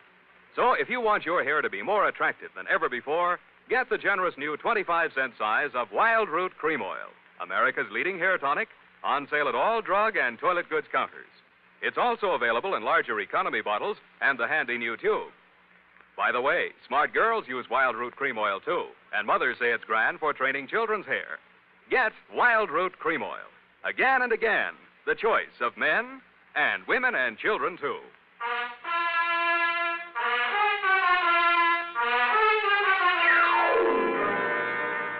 And now, back to the Prodigal Daughter Caper. Tonight's adventure with Sam Spade.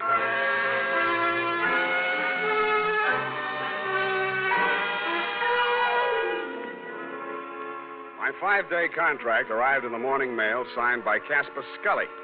The headlines were no surprise. Chick Torpy sought in shooting of multimillionaire.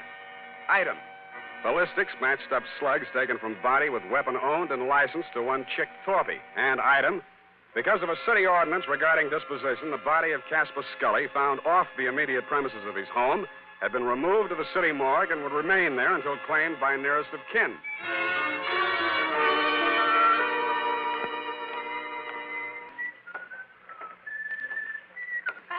Hey, Sammy, my boy. It's good to look on you. Hello, Maxie. What brings you, Sam? Scully stood. Oh, yeah. Checked him back in. Autopsy.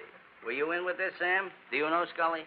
Just met him yesterday. Like I say to you before, you do collect queer ones, eh, Sam? Oh, such a mess. Woo-hoo, such a mess. Yeah, I know. I found him. They tell me he has to be claimed. City ordinance, Sam. Nearest of kin. It would be his daughter, Helen. She called or anything? No, not yet. But to get back to him, a real queer one. Maybe the tops this season. How so? Barbarianism, Sam. That's what it is.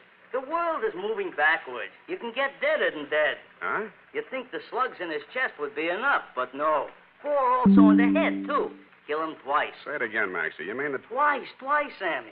In the chest, maybe 20 to 30 hours ago. In the head, maybe 12 hours later. You see what I mean? I saw what he meant. I didn't like what I saw, but things did begin to make some sense.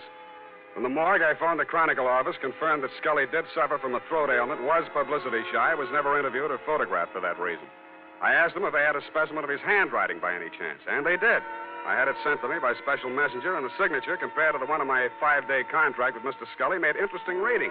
But what was even more interesting was a DOA Maxie was ushering in. As I was saying, Sam, it's awful the way these homicides are turning up nowadays. In gray suits, it's fashionable now. Hey. What's the matter, Sam? You know him? Yeah, I know him. What's it say? The toe tag says unidentified, accidental drowning. Found off Pier 14, time 8:15 this a.m. Accidental drowning. You don't think so? Why do you think he's dead? I think he's dead because he didn't cough when the doctor asked him to. I left Maxie to his newest customer and looked up the police officer who had found the unidentified man. All they had on him was New York clothing labels and a silver identification bracelet with name Julio engraved on it between two small indentations of the comedy, tragedy, drama masks. It wasn't much, but it took me to a theater on Post Street featuring a special company of Spanish actors on tour. I am the manager of the company. What is it, please? I'm sorry to trouble you. I'm trying to locate a certain man. I have good reason to believe he's with your company. We are a small group. His name, please? One name might be Julio. Oh, Julio de Vaca. He's... Gray-haired, medium build? You are from the police? No. If you are looking for Julio de Vaca, why are you not from the police? 2 days ago, Julio, who does not speak any English, is asked of all things to appear on the television program. Mm-hmm. He reads his lines. I am proud. But yesterday morning, a man on the telephone, they speak, and Julio goes out with no word. I, too, am looking for him. He missed his performance the afternoon. I see. He drinks too much sometimes, I know, and he missed the evening. Where he is, this I do not know. But if you find him... I have found him. You have found? Does he have a wife? I am the Senora Cerevaca. What is it, senor? What has happened to my husband? You'd better get your coat, Mrs. Cerevaca.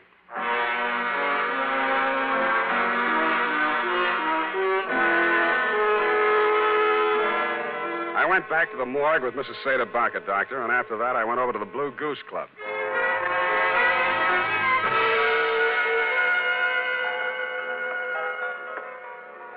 How are you, Spade? Tired, Danny boy, tired. Well, come on in and relax. Nice place. You run it for Chick? When he's away. Seen Chick lately? 2 sets of cops, 3 reporters have been here asking the same question already this morning. What are you trying to prove? Chick's in trouble. You're his partner. Uh-huh. No, he got himself into this one, Spade. Look, we make a nice dollar running this place. It's legitimate.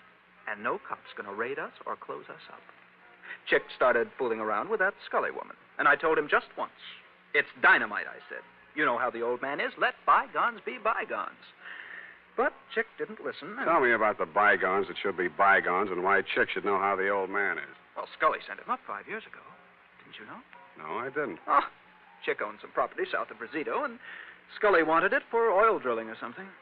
Chick asked too much, and Scully figured a way to get it from him in court. Had it condemned or something. Mm-hmm. Well, Chick got kind of sore. He met the old man on the street one day, and, well, they convicted Chick of attempted murder. 2.5 years. And Chick looked up Scully's daughter when he got out of prison and started making love to her to get even. Why, yes, Spade, that's just the way it started. Only Chick was the sucker after all. He really went for the creature. He married her 3 weeks ago in Reno, the poor sap. Anybody else know about that part of it? Only me.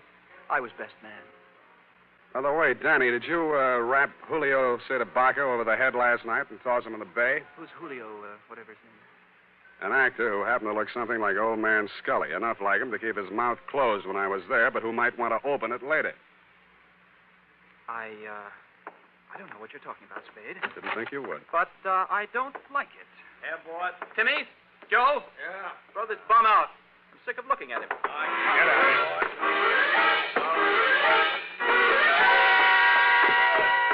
And they did. It was 2 against 1, and I'd been up late the night before. I was doing very well, though, until somebody stooped to a form of subterfuge I have long since grown to hate. I was born on 2 swarthy shoulders out of the club and into the open air. I was on a balcony, and a good stiff sea breeze was blowing. I didn't enjoy it long. 1, 2, 3.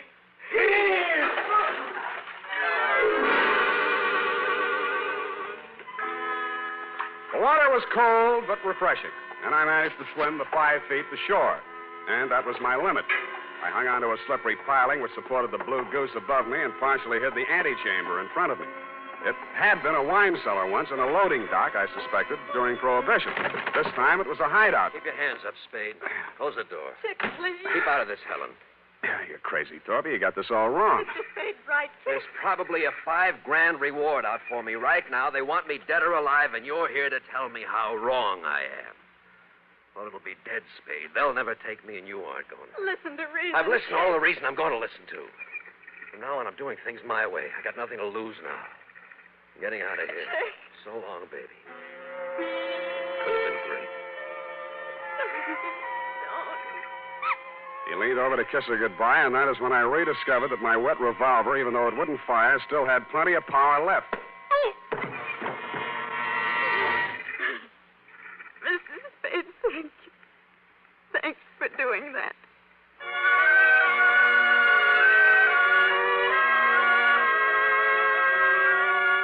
As you know, Doctor, I turned Chick Torpy over to the police along with Danny Cavillo and took Helen Scully home. She ran upstairs with many tears, and I met you in the library. You seemed relieved when you heard that Torpy had been apprehended. However, I had some other questions to ask. You answered. All right, Spade, all right. I suppose it'll all come out anyway. 2 nights ago, Chick Torpy came to the house to have it out with Mr. Scully. He told him about their marriage. There was an argument. I was the only one in the house. I heard shots, ran in the room, and found Mr. Scully dead. The marriage certificate was in his hand. I knew this would involve Helen, and so I did what I did. Oh, it was a nightmare. I hid the body, hoping to find a way, perhaps a death certificate on accidental shooting or something. In other words, you were helping Torpy get away with murder. Yes, but I was thinking only of Helen. Her father did love her. But you'd already sent a letter to me. You knew I'd be here the next morning. You'd seen an actor on a television program. He resembled Scully. You hired him for a job. You told Helen that Chick had killed her father and told her what kind of acting she had to do. Oh, it was crude, perhaps, but I didn't want you to become suspicious when a death report did show up. I intended to hire you and fire you. Only it didn't work out. I followed Torpy here and found the body. Oh, I've been such a fool, Spade. Helping a man get away with murder, I want to confess it all. I suppose this will make me an accessory to murder. Not exactly. You mean there's a way out? There's a way out, and you were going to take it. What? I was over to your apartment before I came here. You're all moved out. The doorman tells me your luggage has been at the station all morning. What'd you do? Came here to rifle the safe? No, see, here, Spade. Stop it. You were waiting around to see if they took Torpy dead or alive. Dead, he couldn't talk, and you'd be okay. Alive, you're ready to blow town. You bumped Scully. No. Get back there. Then you did your best to hang it on a Chick. Helen thought he really did it and played along with you. You're not an accessory to murder. You're a murderer on a double count. That actor was knocked on the head before he drowned. Oh, just a minute, Spade. This can be fixed if you... Shut up!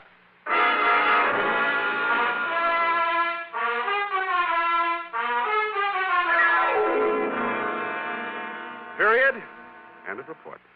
Sam, I don't understand. What, Angel? I don't understand, Sam. What? Well, you say you turned Chick Torpy over to the police, yet Dr. Kensington was the murderer. A formality, F. He will be released and cleared in short order.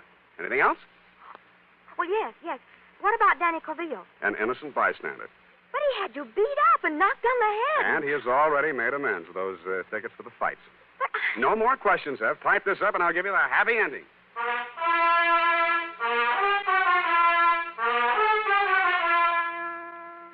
And now, listen to this. School days will soon be here, mothers.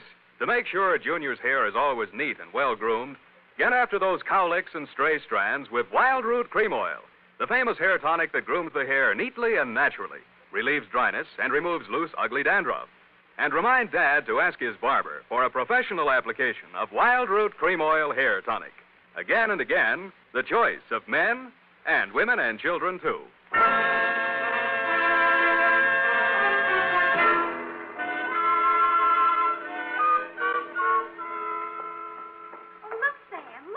What is it? Look, Sam, look. What is it? Look, Sam, look. All right, I shall rephrase the question. What? Oh, I see. You mean the magazine look, huh? They said an advance copy. It's not even out till next Tuesday. What's it doing here? Oh, look at them. See these? Who? Who are these people here? That's Sam Spade. What? On the radio. You know, Howard Duff. He plays you on the radio. Howard Duff. Why don't I play it on the radio?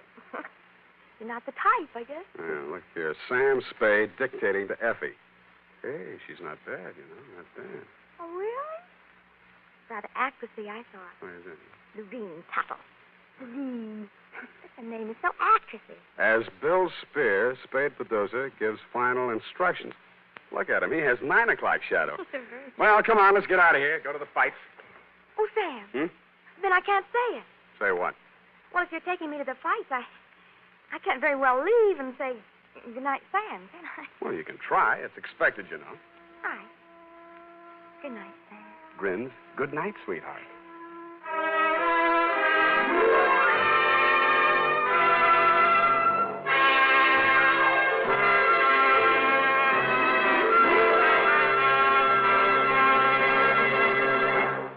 The Adventures of Sam Spade, Dashiell Hammett's famous private detective, are produced and directed by William Spear.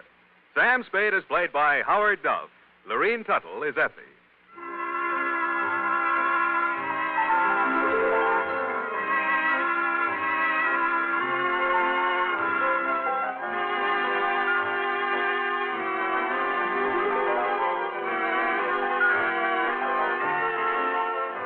Tonight's adventure with Sam Spade was written for radio by E. Jack Newman.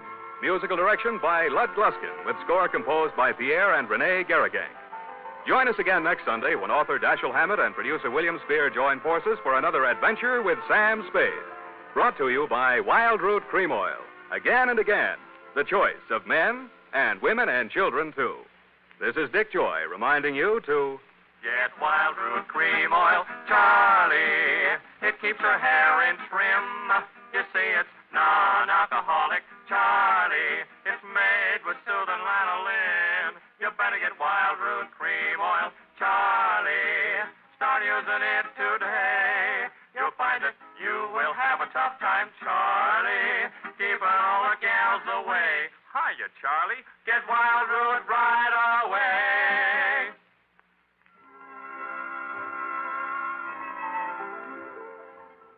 This is CBS, the Columbia Broadcasting System. Stay tuned for Life with Luigi on WCBS AM and FM, New York.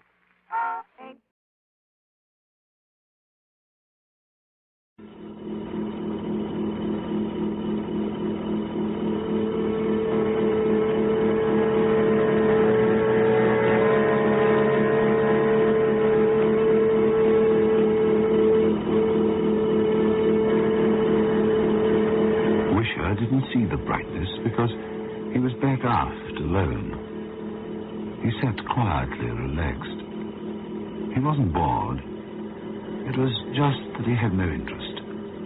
After 14 years in the mapping command, even the strangest of the new worlds was routine to him. And what little imagination he had was beginning to center upon a small farm he'd seen on the southern plains of Vega 5.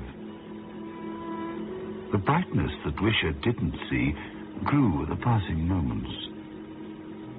A pale young man named Grenville, who was Wisher's crewman, watched it for a long while, absently. When the gleam took on brilliance and a blue-white dazzling blaze, Grenville was startled. He stared at the screen for a long moment, then carefully checked the distance. Still a few light minutes away, the planet was already uncommonly bright.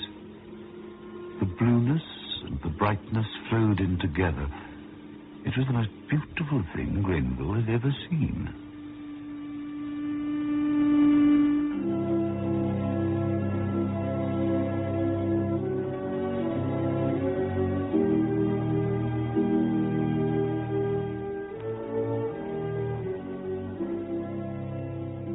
Suspense.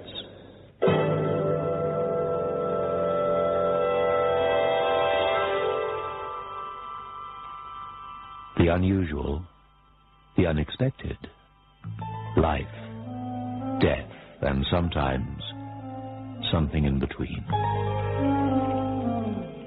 Suspense.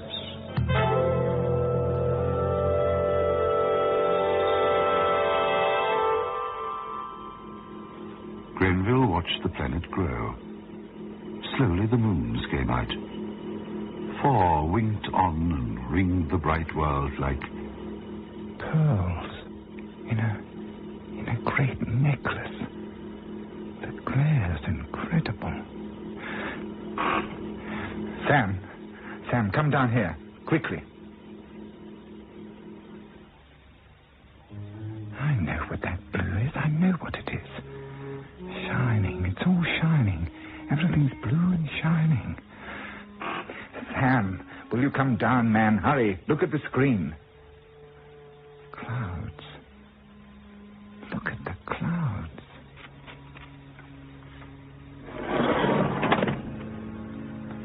Sam, look. Isn't it beautiful? See. Whew. Well, I'll be. It's blue. The entire world's blue. Ice caps. Clouds are white. But the rest's entirely blue. It's all water. A world of water. How's that for a freak, huh? 1 in a million, right? I bet you never saw anything like that. Hang on. I'll make a check. There's no land. A world of water. I suppose it was bound to happen sooner or later. But nobody else in Mapping Command. No one's found a world of water till now.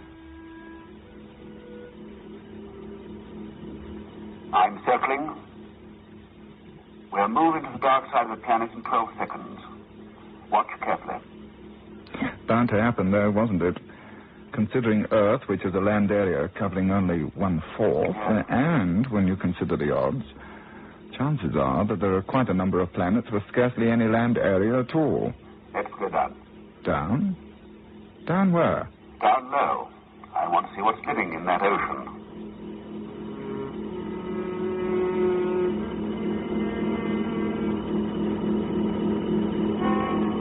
Stratosphere.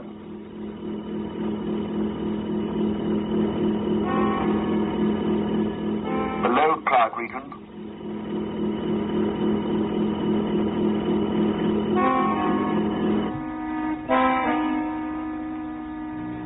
Leveling off completed. 1,000 feet. Screen at full magnification. And you're the man who always follows the regulations without question. I do, normally. Without the regs, Mapping Command, death trap. Nowhere in space is the need for rules as great as out here on the frontier. We owe our lives to the regs. Then I wonder how they'd feel about us probing the water of an all-water planet from 1,000 feet up. Well, inevitably, there are some things the regs can't foresee. All planets are new, but this one's newer than all the rest. Extra different. All water. Nothing. Nothing at all. No fish. No seaweed. 800 feet, that's as near as we're going. Evolution's been confined underwater, then? Completely underwater? If there is evolution. Look! Sam, see! An island! Yes, I see it. They didn't see the second island. Radar picked it up for them. They patrolled the dark side of the planet, but found no more islands. This planet's my assignment. They might even name it after me. There are a load of planets named after men in Mapping Command. When the tourists come, they'll be coming to Grenville Planet, one of the most spectacular wonders of the universe. We'll land.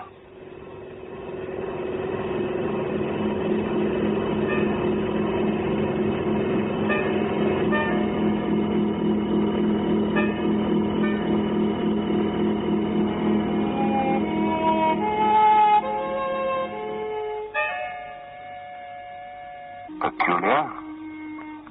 What is? I don't know. Doesn't feel right. There was nothing on the islands that could hurt them. They were quite sure of that. The check had revealed the presence of a great number of small, four-footed animals. But only one type was larger than a dog, and that one was slow and noisy. Both men were standing close in by the ship. It was a rule. You never left the ship area until you were sure. The regulations said so. Have to be careful about snakes. How's the air check? I'm just reading the meters. It's good. Okay, let's breathe this world.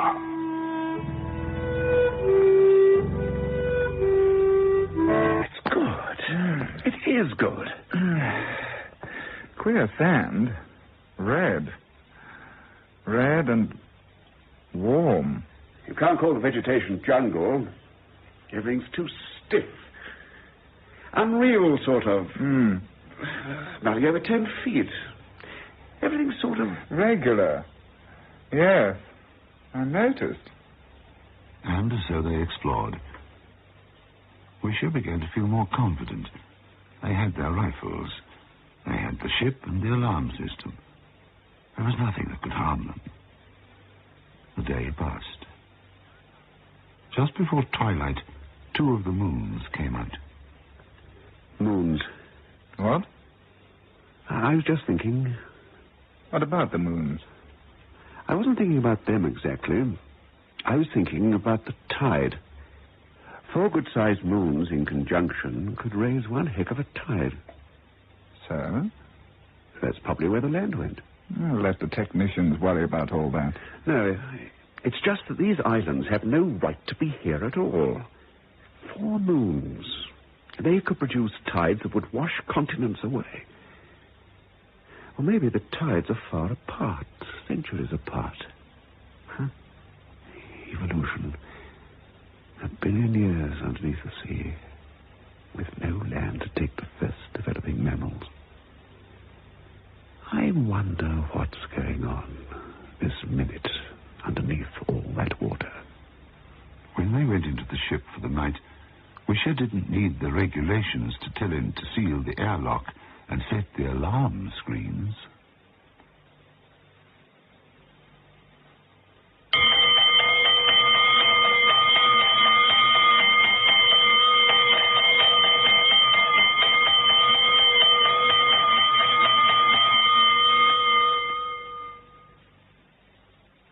But it was only an animal. One of the large ones. A weird, bristling thing with a lean, powerful body. By the time morning came, Wisher, who'd been frightened half to death, was in favor of leaving for the one remaining star they would map before returning to base. Grenville was secretly keen to return as well, but for different reasons. Grenville had decided that Grenville was now a famous man. That island, over there, that's North Grenville. This one, South Grenville. Don't go near the water. All right, Mummy. I'll work the edge of the vegetation. Funny. No birds. Leave the rifle, take the pistol. Easier. Okay. No shellfish. The beach is a bare, dead plot of ground. There's danger here. I know it, but I can't explain it. Sea, noiseless. No tide, no waves, nothing. It's because there's nothing, just stillness everywhere, that I know there's danger. The seas of every world I've ever been to have been choked with life. From Earth on, out to Deneb. Anyway, I'll take a specimen of the water. It took a lot of courage for Wisher to approach those waves. He took a quick water sample and hurried back to the ship. The water was earth water, so far as his instruments could tell. There was nothing wrong with it. There was nothing much living in it either. Then Grenville came back with his specimen sack. No shellfish. Why? Well, maybe they just don't like it here. The computers finished constructing the orbits of those moons. So? So the moons conjunct every 112 years. They rise a tide of 600 feet. Well, I don't see what... The tide is at least 400 feet higher than either of the islands. Oh. Where in the name of... Grenville, where did the animals come from? They should be drowned. Right. And would be, Unless they're amphibian, they're not. Or unless a new batch evolves every 100 years. It doesn't make sense. Sam, it seems artificial. Why is the island here at all? And then the idea popped unbidden into his brain, and he slowly turned and looked at Grenville, who was staring moodily out to sea. That's it. That has to be the reason. The whole island is artificial. It's restored. Put here by whoever lives under the sea.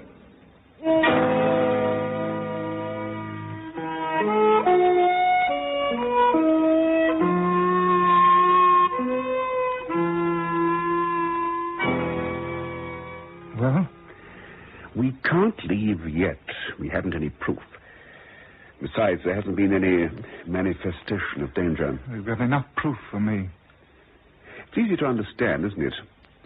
Evolution kept on going, changing, like it's done everywhere else in the universe.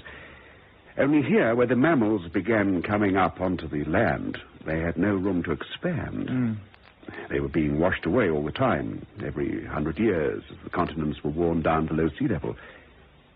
But evolution never stopped. It continued underneath the sea. Eventually it came up with an intelligent race. Heaven knows what they are or how far they've progressed.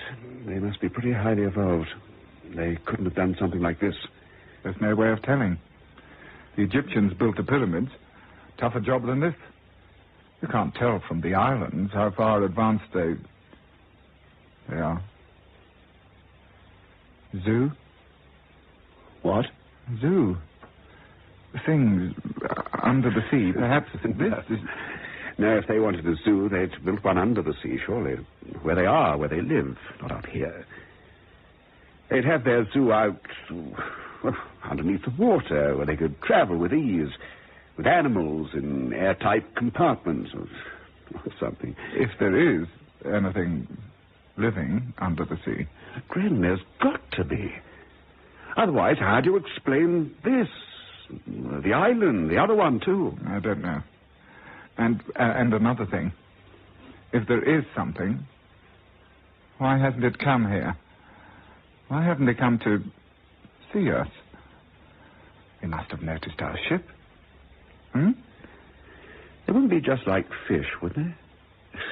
These things, they need hands, tentacles. Will you get the animal specimens? No, just plants and a small lizard thing. Well, we'll have to get one of those things that set off the alarm last night. But to heck with the rest. We'll let HQ worry about that. I'll pack up, make ready. You go and get that thing. What?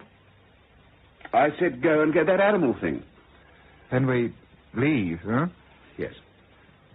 Do you think we need one of those things that set the alarm off last night? Yes. Okay. You wouldn't like to have a shot at getting one and let me pack up? No. Okay. Okay, then. I think I'll just have a... I think I'll just smoke a cigarette before I leave. Won't have much time if I'm to get one of those things. Just 5 minutes, and then I'll... You? No, thanks.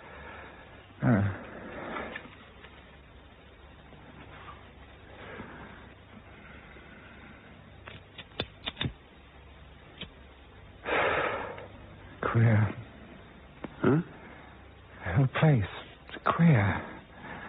It's the queerest world I've ever been on.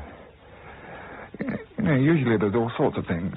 You know, different, of course, because every world's different, but somehow identifiable.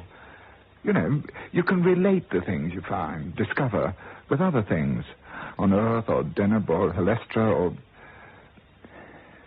You know, but here, there's hardly any insects. You notice that? And all that still sea out there. On Earth, any place on the whole planet, there'd be seabirds flying about, calling, little crabs scuffing about the sand, seaweed, everything you can think of. But here, it's like a kid's toy. A model. Grenville, of course, was talking for the sake of talking. He didn't want to go and hunt the animal. He wasn't afraid of the animal, of course. He'd hunt a larger and more dangerous specimens to take back to Earth for the scientists. I mean, intuition. Sometimes, surely, intuition's enough. If a man feels there's danger, feels something somewhere's not good, then it'd be stupid to wait till he gets his head knocked off to prove it. See what I mean? No. I was afraid you wouldn't. Oh, I see what you mean, of course, but what'd you do? A cigarette. I burnt my... Enjoyed that. Okay, go and get one of those things. Okay, then we'll scoot. Yes, okay. Right, see you. And Grenville turned and struck off automatically down the beach. He never came back.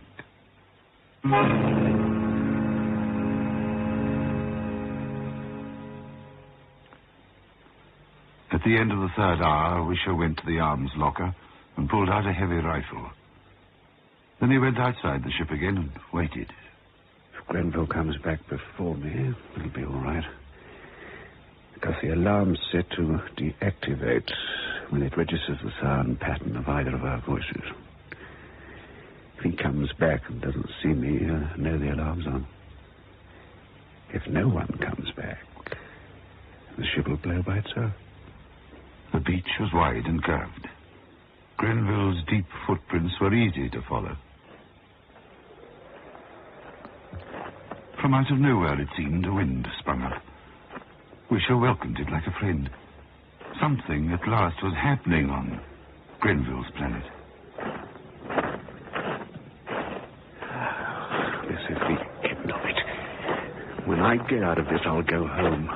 With Grenville or without him. The heel prints turned abruptly into an alien forest. Wisher walked some distance farther on to a relatively clear space. He turned, stepping carefully.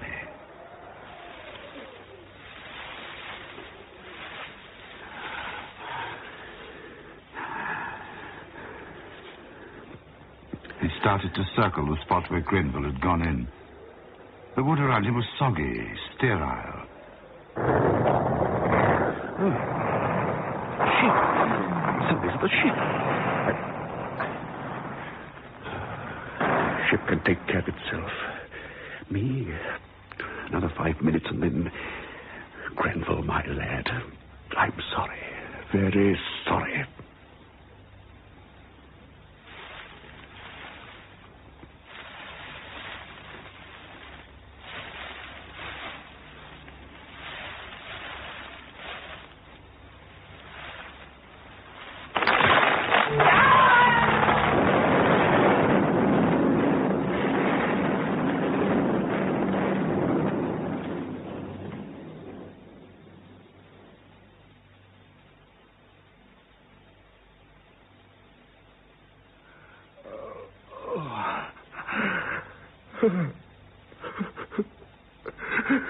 Even as Wisher fell, he knew what it was. Animal trap. He knew with a blast of glacial fear, he knew. He reached for his rifle and felt the metal bite into his legs anew.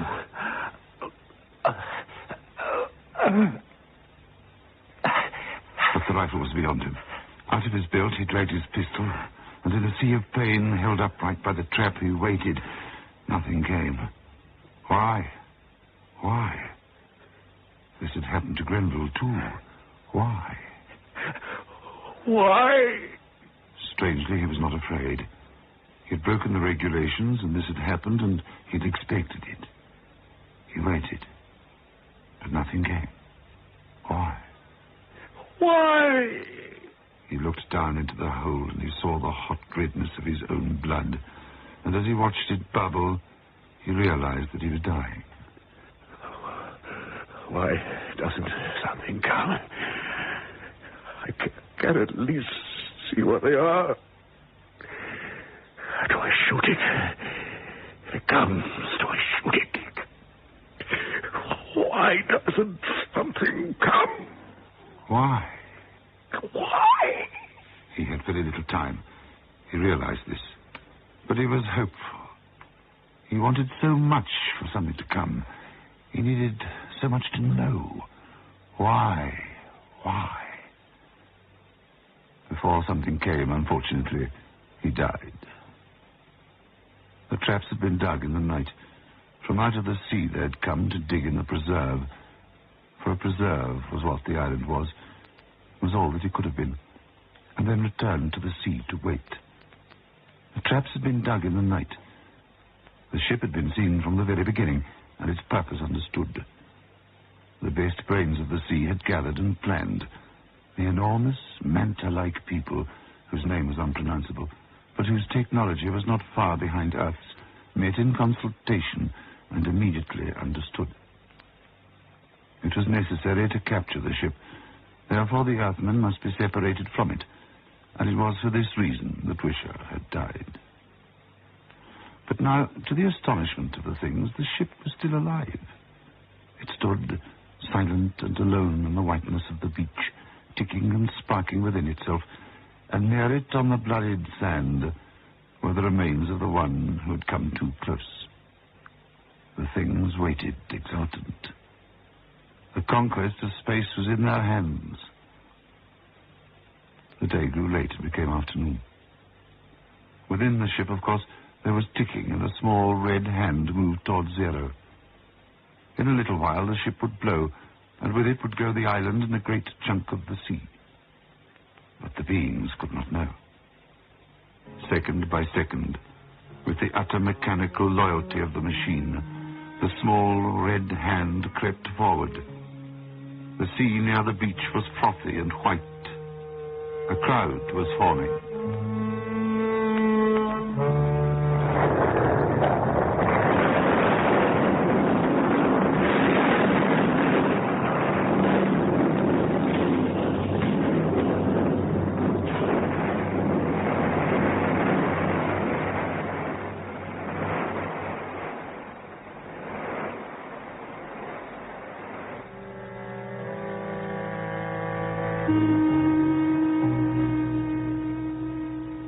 Grenville's Planets was adapted for broadcasting and produced by Michael McCabe.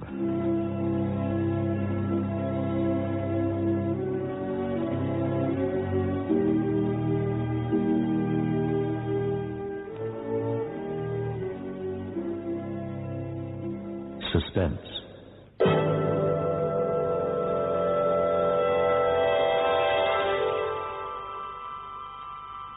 The unusual, the unexpected, life, death, and sometimes something in between.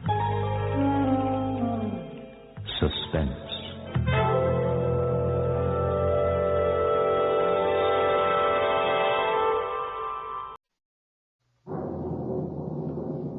The National Broadcasting Company presents Radio City Playhouse, Attraction 30.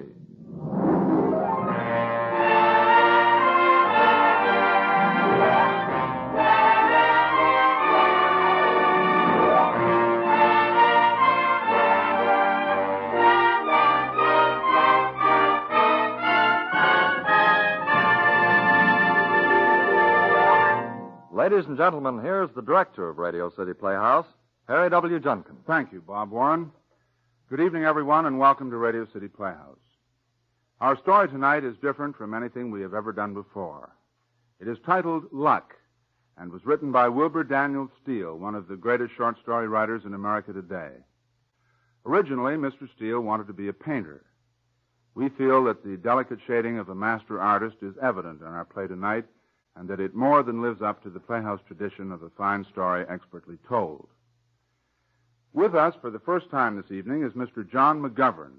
We are very happy to welcome this extremely talented actor to his first appearance on our show. Mr. McGovern, who plays the part of Jennison, is assisted by Bill Lipton, one of our favorite younger actors. Here, then, is Luck by Wilbur Daniel Steele, starring John McGovern and Bill Lipton. Attraction 30 on Radio City Playhouse.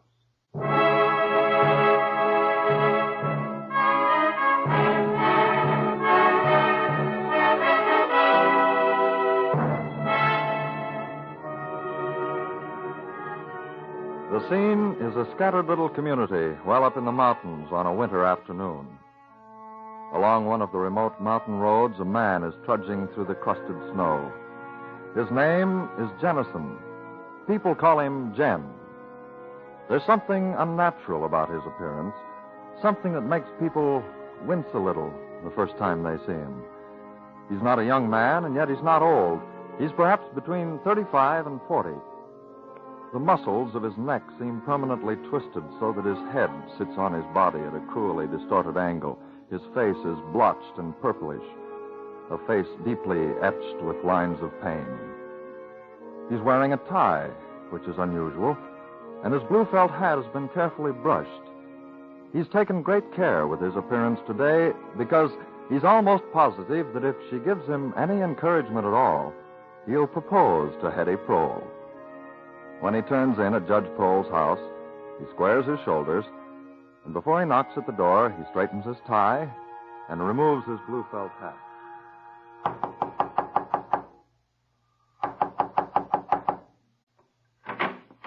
Why, Jen, how are you? Hello, Hetty. Hetty, I wanted to say something to you that... Well, Will Yard is here, Jen. We're going for sleigh ride. Will is here now? Oh, don't look so disappointed, Jen. Eddie, we better be getting started. There isn't much time for... Oh, hello, Jen. Hello, Will. Would you like to come with us, Jen? No, I mean, I'd like to, but I don't think, I'll see you tonight anyway, Jen. You're coming to the poker game? Yeah, I am. So I'll see you at Peter's store, huh? Yeah, sure. Well, I'd better be going. Jen, did you have anything you especially wanted to tell me? No, not especially. I just thought I'd drop by. Wasn't anything important. Well, goodbye, Jen. So long, Jen. See you later. Bye. Goodbye, Hetty.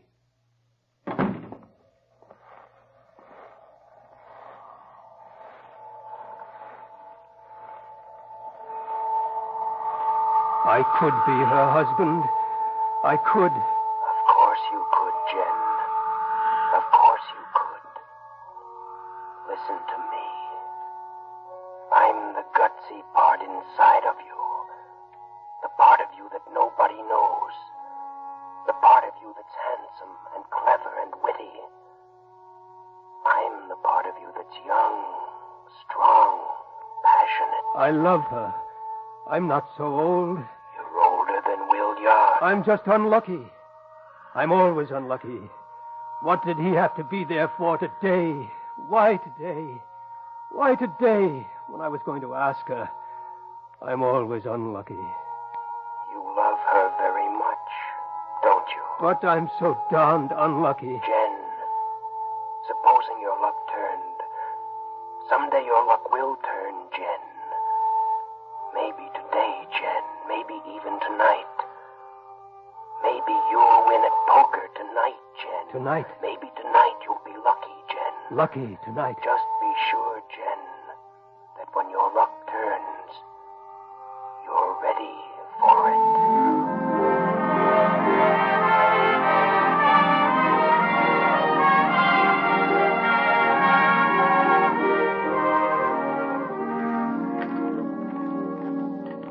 How about one more hand, boys? Hey, not for me, Jen. You've had too much luck tonight. You really cleaned up tonight, Jen. I just seem to feel lucky. And I'm broke. I've had enough. Yeah? Well, I haven't.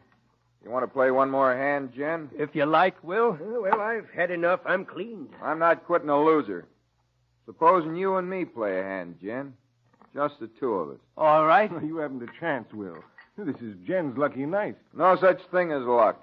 Sooner or later, the cards come out even. How about it, Jen? Let's go. All right. I'll ante. Right. You deal, Jen. Okay. Well, come on. They're shuffled enough. Deal them out. Okay. I sure feel lucky tonight. 3, 4, 5. You sure had all the cards. I'll open with 20. I'll stay. Give me 3. Okay. Thanks. I'll take 1. I'll bet 50. 50. I'm not quitting a loser. Okay. I'll see you and raise you 50. I'll call. 4 10s. Sorry, Will. 4 queens. 4 queens.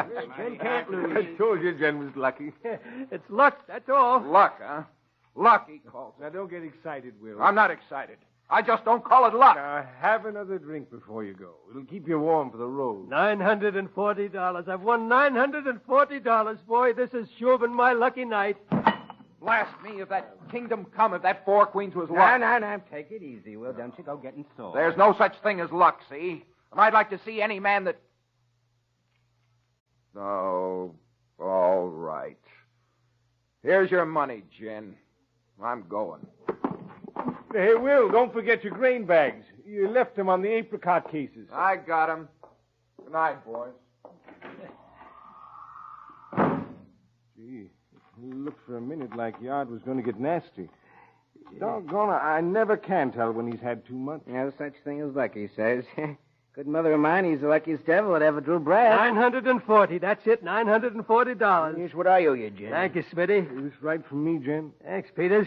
If I was you, Jen, I'd keep well behind Will on your way home. It's a narrow road for two. And the way Will looks, I don't think he'd relish having his heels trod on too much this morning. Yard's all right when he's sober. I'm going to... Have another drink for the road. No, going down by the pond. They got some fox traps out there. Might take a look at it. And you better give Will a wide berth, else he'll throw you in. We'd have to have the pond drug. Now, leave Jan alone, boy. We're only kidding. Well, I gotta be going. Night. Take care of yourself. Yeah, I will. Be careful of all that dough. Good night, fellas. I will. And keep away from Will Yard on your way home. Don't you press your luck too far. Good night.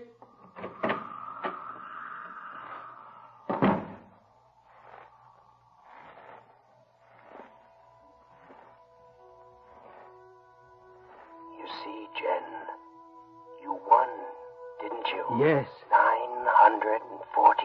$940. $940. Yes, $940. Enough to marry Hetty Prohl. Yes. More than enough. I'll ask her. I'll ask her tomorrow. What about Will Yard, Jen? I'll ask her anyway. There's a strange feeling in the air tonight, Jen. Yes. Are you nervous, Jen? It's cold. Is that why you're shivering? Yes, it's cold. Don't be nervous. No. Don't be afraid you'll meet Will Yard. Even though he knows you cheated him. No. Those 4 queens were a bit too much. Will Yard knows. No, he doesn't. Yes, he does. I didn't cheat him. Yes, you did. I didn't want to. I didn't want to. Will Yard's a big man, Jen.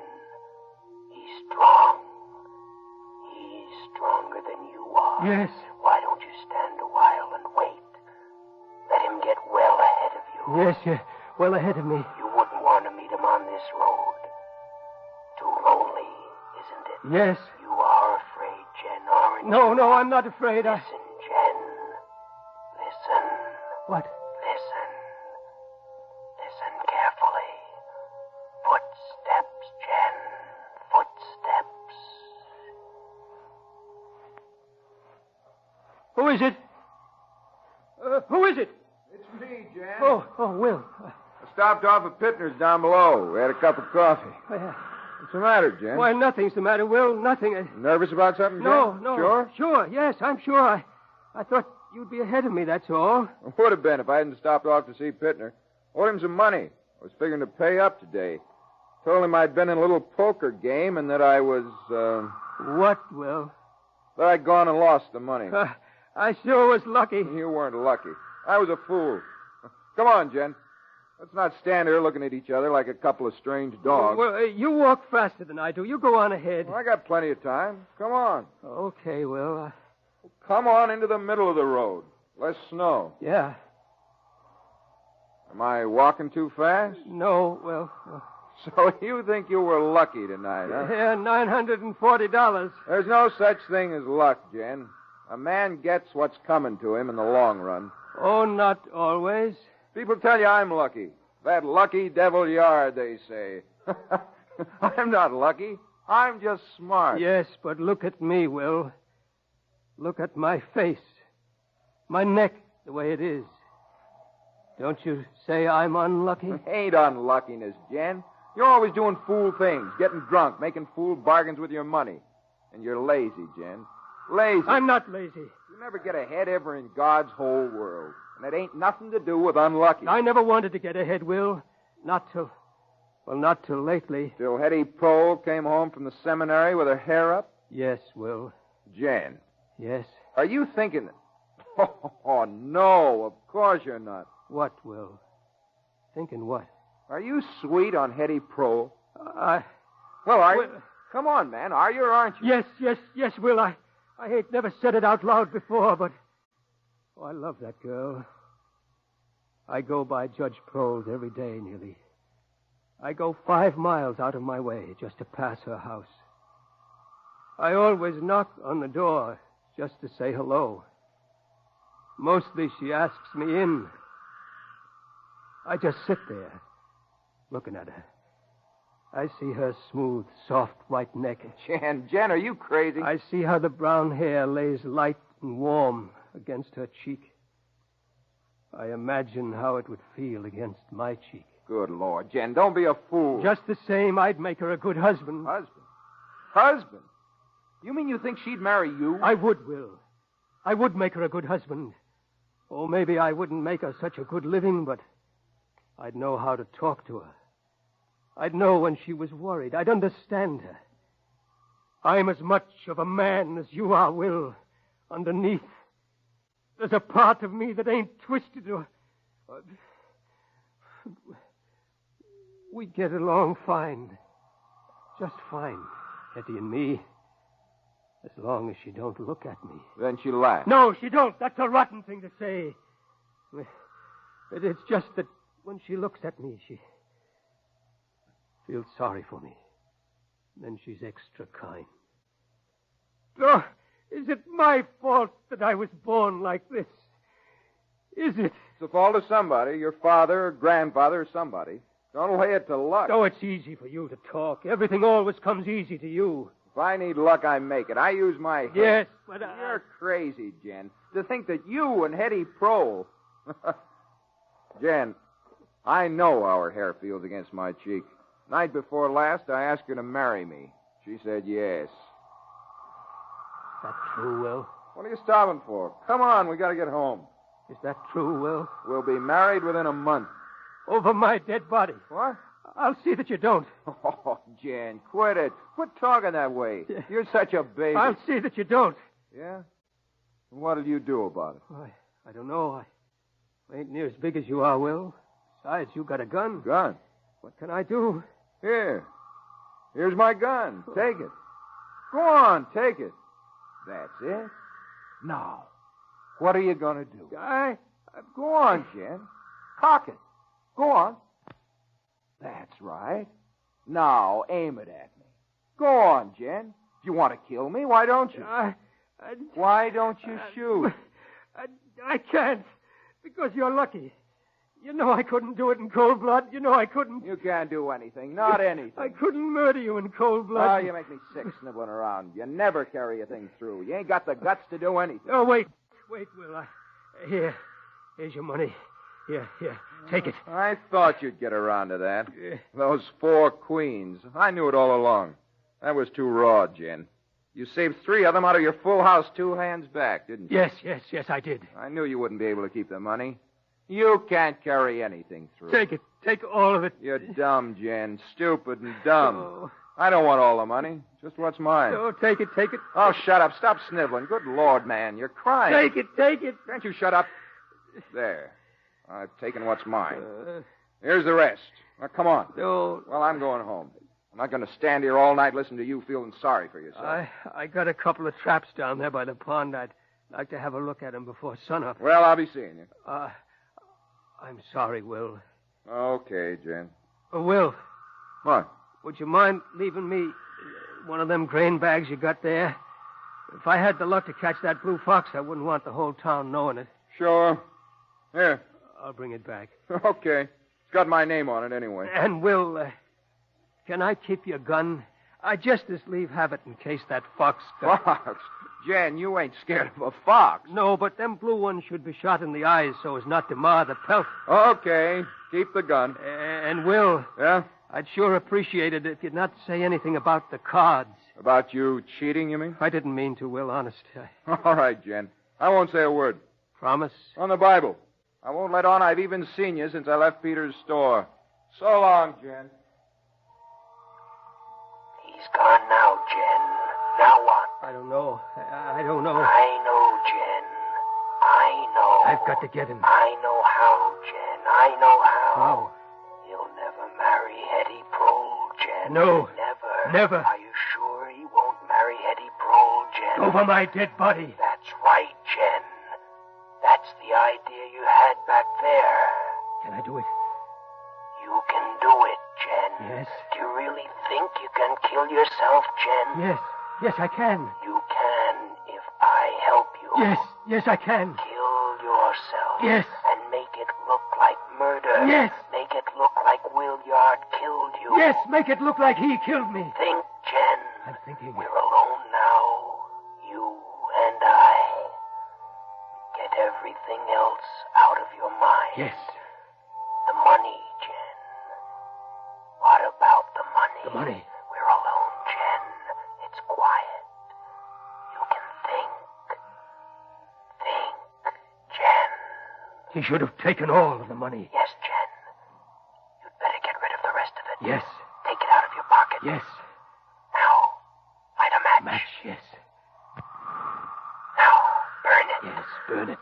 Hold the bills in your hand. There they go. That's it. Now turn your pockets inside out. That's the way. Now what, Jen? The hole in the ice. The hole Joe Schultz sawed to see if the ice was thick enough for cutting. I need some rocks. 3 or 4 big rocks, Jen. Yes. There's one, Jen. There. Dig at it. Yes, dig at it. Dig until my hands bleed.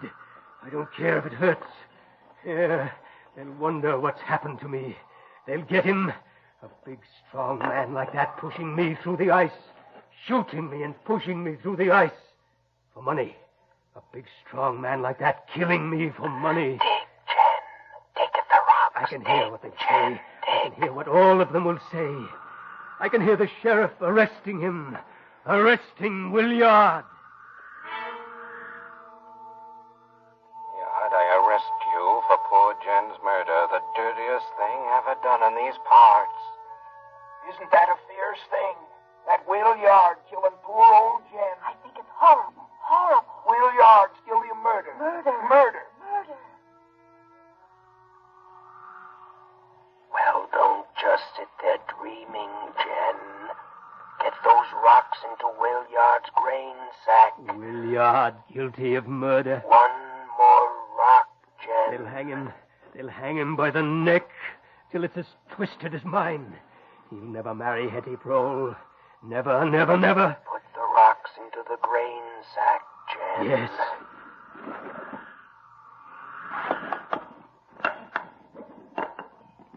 Now what, Jen? The footprints. That's right, Jen. There must be 2 sets of footprints down to the edge of the pond, and only 1 set going back. Yes, he came down with me, pushed me in, went back alone. Yes, Jen, muss up the snow. That's it, Jen. Hurry, Jen, it's getting light. Hurry. Yes, it's getting light. 2 sets down to the edge, 1 set going back. Yes. Now tie the bag, Jen. Tie the open end of the grain sack. Yes, tie it up tight. Hurry. I'm hurrying. What's that, Jen? It's the 5:58. It's 6 o'clock, Jen. It's getting light. Hurry. Now undo your belt. That's it. Now loop your belt through the middle of the bag. That's it. No. Jen, wait. Stones. I've got to push 2 stones to each end of the bag and hold the bag in the middle. There. Now loop my belt through the bag. Now. Now what, Jen? Now I walk out onto the ice. Well, go on, Jen. I don't think... Jen. It'll be so cold. I can't do it. Dear God, I can't do it. Jen. I'm afraid to do it. You can do it, Jen. Oh. You can No. do it. Then use the gun.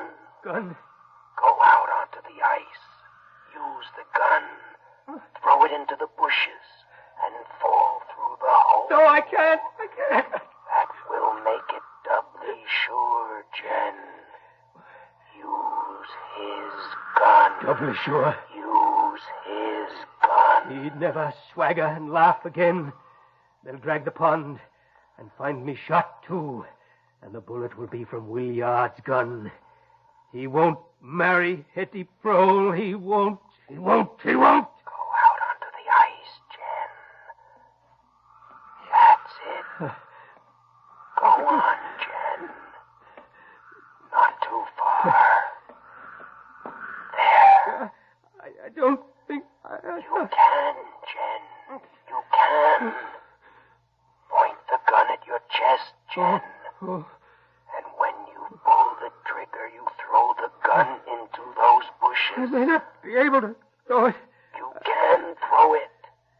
Go ahead, Jen. Pull the trigger. Come on, Jen. It's getting light. Come on. It'll hurt. It will hurt for a moment.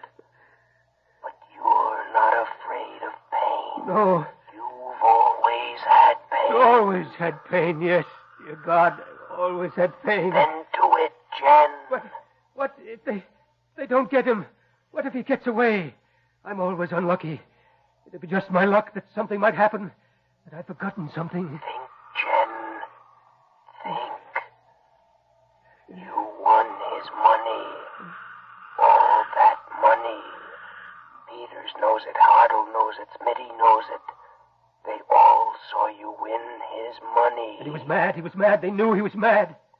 They even said that I'd better keep out of his way when I was coming home. Yes, Jen, he was mad and he was drunk. He was drunk. He'd had quite a bit to drink and he was mad. Yes. You've got his gun and his grain sack with his name on it. His grain sack.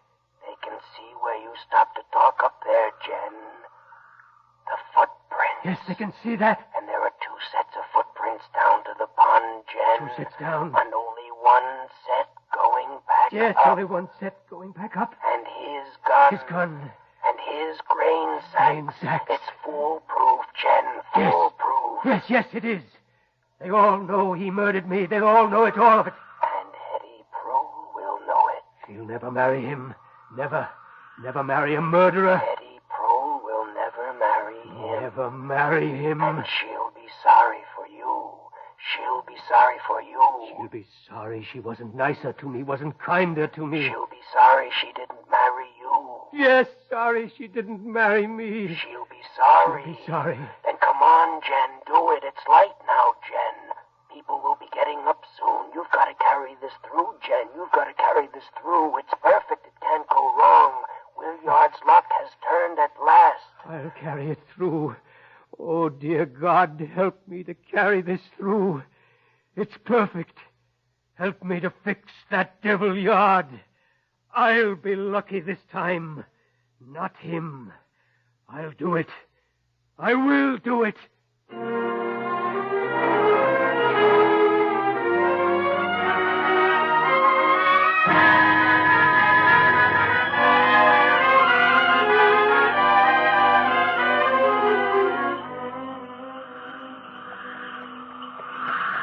Whoa, me. Whoa. Whoa. Will. Williard. Hello. Well, Judge Prole, how are you? Get in. I'll give you a lift. Thanks, Judge. Thanks a lot. Get up, May. Come on. Mighty cold morning. Yep, mighty cold. What are you doing up at this hour? Little poker game. Me and Smitty and Hardle and Peters and Jen up at Peters' store. Where you been? Sure didn't expect to see anybody this early in the morning. I've been into the city. Just came back in the 558. Have a good trip? Fine. You have a good poker game? Jen won all my money. Jen did? Oh, Jen. Saw him down by the pond back there, fooling around with a sack or something. Acting like he didn't want anybody to see him. He's hunting fox. Doesn't want people to know. Did he see you? Nope. And I didn't call to him. Thought he might want to ride back with me. He makes me kind of nervous. Jen's all right. I guess so. Well, I'm glad to see you. You'd have had a long walk if I hadn't been on the 558. Lucky I happened along. Luck? Oh, I don't know. I don't think there's any such thing as luck.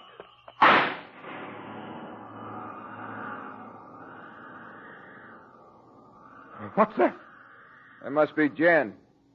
Guess he just caught himself a fox.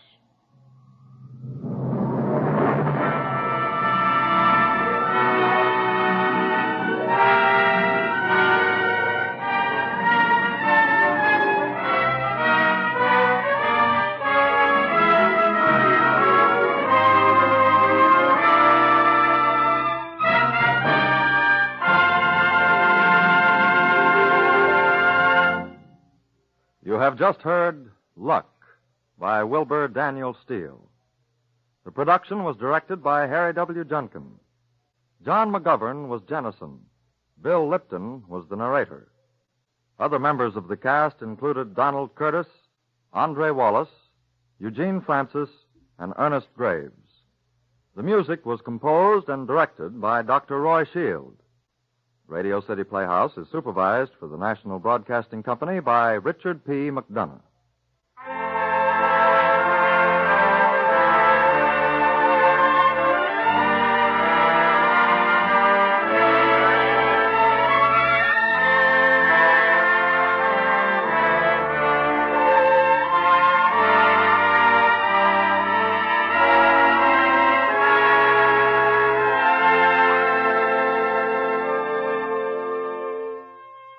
This is Harry Junkin again.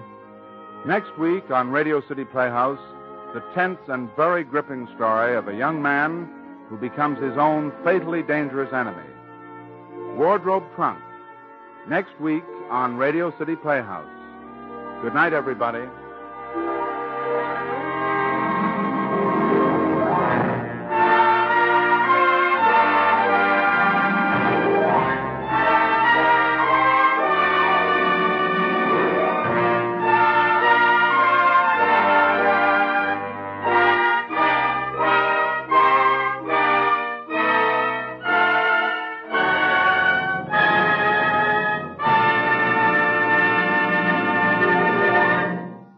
Bob Warren speaking. This is NBC, the National Broadcasting Company.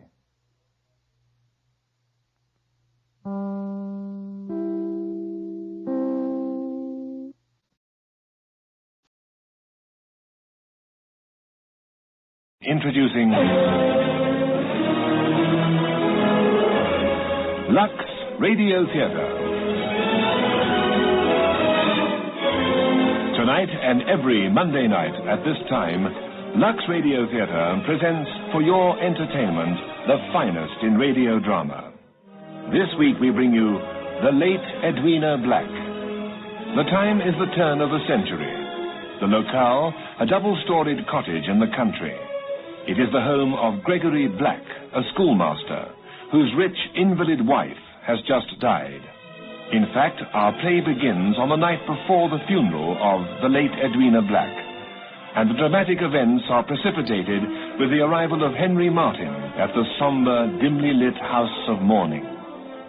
This gripping play by William Dinner and William Morum has been adapted and produced for Lux Radio Theater by Fiona Bonnell.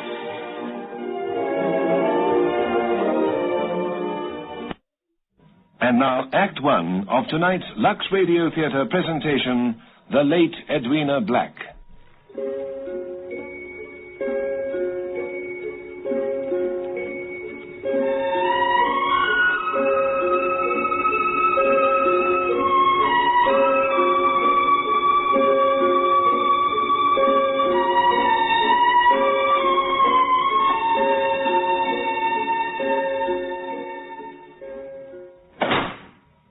This way, sir.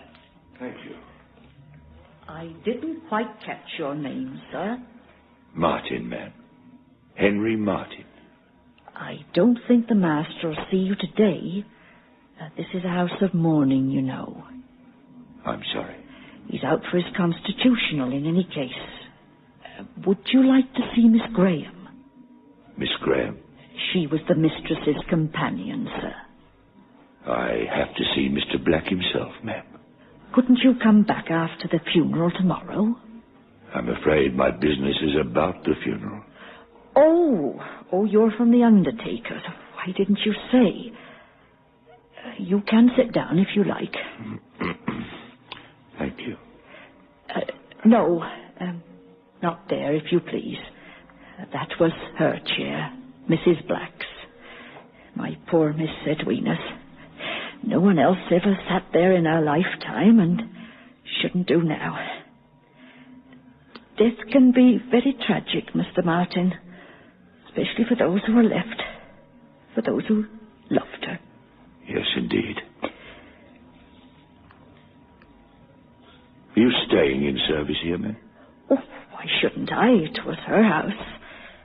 I was with her ever since she was 21, and no servant ever had a better mistress, nor a more stylish and graceful one. Did you know all her clothes came from Paris? They say she was a fashionable old lady. Old? She wasn't old. She had the figure of a girl of 20. Oh, she loved that wind bell. She used to say it was like her laughter when she was young. It was, too. Now she's lying up there, just waiting to be buried. How is your master taking it? Quite well, thank you. I've no doubt his schoolmastering keeps him from brooding. I'll just tell my cabby not to wait, if you'll excuse me, ma'am. You'll have to walk back to the village if you do. Oh, that's all right, ma'am.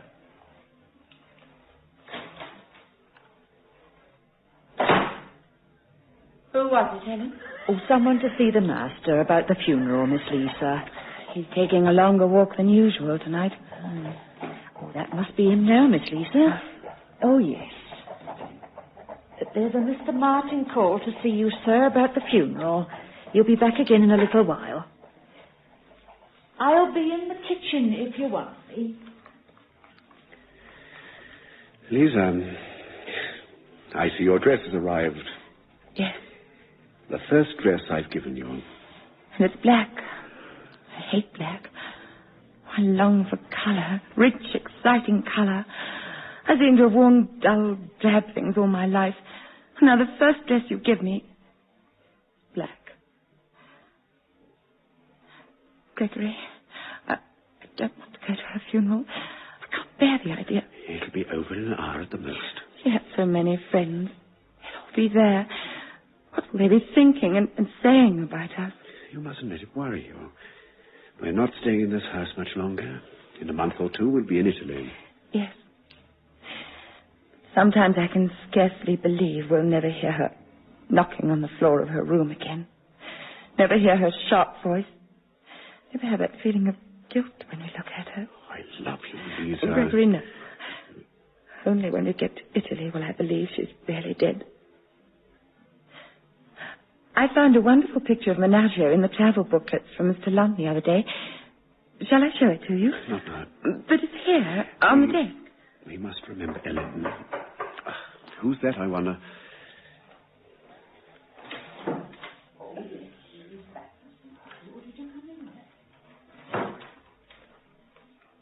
The gentleman I told you about, sir, Mr. Martin. Good evening, sir. I hope you'll pardon this late call, but my business is urgent. It's certainly rather late. Won't you sit down? Oh, this is Miss Graham. Evening, miss. Good evening. What do you wish to see me about, Mr. Martin? It's a delicate matter, sir. Shall I leave? No. You can speak in front of my secretary, Mr. Martin. I believe you've just lost your good lady, Mrs. Edwina Black. The funeral takes place tomorrow. Please accept my sympathy, sir. Thank you. I understand the lady was ill for some time. About 6 months. Why do you ask? It now appears that Dr. Prendergast is worried about your wife's death certificate and regrets having signed it. What? He is dissatisfied with the apparent cause of death. Therefore, I've come to ask you to delay the funeral.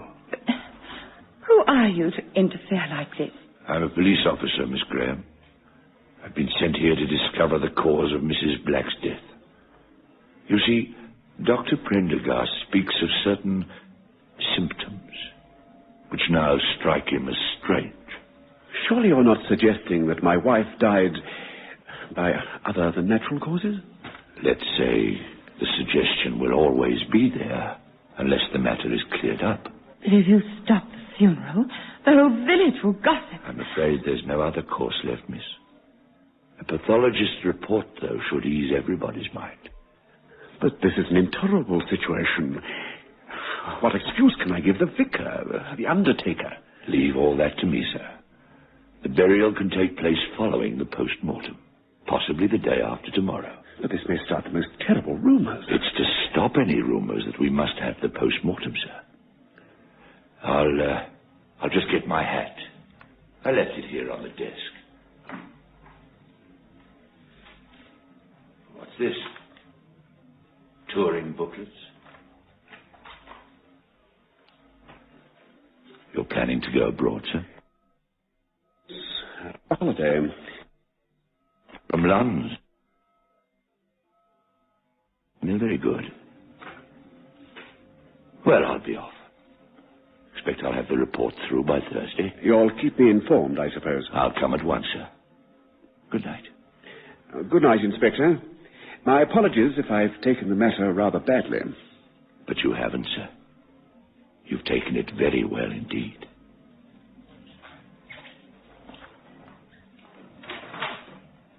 Good night, miss. Good night. That stupid fool of a doctor. I knew it. I knew Edwina would stop us. But how can she stop us, Lisa? Now, do be reasonable. I'm frightened. But why? I don't know, but you're frightened too. Nonsense. Why should I be frightened? Edwina died a natural death. Yes, but can't you see how she's stopping us from going away? She might almost still be here, laughing at us, telling us we can't escape her. Lisa, control yourself. Everything will be cleared up in a few days. In the meantime, we must carry on as though Inspector Martin and the whole of Scotland Yard didn't exist. Now, let's get down to business. I've had a letter from the bank asking for Edwina's passbook. Could you get it for me, please? It's in her room. I hate going there now. But she's dead, Lisa. Can't you get that into your head? Edwina is dead. Is she? Is she?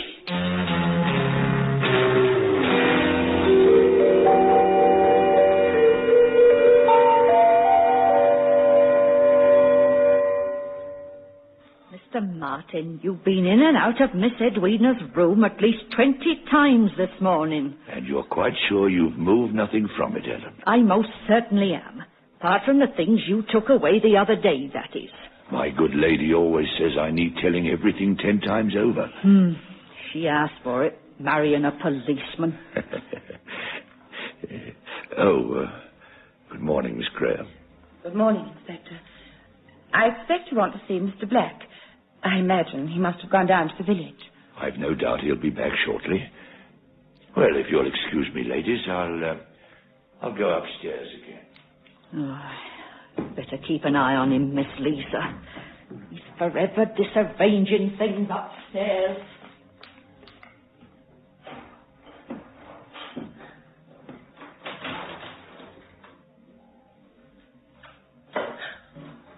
Oh, I'm glad you're back early, Gregory.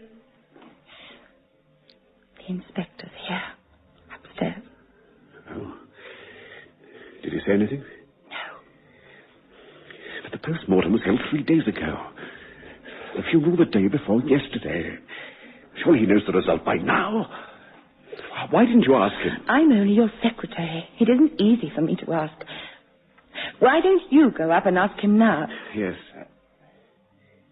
No, it might look odd, my being so anxious.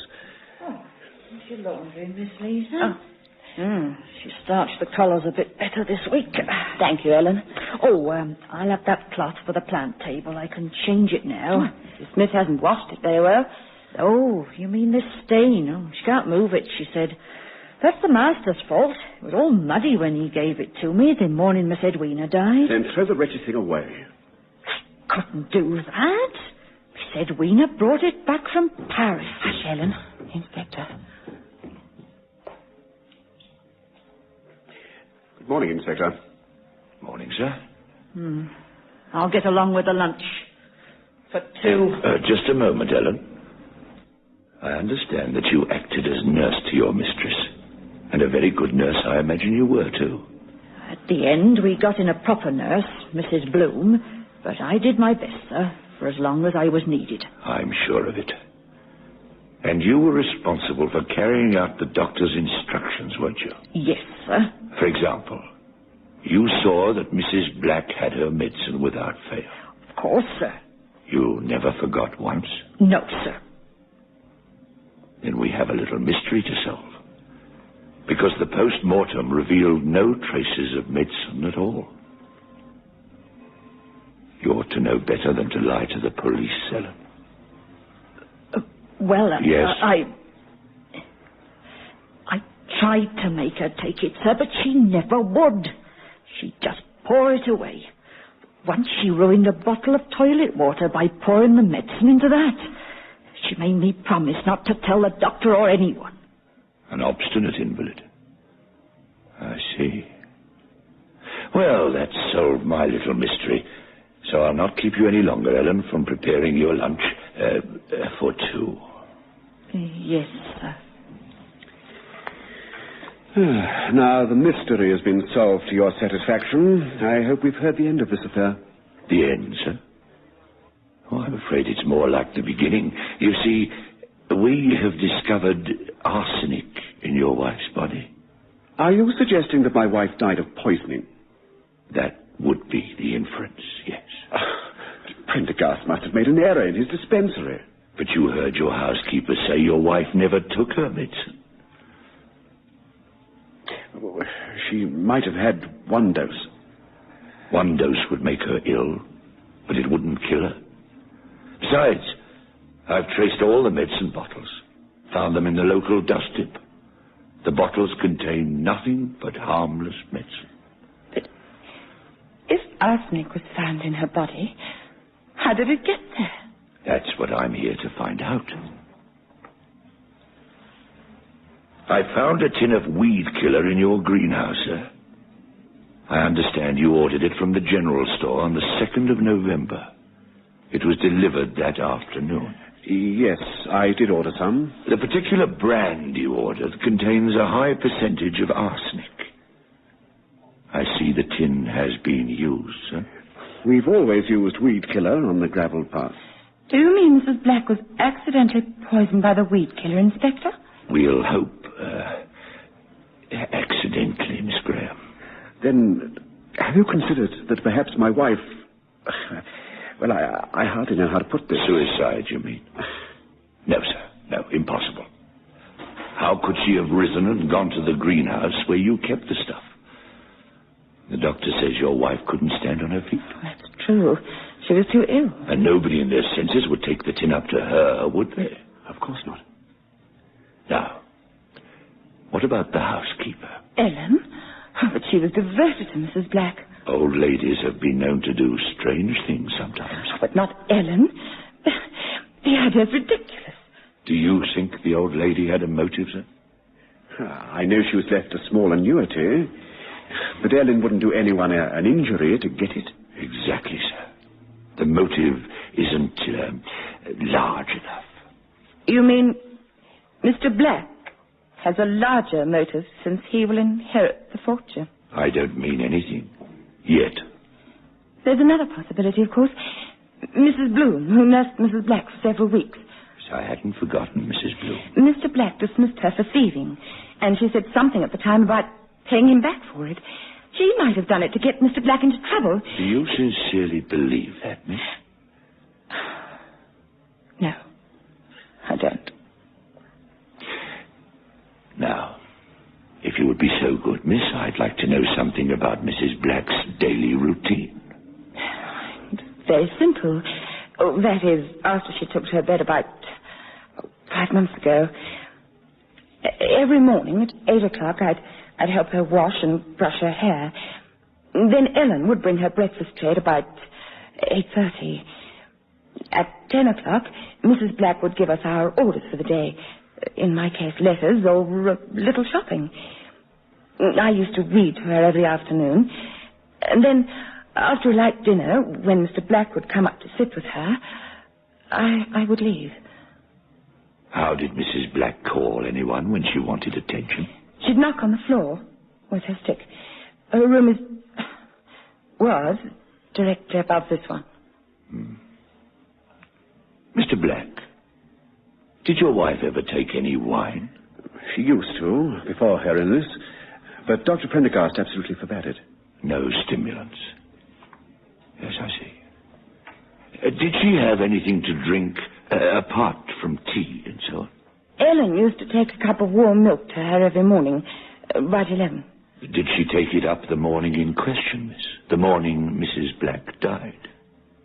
No. It was I who took it up that day. About the weed killer. Is the greenhouse locked at night?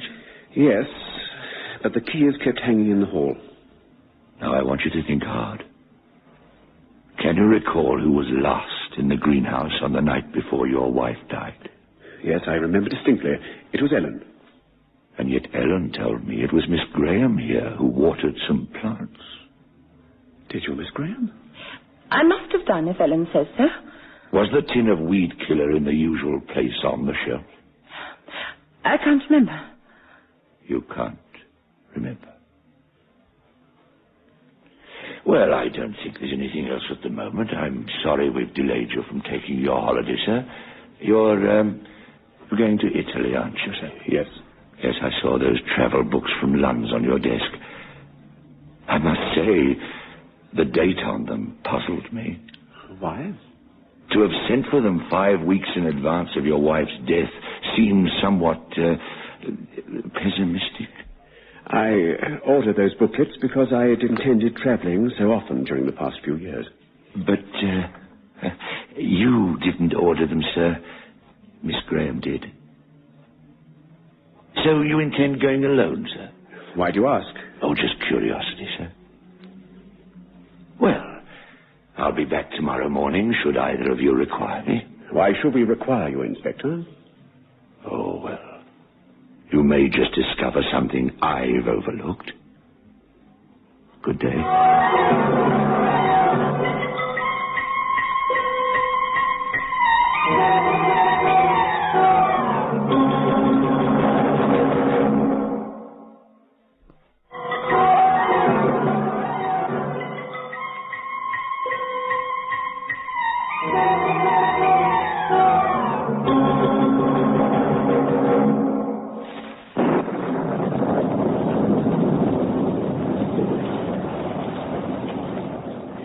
I wonder what Inspector Martin meant by overlooked before he left this morning. I don't know, my dear. You really must try not to think about it all the time. Are you as calm as you pretend? Yes, of course I am. Lisa, come and sit beside me. What is it? I heard something. But we're alone in the house. I sent Ellen to the vicarage. I'm sure I heard a sound upstairs. It's only your imagination. Do you remember how she would knock on the floor? Beginning softly. And something more and more. You must forget her, Lisa. She's gone now. She can't hurt us any more. That was the door of her room. She's clinging to the house she loved. Her door is locked. Ellen must have left the box room door open. I'll go and see. No. Don't leave me.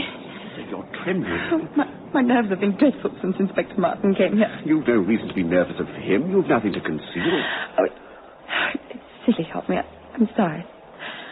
After all, we've done nothing wrong. The pathologist has made an error, that's all. How could she have died of poisoning. Who would want to poison her? Mrs. Bloom? Ellen? Why should they? And who else is left? Nobody but us. But we know we didn't. So that's that.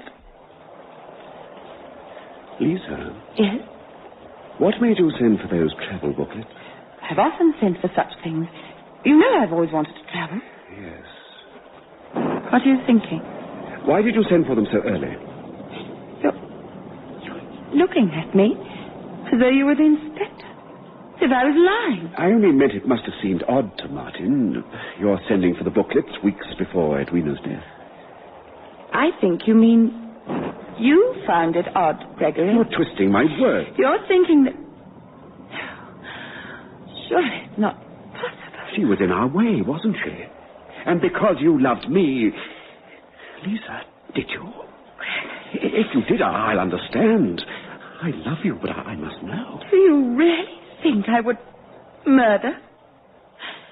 Yes, I can see you do. Supposing I confess I did kill her. No, it wouldn't make any difference to my love for you. Are you sure, Gregory? Would you ever really forget? While I was in your arms, wouldn't you see me stealing from the greenhouse, a small tin in my hands, waiting and listening until it was time for a milk? Oh, don't say that, Lisa, please. You see? Oh, Gregory, how can you accuse me? How can you? Edwina was poisoned. There's no question about that. But I've got to know who did it. I swear to you, it wasn't me. Oh, forgive me, Lisa. No. Don't touch me. I've hurt you. Forgive me. Ellen can never come back in all this rain. Please forgive me. Huh. She hasn't watered the azalea again. Quite dry. I didn't know what I was saying. Gregory, what was it Ellen said this morning about the cloth under the azalea? I don't remember. I do. She said you gave her the cloth on the morning of Edwina's death. But I don't remember seeing the azalea here before then. Did you bring it to the house the morning of her death? I forget. Why? Because if you did, it proves you were in the greenhouse after me. Lisa, we must stop this. Don't you realize what we're doing to each other? It's this house. It's alive with menace. Edwina is alive. Only in our minds. What do we know, the dead or what happens after death? How do we know that at any moment she may not walk quietly down those stairs, smiling as she used to? Lisa, stop thinking about her. We know we didn't kill her, either of us. Trust me, my darling. Surely you can trust me. Oh, I wonder what would have happened if we had told Edwina about us. That would have been the most dreadful scene. I would have been made to resign from the school. Yes. You have no money. And Edwina was so rich. Oh, Lisa, don't. But why did you bring in the plant in that morning? The house was so bleak and dark. The azalea looked so cheerful. And you knew that Edwina was leaving you her money. Lisa, you must stop. But if the pathologist made no mistake, what is the answer? I don't know. Look. It's going out. Oh, well, they must have forgotten to fill the registry again. Oh, light the other lamp. Where are the matches? On the chiffonier, by the candle. Gregory? Where are you? Why don't you answer me? Gregory!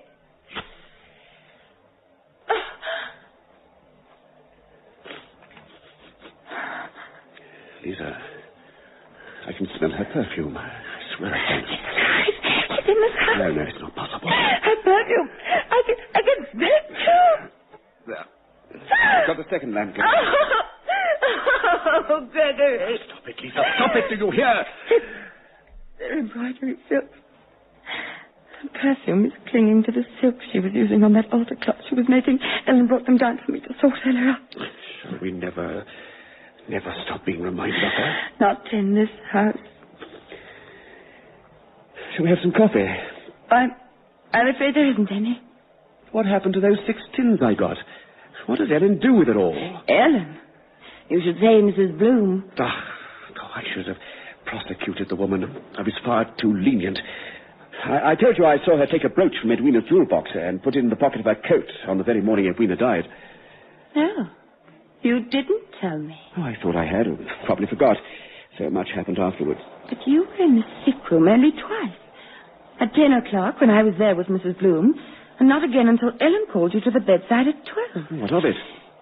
If you saw Mrs. Bloom in her cloak, then she was leaving the house at 11:30 as usual, after I gave Edwina the milk and before Ellen called you at 12. The explanation's quite simple.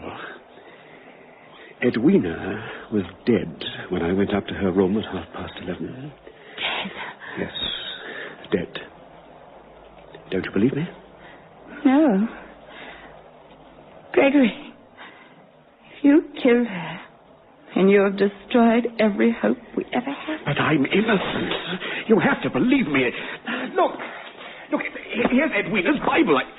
I swear to you, I did not kill my wife. How could you imagine I could kill anyone? Lisa, what's the matter? Can you hear it? Her stick.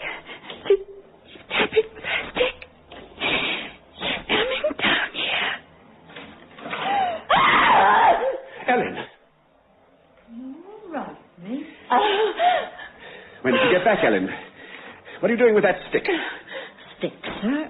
I just went up to fetch it. You promised it to the vicar's wife as a keepsake from Miss Edwina. Don't you remember, sir? Oh, yes. I'm afraid I forgot it when I went down with the altar cloth earlier. We didn't know you were back. Oh, I got home just before the rain started, so I went up to Miss Edwina's room for the stick. I've been sitting there ever since, remembering her. It was so very quiet and peaceful. We never set her clock again, sir. That's why it was so quiet. You shouldn't have come down like that. You startled us. Oh, I'm sorry, sir. I know I shouldn't have sat there so long, but time just slipped by. What with the clock still standing at 12. Just as we stopped it the morning she lay dying. Do you remember how still and peaceful it was in the room when we did that, sir? That's enough, Ellen. You may go now. Very well, sir. The old fool. Then Edwina was alive when you went into her room at 11:30. She only died at 12. What were you doing in that missing half hour? If you loved me, you wouldn't talk like that. Would you tell the inspector about your visit to the sick room? You really want me to do that? An innocent man would. Been rather stupid, haven't I? You want me to shoulder the blame for her death because you're afraid of the police. Yes, you want me to be guilty. Gregory! You poisoned her because you've always wanted to be the mistress of a large establishment. You killed my wife for it, and now you want me to take the blame. Stop! I would do anything to gain your end. I believe you'd poison me. You could poison the coffee. That would make it easier for you, now that everything's gone wrong. Easier for me? You could say I'd committed suicide because I'd murdered my wife. Was afraid now the police were making inquiries. You'd be safe if they thought that would be true. I'm not trying to poison you. But no doubt you want me to swear that on the Bible, too. Yes. Well, you can save your breath. I've no intention of doing it. Wait a minute. This isn't Edwina's Bible at all. It's a Latin primer. I thought it was her Bible. You knew it wasn't. Were you afraid to swear on her Bible because you knew you were going to tell a lie? No. You did kill her. You told me lie after lie. I won't have you say that, you hear? You shout at me. I'm not one of your schoolboys. You're trying to dominate me as she did. I should have known that a man who was capable of living on his wife's money was capable of anything. That's not true. I have my own salary. Your salary never paid for your servants, your luxuries, your expensive clothes. You can say that to me after making love to me. You made love to me. Indeed, then I succeeded very easily. I didn't mean to do that. Now, I will tell you why I lied and said Edwina was dead when I went up to the sick room. When I went up at 11:30, Edwina told me that you wanted to get rid of her. She said she was sure the cup of milk was poisoned. Why did you tell such a lie? I realize now that she was trying to make trouble between us. And she knew about us? Yes. You'd always comforted yourself by saying that Edwina never knew. I didn't want to take that comfort from her. Gregory. Oh, Gregory, to consider my feelings like that. I loved you. Oh, Gregory, I've been such a blind fool. Oh, forgive me. Oh, I do. Oh. Now, come. Come, this calls for a grand gesture. We'll drink to Italy, Lisa. Oh, you know I never touch port. Well, you're going to touch it this time. I don't argue, my love. The toast is Italy. Here you are. Yes. Let's drink to the Bella Vista, the Adriatic, the sunlight. We're going to be happy at last. It'll be the end of worry for both of us. Then drink to it, Gregory. Gregory, why aren't you drink...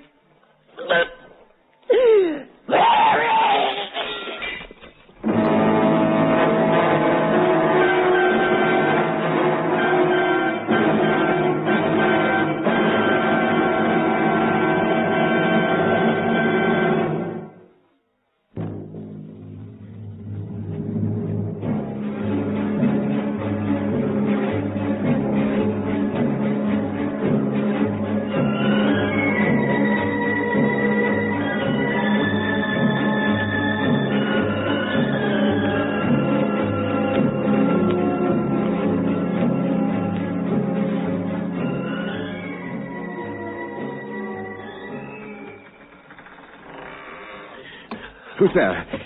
Lisa? Is that you? Yes. But Ellen told me you were too ill to leave your room. I am ill. I have strength enough to come down to be here when the inspector arrives. You know he's coming, don't you? I hadn't forgotten. This time I shall tell him the truth. I shall tell him you murdered your wife and then attempted to poison me. You realize that pork was poisoned, don't you? Yes. Think I loved you. Here's the inspector now. You'll be able to denounce me, Lisa. You're clever enough to make him believe you. Oh, you're up, miss, and I was just telling the inspector. Good day, sir. Good day, Miss Graham. Good day. I hear you've been ill. I'm sorry. I am ill, Inspector, but not as dangerously as I might have been. I'm pleased to hear it, miss. Inspector, Mr. Black has something to tell you. Have you, sir? Well, there's just one question I want to ask Miss Graham first, and then we'll hear what it is. Now, miss, I want you to cast your mind back to last April. You went to the village and called in at the chemist for some toilet soap and tooth powder. Now, can you remember buying anything else? Of course I can't remember. So long ago. Inspector, you will see that all this is a waste of time when you hear what Mr. Black has to say. I think it was about the second week in April. Oh, never mind April. Last night I was nearly killed. Really, miss? I was given a glass of port from that bottle. It was poisoned. Indeed. How do you know? Because I was violently sick after being given a glass of it by Mr. Black. It was harmless as far as I knew. I'd poured myself a glass as well. You didn't drink yours. It was only sheer chance that I didn't. I'm afraid, Inspector, I must tell you that in my opinion, Miss Graham poisoned that port herself. She took just enough to become ill and to make me look guilty when she accused me of murder. That's a very serious charge. He knows I didn't poison it, Inspector. Now, you each had a glass and only one of you drank. Where is the untouched glass? Ellen threw it away. When did you last have a glass of port? Not for several weeks. And you, miss? I've never had a glass before in this house. So, bearing in mind that Ellen is teetotal and Mrs. Black forbidden to drink, this bottle would have been in the cupboard for some time. Yes.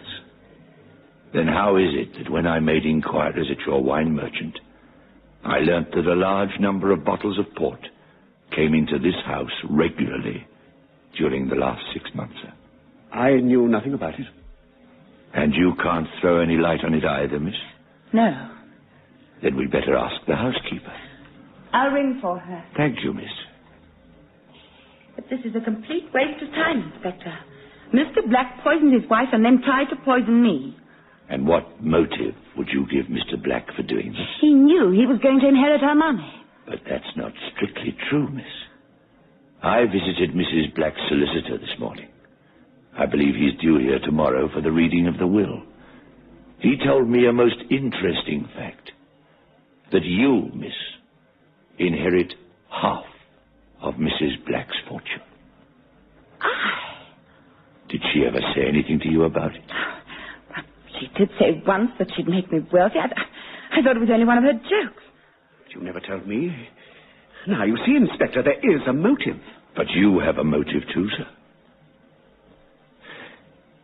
I wonder what's keeping Helen. Oh, I'll ring again. I hope you won't mind my saying so, miss, but you have very attractive hands. Beats me how you ladies keep your hands so white. One of those feminine secrets, I suppose. You rang, sir. The inspector wishes to ask you a question, Ellen. It's about the port, ma'am. Well, I'm teetotal, as I told you, sir, so I can't help, can I? Oh, but I think you can, ma'am. A considerable amount of port has come into this house lately, and I'm trying to discover what has happened to it. Did you ever give the late Mrs. Black any? Why, Dr. Prendergast strictly forbid it. But you never took any notice of the doctor, ma'am. You admitted to me that Mrs. Black never took her medicine, that she used to pour it away. Well, that was different, sir. Ellen, you can go to prison for telling lies, you know. Have you ever seen this bottle before? I found it in Miss Edwina's room the morning she died. She used to hide it away from the doctor. I brought it down and put it in that cupboard. So you did give Mrs. Black port? A lot of it? She used to crave it, sir. Brought the colour back into her cheeks and made her feel better. You came into an annuity by her death, Ellen. I suggest you might have tampered with this last bottle of port. You mean... Oh, what a wicked thing to say. As if I'd harm her. Besides, Mr. Black knew she was having the port, sir. That will be all. Thank you, ma'am. Yes. Mr. Black, why did you tell me your wife did not have any stimulants during her illness? I didn't want anyone to realize that I had to give in to her about everything. You gave her the port, knowing it was dangerous in her condition? What did he care about that? It was simply an easy method of giving her the weed killer. He was in the greenhouse after me. He brought in that azalea. What other evidence do you need? If only it were as simple as that, miss. You see, we analyzed the weed killer. Less than half of it is composed of pure arsenic, which would dissolve in liquid. The rest is like sand and will not dissolve in anything. Now look at this bottle. You see, the wine is quite clear. Then this bottle does not contain weed killer. No, sir. No. Because, you see, Mrs. Black was not poisoned by weed killer. Don't understand. You will, miss, you will. Now we come to that little purchase you made in April again. Apart from soap and tooth powder, you also bought a certain preparation which is quite fashionable nowadays. So I think it was for your hands, miss. Yes. I bought something to whiten the hands. A powder which I had to dissolve in water. Exactly, miss. Oh, the chemist ought never to have sold it to you. But I suppose they're very lax in these country districts. You see, that powder was pure white arsenic. Arsenic? But I never knew. I swear I never knew. Now, you ordered a second packet in June. A packet which Mr. Black collected for you. I don't remember anything about it. Yes. It was the time Ellen was in bed with a cold, and you said you'd get it for me on your way back from school. Oh, yes. Miss Graham told me to fetch the preparation. I just gave it to her. Now, miss, did you use all that packet on your hands? No. Where is the remainder? In my room. It's not there now. Well, then I must have mislaid it. You mislaid it, eh? That's a pity. Because the remainder of that packet killed Mrs. Black. Oh, no. Did you always keep that preparation in the packet? Yes. Yes, I ask because the chemist says he suggested it should be in a container, as long exposure to air would discolor it. He said he generally told his customers this. That's right, Inspector. I remember telling Miss Graham that she ought to do it when I gave her the second packet. Oh, yes, I remember now. But I never bothered about it. But you did bother, because I saw the stuff in a silver bowl. Where did you see it? I can't remember. Where is it now? I don't know. Do you know, miss? Oh, how can I? I've never seen it.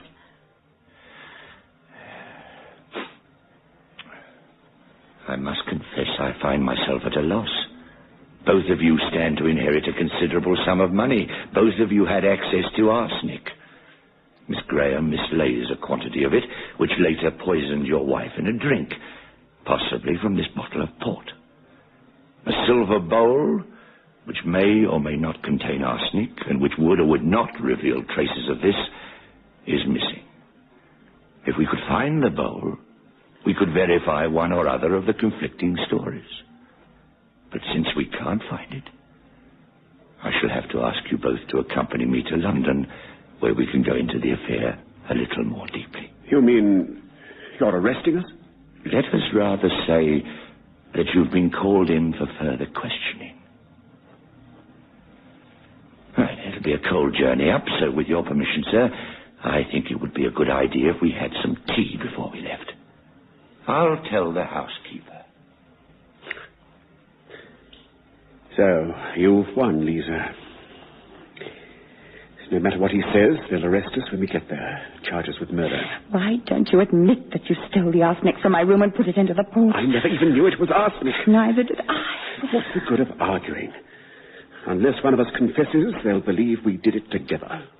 I feel between us watching it all. Yes. It's as though we're bound together by her death. We can't escape her. There's one thing we can do. We can run away now, at once. If we get abroad, it'll be all right. There must be somewhere in the world where they couldn't find us. Oh, what would our life be like?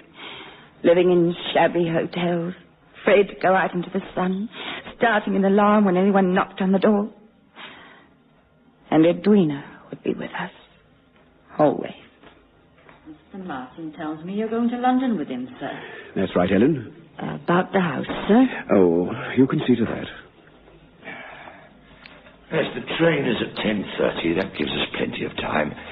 I hope you'll excuse the liberty in your kitchen, Ellen, but the kettle boils, so I made the tea. Now, where shall we have the tray? Oh, over there will do. Oh, but you've the wrong cups. Am I now? Never mind. Now, Miss Graham, do you take sugar? One, please. And you, sir? One or two? One. One. Now, Ellen, you'll have a cup with us too, won't you? I'm sure you'd like plenty of sugar. Oh, thank you, sir. This is a very attractive sugar bowl, isn't it? I like the way the designer has entwined the letters E.B. with the pattern of the leaves. Your wife's initials, of course. Obviously. Where did you get that, sir? The sugar bowl. You didn't find that in the kitchen? Where else would I find it? Under some bushes in the garden? But you put some in my tea. Sugar, do you mean, Ellen? It wasn't sugar. Heavens. It was arsenic. You put it in my tea. I've done nothing of the kind, ma'am. But I suggest that you put it in Mrs. Black's port. I only gave her milk. No, they did it. The two of them.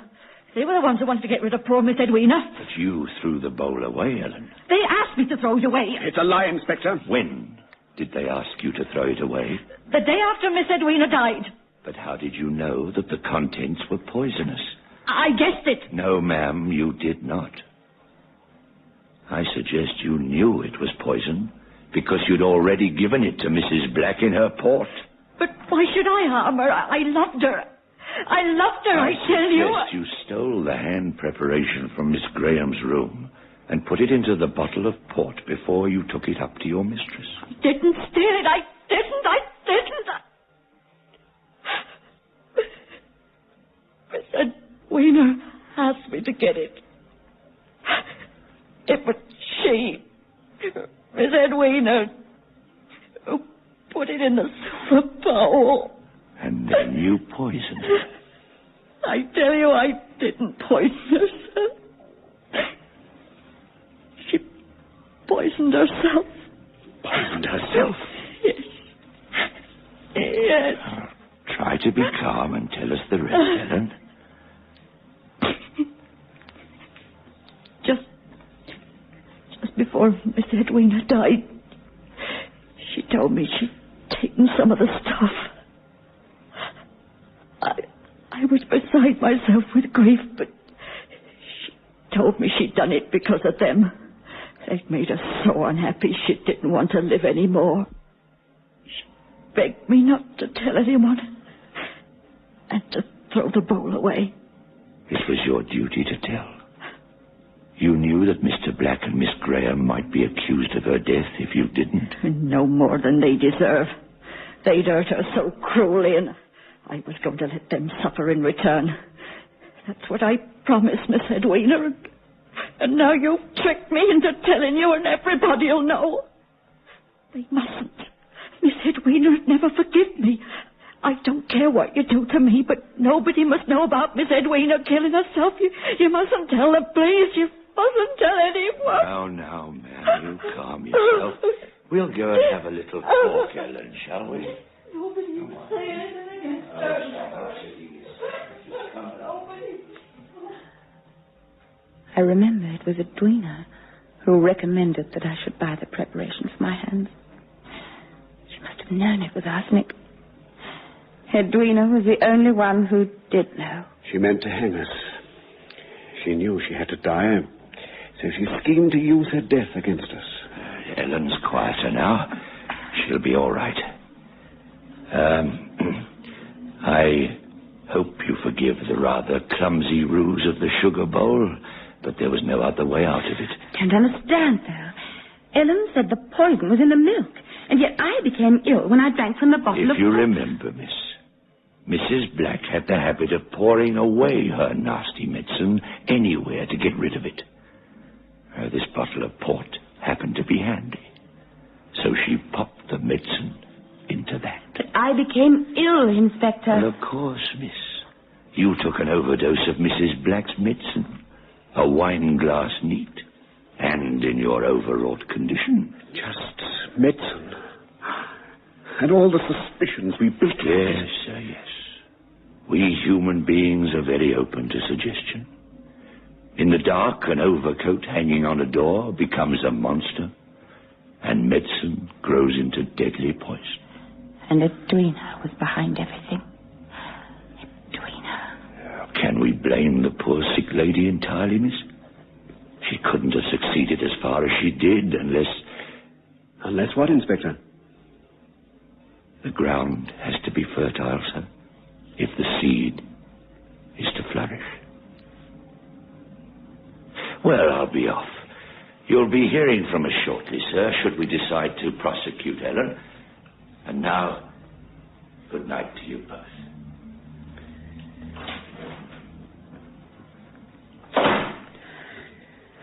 Do you realize, Lisa, that we're free now? Free? No, Gregory. Edwina's won, hasn't she? She succeeded in parting us. Even after her death, she's managed to part us. But our love... Our love. Oh, what a shoddy, tawdry thing it turned out to be. We suspected and accused each other. I'll go upstairs and pack now. You're leaving me? Yes. We could try again, couldn't we? Could we live together? Love each other without remembering the dreadful things we said? I could not. We know each other now. We really know each other. We have no romantic illusions left. It's true, only ourselves, our real selves. I'm leaving, Gregory. If you leave me now, I shall be alone. Alone with Edwina. I shall leave tonight. No, please don't. Lisa!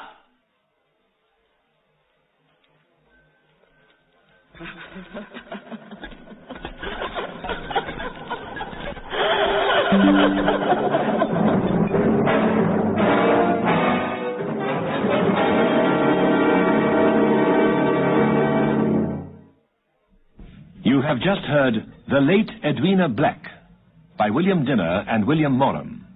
The part of Gregory Black was played by John Hayter, and as Lisa Graham you heard Elaine Lee. Tony Jay was Inspector Martin, and Ellen was played by Patricia Saunders. The Late Edwina Black was adapted for radio and produced for Lux Radio Theatre by Fiona Bonnell. The Jell-O program starring Jack Benny with Mary Livingston, Phil Harris, Dennis Day, and yours truly, Don Wilson. The orchestra opens the program with Beat Me Daddy with a Pickled Beef.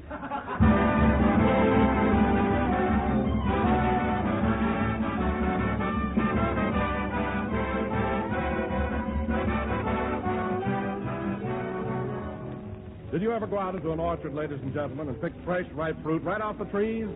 Juicy, bright-colored fruit still warm with the summer sun? Well, it's just such pleasant memories as this that come to mind when you enjoy Jell-O. For Jell-O actually rivals the real ripe fruit itself, both in color and refreshment. Jell-O's gay, scintillating colors make Jell-O a tempting and attractive dessert. A dessert that always adds lots of charm and good cheer to every meal. And in Jell-O's full-body, tantalizing flavor, you experience a delight that's simply unexcelled. A tangy goodness that you'll insist on enjoying again and again. So get Jell-O tomorrow in all of Jell-O's 6 delicious flavors: strawberry, raspberry, cherry, orange, lemon, and lime. Just one taste of this grand treat, and you'll know right away why rich, shimmering, genuine Jell-O is America's favorite gelatin dessert.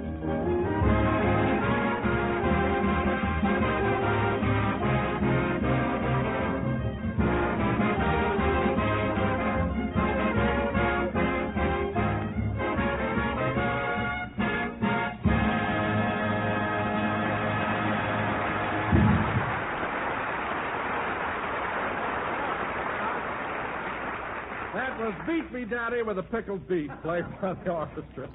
And now, ladies and gentlemen, for the next to the final broadcast of the season, we bring you a man who came to you last October fresh as a daisy and is now standing here faded as a fuchsia, Jack Benny.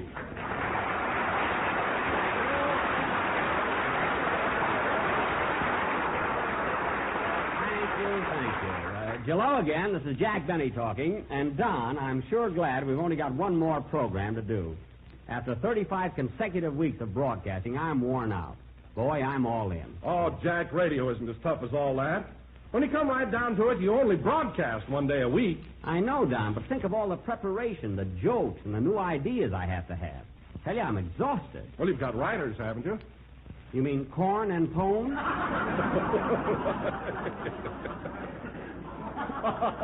Writers. A fine team. I bought them a typewriter the other day, and they did a maypole dance with a ribbon. A lot of help they are. Where'd you ever find those boys, Jack? Were they professional writers when you picked them up? No, they were just a couple of fast talkers. I met them in a drugstore in New York. One of them used to demonstrate hair tonic, and the other one drank it.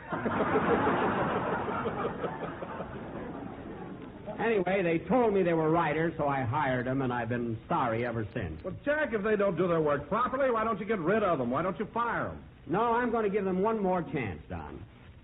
But if I don't grow hair by next year, out they go. No jokes, no hair, no wonder I'm tired. Oh, Jack, you always have to make such a big issue out of everything. What? To hear you talk, anybody think you work like a dog. Well, that's the most ridiculous statement I've ever heard. Why, Mary, do you realize what 35 weeks in radio takes out of me? Well, you take something out of radio, don't you? That's not the point. That doesn't tire me. It's the work I have to do. Just lucky that I have a good constitution and the strain doesn't show. Not much. You're as washed out as a tea bag in a boarding house. Well, that doesn't make sense because a used tea bag is tan and I'm as pale as a ghost. Now, you know what it's from, don't you? It's those weeks and weeks of hard grinding labor. Labor? Do you call what you do labor? Well, choo, choo, choo, if it isn't the Honeymoon Express.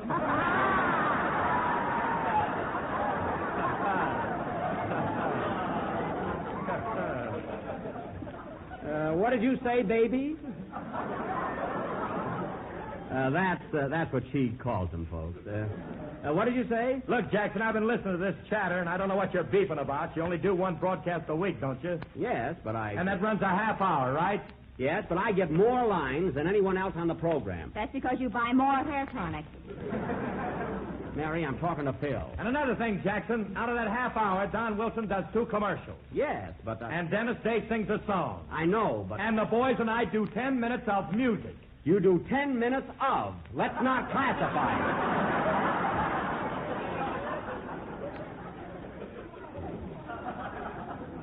Music, he calls it. Well, Alice thinks my band is wonderful. Phil, Alice is a dear, sweet girl, and she's entitled to her opinion. But love is blind, and in this case, also deaf.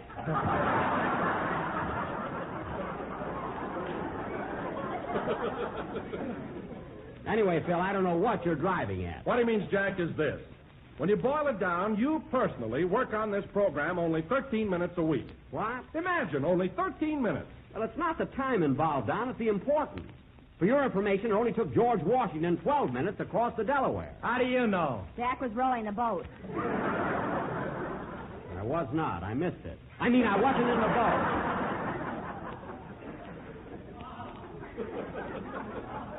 Now, let me tell you guys something else. Hello, everybody. What's all the excitement?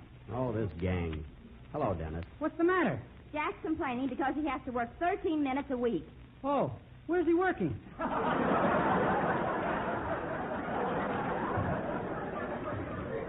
At the Acme Buttonhole Factory in Extra Pants, Nebraska.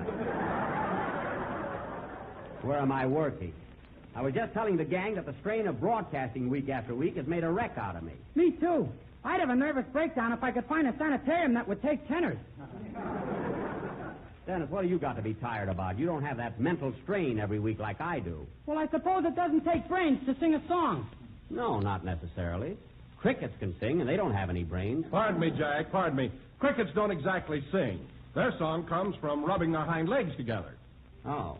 Say, I'll have to try that sometime.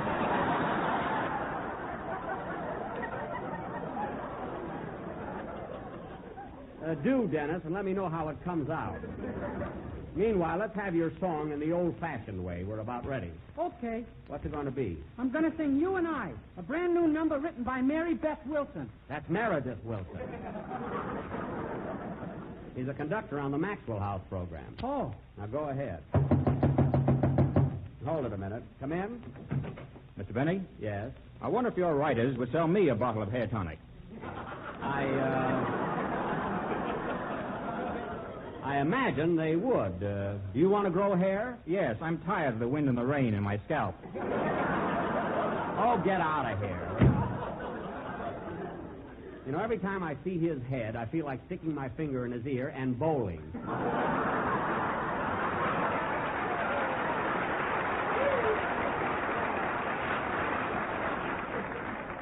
Well, go ahead and sing, Dennis. With my legs on my tonsils. With your tonsils. Forget about that cricket.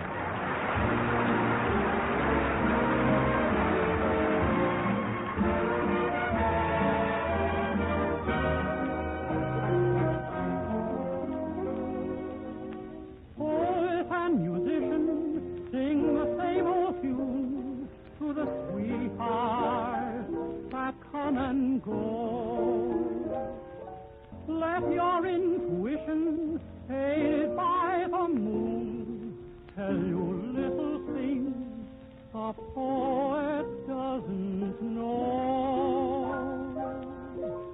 Darling, you and I know the reason why a summer sky is blue, and we know why birds in the trees sing melodies too, and why love will grow from the first hello until the last goodbye.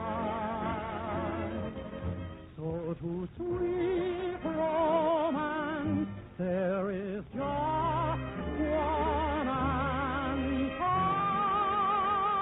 Why love will grow from the first hello until the last goodbye. So to sweet romance there is just one answer. You and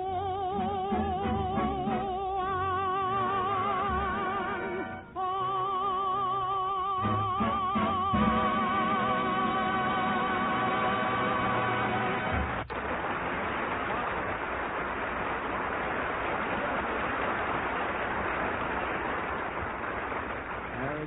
was You and I, sung by Kenny Baker, and very good Kenny. You know, a song like that is especially good for your type of... Kenny Baker? I'm Dennis Day, ain't I? What? Oh, certainly. What's the matter with me? See, fellas, I'm so tired and nervous, I don't know what I'm talking about. You guys think I don't need a rest. You're all so smart. And now, ladies and gentlemen... You're not mad because I'm not Kenny Baker, are you? No, Dennis. I'm just confused, that's all. I'm irritable because I'm tired. And now, ladies and gentlemen... If you think Kenny Baker can rub his hind legs together, why don't you get him?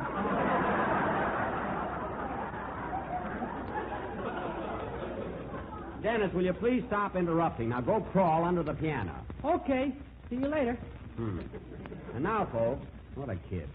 And now, folks, Mr. Don Wilson, that eminent American playwright, has written another of his famous one-act plays. Take it, Mr. Wilson. Thank you. Ladies and gentlemen, before proceeding, I would like to announce that any resemblance in this play to persons living or dead is purely coincidental. That's right. The play opens in the home of Mr. and Mrs. Filbert Harris. Now, Jack Benny will play the part... Hey, wait a minute. I object. I don't want any play about my personal life, Bud. What's this got to do with you? Phil, the character in our play is Filbert Harris, not Phil. There's no connection. Go ahead, Don. Filbert, an orchestra leader, has just finished playing a one-night stand on the sidewalk in front of the Ambassador Hotel. Uh-huh. Hey, now, hold it a minute. This guy's an orchestra leader, and I'm an orchestra leader. I smell a rat. Well, it's not you. Continue, Don. As the scene opens, Filbert's newly wedded wife, played by Miss Livingston, is at home waiting for her husband, Filbert, played by Mr. Benny. It is dinner time. Curtain, music.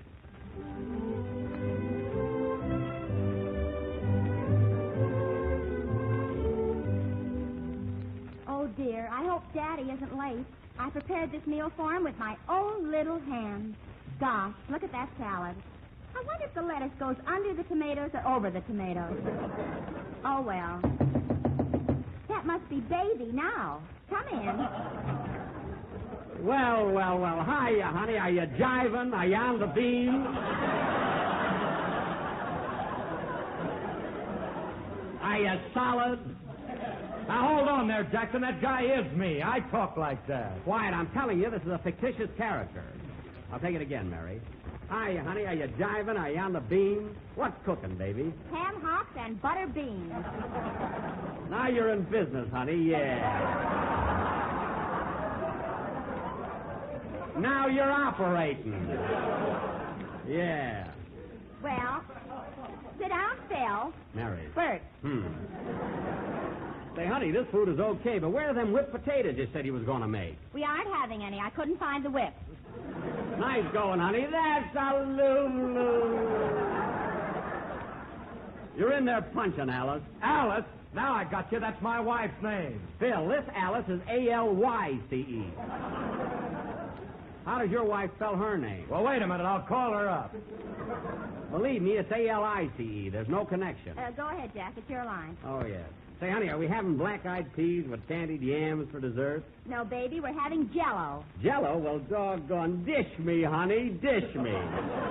Yeah. Not till you've had your ham hock. All right, baby, I'll eat them ham hocks, but I'm going to save plenty of room for Jell-O. Yeah. So you see, ladies, if you're hep and want to keep him solid with your husband, serve him a dish of tempting, appetizing Jell-O. It comes in 6 delicious flavors: strawberry, raspberry, cherry, orange, lemon, and lime. They're all Lulu. Attaboy, Don. Attaboy.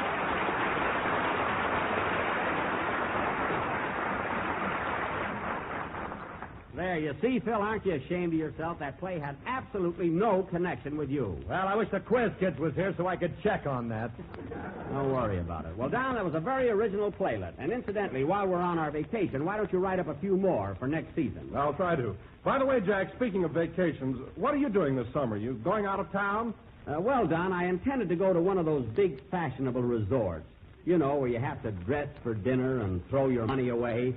But I changed my mind. You know how Jack hates to dress for dinner. Yeah. So instead of that, Don, I intend to rough it. I'm going to a little place in the high Sierras called Eagle Nook Lodge. and just fish my head off. It's way, way up in the mountains. How high is the place, Jackson? $3 a day. Oh, you mean the altitude? Yeah. It's about 7,000 feet, but it's ideal for me. Just give me a mountain stream and a fishing rod, and, brother, those trout better watch out. Oh, sure. You wait and see. You couldn't catch a herring in Lindy's with Abe Lyman for bait.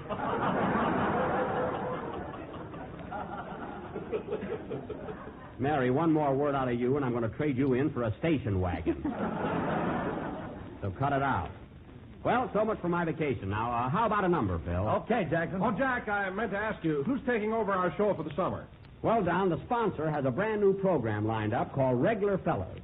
And it's adapted from Gene Burns' famous comic strip of that name. You know, Pudd'nhead Duffy, Jimmy Dugan, and all those kids. Oh, yes. Well, that sounds like it ought to be a lot of fun. It'll be a swell show, Don, and I wish Regular Fellas a lot of luck on their summer series. Well, go ahead, Phil. Let's have your number. Now what? Come in? Mr. Benny, I still can't find your writers. Where are they? Look, Bud, it's none of my business, but I'm afraid hair tonic won't help you. How'd you lose your hair, anyway? I pulled off a tight hat too quick.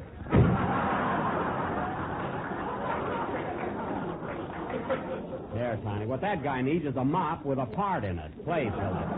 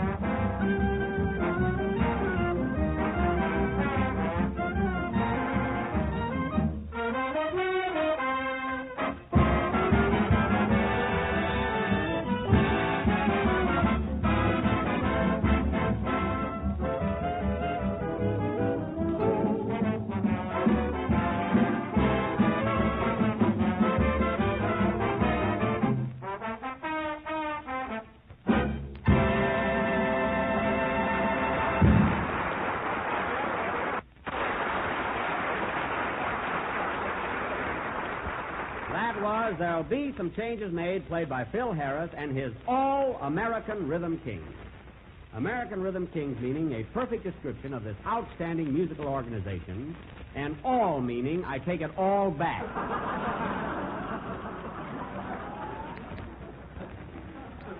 And now, ladies and gentlemen, I would like to announce that next Sunday, our final broadcast of the season will originate from the Naval Training Station in San Diego, California. Yes, sir. And incidentally, fellas, you know, I used to be in the Navy, and this will be a kind of a reunion for me. I thought you were in the Army, Mr. Benny. No, Dennis, the Navy. Don't you remember? He was in that boat with George Washington. Mary, I take an oath I never even knew George Washington. Please believe me. But no kidding, fellas. Sometimes I regret ever having left the Navy. Gee, with that blue suit and my blue eyes, I was really something. You really liked the service, huh, Jack? I certainly did, Don. And I was getting along swell. Who knows, if I'd have stuck, I might have been an admiral today. With my chest just covered with medals. How could you hold him up? Mary, I really need a station wagon. Anyway, I was just talking about what might have been. You know, fellas, I often wonder if... I'll take it. Hello? Hello, Mr. Benny. This is Rochester. Oh, what do you want? Boss, if you don't get our board out of the house, I'm leaving. That man's getting crazy every day. Oh, for goodness sake, you're always worried about Mr. Billingsley. What's the matter now? Well, he's been planning his summer vacation all day long. All right, what's crazy about that? He's out in the swimming pool right now taking swimming lessons. He's learning the Australian crawl. Well, what's crazy about that? He's going to swim to Australia.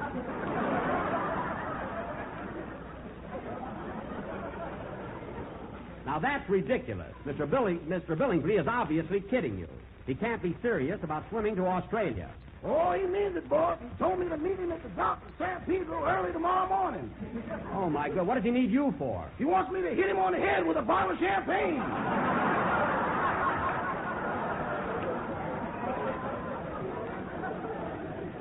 Well, use the domestic, not the imported. Now, look, Rochester, don't let him leave the house. It's up to you to humor him. Uh-huh. Explain to him that he's not a boat. That'll be pretty hard to do, boss. He's wearing 2 hats. 2 hats? Yeah, he claims the top one is a poop deck. Oh, for heaven's sake. Well, Rochester, keep him in the backyard by the swimming pool. And whatever you do, don't let him get away. Too late, boss. There you go. Well, catch him, stop him, humor him. Tell him before he leaves he's got to take on cargo. He's loaded now.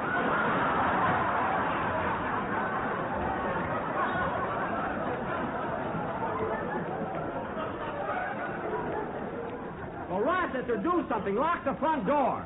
I'll be home right after the broadcast. Okay. Goodbye. Goodbye. Oh, say, boss. What? Are you going to broadcast from San Diego next Sunday? Yes.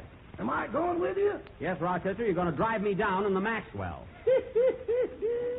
What are you laughing at? If that Maxwell can get to San Diego, Mr. Billingsley's a cinch for Australia. Never mind. And don't worry, we'll make it. Now, goodbye. Doggone, Mr. Billingsley really thinks he's a boat. I'll have to put a sign on his door, Pier 18.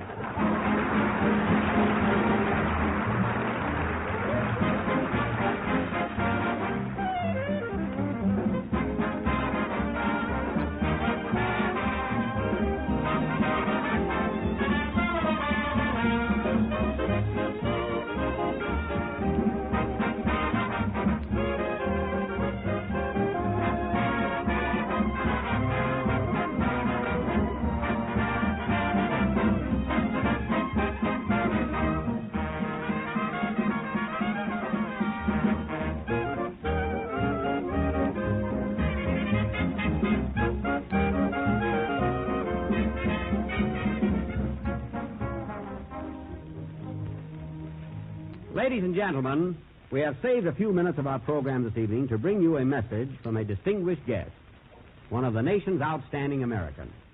A call has gone out, a call which concerns the very defense of America, one which affects vitally the morale of the 1.5 million men already called to the colors. Realizing this serious situation, the President of the United States, the Secretaries of War and of the Navy, and the Federal Security Administrator have called upon every American to support the United Service Organizations. Mr. Thomas E. Dewey has been drafted as National Campaign Chairman of the USO. So, ladies and gentlemen, I have the honor and pleasure to present at this time the District Attorney of New York City, Mr. Thomas E. Dewey.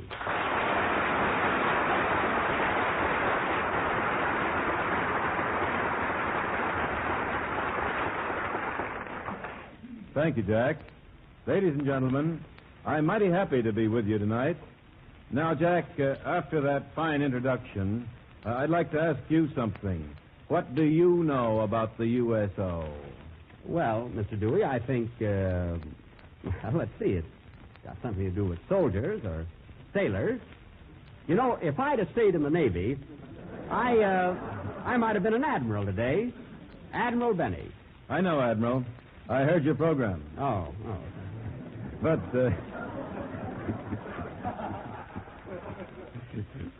Jack, I'm afraid you don't know very much about the USO. But then neither do a lot of other Americans. Briefly, the USO is a joint effort on the part of the YMCA, the YWCA, Salvation Army, National Catholic Community Service, Jewish Welfare Board, and the Traveler's Aid to bring to the soldier, sailor, and Marine recreational and hospitality facilities outside the cantonment. Oh, so the USO doesn't work in the camps themselves? No, Admiral. I mean, Jack. Yes.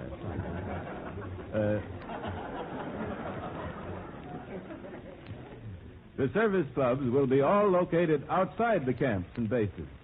I've just visited in the last 2 weeks, in traveling over 9,000 miles, more than 21 of the camps. Imagine some of these places with 30,000 men cooped up in a camp, and the nearest town has 1,700 men, women, and babies.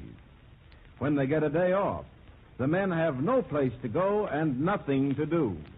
It's a pretty serious business when we transplant 1.5 million men from their homes and then leave them to think we've forgotten all about them. These men must know that 130 million Americans are really behind them. Yes, Mr. Dewey, that's a swell idea. It's going to cost a lot of money, though, isn't it? Not as much as you'd think. With the help of every real American, we can do a grand job for a little more than $10 million. Well, but that won't build recreational centers, will it? No, the federal government is supplying the building. It's up to the USO to get the funds to operate the clubs. Well, how are you going to get this $10 million? In every community in the United States, right now, the USO is organizing an appeal for funds. On June 3rd, the drive starts with a broadcast from every part of the country to dinners all over the country. Every American, regardless of his views on foreign policies or anything else, can unite on this job and through the USO get behind his own defenders. Thank you, Jack, and thank you, ladies and gentlemen.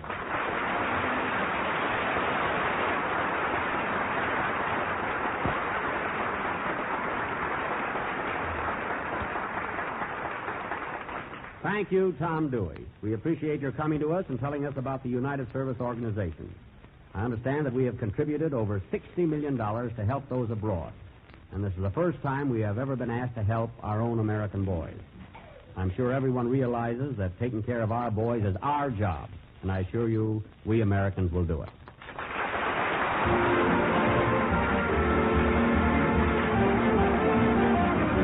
Here's a grand dessert, ladies and gentlemen, that's not only delightfully unusual, but unusually delightful.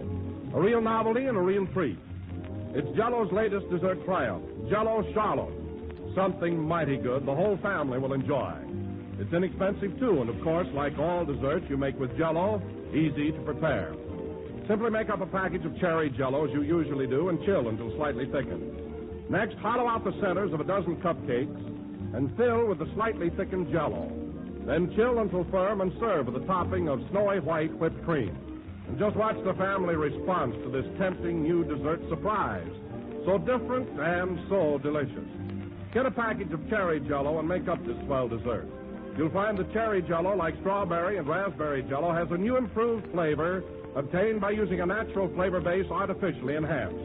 And this means a flavor that's better than ever. A rich, distinctive goodness that you find only in genuine Jell-O. So treat yourself to a new treat. Tomorrow night for dinner, serve Jell-O Charlotte, a luscious combination of dainty cupcakes and shiny, ruby red cherry Jell-O. The last number of the 34th program in the current Jell-O series, and we will be with you again next Sunday night at the same time, doing our final broadcast from the Naval Training Station in San Diego. And after that, be sure and tune in every Sunday night to our sparkling summer show, Regular Fellas. Oh, Mary. Yes, Jack. I'm all in. Will you say good night for me? Sure. Good night, folks. Thanks.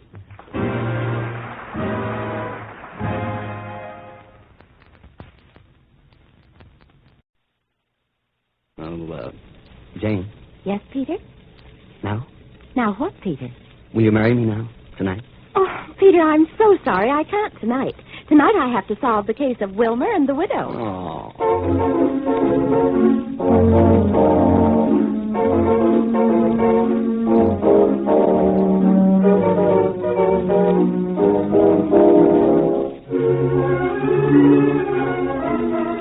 Well, it's about time to meet Miss Sherlock, as smart a little gal as ever stumbled across a real live clue.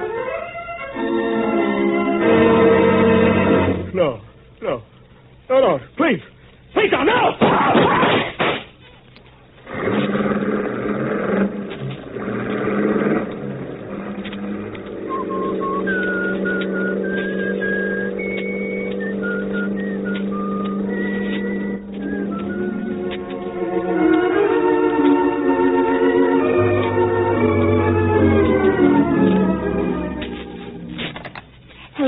Hello, that you, Peter? Yes? This is Jane, Peter. Oh, hello, darling. Peter, darling, let's have lunch together today. Well, certainly, Jane. Where? I'd like to go to Pierre's. There's so many Frenchmen there. Frenchmen, eh? I didn't know you preferred Frenchmen. Oh, no, Peter, I don't, but Beth Ellis does. Beth Ellis. Is that little screwball coming, too? Well, certainly, Peter. She's my friend, and besides, she speaks very good French, she says. Okay, Jane. Pierre's at noon. Pierre's at noon, and Peter, Yes, Jane. will you wear a beret? Me? We're up a... What on earth for, Jane? Well, Peter, Beth's never been to a French restaurant, and I'd like to show her a real good time, sort of a French atmosphere all the way. You know what I mean, Peter. But, Jane, Oh, you are sweet, Peter, very sweet. See you at noon.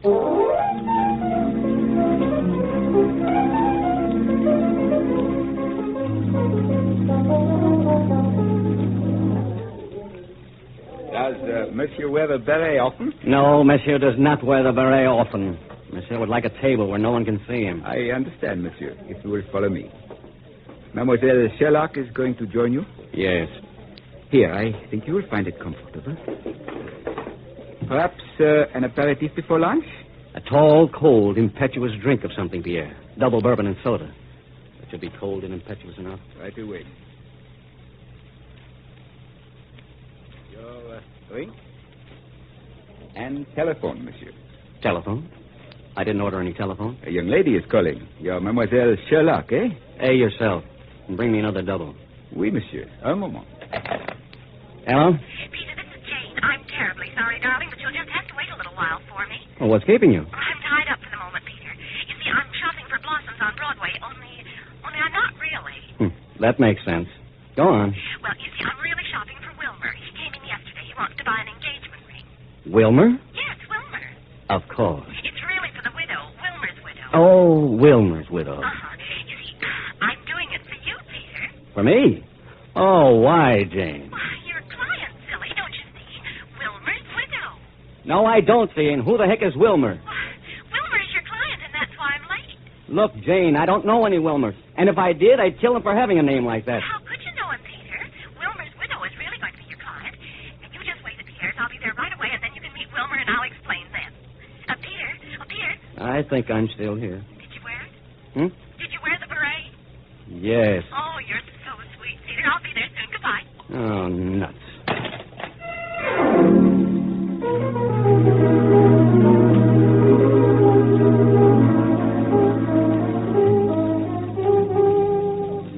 Monsieur, I believe this is my table. Oh. Oh. Huh? I believe this is my table. Oh, well, no, I don't think so. Pierre reserved it for me and my friends. Your friend? Yes, I'm going to meet my fiancée and her friend here soon. I was just talking to her on the phone. And your fiancé will be late. Yes, how did you know? It is always the way with lovers. I too am waiting for a friend. Oh, won't you sit down? We can wait together. Thank you, monsieur. You forgive me, but do you wear the beret always? Oh, that. No, not always. You see, Jane asked me to wear it today to make this girlfriend of hers feel at home. Oh? Kind of give her a little atmosphere. Monsieur, you haven't yet told me your name. Well, my name's Peter Blossom. I'm an attorney. What's yours? I am Yvonne. Yvonne? Mm-hmm. Well, that's a pretty name. Very pretty name. Thank you. Life in your country is very disconcerting at times. I am not yet used to it. Oh, you'll get used to it, I'm certain. Oh, but you, monsieur, do not seem accustomed to it.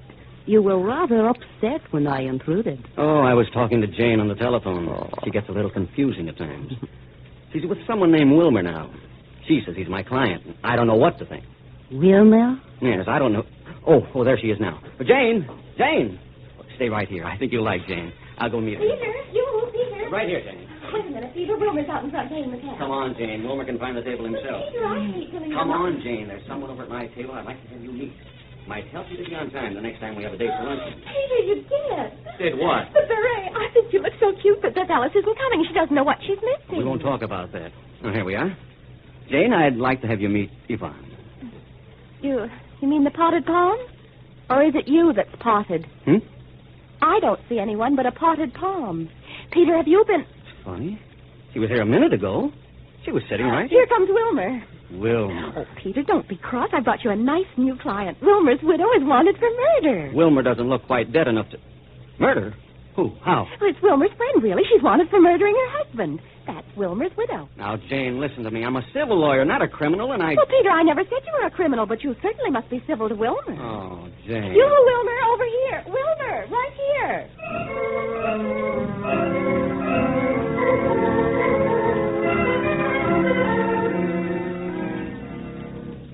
Well, it's this way, Peter. I met Wilmer this morning right after I telephoned you. Perhaps I'd better explain, Miss Sherlock. I don't think Mr. Blossom quite understands what our connection is. Please do, Wilmer. Well, you see, Mr. Blossom, I was... pardon me, but do you wear it all the time? No! Peter, Wilmer's only trying to tell you about his widow. Go on, Wilmer. Yes. The widow of T.P. Randolph is a special friend of mine, and I'm afraid she's wanted for murder. Murder? Yes. Whose murder? Mr. Randolph's murder. You see, Peter, they found Mr. Randolph in a car this morning, parked in front of a bar called the Manhole. Someone had shot him, and now they can't find Mrs. Randolph anywhere. Well, now, isn't that nice? Oh, no, it's not nice at all. They've been looking everywhere for Mrs. Randolph, and I'm frightened. Where is she? Well, I don't really know. You see, the police found her fingerprints all over the steering wheel of the car. Whose? Wilmer's widow, Mrs. Randolph. You see, Peter, Mr. Randolph was a very rich man, and Mrs. Randolph would get all his money if he were dead. Oh, yes, but she really couldn't have anything to do with it. Not for money. Money, Wilmer, is a very good motive for murder. Then you think Wilmer's widow is guilty? Mm-hmm. Very guilty. But oh, dear, she couldn't be. She's not that kind of a girl. Not Yvonne. Who? Why, Yvonne. Yvonne Randolph. Will you take the case, Peter? Yvonne. Just a minute, Jane. Wilmer, what does Yvonne look like? Oh, she's beautiful. I remember the first time I saw her in a flame-red dress that seemed to set the sparkles in her hair. French accent? Why, yes. How did you know? Never mind. Wilmer, I'll take the case. That's wonderful of you, Peter. Oh, thank you, Mr. Blossom. And when can I meet your widow, Mrs. Randolph? Oh, I know she'll get in touch with me pretty soon. I handled all of Mr. Randolph's money. Yvonne loves money. I'm sure she does. Peter, do you think you can help Wilmer's widow? Maybe. But, Wilmer, I'll have to surrender her to the district attorney's office as a matter of form after I've talked to her. Oh, I understand perfectly. I'll let you know as soon as she shows up. You can trust Peter, Wilmer. Oh, I hope so. Did you say Mr. Randolph was killed in front of the manhole? It's a bar or something over on the Bowery, Peter. I must get back to my office now. You'll excuse me. Of course, Wilmer. Yes.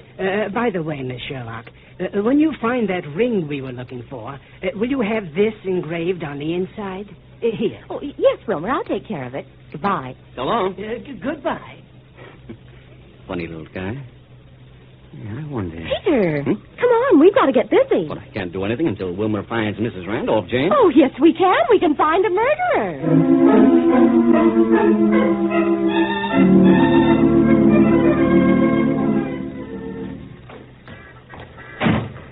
Manhole. Isn't that a nice name, Peter? Oh, sometimes, Jane, I wonder why I let you get... It's awfully dark for the afternoon in here, Peter. Yes, isn't it?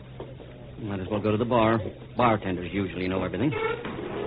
A charming afternoon, folks. What'll it be? Oh, 2 bourbons, Peter? No, that'll be fine. A very exemplary choice. I'll fetch him forthwith. Forthwith? Forthwith. Oh. An advice I love. Peter, we'll have to ask him what happened this morning. I took the liberty of bringing you an afterthought of ginger ale. Oh, that's very sweet of you. Be anything else? No. Pardon me, sir. Is the beret a standard part of your costume? Oh. The beret. Oh, the beret. No, I wore it for a friend. I see. Greater love hath no man. Now, see here, you are... Peter's sensitive about the beret. Understandable. We are wondering if you were here this morning when they found the body of Mr. Randolph in front. I not only was here, I found it. I know nothing of the affair, and it's not my fault someone was crass enough to park a corpse in front of my shop. And furthermore, my business is not talking, but selling booze. Another brother? Oh. Ever hear of a girl named Yvonne? I repeat, I know nothing. Perhaps I better attend to my wake in the back. Call me if you need. We didn't get very much information from him, did we, Peter? Not much. He just refused to talk. I'll bet he knows something. I know something. Oh, who are you? That is unimportant. You know Yvonne? Yvonne? I don't know her. Do you know Yvonne? What is this? What I do know is this. You want to keep your health, you forget about Yvonne.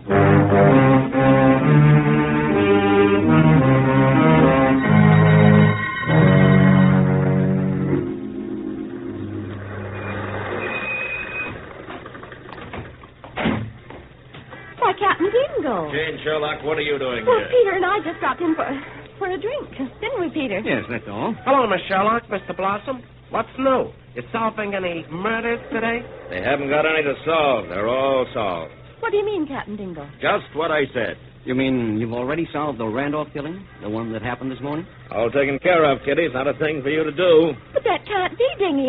Jane, please don't call me Dingy. Oh, I'm sorry. Who murdered Randolph? Yvonne Randolph, his wife. She killed him, drove him here, parked the car, and left him. But are you sure? Very certain. Her fingerprints were all over the steering wheel. You know, Jane, I had a feeling you and Peter be snooping around here. For once, you're too late to butt in. It's all sewed up. Yep, all sewed up. Not a stitch showing. Even Tolleson knows.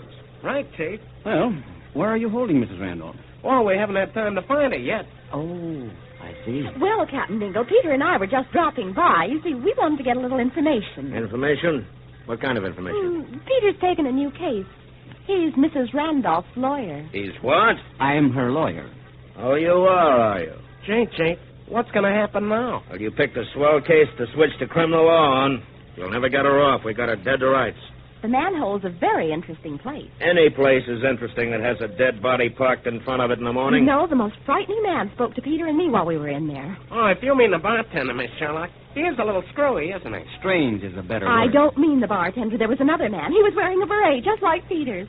Oh, yes. I meant to ask you about that, Peter. Is it comfortable? Dingle, I dislike It things, wasn't but as cute as Peter's. This man was tall and kind of skinny with a scar on his face. Hey, Chief, that's... Shut up, Tolleson. Did you say he had a scar on his face? Yes, the poor fellow must have run into a plate glass window or something in his time. That was Andre Petitjean. Who's Andre Petitjean? Oh, just one of our prize suspects, that's all. Which way did he go? I don't know. He was in the bar a minute ago. Get in there, Tolleson. Right, Chief. What's he got to do with this? Nothing, only he was a great friend of Mrs. Randolph's and tried to swindle her husband with some phony invention. We think he was in on it. Well, what makes you think that? Mrs. Randolph was seen with him 3 or 4 times in the Markham Grill. We found that out. They used to meet there. She only married Randolph for his money. The Markham Grill? Yeah. You two might have let our prize suspect get away. We'll find Mrs. Randolph sooner or later, but Andre's clever enough to slip out of town. Why didn't but, you... Dingy, we didn't know he was important. He was important, and don't call me Dingy. Nowhere in sight, Chief. Barkeep doesn't speak very good English.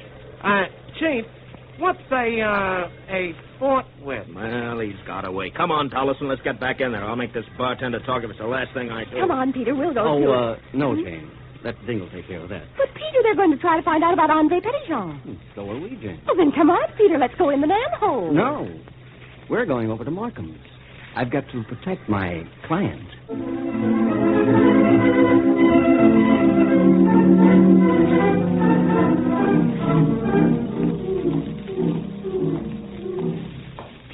Going about this case the wrong way. Why did we go to all the trouble of questioning the head waiter at the Markham Grill? We kept our health, didn't we? Well, yes. And we don't know where Andre would come. Wilmer's back. Yeah, we'll soon know. I wonder if he found Mrs. Randolph yet. Mrs. Randolph is the kind of woman you don't just find, Jane. Huh? What do you mean, Peter? Blondes like Mrs. Randolph are a rare vintage. Oh.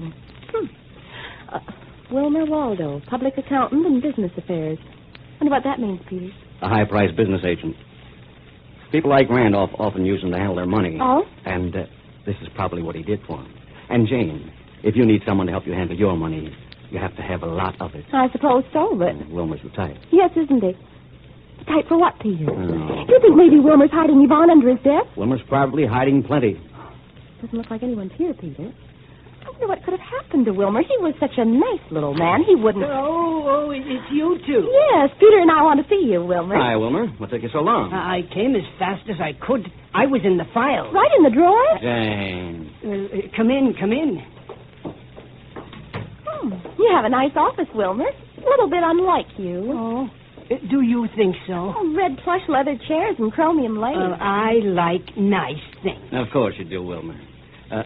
Where's Yvonne? I don't know, Mr. Blossom. I haven't seen her yet. Wilmer, Peter and I haven't got Let me quite... handle this. Now, Peter, you... Look, Wilmer, I don't think you've been telling me all you know. Oh, Peter, that isn't nice. You shouldn't talk to Wilmer that way. And why? Well, can't you see you've upset him? And besides, you're bigger than he is, Peter. But I have told you all I know. Yvonne Randolph is wanted for her husband's murder. Look, Wilmer, do you know Andre Petitjean? Andre Petitjean. No, I don't think so. He's a Frenchman from France. Oh. Yes. He talked to Peter and me today. He seemed to know Mrs. Randolph very well. He did. He did? Very well. In fact, so well that when Jane and I went to the manhole to try and get a little information from the bartender, he walked over and told us to forget all about Yvonne. Oh, dear, that's terrible. It's terrible. I wonder what connection he has with all this. We're wondering the same thing, Wilmer. Are you sure you don't know Andre Petitjean? No, I don't think I do. You said that once before. Peter. This has all been very trying. It's going to be more trying any minute now.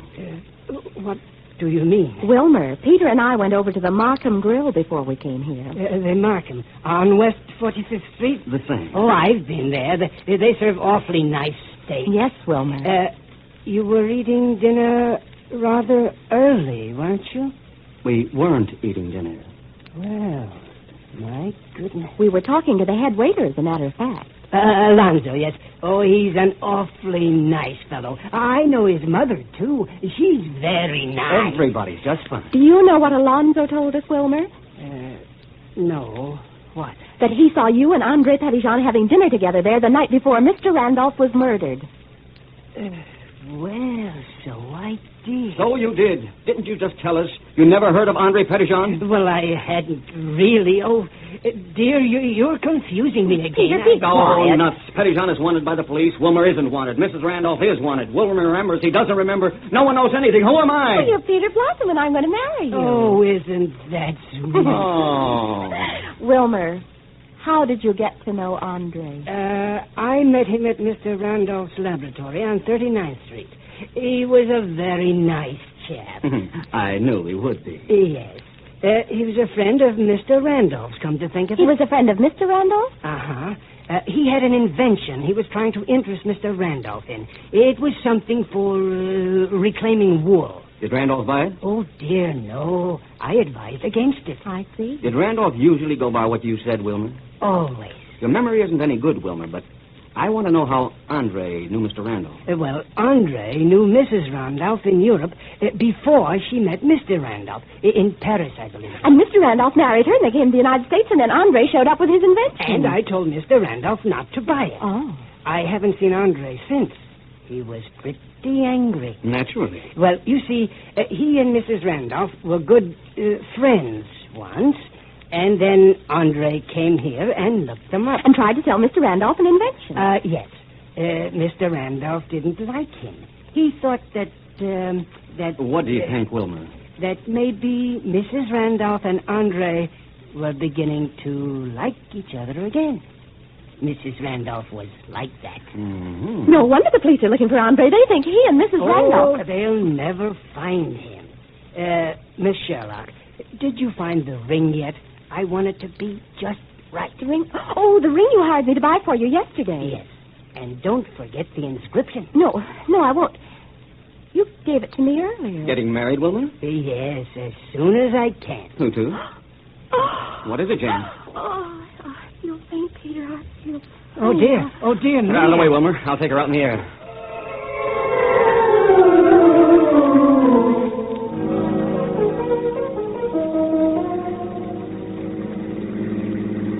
All right, Jane. You weren't a very good actress. Why, Peter, we found out everything we wanted to know. There wasn't any more. Oh, Jane. I was just beginning to get some information. We found out the important thing. We did? I mean, did we?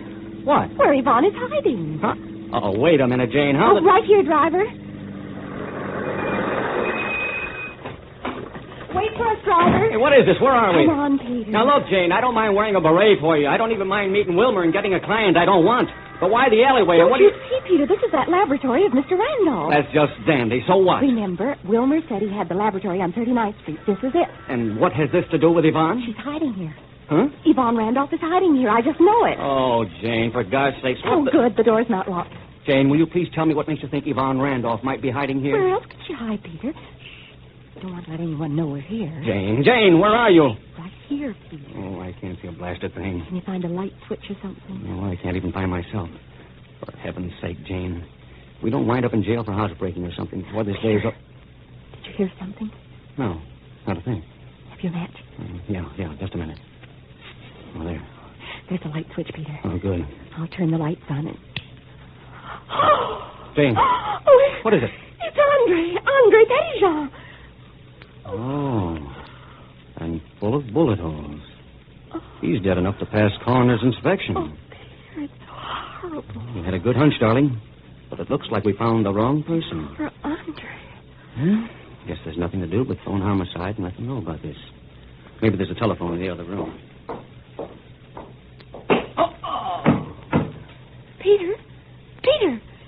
Peter, what is it? Have you found Yvonne? Yes. Oh. You found Yvonne. You killed Peter? Oh, no, little one. He is not dead yet. What do you mean? It is not quite obvious. A life for a life. That saying is known in every country. But Peter didn't kill anyone. What about my Andre? What about him? He is dead, and you and this man killed him. Oh, no, you're wrong. We found him dead. We didn't kill Andre. Really, we didn't. I loved Andre, and now he is dead. Nothing else matters. Don't shoot, please. We came here to help you. We really did. Me? Why? Well, Peter's your lawyer. My lawyer? What could a lawyer do for me? I'm wanted for murder. The police are looking for me even now. I never loved my husband, but I did not kill him. You and Andre tried to swindle him? Yes. Who killed him? Oh, Wilmer. Please drop your gun, Yvonne. You? Yes, it's me. Drop your gun, Yvonne. Be careful, Wilmer. You murderer, you. Wilmer, a murderer? Yes, he killed my husband. I had to, Miss Sherlock. He was in the way. Oh, Wilmer. And now I'm going to have to kill you two. Oh, and Mr. Blossom. Too bad. He was so nice. But why? I went to all the trouble of killing Mr. Randolph, and then this Andre Petitjean came along. I might have known... Known what? I could never love anyone but Andre. I made the mistake of loving you, Yvonne. And now I am going to You killed my Andre. But, Yvonne, I had to. You beast! Oh, Yvonne, don't cry. I'm awfully sorry. See, I'll kill you now, and then you won't feel badly anymore. Don't do that! Say one more to fix it. Not bad, Jane. I learned that in law school. Oh, Peter, I didn't know you were so muscular. You are wonderful, monsieur. Oh, you. Look what you did to my head. I am very sorry. I apologize. Oh, that's all right. It was nothing. It was... Oh, my goodness. Peter's fainted.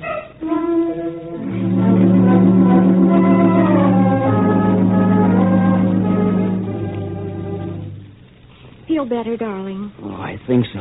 Well, it's lucky you came, too. Wilmer was going to start shooting everyone. Oh, all right, Peter. Jane, you've scooped me again. Mrs. Randolph's in the clear, and we're booking Wilmer for both murders. Chief, I don't quite know how all this happened. We were looking for Mrs. Randolph, and then... Tollison, will you please stick to nothing but holding them once we get them? Let me handle the catching. Okay, Chief, but I... Tollison. Right, Chief. We were pretty good, huh, Dingle? You were great. How did you get mixed up with those two, anyway? You see, Jane and I were going to have lunch together at Pierre's. It's a French restaurant. Oh, of course. Only I had to do some errands, and I was late because of Wilmer. I was buying him an engagement Because ring. of Wilmer. Mm-hmm. Jane, how did you meet Wilmer? It was him I was doing the errands for. And then I hired Peter to be Mrs. Randolph's lawyer. Chief, Tollison, please. Go on, Jane. And I phoned Beth Ellis, and she told me she couldn't make luncheon after all. Chief, tell me frankly, are you with Miss Sherlock? Always.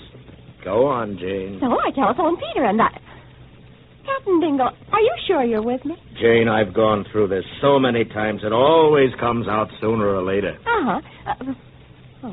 Well, Peter and I called on Wilmer at his office, and Wilmer told us about the laboratory. And then I remembered what Wilmer wanted inscribed on his engagement ring. Go on. I told Peter I had a headache. Go on, Jane. And then we found Yvonne. Oh, that does it.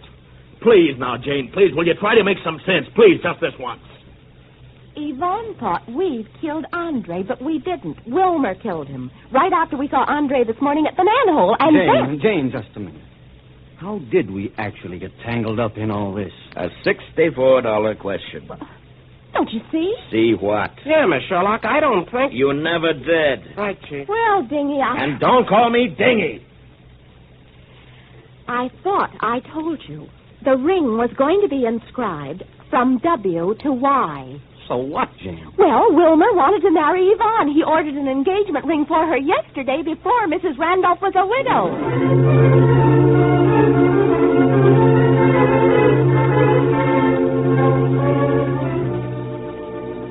Oh, Jane, it's so good to sit down. Does your head still hurt, Peter? Not when you rub it that way, Jane. I feel kind of sorry for Wilmer. You have the oddest sense of sympathy, Jane. He killed everybody to marry Yvonne, and then... And it didn't work. Peter! Yes, darling? Come on, we've got to get started. Get started? For where, Jane? Pierre's. We're meeting Beth Ellis for a midnight dinner. Oh, no, Jane, not we that. are, Peter. She's expecting us. Oh. And, Peter... Yes, Jane. Wear your beret. Beth will love it, please. Oh, here we go again.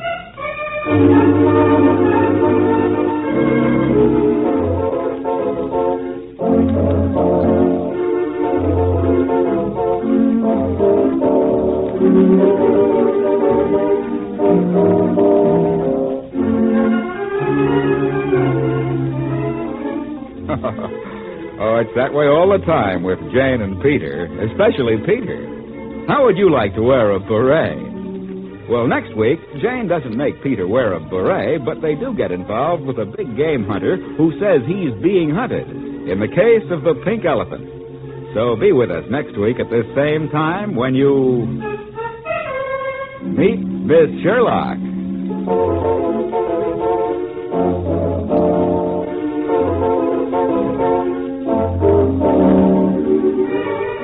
Meet Miss Sherlock, produced by Dave Vale, written by Don Thompson and E. Jack Newman, with original music composed and played by Milton Charles, is presented from Columbia Square in Hollywood.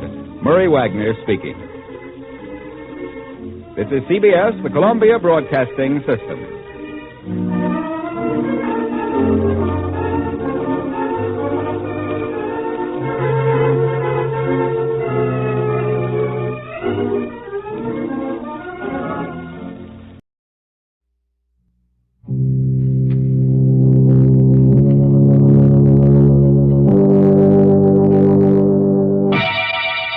Lipton Tea and Lipton Soup present Inner Sanctum Mysteries.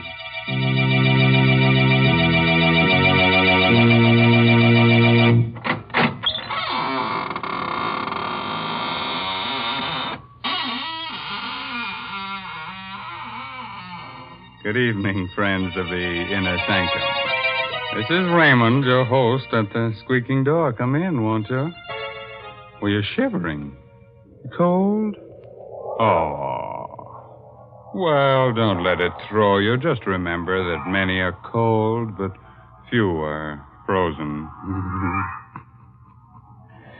Well, our story, to be different tonight, is about murder. Murder and a clock. So, if you've got a little time to kill, let's do it now, huh? Why, Mr. Raymond, nobody can really kill time. Well, maybe not, but you certainly can frighten it. Didn't you ever hear of an alarmed clock? Mr. Raymond, someday you're going to choke on one of those puns. And won't that be nice, Mary? Then you can revive me with guess what, Lipton tea. Oh, dear. Must this go on week after week? Why must I talk to the only person in the world who doesn't know the proper uses of Lipton tea? Oh, don't say that. It isn't used to revive people. At least not in the way you mean it. Of course, lots of folks do find that Lipton's makes the day seem brighter. Yes, it sort of helps them through their housework to sit down now and then between meals, as well as at dinner and supper, and enjoy a cup of Lipton tea. And the reason why Lipton's is so satisfying is because of that one little word, brisk. B-R-I-S-K. Tea experts say that Lipton's has a brisk flavor, which means that it always tastes tangy and bracing. It's never flat or wishy-washy. So folks ask for Lipton tea at your grocer's. You just don't know how good tea can be till you've tried Lipton's. Yes, and when you leave the grocer, step next door to the clockmaker's shop and ask him for the Judas clock. If he doesn't have it on hand, just ask him to give you the works. Yes, the title of tonight's story is The Judas Clock. It's an original radio play by that old clock watcher, Christopher Mayo. Our star is Barry Kroger, who plays the role of Sebastian Packer. I'm a clockmaker. I carry on the profession my father taught me in London. I like clocks, all that is but one. For 30 years, I've looked for a certain clock and a certain man. The clock is known to collectors as the Judas clock. The man I swore to kill when, as a boy of 14, I closed my father's glazing eyes and wiped the froth of blood from his lips. Last night, I found the Judas clock. Tonight, I may have found the man. I'm told you're an expert clock repairman, Mr. Packer, madam. Well, yes, I suppose I am. Well, I have a clock. Rather, my husband has, and it hasn't run for years. Would you have a look at it? Well, can't you bring it in? Oh, heavens, no. It weighs 500 pounds. Oh. One of those huge marble things. Italian Renaissance, I'd say. Marble? Italian? Well, can you describe it further? Well, it's rather unusual. Black marble, heavily carved with biblical characters. The ivory face has a beautifully etched scene on it, but it's a gruesome one. Gruesome? What kind of a scene? It's a picture of a man hanging from a tree. Judas! His face is positively ghastly. The Judas clock. I knew without seeing it why the clock wouldn't run. It had been built in Italy for a prince of the House of Savoy in 1598. He conceived the idea when he discovered that his family's treasures included the 30 pieces of silver of Judas Iscariot. The clock was made to run only when the 30 silver coins of Judas were in place in the clock's hollow weights. 15 in each weight. And the coins had been in my possession since the day of my father's death. Somewhere inside me, that clock still beats its deep-throated song, and I have but to close my eyes to hear again my father's voice. It's an evil clock, son, as evil as Satan himself, and it's cursed. There is a legend that every man who has owned it has died a violent and bloody death. Well, Mr. Packer, can you fix it? Oh, I'm sorry. I was daydreaming. Well, yes. Does Mr. Arnold. Arnold. Does Mr. Arnold know that you're having the clock repaired? No. We've only been married a few weeks, and I'd like to have it working when he comes back to town tomorrow. Sort of a surprise. Yes, I see. Well, I'll be there in half an hour, Mrs. Arnold.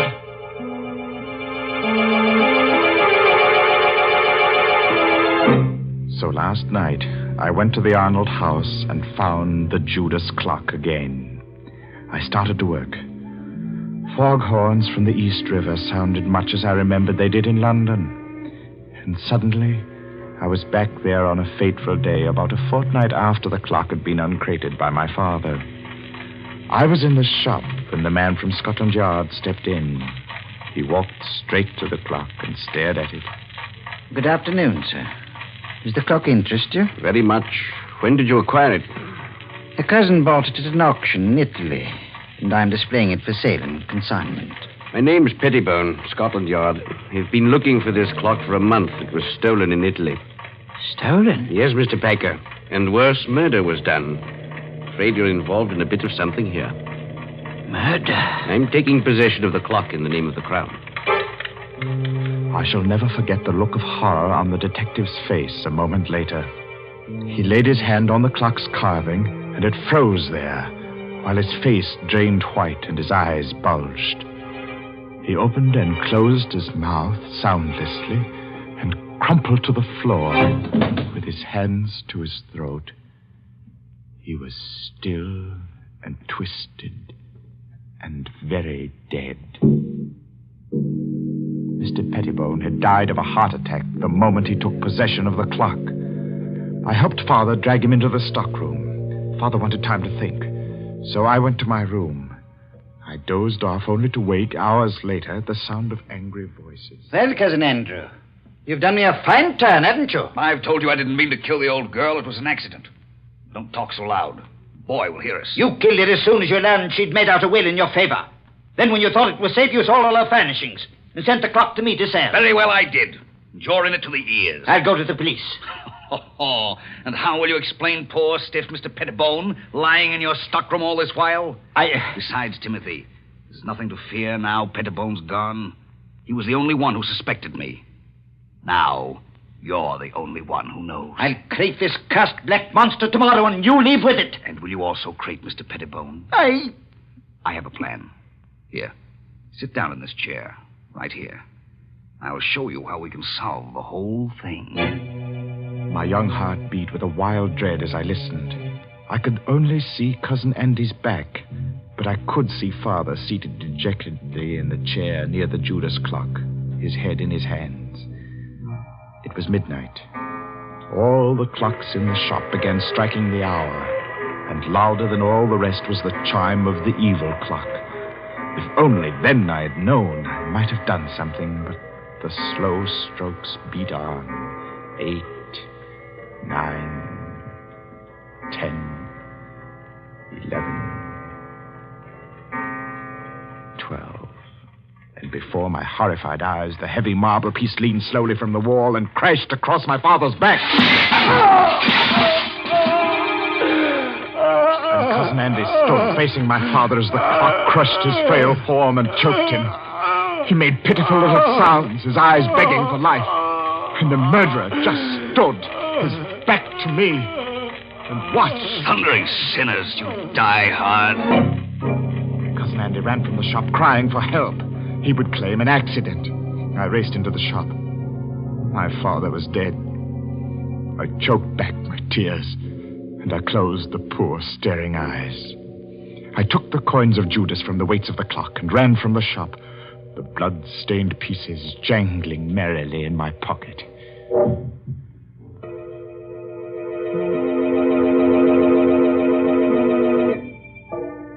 Armed with the notion that the coins were of value, and the definite notion that I must eat, I approached one of the many dingy little curio shops in the Limehouse district. I stepped through the fog toward a shop where a dim light burned in the rear. Every inch of wall and ceiling was hung with curios, old armor, swords, and shields. I would have run out, but a weazened, apish man barked at me from the rear. Well, what you want? I have something to sell. What you got? I have the 30 pieces of silver that belong to Judas Iscariot. I'll twist this scrawny neck off you. Pulling me leg, eh? Oh, no, sir, I'm not pulling your leg, sir. Here they are. Blimey. Silver, right enough. Where'd you cop them? Oh, I didn't steal them, sir. They belong to my father. A likely tale, that. Will you buy them? Buy him, he says. Buy him. Get out of here before I cause a bobby, you scamp. Get out! Oh, no, give me my coins. Get out or I'll come about and fetch you a sound one. The ugly brute came toward me. He held my coins clutched in a tight, hairy fist. Before I could move, he had struck me. And I hit the wall with a clatter. And then it happened again. For the second time that night, the curse of the Judas clock struck. As I hit the wall, my eye caught a metallic glint above, and a heavy object dropped from the ceiling. The man was about to strike me again when the object struck his head. And remained part of him. He fell. His skull split in two by a hangman's axe. I clamped my mouth on a cry and pried the man's fist open. The fresh blood made it hard. But I recovered the coins. And I stumbled in panic through the shop and out into the night. And the fog of London never swallowed a more frightened and lonely boy.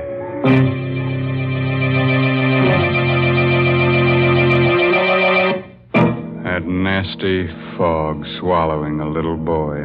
That reminds me of a little nursery rhyme. Hickory dickory dock, the mouse ran up the clock. The clock struck 2. Look out, it might strike you. Heavens, I'm glad I don't own that terrible clock. Oh, don't say that, Mary. Just think if you had the Judas clock, then time wouldn't hang heavily on you. No, it would fall on you. Well, if it did fall and you rescued me, wouldn't that make you a time saver?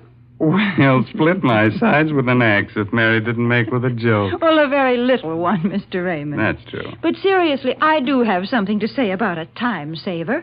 And I'm thinking about Lipton tea. You know, Lipton's is such a handy beverage. It takes so little time to prepare, and it's always so welcome. Yes, its famous brisk flavor makes it enjoyable, not just at your own meal times, but between meals and whenever folks drop in for a visit. That's why it's a good idea to buy Lipton's in the larger, more economical size packages. That's right. The larger packages are much thriftier. So you see, it's wise to keep on hand a really good supply of that brisk-flavored Lipton tea. Oh, sure, it'll come in handy to warm up the chills you get from these inner sanctum stories. And, brother, you're going to shiver plenty with Barry Kroger as Sebastian Packer as this story goes on about the Judas clock. I hadn't touched those horrible coins of Judas Iscariot since the day the storekeeper was killed. By now, I half believed the legend that death followed them. I began to feel that the only way I could escape their curse was to find the Judas clock and put the coins back in its weights where they belonged. One day, as I read the notices in the Times, my heart skipped a beat. It said, auction of clocks. At Chopin Place, auction room, Saturday at 7. Rare items, one of them fine Italian Renaissance piece of black marble. Rare treat for collectors. Come early. Interested in something, young man? Oh, why, yes. Well, that is nothing in particular. Just looking at these splendid pieces. I thought I might stay for the auction. Look about. Auction won't start for a bit yet. I sauntered toward the black clock. My hand had scooped all the coins from my pocket. I would have to work fast and noiselessly. My sweating fingers began to unscrew the small cover on one of the weights. I would soon have the coins put back. As I thought. Stop. What have you got in your hand there? Let's have a look. No, nothing at all. I was just examining. Examining my foot? You've got a flock of coins there. You must have taken them from somewhere in the clock. Here. No, give them to me. Sometimes when things happen quickly, the mind retains details that would otherwise escape notice. As the men and I struggled, I dropped the clock's weight. It hit a short, round bit of metal directly below it. The man had a vice-like grip on my clenched hand. Blasted little wretch. No! I'll wrench your hand off for you. I heard a whirring sound within the clock, and before my horrified eyes, the supporting panel at the front of the clock's base slowly lifted on hinges. The clock was off balance and began to fall forward. I screamed a warning. Look out!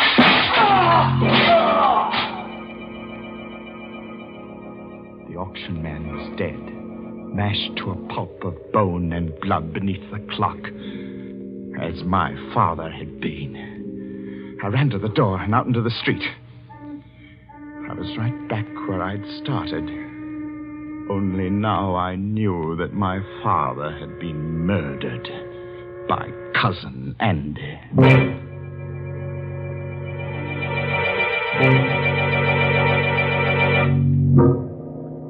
I walked for miles, trying to pull myself together. I wandered aimlessly, or so I thought. But fate had traced my path before me, because I was startled to find myself staring into the shop window of a rare coin dealer named Megaroyd. I walked into the shop. Mr. Megaroyd was a nice little man. He smiled a bit quizzically at my firm belief that I possessed the betrayal coins of Judas. I poured them onto his counter.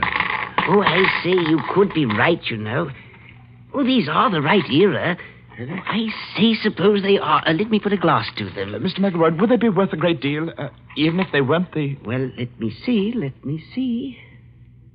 Yes, gracious, yes, they should be worth a great deal as collector's items alone. Well, Mr. McElroy, I feel that there's something I should tell you about these pieces. They... Yes? Oh, it's not important. Oh, well, now, just a moment. I have a catalogue on this here in my show window. I'll fetch it. Just a jiffy. The coins lay on the counter. I watched Mr. Megaloid run down the aisle. As he approached the display window, his foot caught in an electric wire which lay across the floor. The lights went out, and I saw him pitch forward and... Ah! Mr. Megaloid! Mr. Megaloid!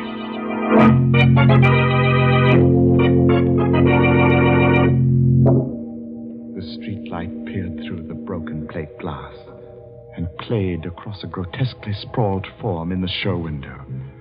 I needed no more light than there was to see what had happened.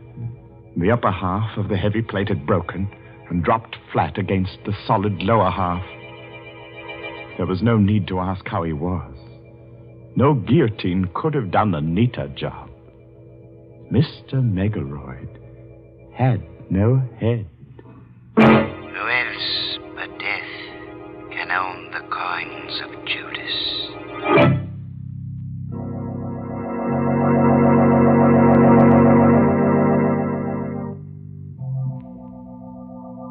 Tonight, I shall find out if Mr. Arnold is Cousin Andrew. If he is, I shall feel no remorse in killing him tonight. Because while working to repair the Judas clock last night, I discovered how my father's accidental death had been well-conceived, diabolic murder. When the right-hand weight reached the floor of the clock on the 12th stroke of midnight, it tripped a trigger which collapsed the base of the clock and caused it to fall forward. My father had died on the 12th stroke of midnight. Have you finished, Mr. Packer? No, Mrs. Arnold. I shall have to come back tomorrow night. What time do you expect Mr. Arnold tomorrow? About 11, I'd say. Will you be finished by then? Well, I think so. I'll have to take these weights to the shop with me, though. Something has to be added to them. Well, of course, Mr. Packer. Mr. Arnold will be so surprised to see the clock running, won't he? He'll be very surprised, Mrs. Arnold.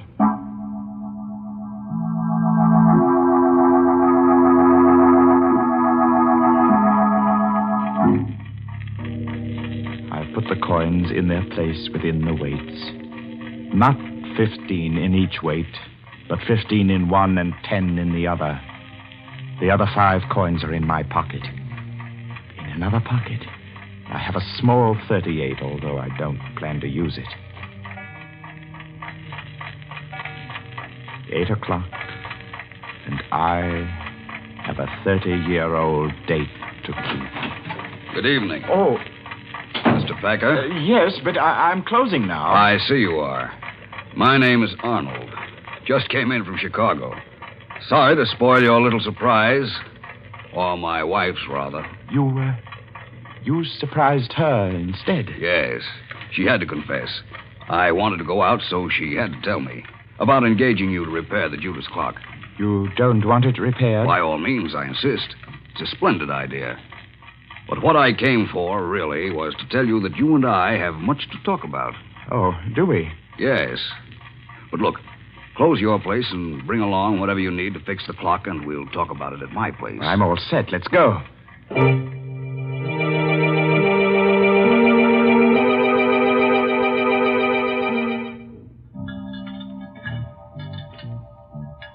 Think you'll have it fixed in time to strike midnight? Oh, yes.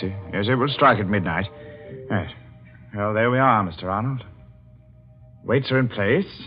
Let's see. It's exactly 10 minutes before midnight. Set the hands. And just a little shove on the pendulum. So. And the Judas clock ticks again. It's an evil clock, son. Evil as Satan himself. The Judas clock wakes from a 30-year sleep. Hey, Cousin Sebastian. Cousin? What? That's what I wanted to tell you. My wife told me your father owned this clock in London. Well, yes. I was your father's cousin. You're Sebastian Packard, the little boy who ran away that night. Cousin Andy. Yes. I wonder how much you know of that horrible night when your father was killed. Well, I know the clock fell on Father. I heard the sound from my room, and I was so frightened, I ran down the rear steps in time to see them carry Father away. He was all covered up. So that was why I didn't find you in your room afterward. It happened so fast. We were sitting, talking. The clocks were striking 12. Suddenly, the base of the clock seemed to cave in, and... I know. I bought the clock at an auction a few years later. Had it all fixed. It's good and solid now. I saw to that. Yes, sir. Well, I suppose I'll run along now, Cousin Andy. Nonsense. Let's make up for lost time and get acquainted. Well... Come now. I have some fine old port from England here. Sit down a while. No, not that chair. No? This one's a lot more comfortable. It's a funny thing. When you work with clocks, as long as I have, you get to philosophizing about time. That's so. How? Well, here I sit by the big clock, just as my father sat 30 years ago. You know how many seconds ago that was, Cousin Andy? No. Do you? Well, 315,360,000 seconds in 10 years. That'd be 9,460,800,000 seconds in 30 years. You've got quite a mechanical mind, Sebastian. Here, try this port. Thank you. Here's to Father.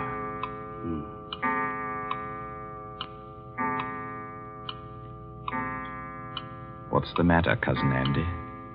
Are you ill? No. Your face is quite drawn, gray. Shut up.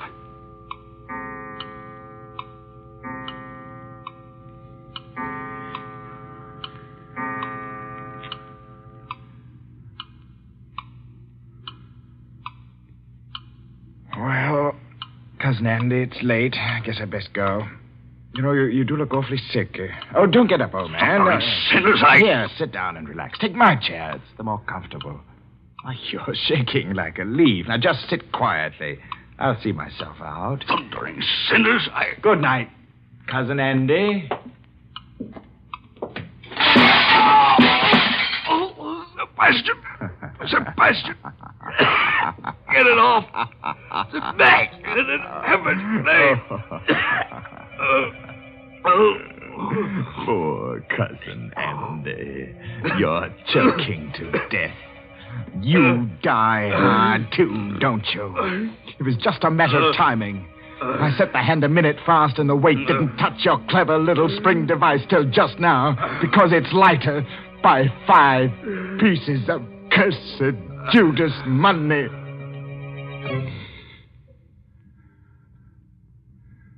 Rest easy, Father.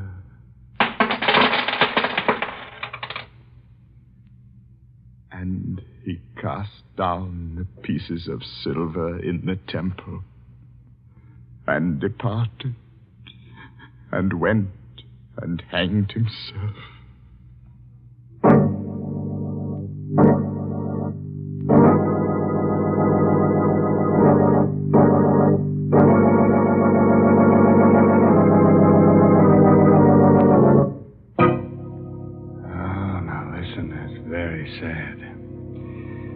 But a fine chime was had by all. Anybody want to buy a large grandfather clock? I'm in the market for a sundial myself. A sundial? My, they are old-timey. Say, Mr. Raymond, if you're afraid of clocks that tick, why don't you try to get hold of one of those old Egyptian water clocks? Oh, Mary, now you're going to tell me that when tea time comes around, the water begins to boil in the clock? Well, that would be quite an invention. But no, Mr. Raymond, right now I'm not going to talk about Lipton tea. Instead, I'm going to tell our listeners about an important job that lies ahead. A fight that's far from finished. Yes, the battle for Japan. Our government says that this Pacific War will be one of the most bitter and difficult in history. Never before has a nation fought so far away from its own shores. And to support this fight, we at home must work even harder at our home front activities. We must keep on buying more and more bonds, and we must hold on to them. And above all, we must stay on our war job until the job in the Pacific is over.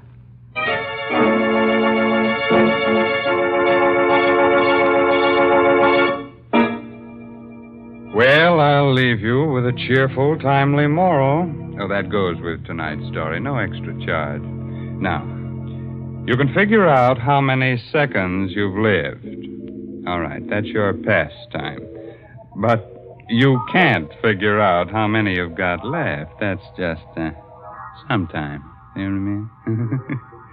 Well, I'll see you in just 604,800 seconds from right now.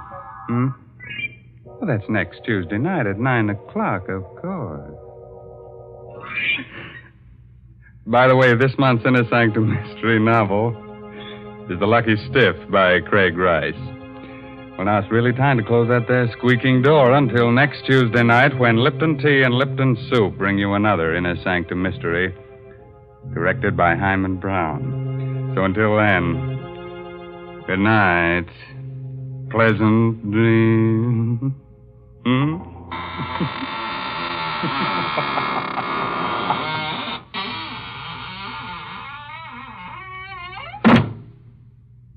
Folks, if you'd like to give the boys overseas a real taste of home, then why not include a package or two of Lipton's Noodle Soup Mix the next time you send them a box of food? Yes, Lipton's has the same homemade, chickeny taste as the soup you make right in your own kitchen. That's why it's a thoughtful, welcome little gift to send Lipton's. And as you know yourself, Lipton's Noodle Soup makes a grand snack. So remember, send a package or two to your boy. And remember to tune in next Tuesday night for another Inner Sanctum Mystery. This is CBS, the Columbia Broadcasting System.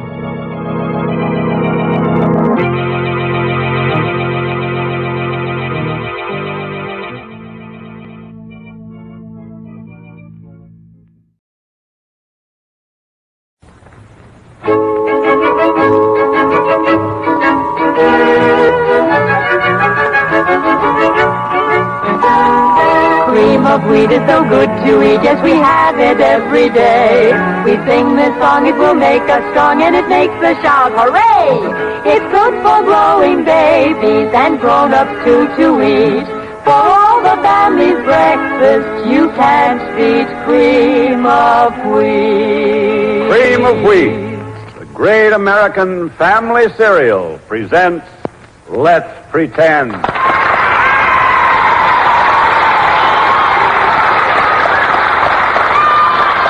Well, Sybil, sounds like our audience out there is excited about something. You know what it is? Yes, Uncle Bill. I think they're anxious for our story today. Something special today, audience? What is it? Oh, so it is. Jack and the Beanstalk. Well, let's get going. Who's going to say how we travel today? We drew lots, and I won. I suggest we travel by steamroller. And who are you, it says here? Why, I'm Betty Jane Tyler, she replied. Okay, Betty Jane, steamroller it is. Everybody ready? Yes. 1, 2, 3. Let's go.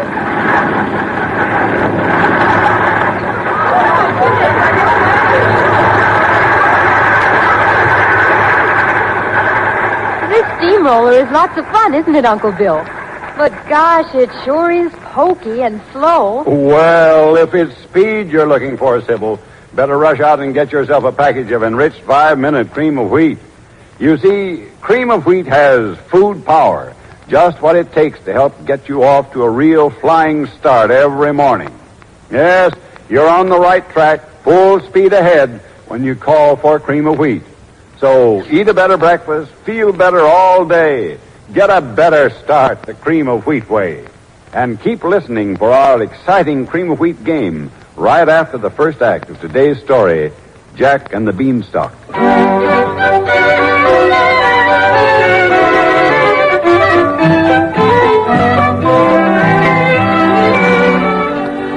Once upon a time, in the land of enchantment, a widow and her brave young son lived in the shadow of poverty.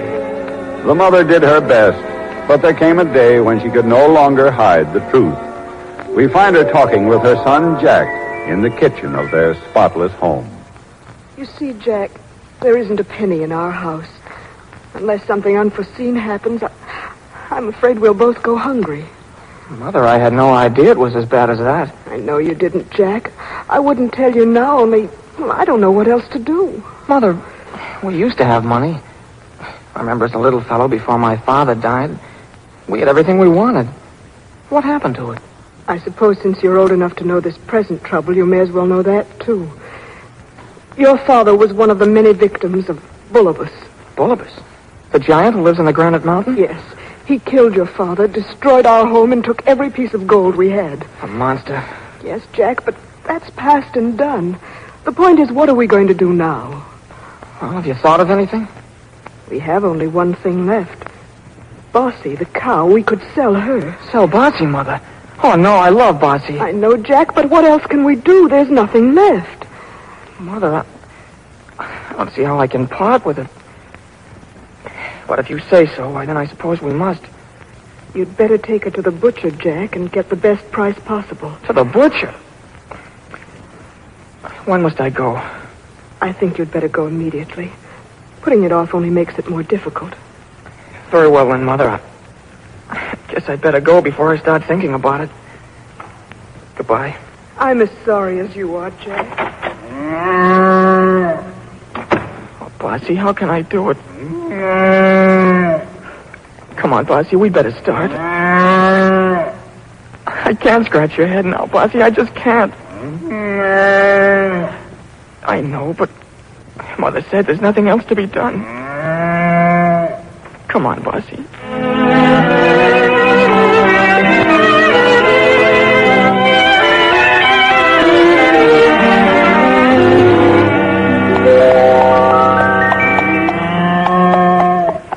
Come on, Bossy. Come on, we're nearly there. Oh, look out there, youngster. You nearly collided with me. Excuse me, sir. I didn't see you. Well, how could you with your eyes so filled with tears? Yeah, what's the matter, Sonny? Why do you weep? I just can't take Bossy to the butcher, sir. Come now. Stop the tears. They don't become you.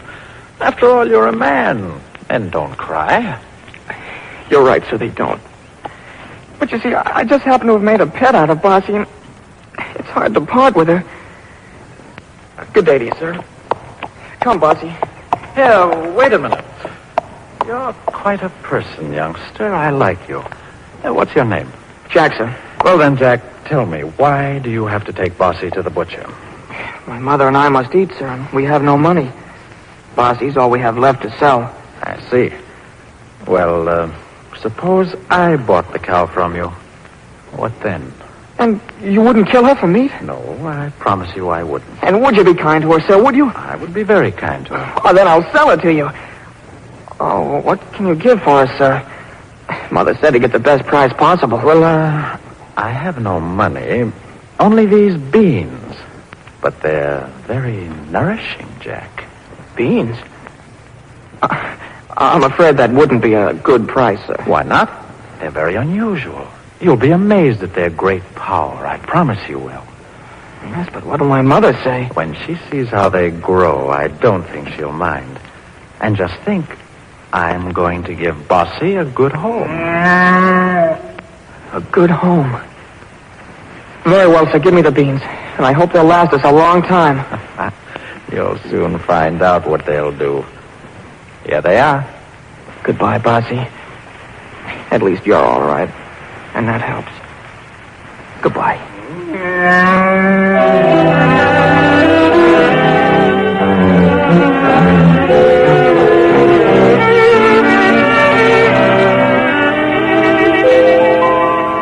Well, Jack, you've been gone a long time. Yes, Mother.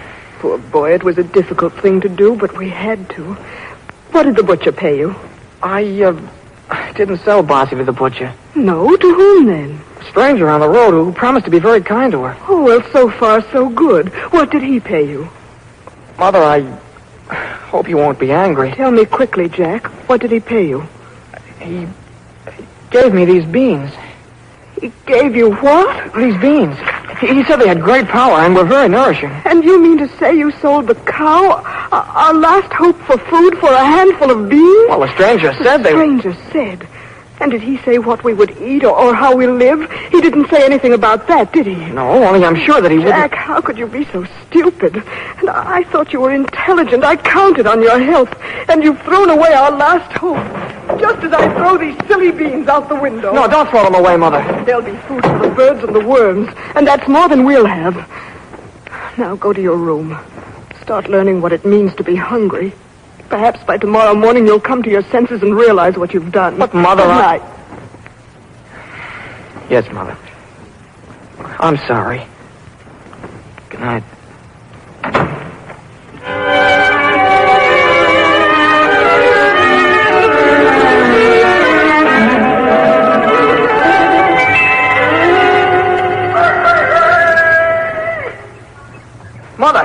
Mother, come out here quickly. What's the matter? Look, just look what's happened. What is it? A beanstalk where you threw the beans last night.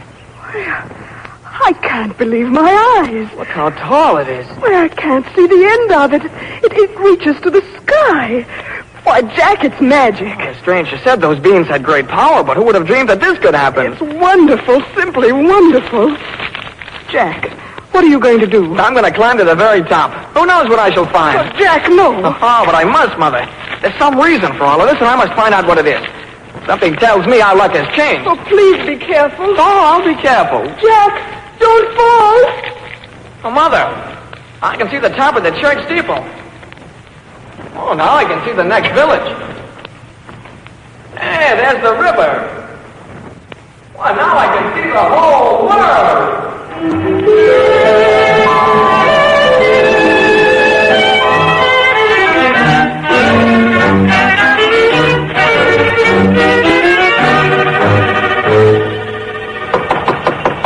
Come now, there must be somebody here.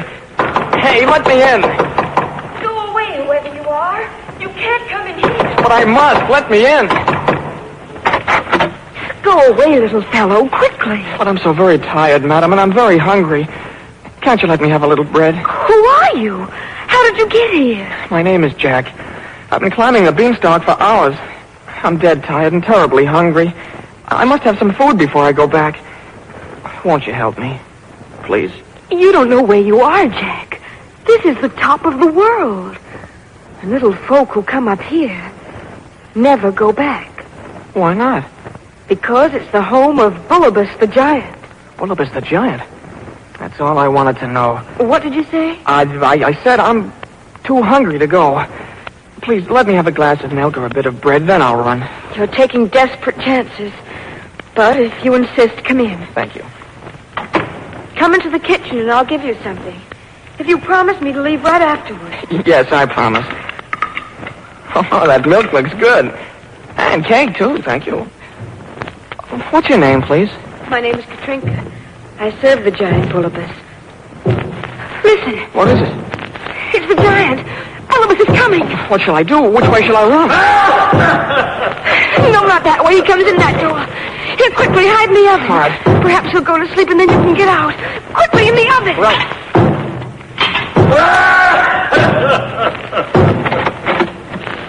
Well, hello, Katrinka. Take off my 7-league boots. They're heavy. Yes, sir. What a day I've had. I tore up a whole village. Ripped wheat fields wide open. I didn't find any children, though. I wanted a couple for my supper. That's too bad, sir. Too bad it was a cat. I smell a human being. Nonsense. I tell you, I do. You can't fool me. Who's been here? No one, sir. Oh, here's your little hen. So it is. And it's about time she laid some golden eggs for us. I'll put her on the table.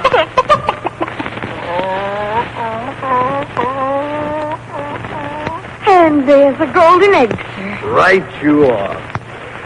Thanks, little hen. Oh, I'm tired. I could sleep for a week at drinking. I'm thirsty, too. Go out and get some fresh water from the spring. Yes, sir. Right away. All right. I wanted a couple of children for my supper. Little hen laid a golden egg anyhow. And that helps, but I'm sleepy.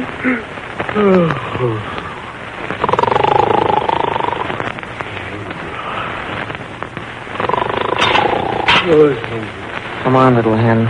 You're going traveling with me. What's that? What? Why, it was me, Bullivant. I slammed the door. I'm sorry I woke you up. I smell a human being. It comes from the stove. What's that oven door open for? I can't imagine, sir. What happened to my little hen? What in thunder's going on around here? Well, whatever it was, it's gone now.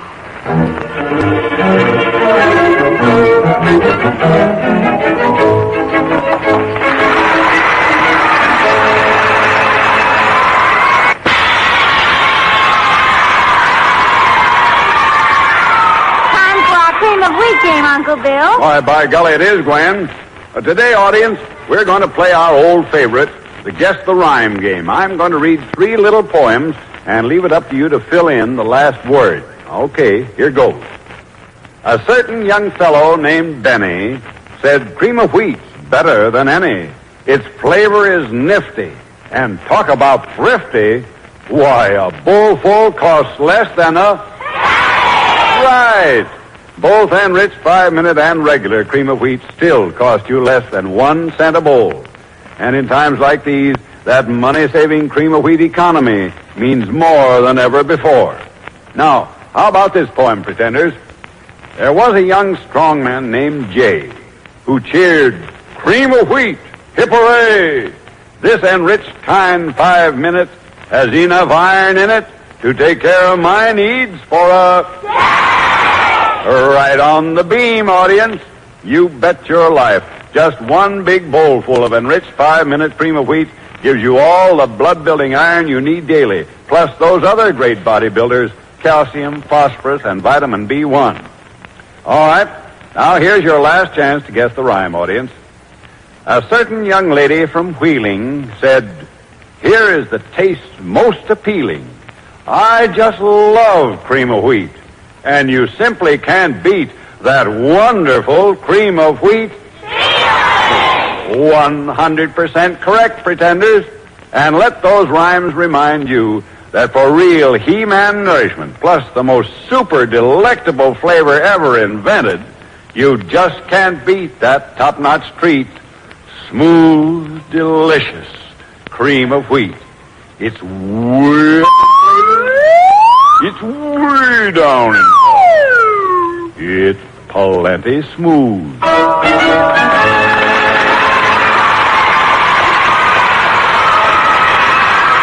Thanks a lot, audience. And now back to the second act of our story of Jack and the Beanstalk.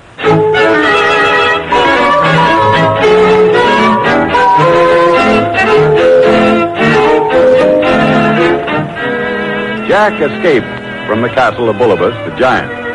Now he and his mother are once again living in comfort on the golden eggs laid by the little hen Jack took from the giant. But their troubles aren't over. One day, on returning from the neighboring village, he finds his mother in tears. Well, hello, little mother. You were right. They pay more for the golden eggs in the next village than they do in our... Jack. What's the matter, Mother? What are you crying for? Jack, haven't you heard what's happened? No, what is it? The giant Bullivus. I saw some houses burning and a field torn up as I was coming back. He's raided the village again. Overturned houses, wrecked the fields, but worst of all... What, Mother? He took your sweet little cousins, Margot and Teddy, away with him. What? We'll never see them again. The beast. Mother, I'm going up the beanstalk after them. Oh, no, Jack. No, you mustn't. Well, someone must save them. But you can't fight a giant, son. Well, I can try.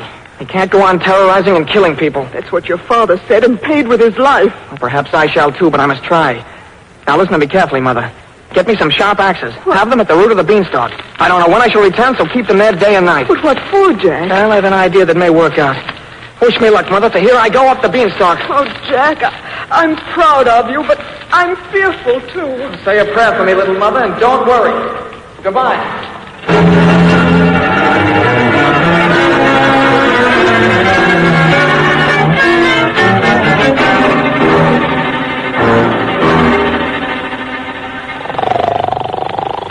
Little Henry Golden Egg.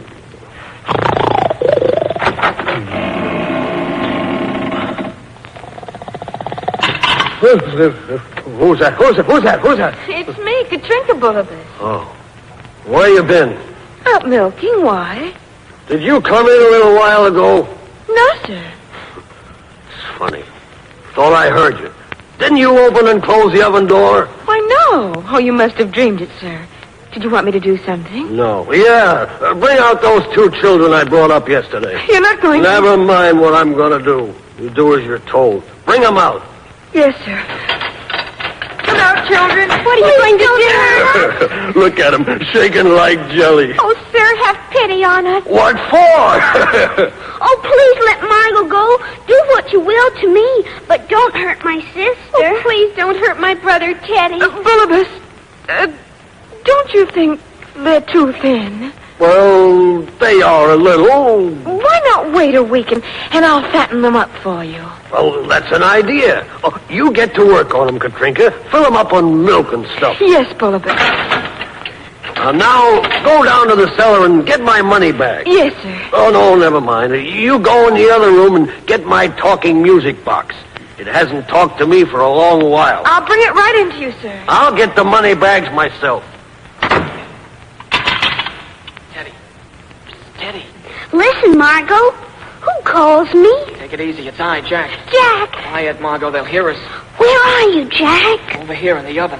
I'm going to save you. Oh, Jack. Good old Jack. Listen, Katrinka didn't lock your cage. Soon the giant will go to sleep and we'll make a run for it. But be careful. We'll have to work fast once we start. Shh, here he comes back from the cellar. These money bags are heavy. Here's your talking music box, sir. Put it down here.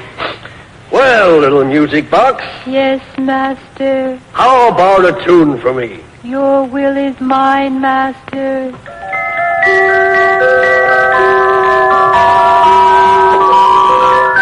Very nice tune. Not everybody has a music box that speaks. All the most money in the world. Katrinka, go out to the cave and bring me a jug of cider. Yes, Bullabus. Oh. Shall I play again, master? No, I guess I'm too sleepy. Oh, all the money. Music box that talks. And 2 nice children later on. Not bad, Bullabus. Not.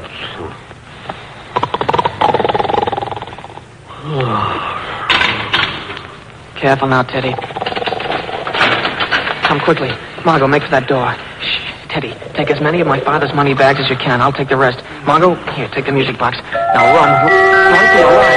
Master, help. They're taking me away. Wake up, master. Now, Margot, run for your life. Master. Well, hey, what's the matter? The music box is gone. My money's gone. Hey, the children are gone. Why, doggone it, everything's gone. I'll get them.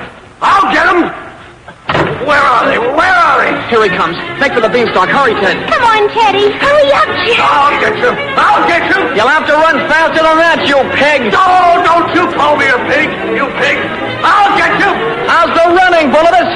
Margot, the beanstalk. There it is. Jump quickly. There's the girl. Come on, Bullabus. Hurry, Jack. Right behind you. And so am I. Well, that's fine. Come on, Bullabus. The climbing down is easy. Why don't you catch us? Don't you worry. I will. Why, Margot, it won't hurt to slide. I'll help you. Come on, Jack. Teddy, grab an axe and start chopping the minute you're on the ground. Right. I'll help, too. What's the matter, Bullabus? Your feet tangled up? One more step and you're mine. Oh, you think so? You want to bet some money on it? Keep chopping. Hurry, Teddy. Come on, Bullabus. I'm coming. Yeah, so's Christmas.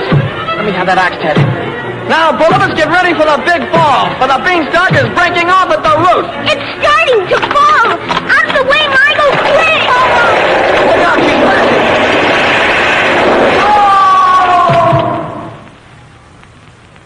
And there you are, you big brute. Jack, what's happened? He saved us. Jack saved our lives. The giant fell and the beanstalk on top of him. Here's the money he stole from us, Mother.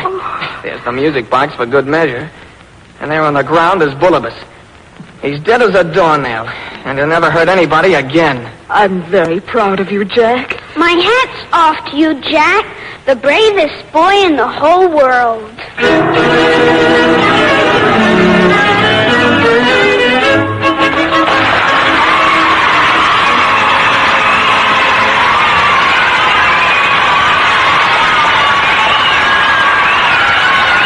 And now, before we introduce today's cast and tell you about next week's exciting story, listen to this, audience. Nyla Mack and the entire Let's Pretend cast have made recordings of Jack and the Beanstalk, just the way you heard it this morning.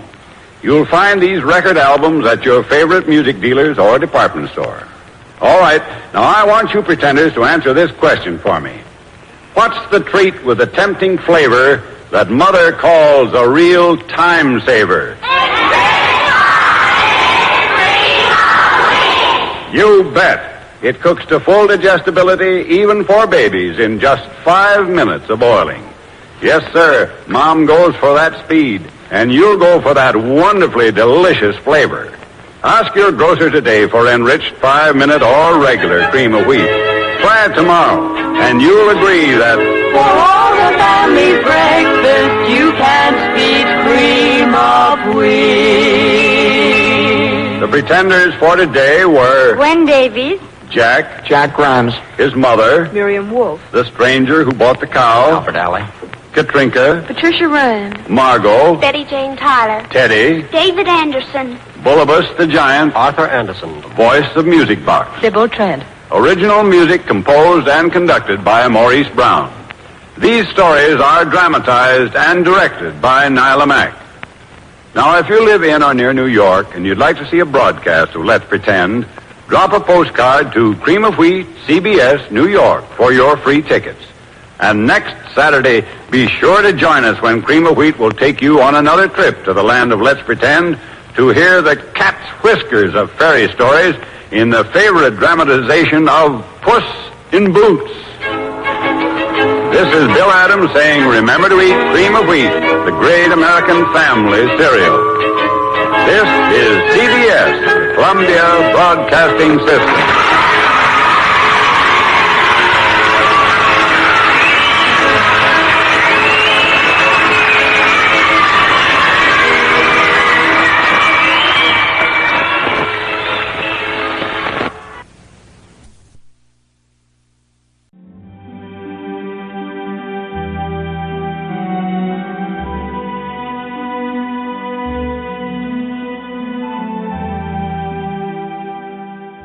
Hello, this is Father Bob Warren of the Franciscan Friars of the Atonement. Thank you for listening to this rebroadcast of the Ave Maria Hour radio show. The Friars' popular Ave Maria Hour was first brought to the radio airwaves in 1939, recorded in New York City and on the mountainside grounds at Graymoor, a home in Garrison, New York. These timeless classic stories of the Bible and the lives of the saints came to life each week through dramatic reenactment by professional actors and actresses. You know, friends, Christ once said, "Do not hide your treasure under a bushel." In saying this, he meant share your gifts, share your talents. The Friars of the Atonement feel the message in these broadcasts remains as powerful and timely as when they were originally aired, and we are so happy to be able to share them with you today. To learn more about the missions and ministries of the Friars of the Atonement, I invite you to visit our website, www.atonementfriars.org. In the meantime, sit back and enjoy this rebroadcast of the Ave Maria Hour.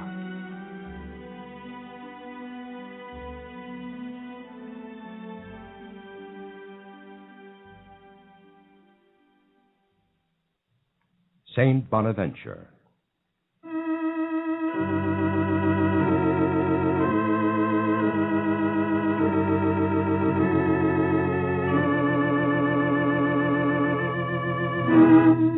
By the time St. Bonaventure was 21, he had become a member of the Order of Friars Minor and had been sent by the provincial to the University of Paris, where he was an outstanding student under the most scholarly teacher of his day, the illustrious Alexander of Hales. When Alexander died in 1245, Bonaventure continued his studies under his successor, John de la Rochelle. Then he went to teach in one of the Franciscan monasteries. One morning in the year 1248, he was finishing his lecture. From our study of the lives of the saints, we're aware that God, in his infinite wisdom, singles out but few for canonization. Do not despair. Christian virtue is not so much in the more heroic exercises of a religious state as in performing ordinary acts well. Perfection of a religious man is to do common things in a perfect manner, and a constant fidelity in small things is a great and heroic virtue. Class dismissed. Brother Bonaventure. Oh, yes, Brother Giles. The letter has just arrived from Paris. Here it is. Oh, thanks. Oh, John de la Rochelle. Is bad news? De la Rochelle is dead. May God rest his soul. He was a great teacher and friend. Oh. Oh, no, I can't believe it. What is it? Read this. At the meeting of the regents this afternoon, you were the unanimous choice to succeed Dr. John de la Rochelle to the chair of moral philosophy. We urge that you do us the honor to accept and notify us to that effect as soon as possible. This is a feather in your cap, Brother Bonaventure. More like a great rock of responsibility on my back. Brother, do you realize what it is to follow after such men as Alexander of Hales and John de la Rochelle? But you will accept. I feel that I must. My beloved teachers use my head as the storehouse of their sublime knowledge, and I am the instrument of passing it on to their students.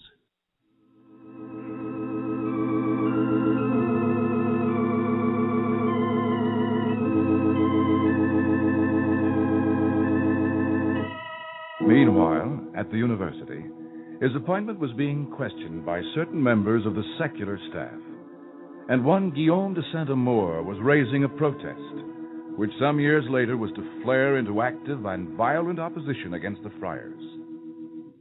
This is outrageous. As spokesman for the secular teachers, I wish to record our protest against the selection of this Brother Bonaventure to the chair of philosophy. But why, Guillaume? Surely he's qualified. Both Alexander and John de la Rochelle awarded him highest honors in their courses. We've nothing personal against him. It's the idea of bringing in these religious people to teach publicly. But he had his degree to teach publicly. That's beside the point. If they must teach, let them stay in their own houses and monasteries. Too many of them here as it is. Only for certain fields, theology and philosophy, where they're eminently qualified. And there are plenty of secular instructors who could teach those courses. The faculty feels otherwise. Then you'll ignore our protest? I'll submit it at the next faculty meeting. We urge your support. I'll not recommend it, nor will I disapprove. As dean, I'll carry out the wishes of the faculty. Oh, I see. But let me tell you, the group I represent is determined. And if the faculty doesn't act, we will. Good afternoon.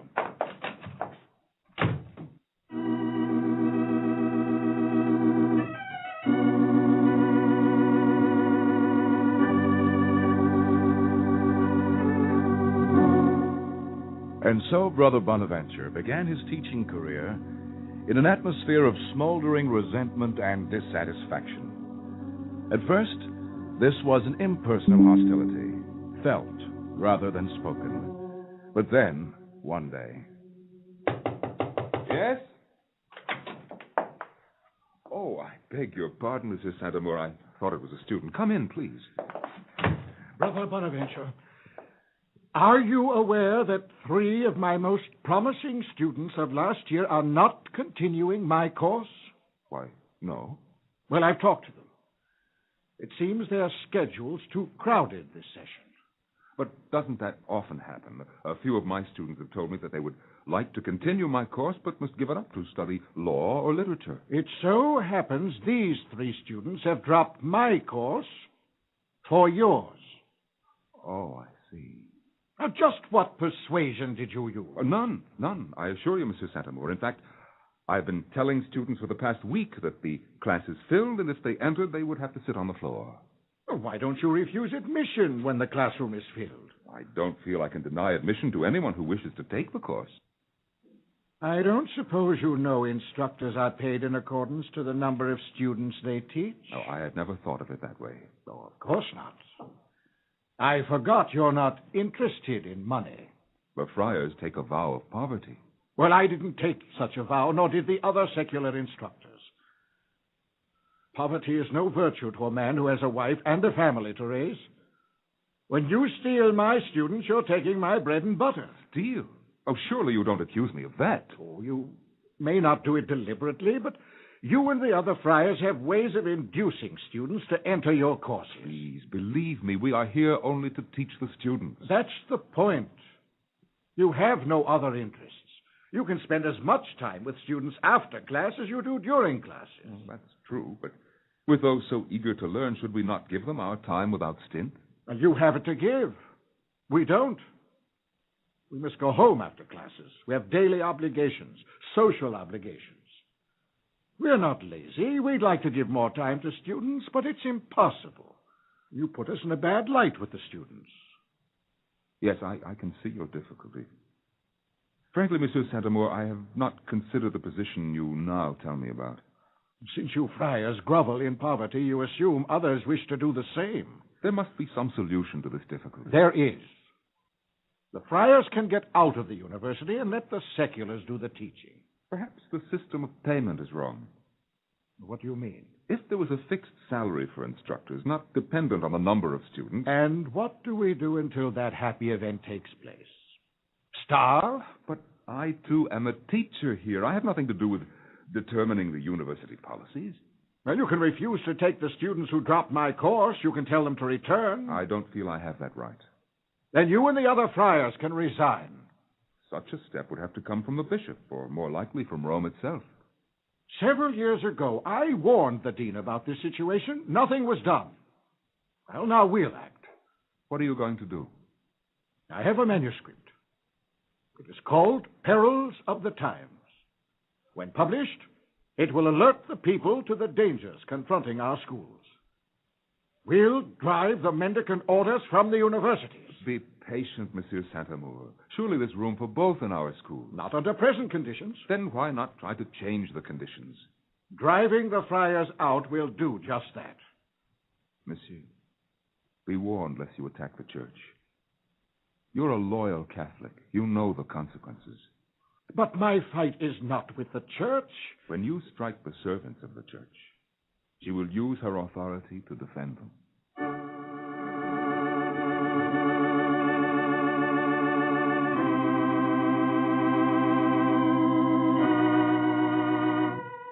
Santamore published his book, which was a bitter, ill-founded attack against the mendicant orders in his teaching profession. So violent was the reaction it caused that the Pope withdrew the friars from the university, pending an investigation, for which a committee was immediately appointed. Brother Bonaventure occupied his time in writing various treatises. One of them was Concerning the Poverty of Christ. This was an answer to the charges hurled by Santamore. After a thorough investigation, Santamore was ordered to burn his book, the opponents to withdraw their charges, and the friars were reinstated at the university. A few months prior to this, however, another important event occurred in the life of Brother Bonaventure.